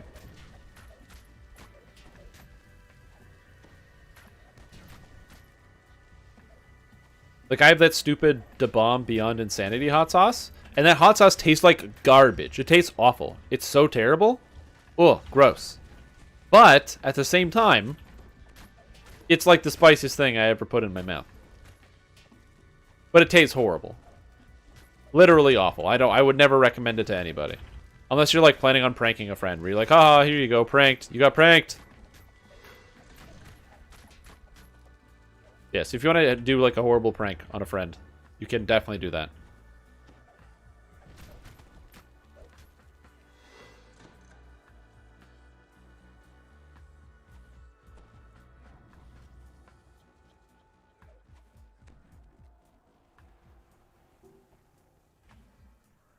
I just figured he's gonna get the trap bonus, so why not get the trap bonus?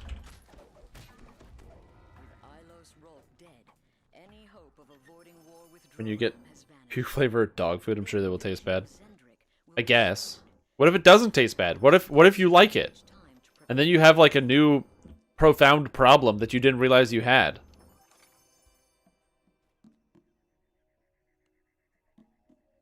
Younger siblings, 85, yeah. Because they're like, ooh, chocolate! And then they put it in their mouth, and they don't even understand. Their brain is like short-circuiting. They don't even know what's happening. Yeah, that one's good. That's a good prank. I like that prank.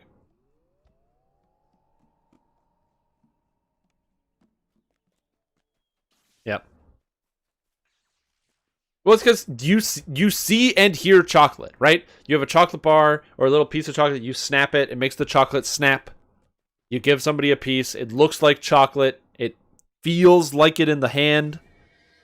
And then you put it in your mouth. I do enjoy dark chocolate. Not like the really, really dark chocolate. Pretty close, though. I do enjoy dark chocolate. Dark chocolate is the type of chocolate that you have one piece of the really dark chocolate, and then you're good. You don't need any more. It's like, okay, I had my one piece. I'm sold. I'm happy.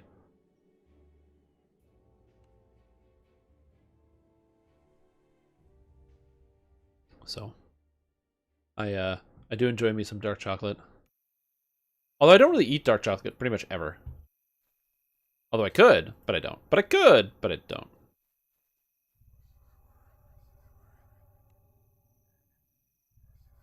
Fireball, fire. I don't know, lightning probably. I think we need fire and lightning in here. I don't know what else type of elements resistance you need. Bit difficult for me? Yeah. You need acid resistant here? Do they cast acid? I don't think they cast acid spells. They might. You could be correct. I don't know. That's what I said. I don't know. So I'm trusting your judgment, and I cast the acid resist. Oh shit! I need the one. Oh god. Oh god. Oh god. Okay. Go away.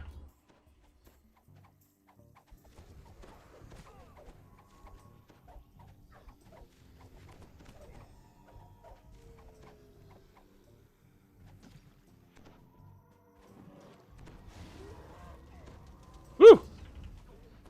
How am I still... Acid Blast? No, I trust you. That's what I literally just said. I trust you. Open the gate. No. Trip. Stop that. No. Trip. Oh, God. It begins. I mean, to be fair, this, like, when you go bit by bit and you kind of just chunk your way through, it's not too bad. Most of these Minotaurs are not that scary. It's only when you get, like, bad champs, I think, for the most part, it's fine.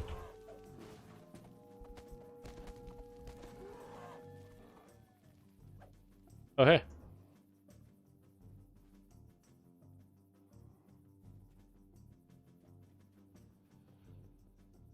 Okay, I can't jump up that, but I can go around this way. It's fine. It's fine. I can go over here.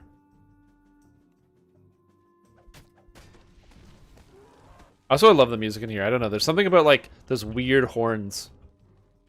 I don't know what it is. It's great. Sometimes, like, I know I don't have a high praise for the music in this game for the most part, but I find that oftentimes DDO has its moments with the music. DDO has its moments with the music for sure.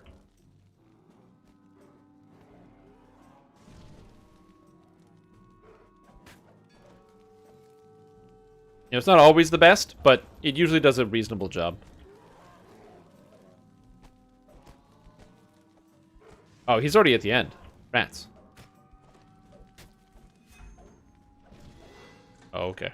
Alright, chill. I'm just slowly fighting my way through. I will get through this. There's a Reaper over here as well. Oh, or it's not over here.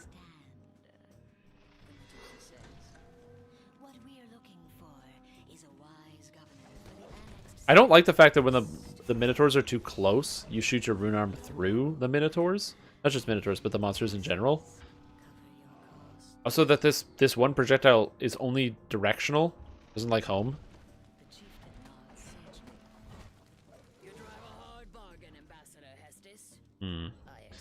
Maybe I can climb this. Hold on. I'm an artificer. Oh. Great hero. Ooh-ah. Nope. Oh, yes.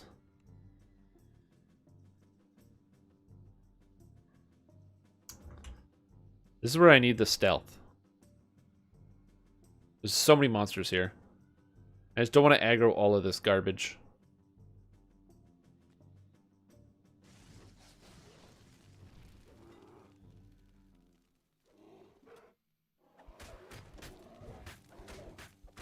I don't think they can get me if I'm in this corner. Like, they can attack me, but I don't think they can kill me, because I'm defended from all sides. I feel protected. Okay, so now we gotta get... This is where we need the sneak feat that I just dragged off by accident. Where's the basic feats? Sneak. Here you go. Am I in full plate? Yes. Do they know I am here? No. There we go. Perfect. He was waiting for me. I don't have invis, which I should have brought. The chieftain bellows. Intruders! Slay them all! Okay, Plague Reaper. That's what I gotta be careful of. Whoop! Sorry, buddy. Protect our future governor. The sound of a warning bell echoes down the streets. Okay. More minotaurs pile out of the nearby buildings to see what's going on. And that's why we put down the fire turret, because the fire turret made Thorngak go over there, not hit me, which is great.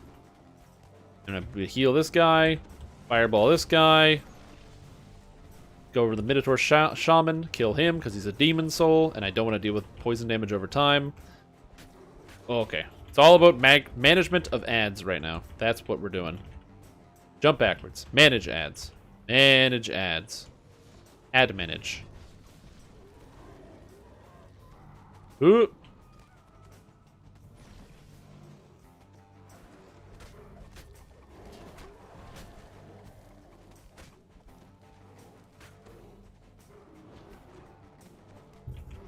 I don't know if I actually got my thing off. There's so many Minotaurs here. And there's a Cabal Seer that made its way in. Oh god.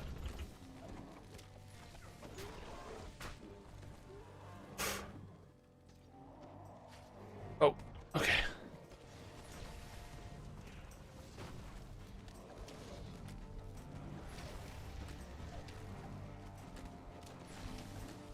Okay, come on, die. Die, you son of a bitch.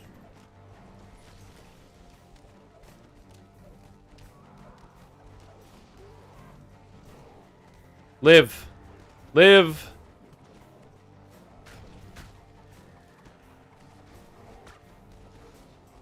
Okay. Healing?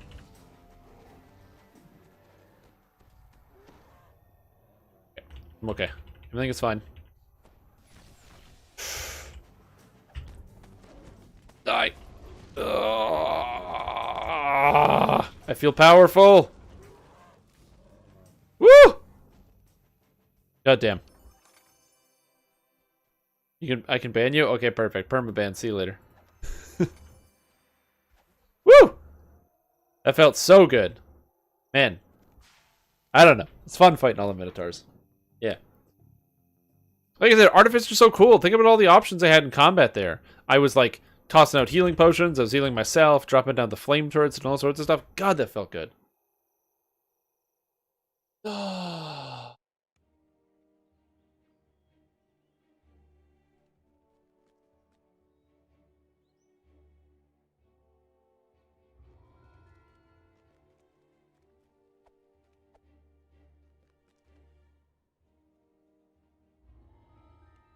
Man, I don't know why we're doing these on Reaper 4.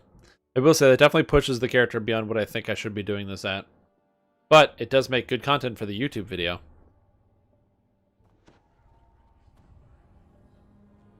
The versatility of the classes. Did they cast acid? No, probably not. I'm just gonna put fire and lightning and call it a day. Yet the captain of the guard looks worried and agitated. Wait. Where are we going? Oh, I got stuck facing the wall.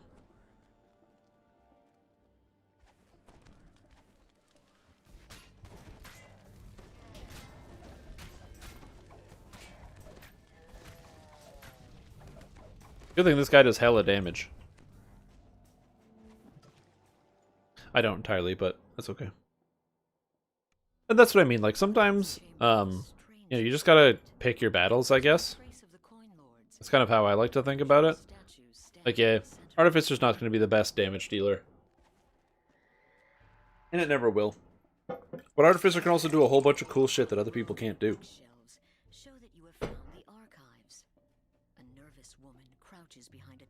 So for me, that's good enough.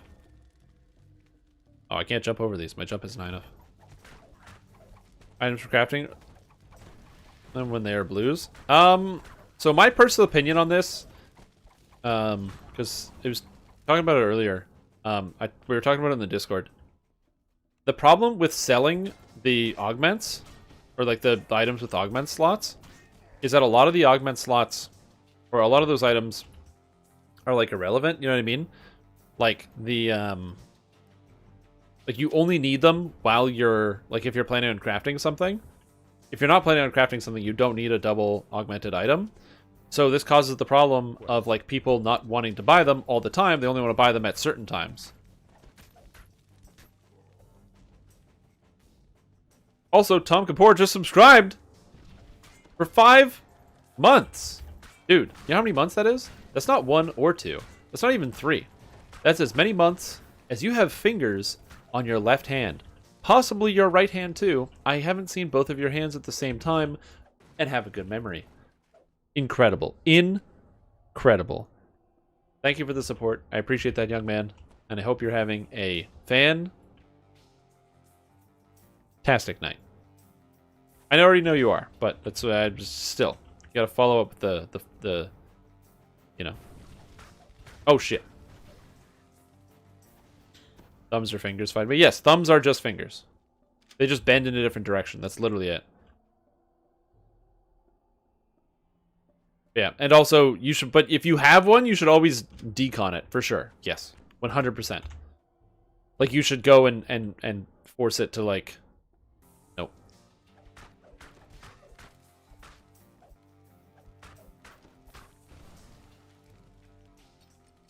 Four fingers to the hand? Oh, did I? Oh. But yeah, thumbs are fingers. Tom lost his fingers in a table sign. He just brought up that horrible memory. It's not my fault. Dude, that's called workplace safety. Number 1. Keep your fingers out of your table saws, people.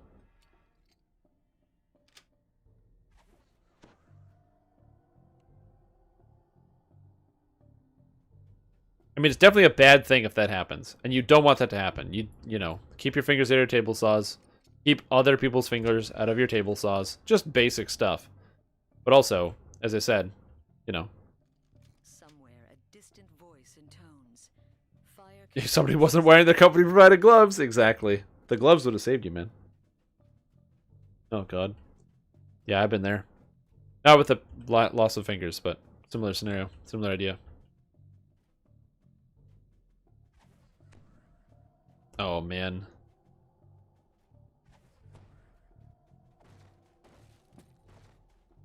when I worked somewhere, some guy was off, and or he was off for a little while, and he had to take time off because it was for an injury, and he got injured because this is not me making fun of this man. This is no, that's what I'm doing.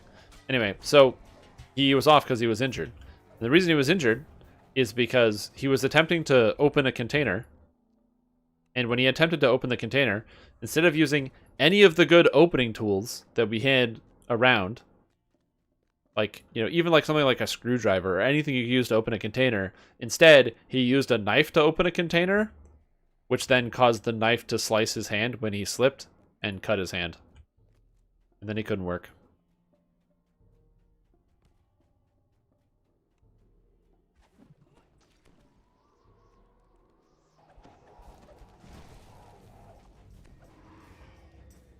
And it was like,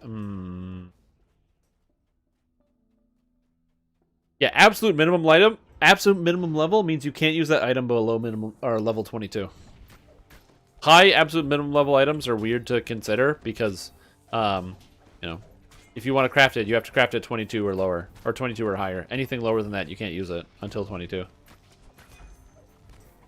Yeah, it was a sad scenario. You know, you don't want somebody to get injured on the workplace, but also, man, don't use a knife.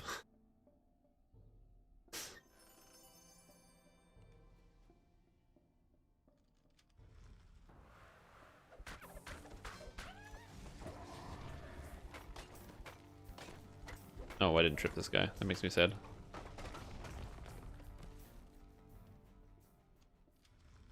B-Knife. He was trying his best. B-Knife.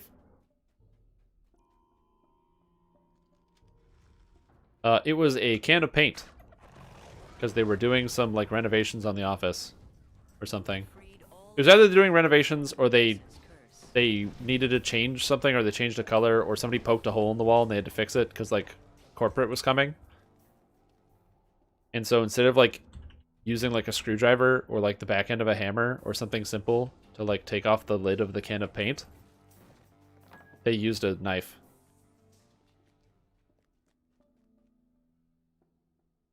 Without feeling any paint. That's funny.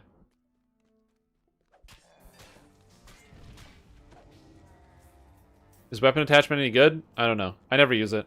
It's 0.5 W, so at endgame, your average W on a one-handed weapon, if you're using a one-hander, is...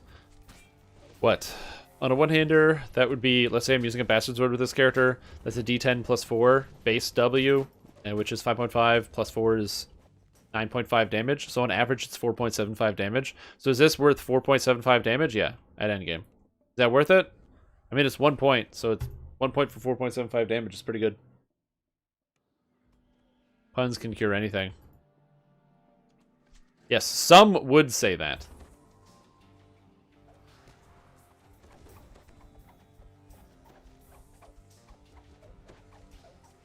Although the validity of that statement can surely be tested.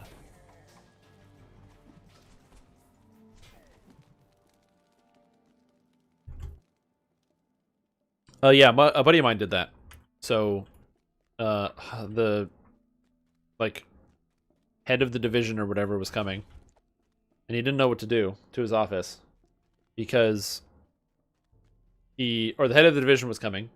So he decided that he would make the place look nice and clean because there was a bunch of scuffing on, like, the door. There's like a metal, I don't know, frame, whatever, around the door. And so he was like, okay, I got an idea. He's like, I'm just going to paint it to make it look nice and clean. He's like, we got some paint in the back. So he goes and he paints it up. Cool. No problem. Everything is good. Now it looks nice and clean because there's, like, lots of scuffing from coming in and out of the office and stuff, and, you know, the door just rubbing against it. So he looks all clean now. Great. Except he got a bit of paint on the wall by accident. What does he do?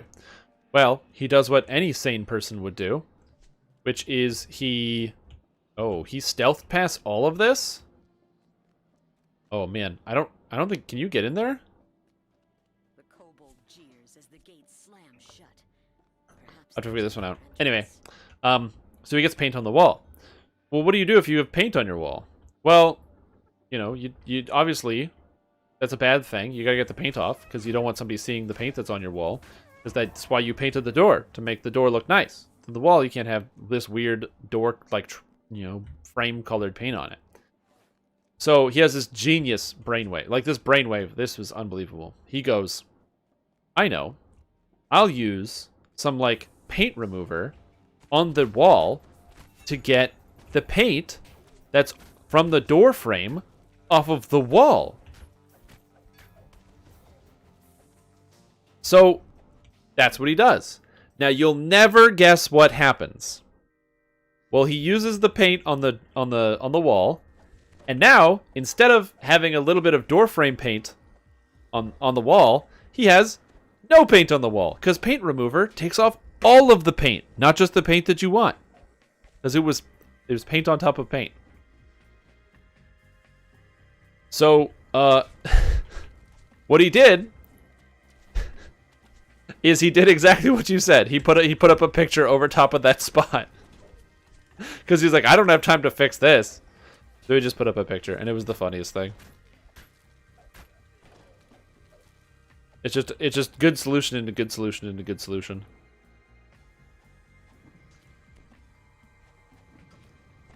Sorry, I was talking about how somebody got injured because they were opening up a can of paint with a knife, and then I had another paint story. Look, man, people gotta paint. Sometimes you gotta paint art. Sometimes you gotta paint your wall. Like me. Like, I punched a hole in my wall because I didn't realize it's concrete, and I couldn't put a nail into it, which I should have checked ahead of time. I didn't do that. So now there's a big hole, and I'm gonna have to patch it and paint it later. I don't know when I'm going to do that, because I'm definitely not doing that anytime soon.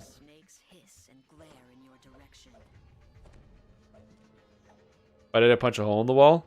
Because I was trying to put a nail in, and then I nailed it, and then it stopped going in, so I nailed it one more time harder, and all the concrete cracked.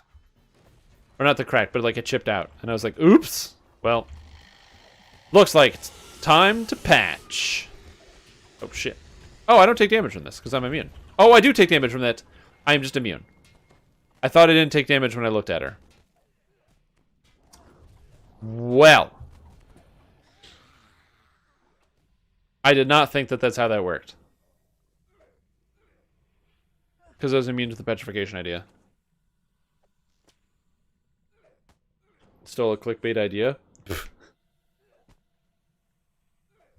Hey, if Montmertz decides to make something cool, then they can. I wonder, is that a thing? What happens if I Google Montmertz? Aha. Thank you.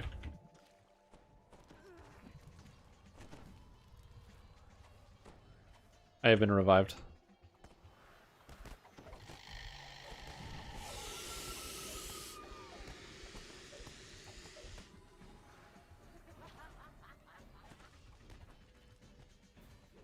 Oh, perfect.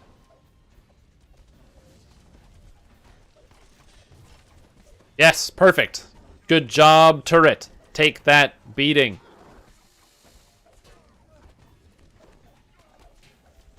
Oh, God. Can I beat this one plague, please?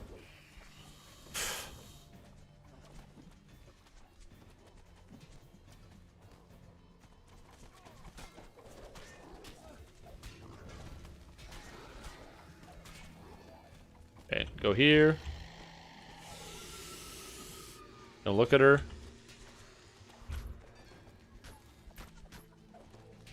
Whoa, wrecked.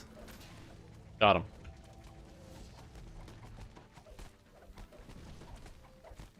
Woo! You were fortunate facing the Medusa, and then it would just do nothing. Well, it came out with immune because it was immune. I was immune to the petrification effect, but I wasn't immune to the actual like damage. It's an arcane blast. Yeah, I definitely need more attack speed. Yeah, Montmertz. That's true. There are 4 things that came up. No, I only got 3 things. I only got 3 results for Montmertz. Ah, but if I go Strim Tom on Google, I get 46,300 results. Take that, Montmertz.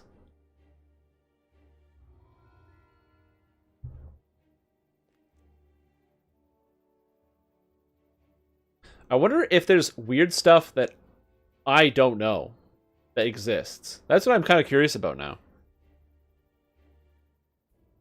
Wonder if there's stuff that I don't know. You want to do Wizard King? Yeah, I'll do Wizard King. Sounds good.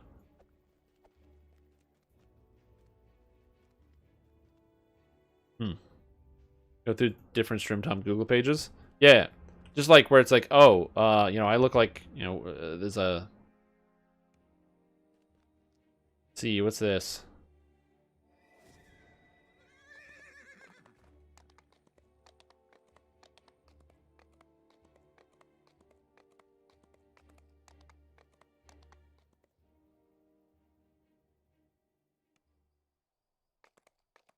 Oh man, I found a post on the Lotro forums about the developer interview I did at the beginning of the year. No, wait, what is this? Oh, 11, right. Different. This is the second. And got 60 results? You looked up StreamTom and you got 60? Oh, I got way more than 60. Maybe it's because I am StreamTom, and I don't Google myself often, but it happens.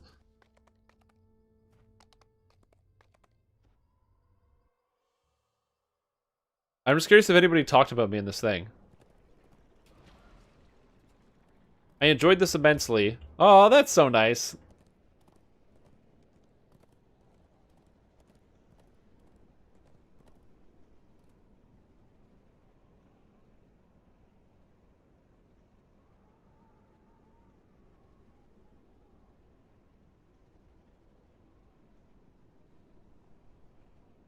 Oh man, and then they don't know me.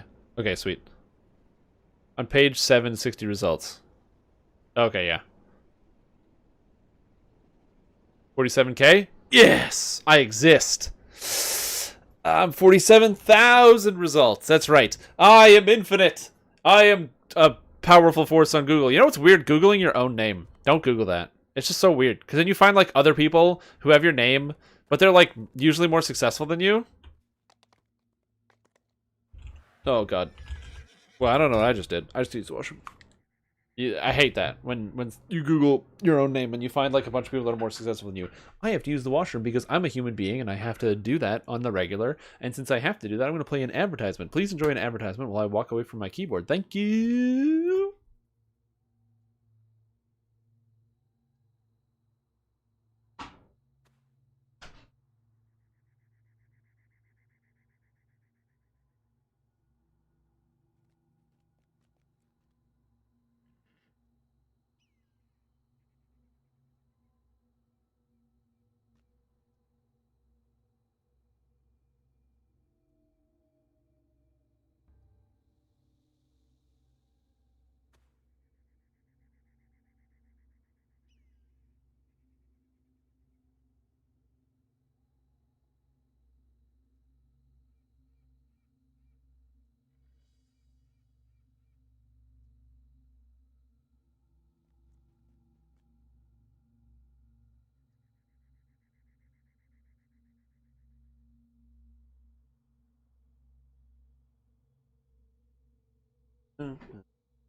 There we go.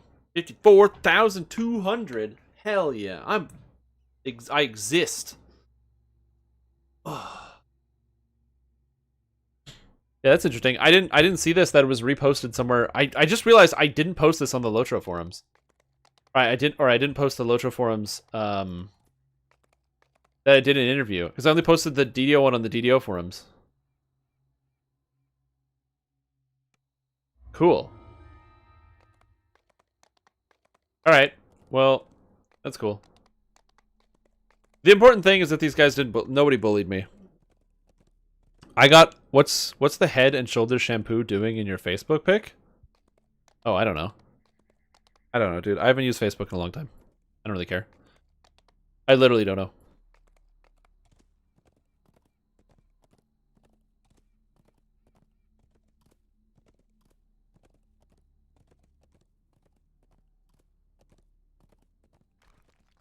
Thoughts on this landscape? This zone? So, I'm not driven by nostalgia for this zone. I'm not gonna. I was gonna say I'm not driven by nostalgia, but that's not true. I'm a very nostalgia-susceptible human being, which is why I was lovingly referencing the fact that I want to go back and play Morrowind and disparaging Skyrim, because I am a blind human being, wobbling my way through life incorrectly, and hopefully everything will work out okay. However, that being said, I'm not blinded by nostalgia for this zone. I did play through the desert when it was fresh content, and like most people, got intensely frustrated by the fact that you had to go up to the one final quest all the way at the very end, the Chains of Flame. I guess it's not really the final quest, but it's pretty far away. Overall, I think that the Sands is interesting because it has a lot of character and flavor. So when you initially walk into it, you know immediately, based on the Slayers, there's 3 different kinds of Slayers, and those Slayers have different inhabitants within the area itself. You're not just walking into an area and, okay, there's like, kill monsters. No. There's the Scorrow, which also includes the Drow. You have the Gnolls and this Famine Reaper. Ugh, Famine Reaper. Okay. I can do this. I can do this. You can kill a Famine Reaper. You can do that, Shroom Tom. No. Life. Ebbing away. Oh, 50 health. Oh, Harper Pin. Escape. Woo! My God. Anyway. You are immediately greeted with this idea that there is multiple different threats in this one area. So, immediately the player is introduced to this idea and they say to themselves, okay, I know that there's different things here. What if you don't even know what a Scorrow is? So, right away, your options are go enjoy some gnolls on your left, or go run around in the desert with some undead, which is another one of the monsters, the undead as one of the things. So it gets that, number one, gnolls are here, if you know what a gnoll is from traditional D&D and you're cool. If not, you fight them right away, these hyena men. And then also, I don't know, there's just something about the fact that, like, you kind of have they're even, like, drawn slightly differently. You have, like, the obvious large tombs and structures filled with mummies that kind of fits that whole Egypt vibe. But then you have this also very classic Eberron look that kind of reminds me more of, like, Madstone Crater with some of the shaping of the actual land in terms of the western section with, like, the Scorrow and the Drow and all that. I think it's really cool. I also like the fact that each individual quest makes sense why it's there. It fits into the landscape very well. The Tomb of the Wizard King is the largest pyramid in the desert. The Purge the Fallen Shrine is a hidden shrine through a crack in the wall. So a lot of these ideas are really, really cool in their placement. I really like that. However, that being said, I can only say I can't say too many nice things because Chains of Flame is a really cool quest conceptually to be able to get to. However, it takes so much longer than every other quest, and even with a mount, horses do fix this problem a lot and make the quest zone much easier. And since we've gotten horses, they are, that zone is a lot more, it's a lot more manageable. But what I will say, is that trap not go off? There's no trap here. What I will say is, even though it's a little bit more manageable, you still encounter a red alert quite often as you're going up the mountain, which slows you, and then you still have to fight your way through the initial gate of monsters. I feel like I wouldn't want to diminish the experience of going through it for the first time by just having it so that the door to the entrance was like lower or something like that. But at the same time, it's like there's a reason why people don't run that quest, other than the fact that it's also probably the most challenging quest in the desert, outside of like the raid content. I think that's also an issue. Similarly, the raid flagging is something unrelated. One of the reasons a lot of people don't even go to that section of the desert where the raid is because if you go there ahead of time, you don't really understand why you can't go in there right away, because you need to like flag for the raid with Zawabi unless you talk to him in town. And then even if you talk to him in town and so you're like kind of familiar ahead of time, you still have to then remember where that area is. It's the kind of thing where it's big, which is cool, and it is exciting because there's like all sorts of little secrets you can find. Like some of the, imagine finding, the Raid the Volcurum, because it's a walk-up quest. You just kind of find it, and you didn't even know it was there, and it feels like a secret to you. You feel like you're going on a real adventure as you crawl through this wall, and you find this secret scorpion hatching thing, right?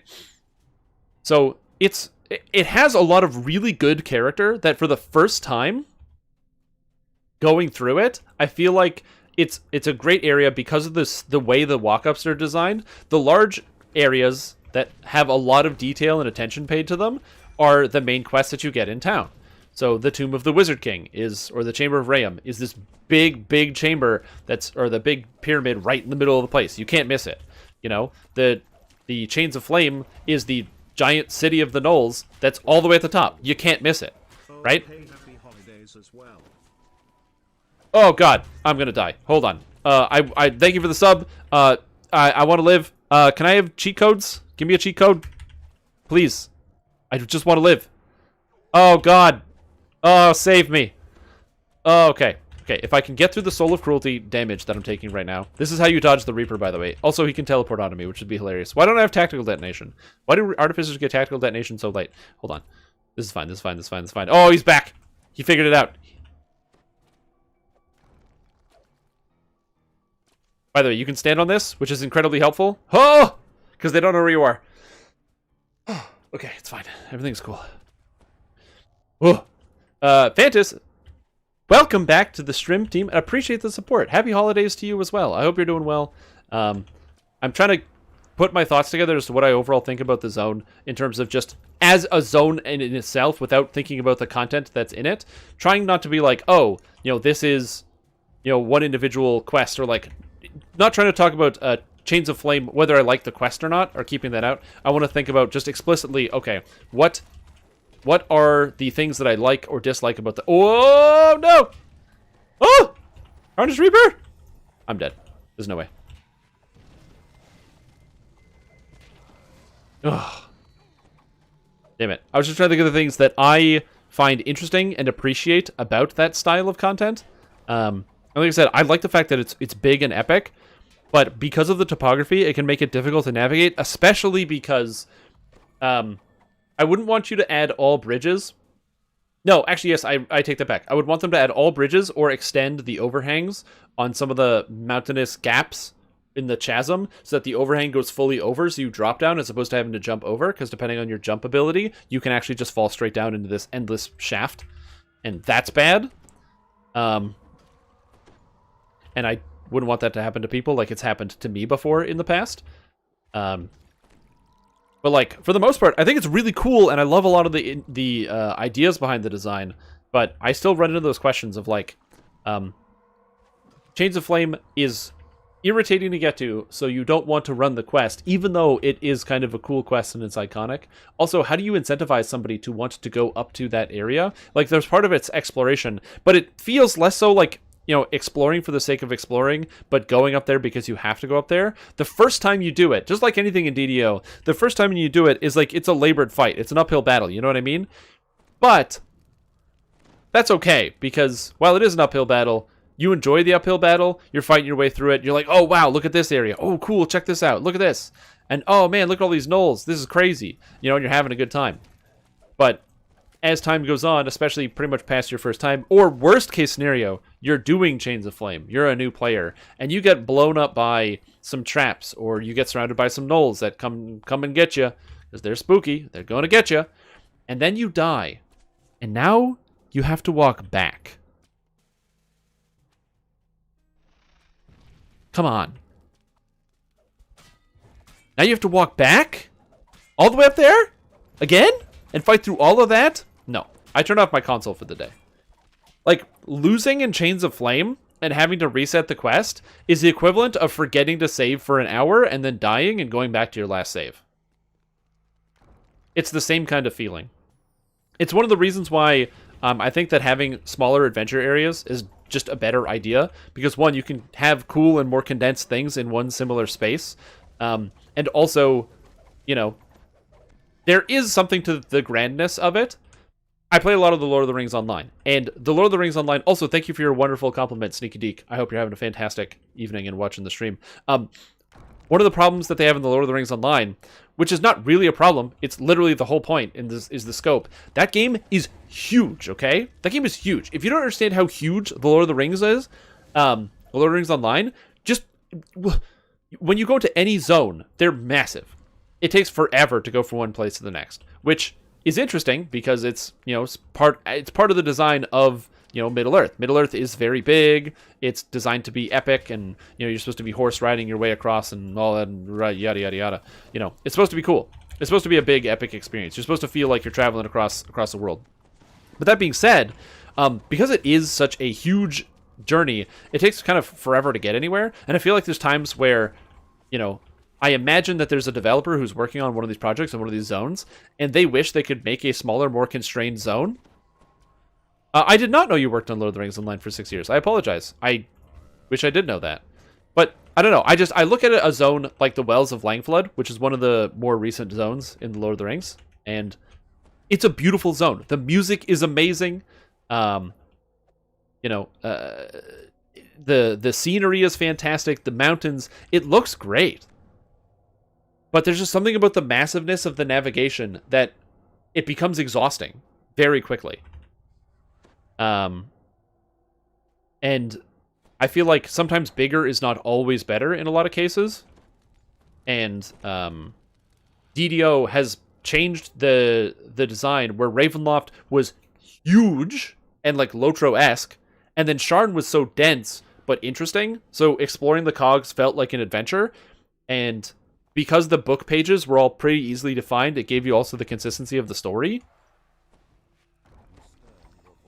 Oh shit, we found Rayum. Wow, what are the odds? And now this late, like with Keep on the Borderlands, I'm gonna be honest, I don't love the Keep on the Borderlands Explorer Zone. I don't know if that's a me thing. I don't know if that's just Keep on the Borderlands thing. I don't know. I just don't love it. I just don't love the Keep. I just don't love the Keep. Oh, bro, you need cold resist.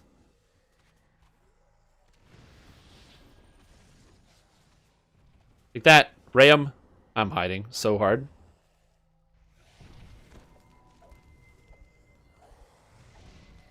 Oh. I have a gibber. I can make it through. Even Dim is greater than Isengard. I mean, yeah, I do love Evendim. And Isengard is also a small map. I enjoyed Isengard because of the feeling, the emotions that it give you. But Evendim is one of the more interesting areas in Lord of the Rings. However, it is again something that suffers from being really, really big, which is the reason why boats were added, so to get around. Remember swimming? Oh, that's your stretch of work. Okay, I thought you were saying that Evendim was in some capacity greater than Isengard. Because I'm like, do you guys remember swimming to Tile Ruinen every time? Ugh! Swimming to Tile Ruinen. Ugh.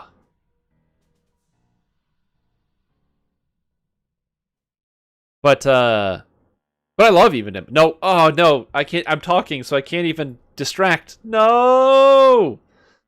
Oh god. Yeah. So like, for me, the reason why I'm not in love with the Keep on the Borderlands, I think it's mostly because it's a level zone range that I just don't normally play in. So, 1 and 2. I like to skip. I enjoy the familiarity of the harbor quests. That's where I get caught by nostalgia. I don't want to go Keep on the Borderlands because I want to do the harbor quest. It has nothing to do with Keep quests being good or bad. Why is this the Walk of Shame? Because I should have rebound and I didn't. That's why. So that's pretty much it. So I want to like that, and then the other part of it is that when something feels necessary to do, I don't know, it just didn't feel natural. So I'll give you an example. Or so like when it feels like there's natural or unnatural things that you have to do, or it feels like you have to do. In Keep of the Borderlands, if you'd like to get a horse, you have to kill rares to get feather tokens to get a horse, which I did. I got a couple horses. However, when you're doing the quests, there's, I think, maybe one rare that's on the way. But even still, if you take, there's the briefest route, which is what a lot of people would take, because you see the quest in the angle, you walk towards it, there's a mountain, you curve to the right, you hook around, you won't encounter any rares on that path. So if you want to get the horse, you have to do things that isn't the quest. You have to explicitly go explore the zone. But all of the rares are kind of in one specific pocket of the zone. And then the northeast corner is kind of reserved for the quest, but the rares aren't.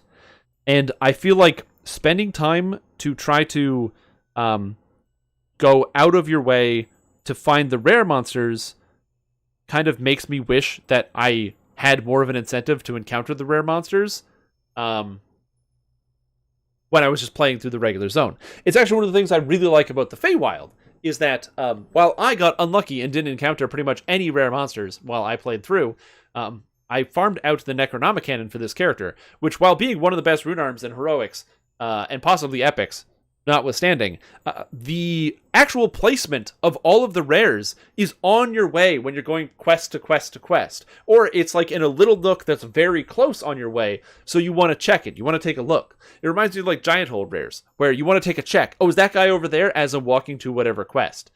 You don't get that on Keep. On Keep, you kind of just... You're beelined into going to the quest zone, and then you just... If you explore the area, you are unsure where to find them. So yeah.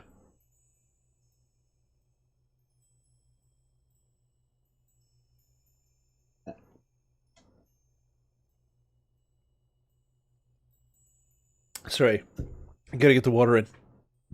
So much talking and not enough drinking the water. So yeah. So there's that. When it comes to the Cerulean Hills, I actually really like the Cerulean Hills. I really like the Cerulean Hills. But I'm going to say something potentially controversial. One of my favorite designs for a zone that I think would be which could have a couple changes to it. But one of my favorite designs for a zone is actually Tangleroot Gorge. So I like Cerulean Hills, but I'm going to go on a tangent right now. The reason why I like Tangleroot Gorge is because the whole time there's a direct line to where you want to go. You just follow the road, and it takes you exactly where you want to go, right? But you're walking on this upper platform, and as you walk, you notice there are paths that go different directions. You notice that there are bridges that you have to go across these large ravines, and you can look down, and it prods the imagination. What's in these places? I am walking through these areas, and I don't know what's there. It's this sense of mystery that you can see it.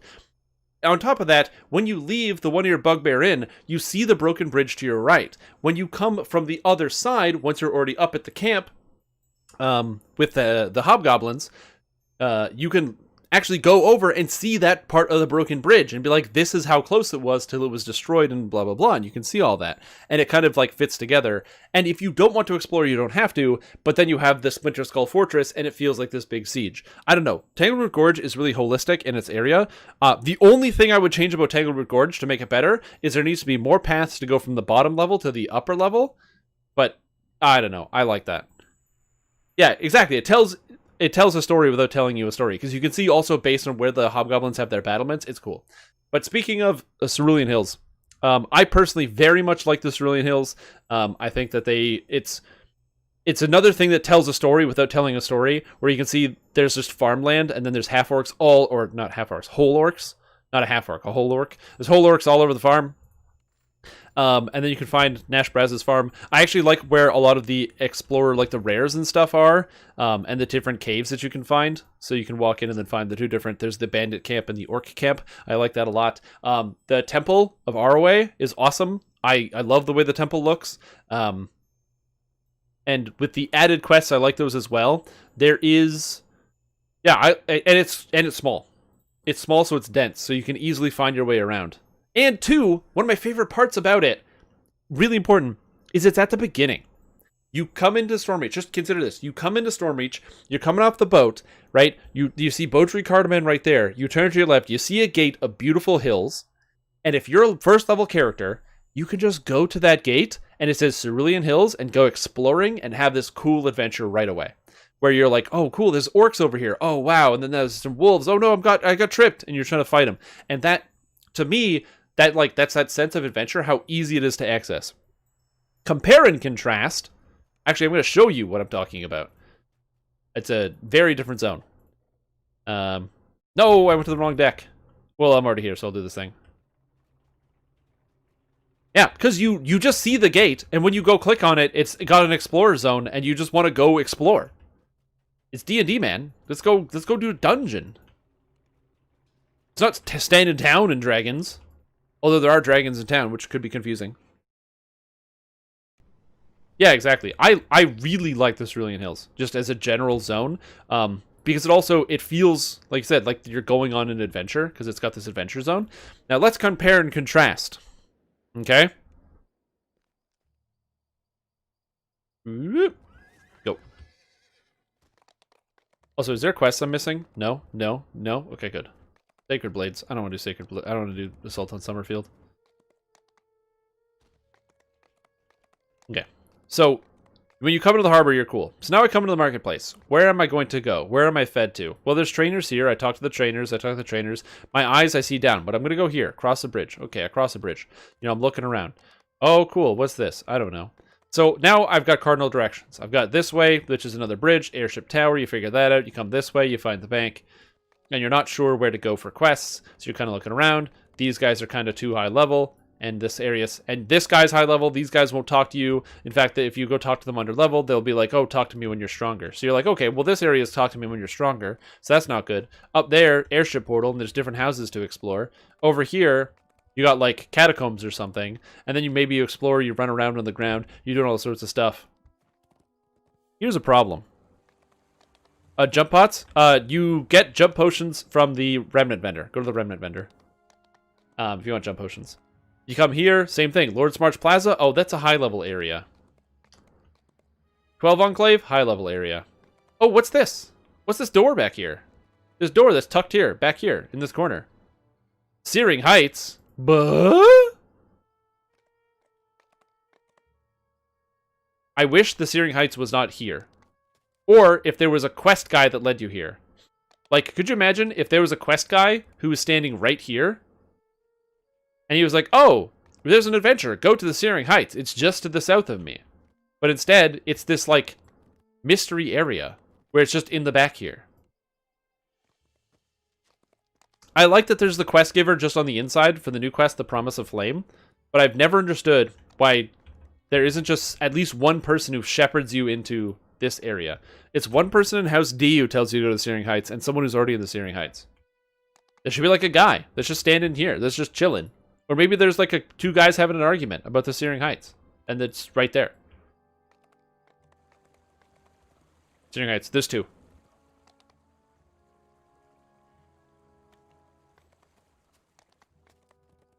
Yeah, exactly. Like there should be somebody that tells you to do that. Because the Searing Heights is cool. So yeah, I don't know. It's a cool Explorer Zone. I explored it a lot when it first released because it was the first Explorer Zone that didn't have quests in it.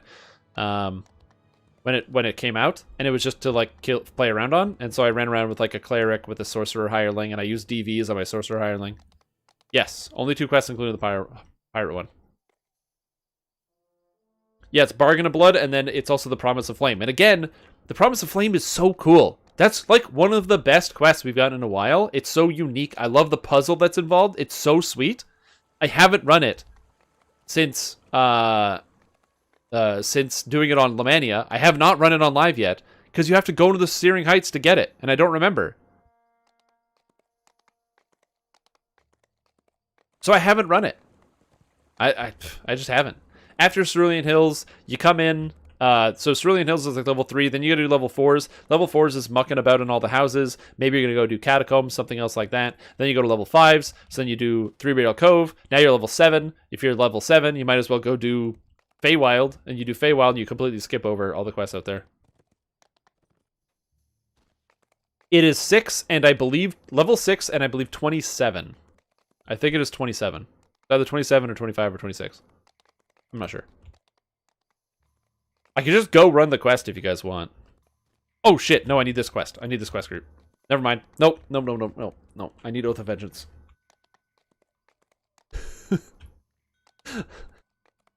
Yo. I was about to go show off that quest, but yeah, I need Oath of Vengeance. But yeah, like I said, I like Cerulean Heights, or Cerulean Hills, and I like Searing Heights. I just wish that Searing Heights had some better way to be integrated with what players are doing and where they're going on the regular, because I don't think it's that inconvenient to get out to that quest. You just don't even know you have to get out to that quest. like, one of the problems that DDO has is that if you need to know where a quest is, it says bestowed by Felian Abbot in Wayloon. Wait, is this going to tell me where it is in the Promise of Flame? Promise of Fire? Oh no! Because the Promise of Fire, either the meta text wasn't updated properly in here, or it's either not in here, or because the quest is bestowed in an adventure area, it's not loading. I'm not sure, but it doesn't give me a hover, so you don't even know where to start it. Oh, this Purge the Heretics. Yeah, you don't even know where to start it. It's just in here. There's probably people that don't think this quest is even in the game, or they have to Google it.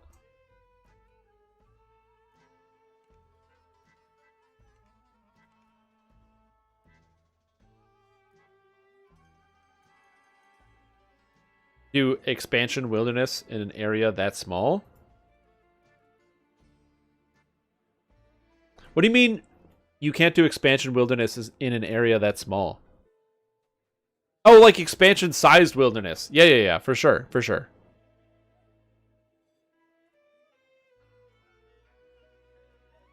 I don't know. If there's a clean way, maybe even something if, like, after you finish the Gatekeeper chain, he gave you a quest called that was like, oh, you should investigate the Cerulean Hills. Yeah, exactly. That makes sense. Yeah, for sure. I don't know. I feel like the Cerulean Hills is just, or not Cerulean Hills, the Searing Heights.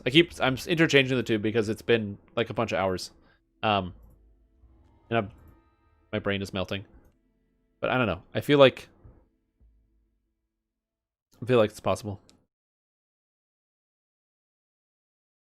And Bargain of Blood, I don't know. Yeah, Keep had a lot of quests.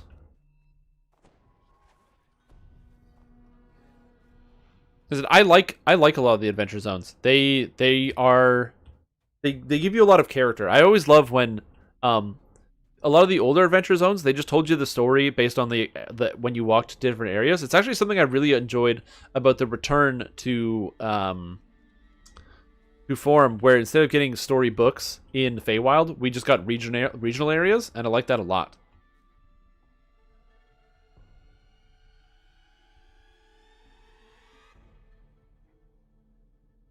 Cerulean Hills has 7 quests. No, 4 quests. 6 quests, you're right. It's the 4 Gatekeepers quest plus the... Can we open this?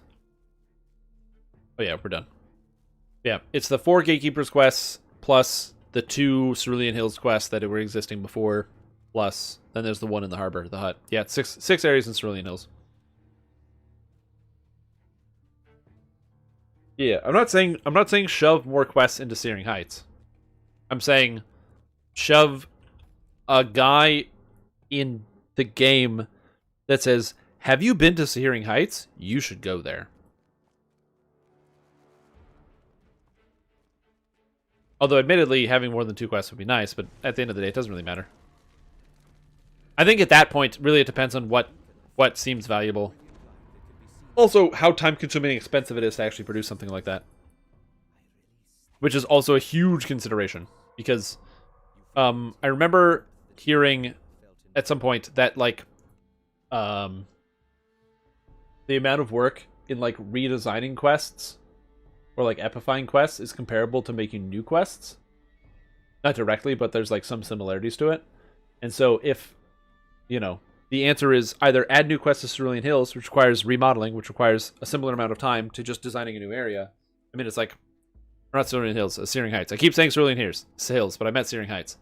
Then, I don't know, leave Searing Heights. It's not the end of the world, right? I don't think that there are people out there, like, I'm not even really crying about the fact that people aren't using Searing Heights that much. It's just like, you know.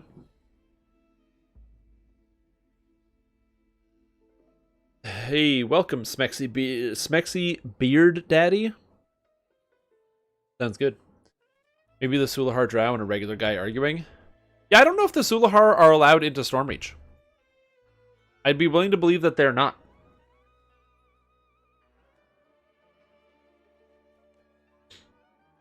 I don't think the Sulahar Drow are allowed in. They kind of get angry, you know what I mean? That's why they're, during the Age of Rage chain, they're also locked outside, and they're not allowed within the city. because when you go do the quest, Madness of the Crowds, there's like all of the crowds that are outside. I mean, there's also probably some amount of trade. You have returned to Castle Ravenloft, this time uninvited. Also, where are the drow in the harbor that openly praise the Spinner of Shadows? Given how many Silver Flame guys, are you sure about that? Where?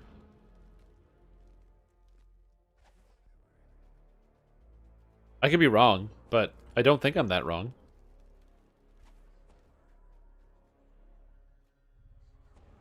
Keep is like 50 land blocks? Yeah, I don't really know the scale. Oh, near the favor drow guy? Oh yeah, that's right. There's the little enclave of drow there.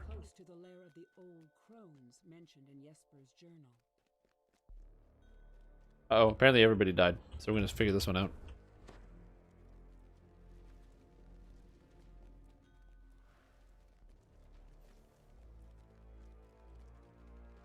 Raise the spinner. Yeah. Yeah. I don't know. I'm thinking of a reason as to why they may not be invited in. Oh no, did that dude release? Oh, geez, that's not good.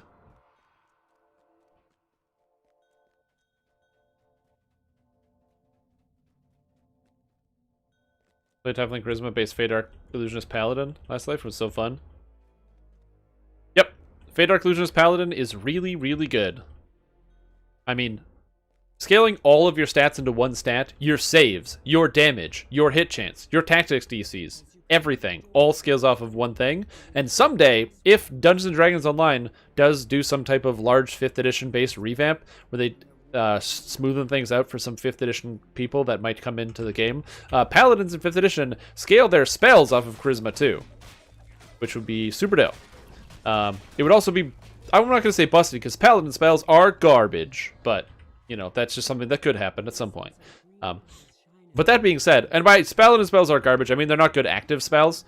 Like, they're all just buff spells that you cast passively. So most of their spells that are powerful are like Holy Sword, which you cast and then you don't test it anymore. And Zeal, which you cast and you don't cast it anymore. They don't have good, like, active spells. So they're not garbage. They're really, really powerful, but they don't have good active spells in combat. So they don't have a need for more than, like, 200 spell points. That's a better way to put what I was saying. This gives it more context. But, that being said, yeah, Paladins are really cool. However, it is important to note that at some point, Greater Color Spray will get fixed, so it actually has a DC, unlike now, where it just straight up works and has no DC. And that will then be a big hit to the Paladin build, because, of course, making it so all your spells always land, or your biggest crowd control spell always landing every single time, is obviously going to have a reasonable impact on a character's performance. Just keep that in mind.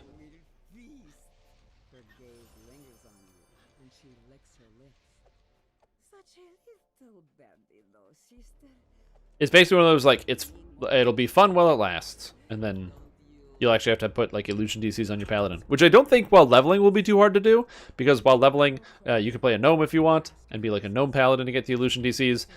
You could craft just illusion items and stuff with the DCs, it could be fine. You've got a lot of cool ideas. Oh, nice. Did you hit 20? Congratulations, dude.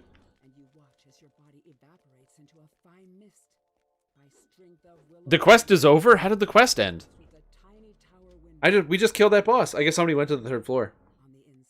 I don't know. I think that the adventure areas need to complement a lot of different things that many people want. It's really tough because I know some people that love the Stormhorns. Okay? They love the Stormhorns. The fact that it's so big and it's massive, and there's like the secrets, and you have little notes everywhere that are like the Harper notes, and there's all the different rares, and there's so many cool encounters that happen in that area, and because it's so big, it feels special when you finally find something, because you're like, yes, there's this cool thing, right? Or like, what's that other one? The King's Forest.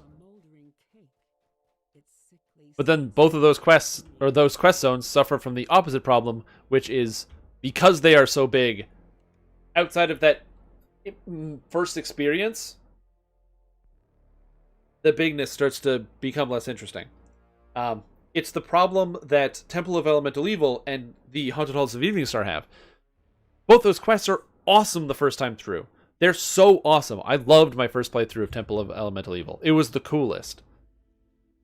Doing every optional, doing everything. It was so awesome. I loved it. I don't do Temple of Elemental Evil anymore. Who does Temple of Elemental Evil? It's so long. And it's so big. That's what she said.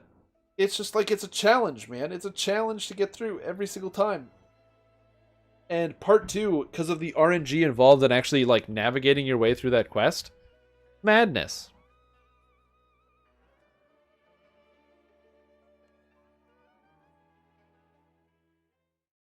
Several times. Yeah. Like I said, Temple of Elemental Evil 1 is not too bad, but the problem with Temple of Elemental Evil 2, and honestly, it wouldn't be bad. I think you could fix Temple of Elemental Evil 2 by just making it that by clearing any one of the paths, it opened the way to the end instead of having to find the crystal. I think that having to find the crystal is what causes, like, Temple of Elemental 2 to just go crazy. Because TOEE 1 can be done in like 12 to 15 minutes if you know where you're going. Oh, awesome! I'm glad to hear that, dude. I hope the two of you are able to have some good fun.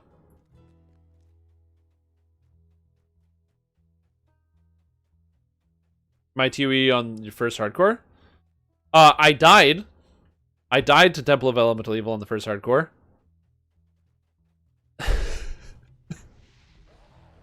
Come back!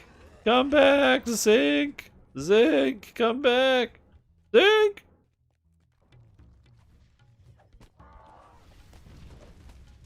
Come back! Come back, Zinc!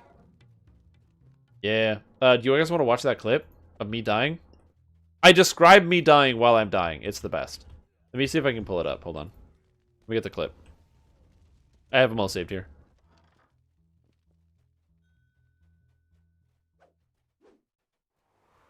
Commanding voice issues from down the hall on the left and reverberates throughout the Baron's manor.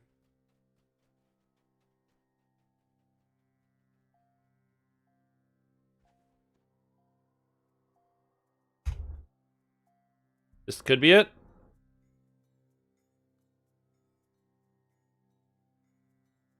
Nope, that's not it. But that is another clip of me dying.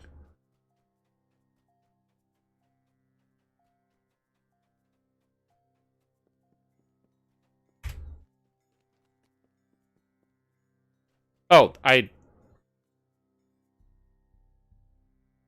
that's the wrong command, that's why. Yes, this is the second one. This is the second link. Yep. If you want to watch the death that we're talking about in Temple of Elemental Evil, it's the second clip that I linked. Which I need to now edit this. Lady Fiona Voctor smiles confidently.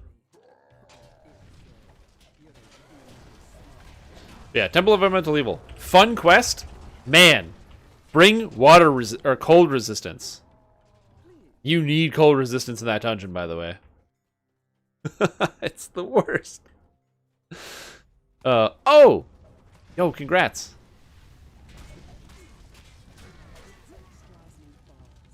That's the one, yep.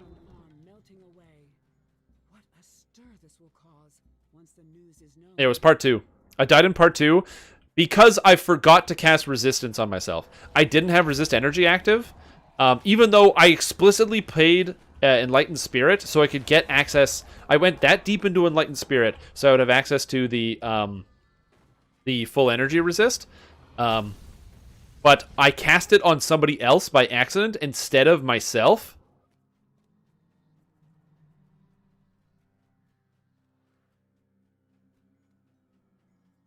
And I ended up eating it. By the way, if I hadn't done that, we would have beat that, no problem. From the toxicity of this game? Toxicity?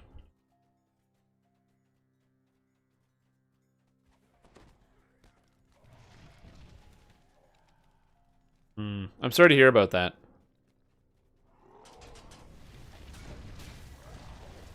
I know that the majority of players in Dungeons & Dragons Online, like for example, I've been, playing a whole bunch on Arganessen for pretty much the entire time. And on Argo, I know that if you don't know where to go, people will usually take the time to help you out and walk through and other things. And but you know, unfortunately, that's kind of the reality of an online video game. Is your experiences cannot be rated by the ESRB because that's just the nature of things. Sometimes people will be unpredictable, and they might not always, you know, kind of live up to the expectations of what you would like them to live up to online. So, you know, in general, I do think that, you know, obviously kids are going to do whatever they do online, you know, but obviously it's good that you're attentive and you're looking out for that for your son. But just always remember that, you know, these style of games, people are going to have different levels of interaction with each other. And so if possible, you know, supervision is also good to help out. You know what I mean? I mean, you're always going to have, there are people that are less willing to help you find some stuff. However, on Arganessen, for example, there are a few Russian players that are very, very good. And they're very fast. And they just sprint through quests on like Reaper 7 while leveling. And they don't even care. They're very good. But they don't really type with the English. So if you don't know where to go, you join the quest. And then they're not going to tell you where to go because they don't know.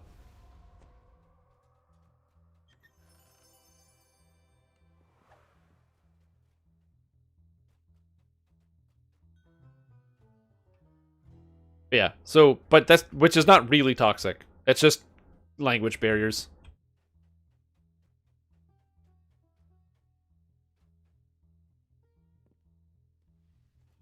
Yeah. But that's what I said. I recommend in situations like that, you know, just, that's a good moment to make sure that you're, you know, providing supervision. Just, you know, try to do that. Because you don't want to have a situation where, you know, unmoderated discussion can reach a height that you don't expect. You know, it's like how, you know, young people can get dumped in front of Call of Duty or Fortnite and experience many, many different colors of language. Playing since day one, you don't know what you were doing? Yeah. It's okay. You played since you were 9 years old? Nice, there you go.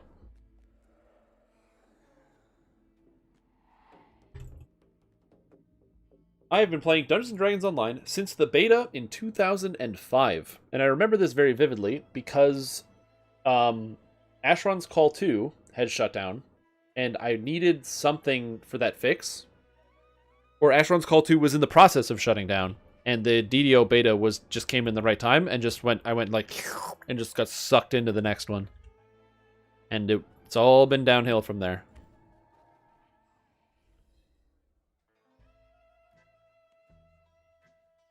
When will the next hardcore season be? Dark or Pale? I have sad news. Hardcore is coming back in the future. That's all we know. We know that SSG desires to make a new hardcore season. They said that they want to do stuff. Cordovan has said during the weekly Wednesday lunchtime live streams that we now watch, by the way, here. We just kind of restream it and chat about it, and sometimes also type in the chat. But that he's mentioned that you know, Sandstone Games wants to do some hardcore league. However, they don't have a date set in stone. And since they don't have a date set in stone, they'll also, you know, there's nothing really committed. Also, transfers of your stuff off of Hardcore League are not going to be happening until they're not going to happen until they happen. So basically, they don't have a date for next Hardcore League. They also don't have a date for the transfers from the last Hardcore League to be enabled. So we don't really have any information. We know it's something that they want to keep doing because Hardcore League is a very popular thing. I love Hardcore League. Like, it's like the best version of DDO. It's not the best version of DDO, but it's a really fun one. It's a very refined version of DDO. I know, dude. Some of my most viewed videos are my hardcore build guides. It allows me to write a bunch of really good, solid, new player guides. Because all the builds have to be First Life friendly. And I get to incorporate so many different things. I love making the hardcore build guides thing. We do it as a live stream here. We sit here for like 10 hours and come up with builds. user requested builds and I put into a big video, then we make all sorts of cool things. I love it. Hardcore League is the best.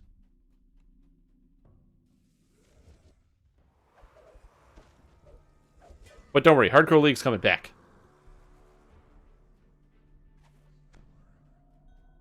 Nice, that's awesome.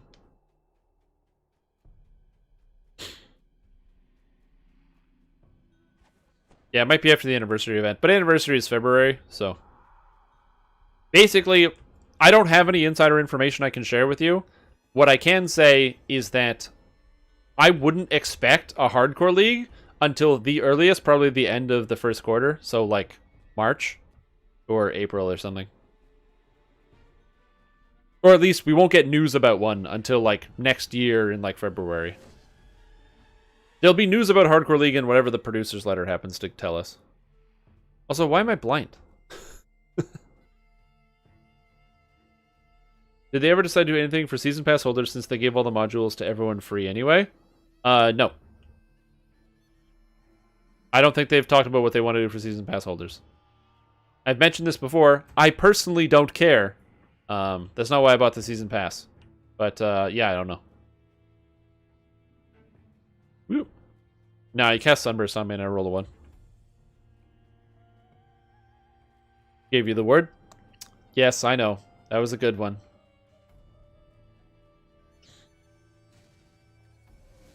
Oh, for sure. I think it's kind of one of those scenarios where, you know, they didn't really expect there to be like a global pandemic that would affect the world. And so, you know, they didn't, I don't think that they had any expectation or desire to like suddenly devalue what the, you know, what it was. I don't think that was like on their end, like a goal. So, yeah. I don't know. Like I said, I very much appreciate the Season Pass. Getting the daily gold rolls is like a crazy benefit. How's this broken already? But it's like a crazy benefit to have the... Oh, where'd that guy go? I don't know where he went. But it's a crazy benefit to have access to the daily gold rolls and everything else. Yeah, I understand. I mean, okay, so again, this is from me. I can't help you with this problem because I'm not going to fight that battle. I just have no interest. I got out of it what I wanted, so I'm a very happy consumer of the Season Pass.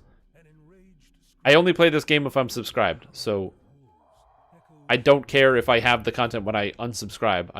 If I stop playing, I'm going to unsubscribe. Right? That's just like kind of where my purchasing is at. I recommend that if you have either a suggestion or like for me, it was never a part of owning the content. It was I wanted that cool armor and I also wanted the daily gold rolls because I play the game a lot, I level a lot, and getting to constantly have like tons of XP to level with in early levels, plus also getting like all the cool cosmetics and things, it's a very different thing. I highly recommend though that you make your voice heard if you haven't done that yet, by making a post on the forums or in a place that is visible. And also, don't be rude. I'm not saying that you will be, but I'm saying if you want someone to make a change, just express your position. I bought this thing because I wanted this. That was originally part of the motivation. I feel like there should be some thing that goes along with it. You know, I'm open to ideas or suggestions, or I have a suggestion of something that might work. This is my feelings. Right? I would highly recommend you voice your opinion if you'd like to see a change be made. Because like I said, I also can't do anything about it. I'm just some jerk who plays a video game. I need Etherna, I guess.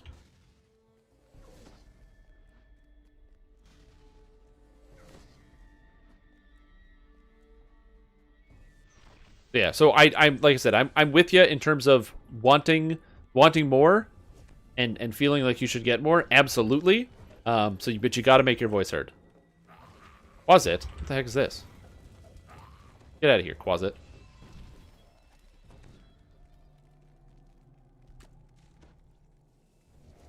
Oh yeah, and Freak Show. The daily gold rolls was a part of a special thing called the Season Pass, where you had to play $300 up front, and you got 2 years of subscription, as well as owning all of the content in between now and, or in between the time of purchase and, the end of the pack. So all of that content was already given away for free anyway, so that's kind of a moot point. You also got a special silver dragon scale armor that is exclusive. And you also were given access to daily gold and silver rolls. And the daily gold rolls paid for themselves very quickly.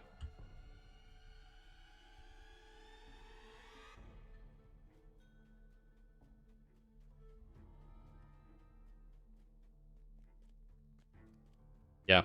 Again, it's a tough scenario because I guess where I come from is, I think of the very tactful way to put this. I am happy I was in a fortunate enough position to buy it so I could play the content when I wanted to play it. And I could do that. And I am also happy that others who might have not been fortunate enough to be able to afford it had the opportunity to try Dungeons & Dragons Online, a game that I also deeply enjoy, and to potentially be able to share that experience with me in the future, because for me, I'm already in a place where, like I said, I could afford it, and it doesn't bother me that other people also get to enjoy that content. But I'm not saying that your feelings aren't valid. Everybody feels differently.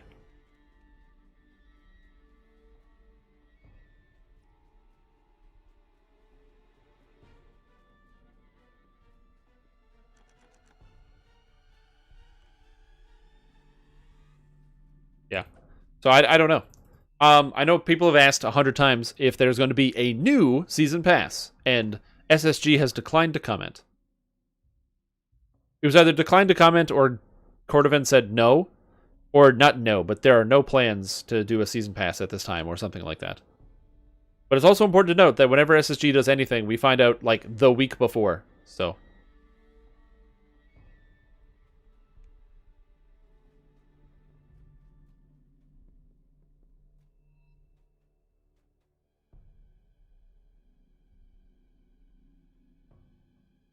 yeah, oh yeah, I'll skip this. We're gonna go do enemy then.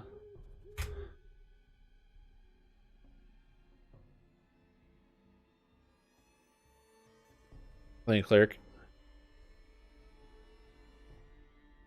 Very happy about it. He pulled Basmarath. That's kind of cool. I still don't have Basmarath.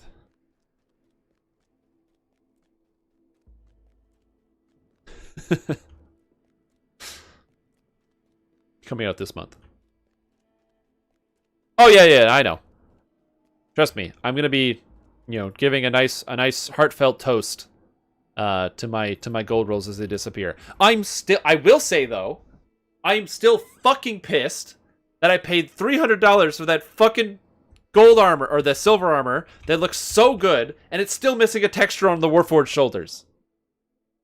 It's been 2 years. I paid $300. Fix my texture. Makes me so mad.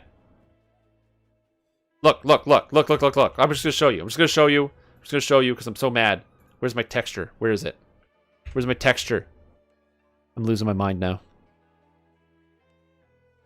Oh, buddy.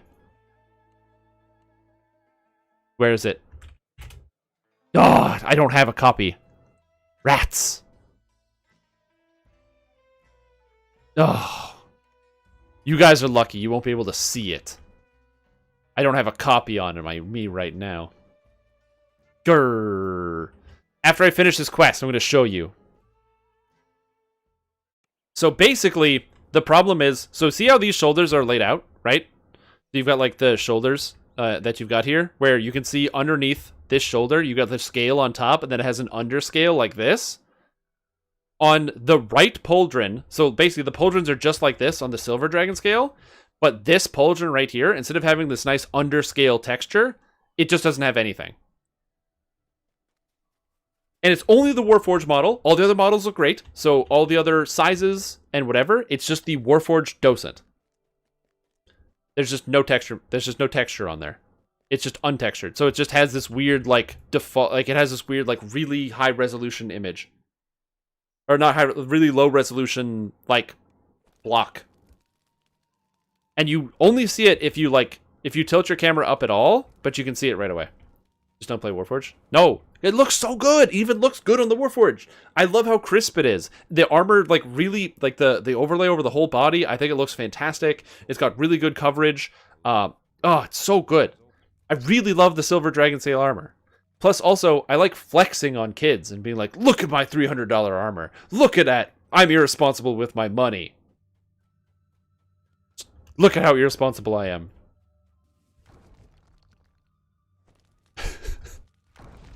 But I can't do that. Well, I can, but I just have to not do it as a Warforged. It's not an emergency. It's just one of those, like, as a big-time Warforged player, I'm like, when I saw it, I was like, of course it was the Warforged texture. Of course it was the Warforged texture. Other races? Nah, they look fine.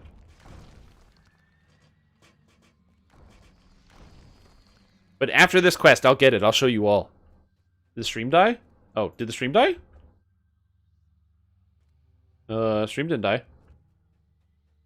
Not for me. Okay, good. Woo! Panic for a sec.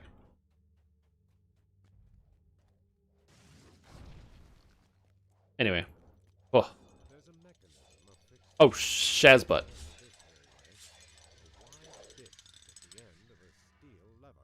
Okay, we're good. Safe. Is free PR and marketing is best. And the best part is players always want it. Yeah, but there is straight up a thing such as like too much communication, and you can find that out sometimes because there's a fine line between different companies that do different levels of communication. Where like I'll give you a great example. So Path of Exile, I love Path of Exile, and I love grinding gear games. These guys, they do communication. They tell you everything. And this can sometimes be a good thing or a bad thing. It's cool that they have a lot of good communication about different aspects, and especially when there's something that is a problem on their end, they're right away. There's no like secret like what's going on. Especially when it comes to the like league launch, within the first week, if it's 4 in the morning, okay? It's 4 in the morning, and all of a sudden the PoE servers go down. Chris Wilson, lead game design, is on the friggin' subreddit posting, there was a disconnection in whatever server, here's what happened, servers will be fixed in X amount of time. And you have people being like, they do their weird fetishized Chris Wilson stuff where they post like praise and then pictures of Chris Wilson photoshopped onto pictures of Jesus Christ and all sorts of stuff. It's a weird thing, but that's kind of interesting. I would never expect that from a human being because people gotta sleep, dude. I don't want, if the servers go belly up in the middle of the night, I don't want, like, I would want somebody to be on it, hopefully, but, you know, it's just one of those situations where people gotta sleep, people gotta live, people gotta do stuff. But then, what happens? Servers crash at, like, midnight or something. This happened, like, a month ago. Literally, the servers crashed at, like, midnight, and you know what happened? You had, like, 5 SSG staff jumped in the Discord immediately, and we're like, okay, there's a problem. Yep, we're working on it. Here's the thing, blah, blah, blah. Here's the update. Servers are up. Over the course of, like, 20 minutes.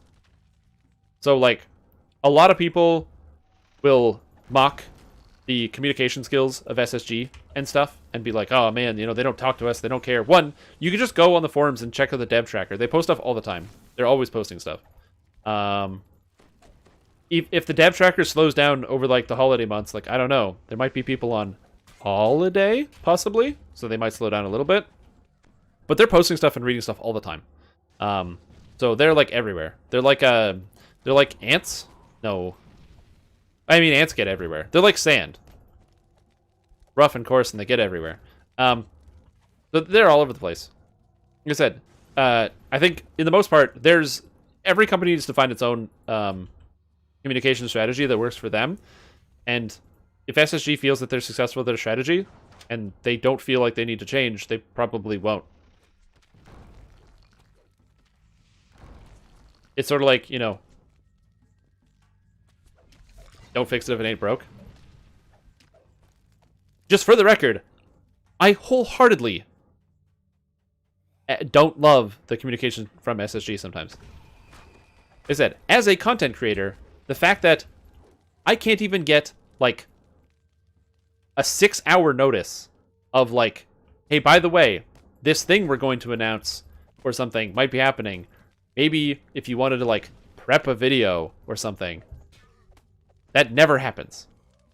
So I am on the same page as all of you guys. When it's like, oh, Hardcore League's coming in a week?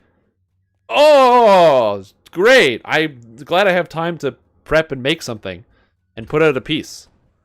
When it's like, we can have a symbiotic relationship where you might not have the team of people to make a piece of marketing material, and I'm a loser who lives in his basement who could have the time to make a piece of marketing material.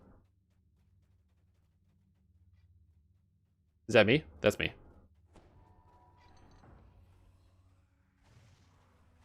I don't know. That's like, I'm like, oh man, if I could change one thing. If I could change one thing.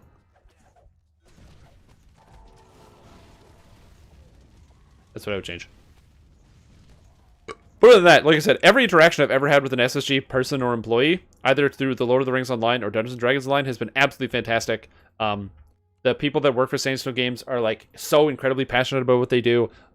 They work way harder than I do, because they make, like, cool video games and shit, and they're always working, like, throughout the day and night cycle. So I have a lot of respect for all the people that work at SSG.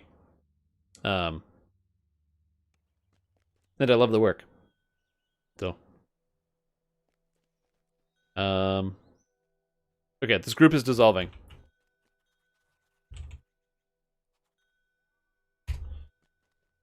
Alright, are you ready to see a texture? It's texture time. Leave party. Let's go. We're doing it. It's texture time. Production update, setting expectation, informed core gamer, and yet I had no idea the last 2 hardcore seasons were happening.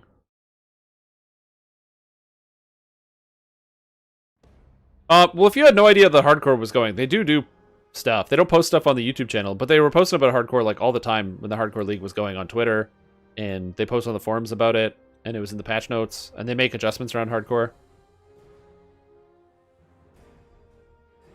Like, missing hardcore entirely? I don't know, man. It might be a you thing. The other day, if they'd ever have a Lord of Blades R Strahd or a Strahd Sentient Jewel. I said Lord of Blades ain't dead. Lord of Blades R Strahd? What do you mean R Strahd? Lord of Blades R Strahd. I don't know what that means. Sentient Jewel probably wouldn't shut the... That's funny. That would be kind of neat if you had an old raid boss. That'd be great. Oh. Lord of Blades or Strahd. Oh, or Strahd Sentient Jewel. Yeah. Okay, gotcha. It would be kind of neat to have something like that. To have, like, a Lord of Blades Sentient Jewel. Or, like, a raid boss Sentient Jewel. Silver Drake. Look at this. Look at this. Look how beautiful this armor looks, guys. You guys want to see what I paid money for? Look at this. Ooh, look at this. You see what's in it here? Look at this texture. Look at that. Is that the best texture in the world? No. But you know what? When you have it like this, and you're like, ooh, it just feels good. This is a good looking texture. Look at me. And look at the shine. I love the shine of this armor. That it shines, it like glistens in the sun. It actually like reflects based on the light. Look at the lighting effects on this armor, okay? I love this armor. It's so good. Makes me happy. Now, destruction. Or get my own name as during hardcore as a content creator. Well, okay, that was, to be fair, for Hardcore 3, there was definitely like a miscommunication between me and Jerry, for sure. I probably could have reached out and been like, hey, buddy, can you save me a name? And I just didn't do that. And then the fact that somebody else got my name and then died in Scrag Sewer is also kind of funny. Like, I wouldn't have that story. Do I love that armor? I like it. I think it's good. I gotta go find a bank guy right now. Number 2 best $300 ever spent in this game. Yeah, it's so good. It's got, like, look at this. Look at this flat texture. Ooh, dragon scales. Is there a shine? No. Does this reflect? No, it doesn't. Was this armor made in 2008? Yes.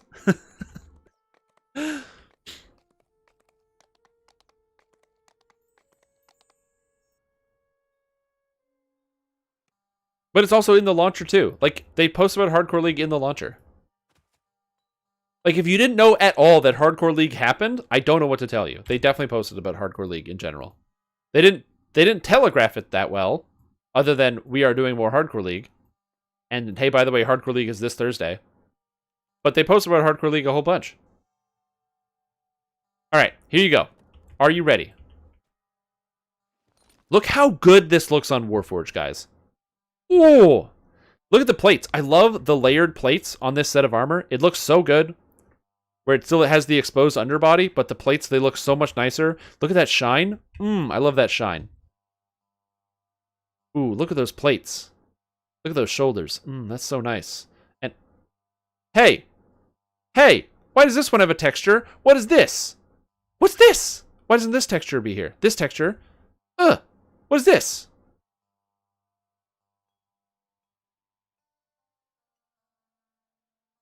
What is this? It's been 2 years. What is this? I hate this. I hate this texture. Fix it. Fix it. Or don't. I don't care. I cared a lot more. I was more passionately a while ago. But it's a really nice looking piece of armor. So I'm a big fan. It shines. Oh. Man, I want to use this armor now. Okay, now I'm using the armor. It looks too good. I don't want to take it off. Warforged don't wear armor. Damn it, you got me. That's not actually armor. This is just my skin. Hey man, I just came out of the forge this way. Don't blame me. Oh, that's funny. Yeah, green steel also makes good cosmetics.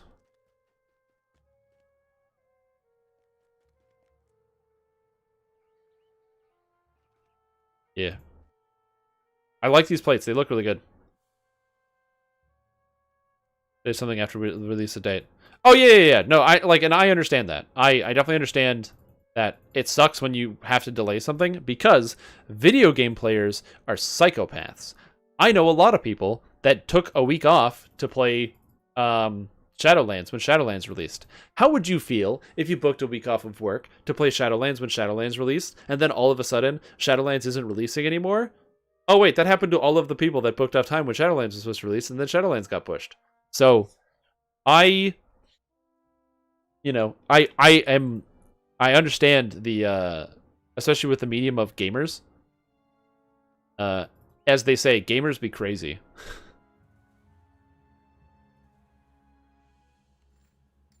Yeah, exactly.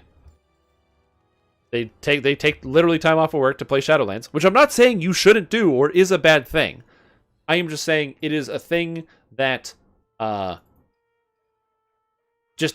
just a thing that people do. That just it does happen, right? Because it feels good to take time off to play video games. See, Quentoxic's got the right idea. Just spend money on monsters. Friday off this week? Wait, what comes off this Friday? Let's see. We got Cyberpunk coming out Wednesday at 7 p.m. So some people are going to be playing Cyberpunk 3025. And then... Wait, is that Path of Exile League coming out? Is that Delve League on Friday? At 4? Only Delve? For 7 days? Yeah. I do apologize if you really enjoyed Dungeons & Dragons Online content. You're like, I want to see Strimtom play some DDO this week. I took the week off so I could watch the stream. You're going to be so disappointed because it's going to be from Friday for probably 7 days straight, except for like a little bit of obligation style stuff. So like we'll be doing DDO raids on Saturday and some other stuff. Path of Exile Delve for basically 7 days. I've wanted Endless Delve since Delve was released. My favorite race was Endless Ledge. Endless Delve is the best. I can't wait.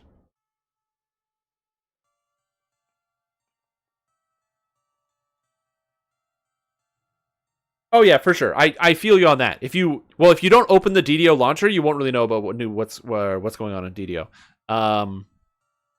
Oh, the UI skin? It's this one.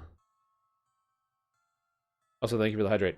I totally agree with that, 100%. But that's, to be fair, that's not really...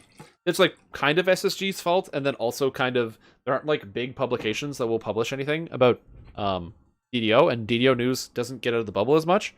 You know? Like, you might have, like, PC Gamer publishes something about Path of Exile, pissing people off or something. Or doing a thing. But that will never happen to DDO. Well, it isn't happening now. There might have been something about EG7, Purchase of Daybreak. That would be, like, the closest thing you get. And then they mention, oh, and Daybreak is a game that publishes Dungeons & Dragons Online and Lord of the Rings Online. And then there's a nod, and then somebody asks about it in the comments and goes, oh, I played that game once in 2009. It was really cool. I haven't played that game. I should check it out. And then that person doesn't check it out.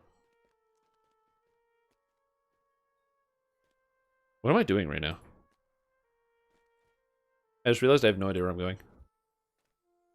Raid after against Demon Queen R1. Oh, I'm not flagged for that. The old, I'm not flagged for that. Ugh.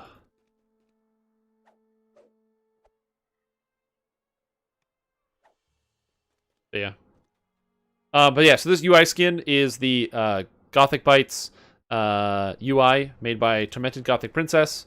And the UI is very, very cool. She changed and updated pretty much every single thing that could be possible to be changed in the UI, and it looks great.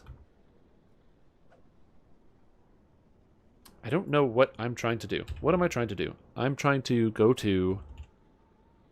do something. What level 11 quests do I still have left? No, I don't want to do those. I'm just going to go solo a couple quests real quick, because I can. Flagging for raids? No, I don't think we should do away with flagging for raids. I think we should change how... I think we should change how heroic raids are flagged, or do away with flagging for heroic raids. Current raids are fine to flag. Old raids, no. Is there a green version of the UI? Yes. I am using the most muted one because I'm colorblind, and the high colored, like the high intensity versions of it, or the different colors, there's a whole bunch. Some of the other ones, it makes it really hard for me to actually see things due to my color blindness.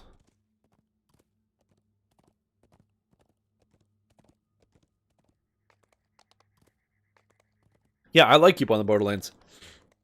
I really like the story. It's some good shit.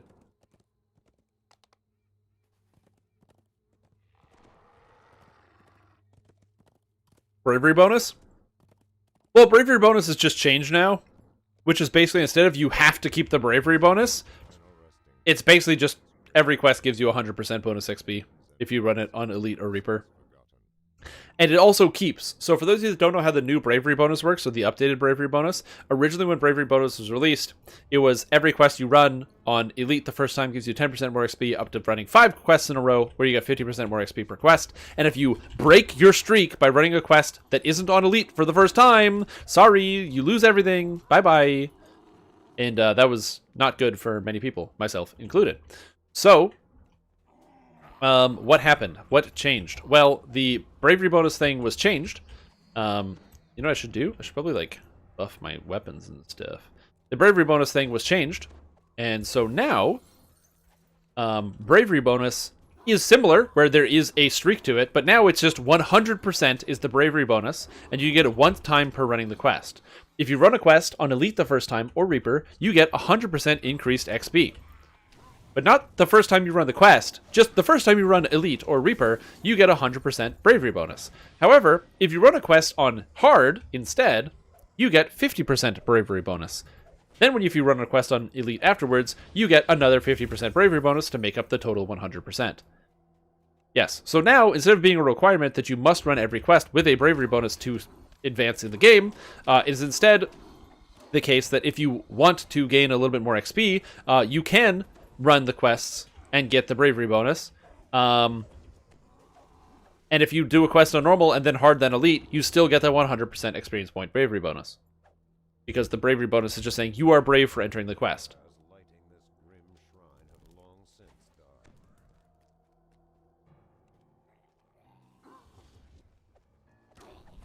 Yeah. DDO is not too bad when it comes to the colorblind stuff. Colorblind mode isn't a big deal. But holy shit, Lotro needs to tone it down with the color blindness. Literally, in the new raid, I have to have people telling me if I'm standing in the fire, because the way it works is like, imagine that... Actually, this is a perfect example. So, the boss drops a fire puddle on you from the most recent raid, and it drops a fire pit. The fire pit looks like this, right? It looks like this pedestal. This is the fire pit. So you have to get out of it. The problem is, the fire pit literally stops here, but the effect extends out to here. So the fire pit's there. So I'm not in the fire. I'm outside the fire, but I'm still taking damage from the effect. And the only way to know is there's a really thin red line that's up against the gray-brown ground that I can't see. And it's atrocious. It's so irritating.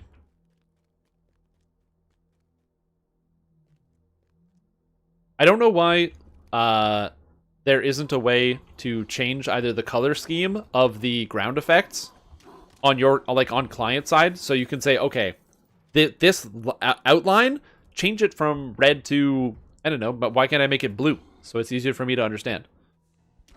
That's one of my things I loved about Elder Scrolls Online. All of the outlines for your own spells and enemy spells, you can just change all the colors. So I made it colorblind friendly. It's made me so happy. I'm like, yes.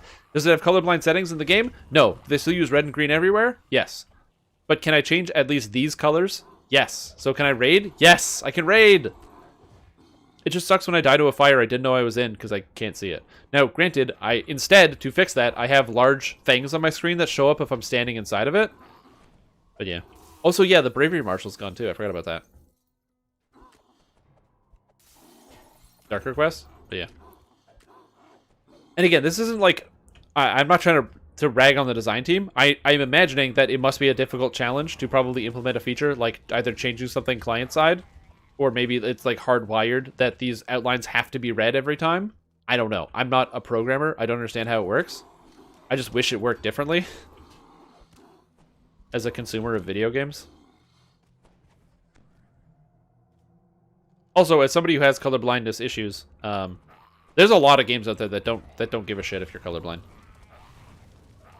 I would be straight up surprised if Cyberpunk, coming out on Wednesday, has a color blindness option on it. I would be shocked if you could actually like adjust something to make it colorblind friendly. They have streamer-friendly mode. It's not the same thing, though.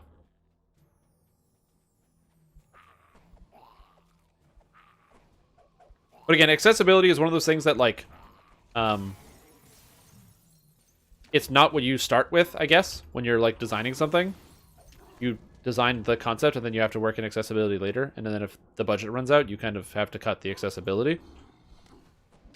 Not in real life, of course, because real life, if you want to build, like, a building, you can't finish your permit until you got a wheelchair ramp. But, like, I don't know. It's something I think about sometimes.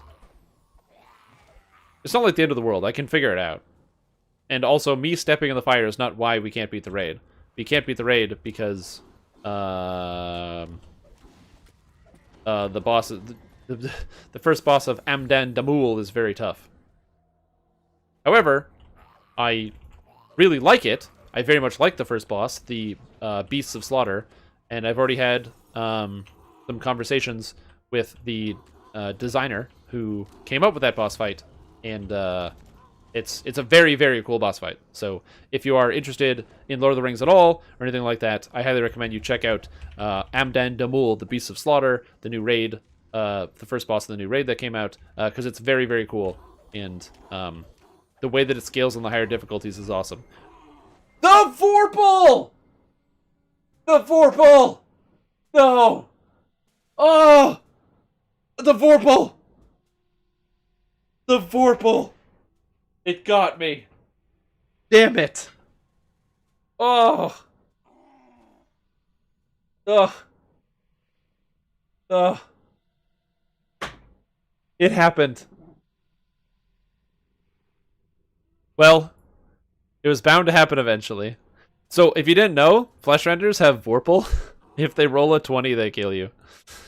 The Vorpal. You were slain by a Vorpal weapon. I needed 1,000 health. That's what I need. That's okay. We're still gonna beat it.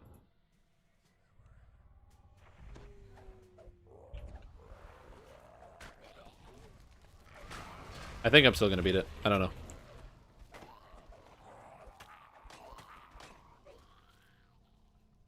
Oh my god. Come on. Come on. Get out of here, Ashok. What now? Yes. Woo! Well, I beat it. God damn, dude. You never seen a Vorpal on hardcore? Yeah, because on hardcore people try to run with death block.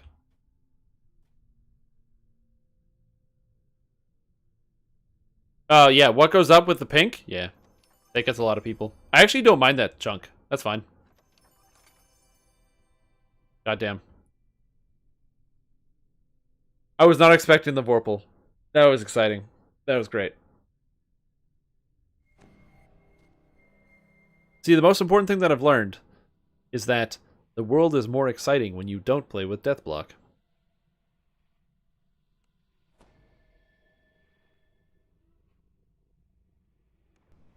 Ha! I'm on the ship.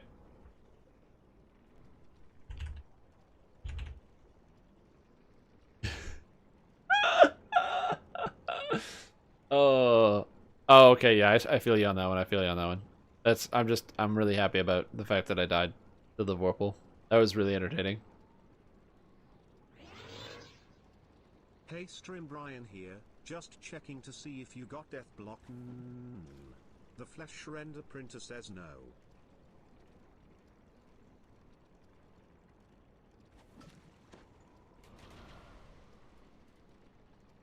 Thank you for your money.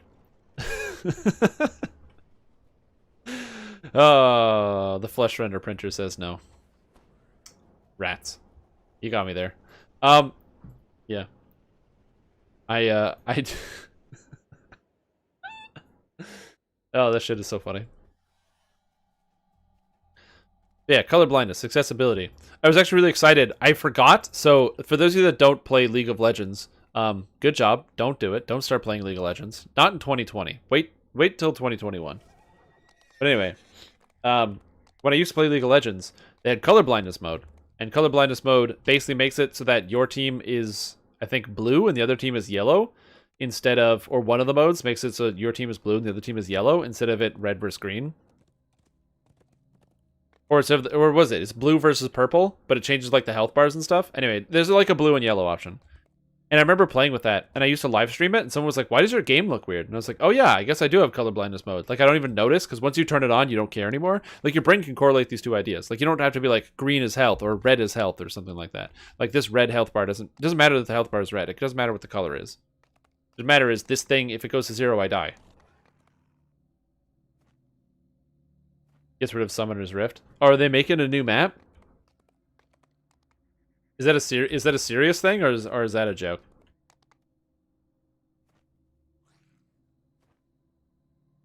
No, it's a joke, okay. Because I'm like, oh man. You guys remember the Crystal Scar? Where you used to play Dominion? I remember playing Dominion. It's fast and fun. It's the only thing you need to know about Dominion. It was fast and fun. No, it's not your sarcasm getting high. It's just, I've been live for like 10 hours, so my brain is like slowing down. It doesn't sound like it because I'm talking fast. But trust me, it's happening.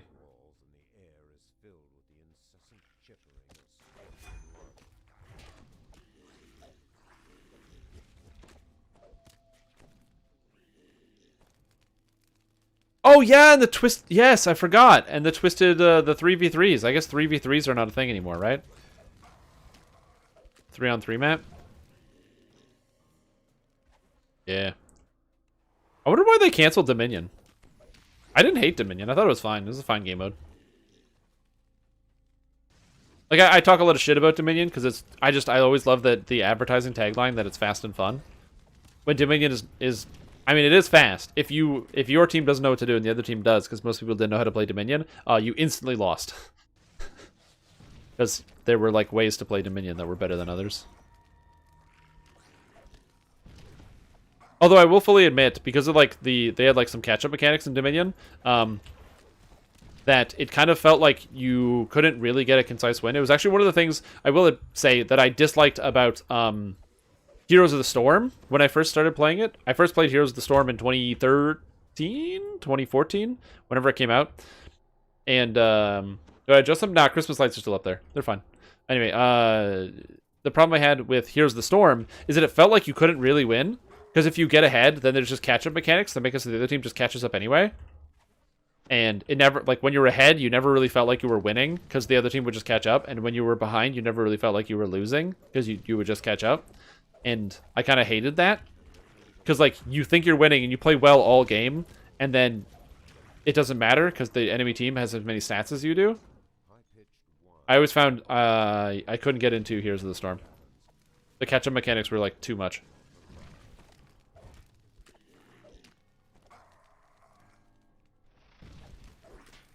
Even though the character was really cool, I thought the hero design was awesome in Heroes of the Storm. They did a good job with that.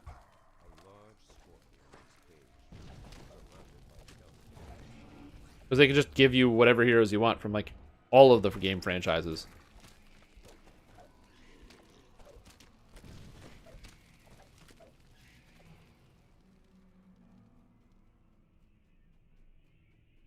Yeah, no status on the Christmas lights for today. I will probably get some hooks that I can just, like, punch into the wall. Not punch in the wall, but, like, stick or something. Something just simple. Like, you know, one of these, like, you know, hooks from Walmart or whatever for, like, $1 or $2. Call it a day. There's no Walmart near here. I'll have to go to Home Hardware. Hey Strim, Brian here. Just letting you know the Dispel buff printer goes. The printer is so good!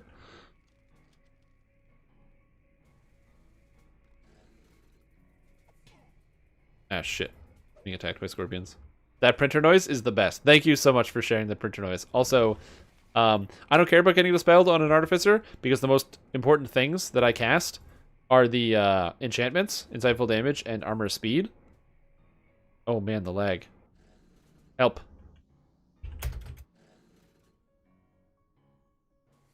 Help me! But yeah, these two enchantments can't be dispelled off, which is awesome.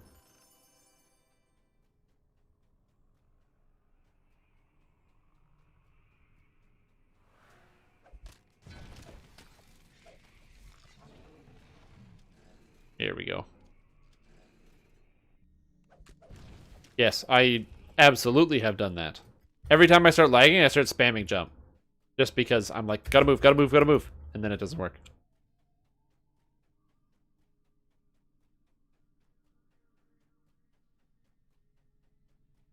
Really? Are you sure about that? I've never seen a Fate Twisted Chest in Heroic. If that's true, that's probably a bug, but... Where did you find it? If you don't mind me asking. Like, what chest was it?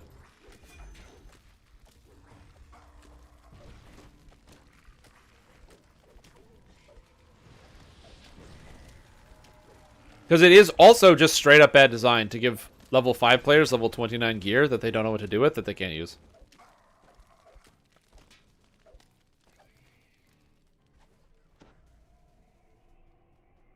But you came back to DDO? It's been a blast? Yeah, man. I'm also very happy I came back to DDO.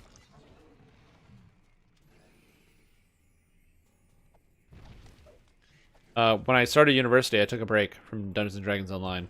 2 years in 2012, I decided to come back and check it out. Because I took like just a straight up 2-year break because, you know, didn't want to flunk out of school playing Vigimo games. JK, I was already playing League of Legends, so I was downhill from the start. But anyway, I came back and at that time, and I'm so happy that I did. I had a level 20 Warforged Wizard who was a Warforged Pale Master, because I just thought it was the coolest idea to get the Lich form. And because I was like, Lich form is just the coolest, and then also being an undead robot Lich was the coolest. And so I wanted to play an undead robot Lich. And then I was synced in.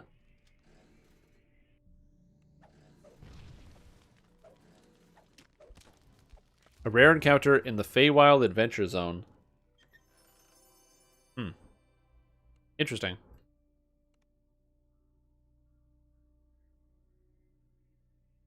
What level was your character, if you don't mind me asking?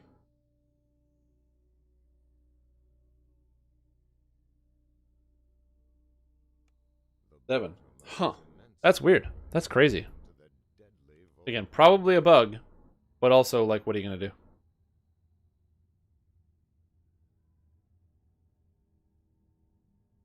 Well, that's these quests done. But hey, Titania's Glory is a great item. So it can't be all bad.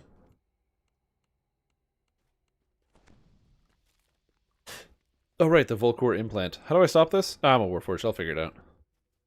Yeah, exactly. It's a great helmet. Give me my guild renown.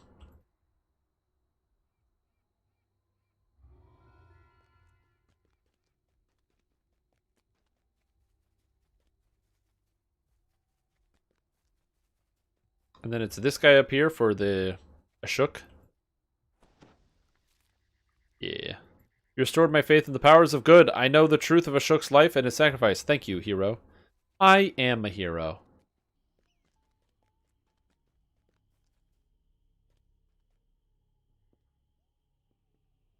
Yeah, making your weapons good is very convenient when you're using Baz Marath. Yeah, I'm a Warforged. I'll figure it out. Like, even if this thing literally never goes away, until you are cured or you die. Well, guess what? I can't fail on a 1. Because it's a disease. And I'm plus 39, which means I can't fail, so I'd never have to remove this. It'll just sit on me forever. Because as a Warforged, you cannot fail, or you don't fail diseases automatically on a 1. Initial feats. Warforged traits. You... Plus 10 racial bonus to saving throws against magical poisons.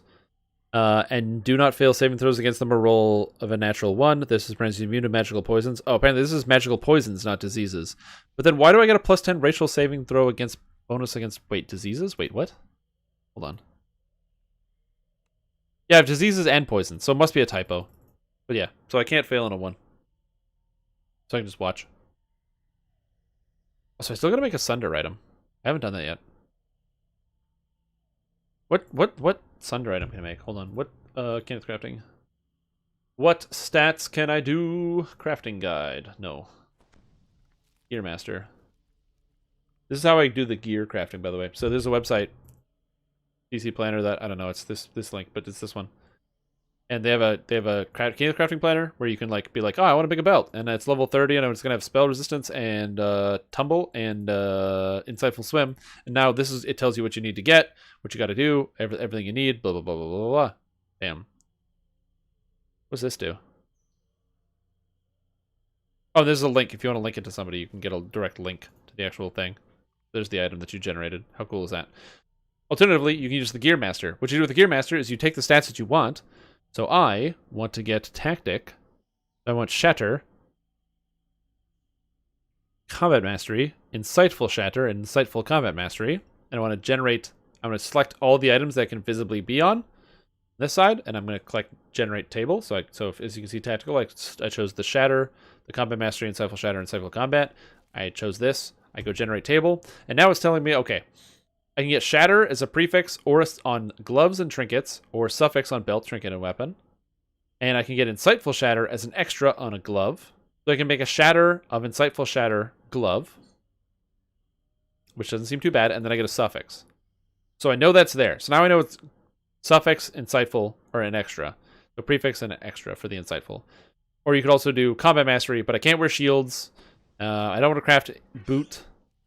Oh, you can craft a boot of Combat Mastery, Insightful Combat Mastery if you wanted, or you can do glove of Insightful Combat Mastery, Insightful Shatter, which seems terrible. So how do we fix this? So instead, we go to the Kenneth Crafting Planner, and we want to make a glove, and our character is going to use Shatter. You can also just scroll through this list, but I like doing that because it's just convenient. Of Insightful Shatter, level down to 15. And see, this tells you the level range. So, if I make this item at level 15 to 17, it's plus 9. If I make this item at, let's say, one level lower, so it's 14, Now it's going to be +8 from 13 to 14. And then we have the Insightful Shatter here. The Insightful Shatter is 3 all the way to 15, and then at 16 it becomes 4. 16 to 19. So I would lose 1 point of Shatter if I made it at level 14, which I can take right now. But it doesn't matter. 13 and 14 are effectively the same. 13 and 14 give the same stats, right? 13 to 14, and this is 11 to 15, so it doesn't even matter. So I might as well make this level 13. And then I can have an extra stat on here. And if I was to pick one statistic that I would like to have on a glove like this, well, deadly, armor piercing, negative, probably repair amp, because I'm an artificer. That sounds good. So I can just make this glove for level 14, and then I have a Shatter, Insightful Shatter item, which gives me +11 to all of my DCs on my shattering stuff, which is my trips and my stuns, which is sweet.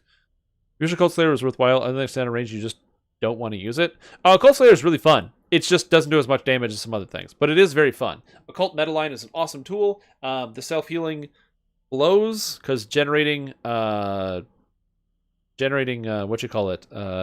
bond sucks. And the capstone is really cool because it lets you ignore wisdom saves. It also makes you immune to a lot of weird raid spells. Occult Slayer isn't awful. It's just worse than the other two trees, and it doesn't have a clear place. It's pretty weird. Yeah. So that would bring my DCs up to from 35 even higher. Or 39 even higher. It's pretty amazing. Yeah, Henshin Mystic, by the way, right now is god tier. You can make a wisdom based. I have 2 Henshin Mystics, I think. And one of them is wisdom based, and one of them, I think they're both wisdom based. I don't know, but strength based half orc Henshin Mystic kills people. Anyways, Quentoxic has a great idea. Sleep time. Hi everybody, my name is StreamTom, and I've been streaming for you for the past 10.5 hours. But you know what? Even people who stream for 10.5 hours need to take a break sometime, and that's what I need to do right now. I have to go to bed. My bed's right there. Do you want to see? Here, look. There it is. See it? This is my bed. This is where I sleep. So when you guys are doing stuff, I'm usually like this.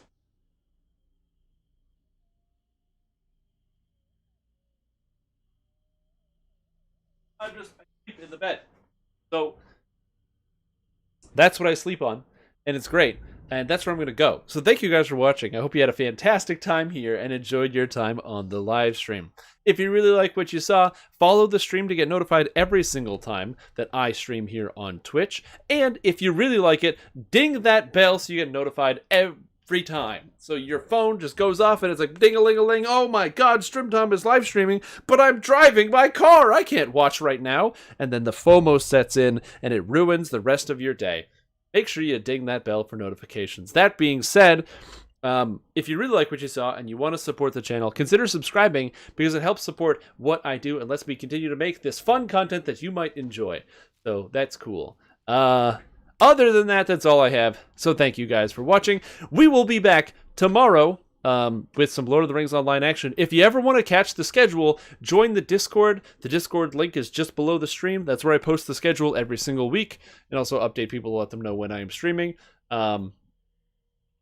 We are streaming Lord of the Rings Online tomorrow, and then on Wednesday we will be streaming some DDO, but because of the Cyberpunk 31E1 comes out, I gotta play that instead because I have it and it's gonna be fun and we're gonna live stream it. So if you don't want to watch that and get spoiled, don't watch it, but if you do want to watch it and get spoiled, please come get spoiled with me. It'll be a spoilery party. Anyway, there's a whole schedule for the whole week. It's already set up. You can do that. That being said, that's all I have for today, so thank you for watching. I hope you have a wonderful sleep, and before you go, don't forget, brush your teeth before you go to bed. It's just a good thing to do. And do some stretches, you know, because you've been sitting all day probably, or if you've been moving around a lot, you've probably been moving too much. Just get up, just stretch a little bit, you know? Stretch a leg, stretch your arm. Honestly, people don't stretch often enough. And even like 1 minute, put on a song that you like and just do a couple stretches. It'll help you feel a lot more limber and a lot better the next day. So if you can figure that out, do it. If not, I mean, I'm not a representative person of general health. I spend all my time in this damn basement, so you know, I'm not perfect. Yeah, that's the end of the live stream. For those of you that are new here, I usually just kind of chill and kick it at the end of the live stream for like a couple minutes where we just, you just chat. This is not really about the video games anymore. There's another thing that I wanted to do that I'm not sure how I feel about. There's a I was looking at ideas for the sun flasks and what to use the sun flask for, like other different things you can spend your channel points on. And one of the things that I saw that was kind of cool is there was like I was just reading through a whole bunch of lists. Some of these are awful. One of them is like end the stream or something. One of them is like play an ad. I find the play an ad one really funny because I don't know why you would spend your points on play an ad, but also it directly benefits me, so I'm like tempted to put something up like that because I'm not sure why that's an idea. I'm assuming that there must be other live streamers who do that.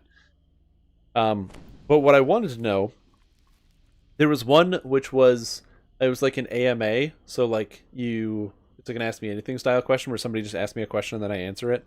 The problem that I have with the AMAs is that my worry is that well, one, I'm not really like closed about what I do, you know what I mean? Like if people ask me questions, I don't try to be too guarded about my personal life, the things that I do. Well, not like my personal life, but like me. Especially when we're drinking. Like the alcohol-ridden laden streams are a very personal affair. Not really that personal, but we have a good time and we chat about some stuff. And I'm a little less tactful sometimes.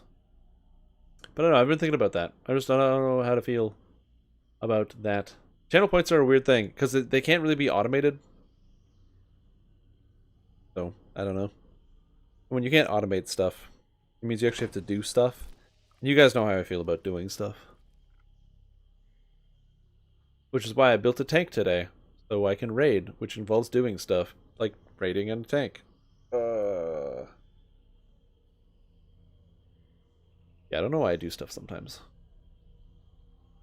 Also, I'm so excited. Tomorrow I'm going to be playing my Burglar in Lord of the Rings. If you guys haven't played like Burglar before in Lotro, it's a really fun class.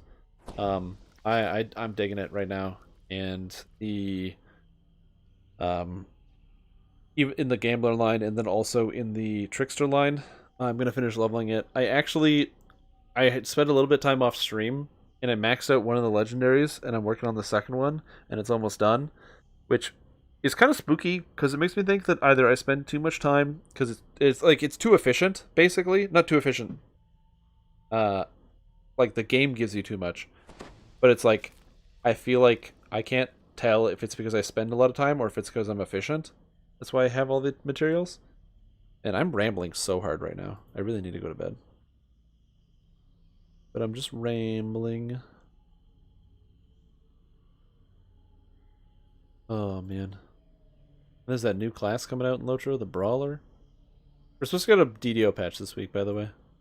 We'll probably find more about it. If we don't know about it now, it's probably going to be for Wednesday, and we'll probably find out about it like tomorrow, at some point. And we'll go through the notes. This should be good. We haven't really had any long patch notes in a while to go through. It's usually been like shorter patch notes, which is not a bad thing. Just easier to put in the brain. What was this? Wait, did Blizzard cave?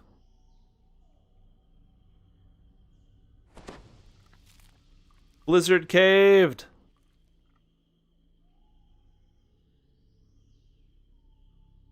Oh, they did it. They caved on all the Hearthstone yelling for like weeks.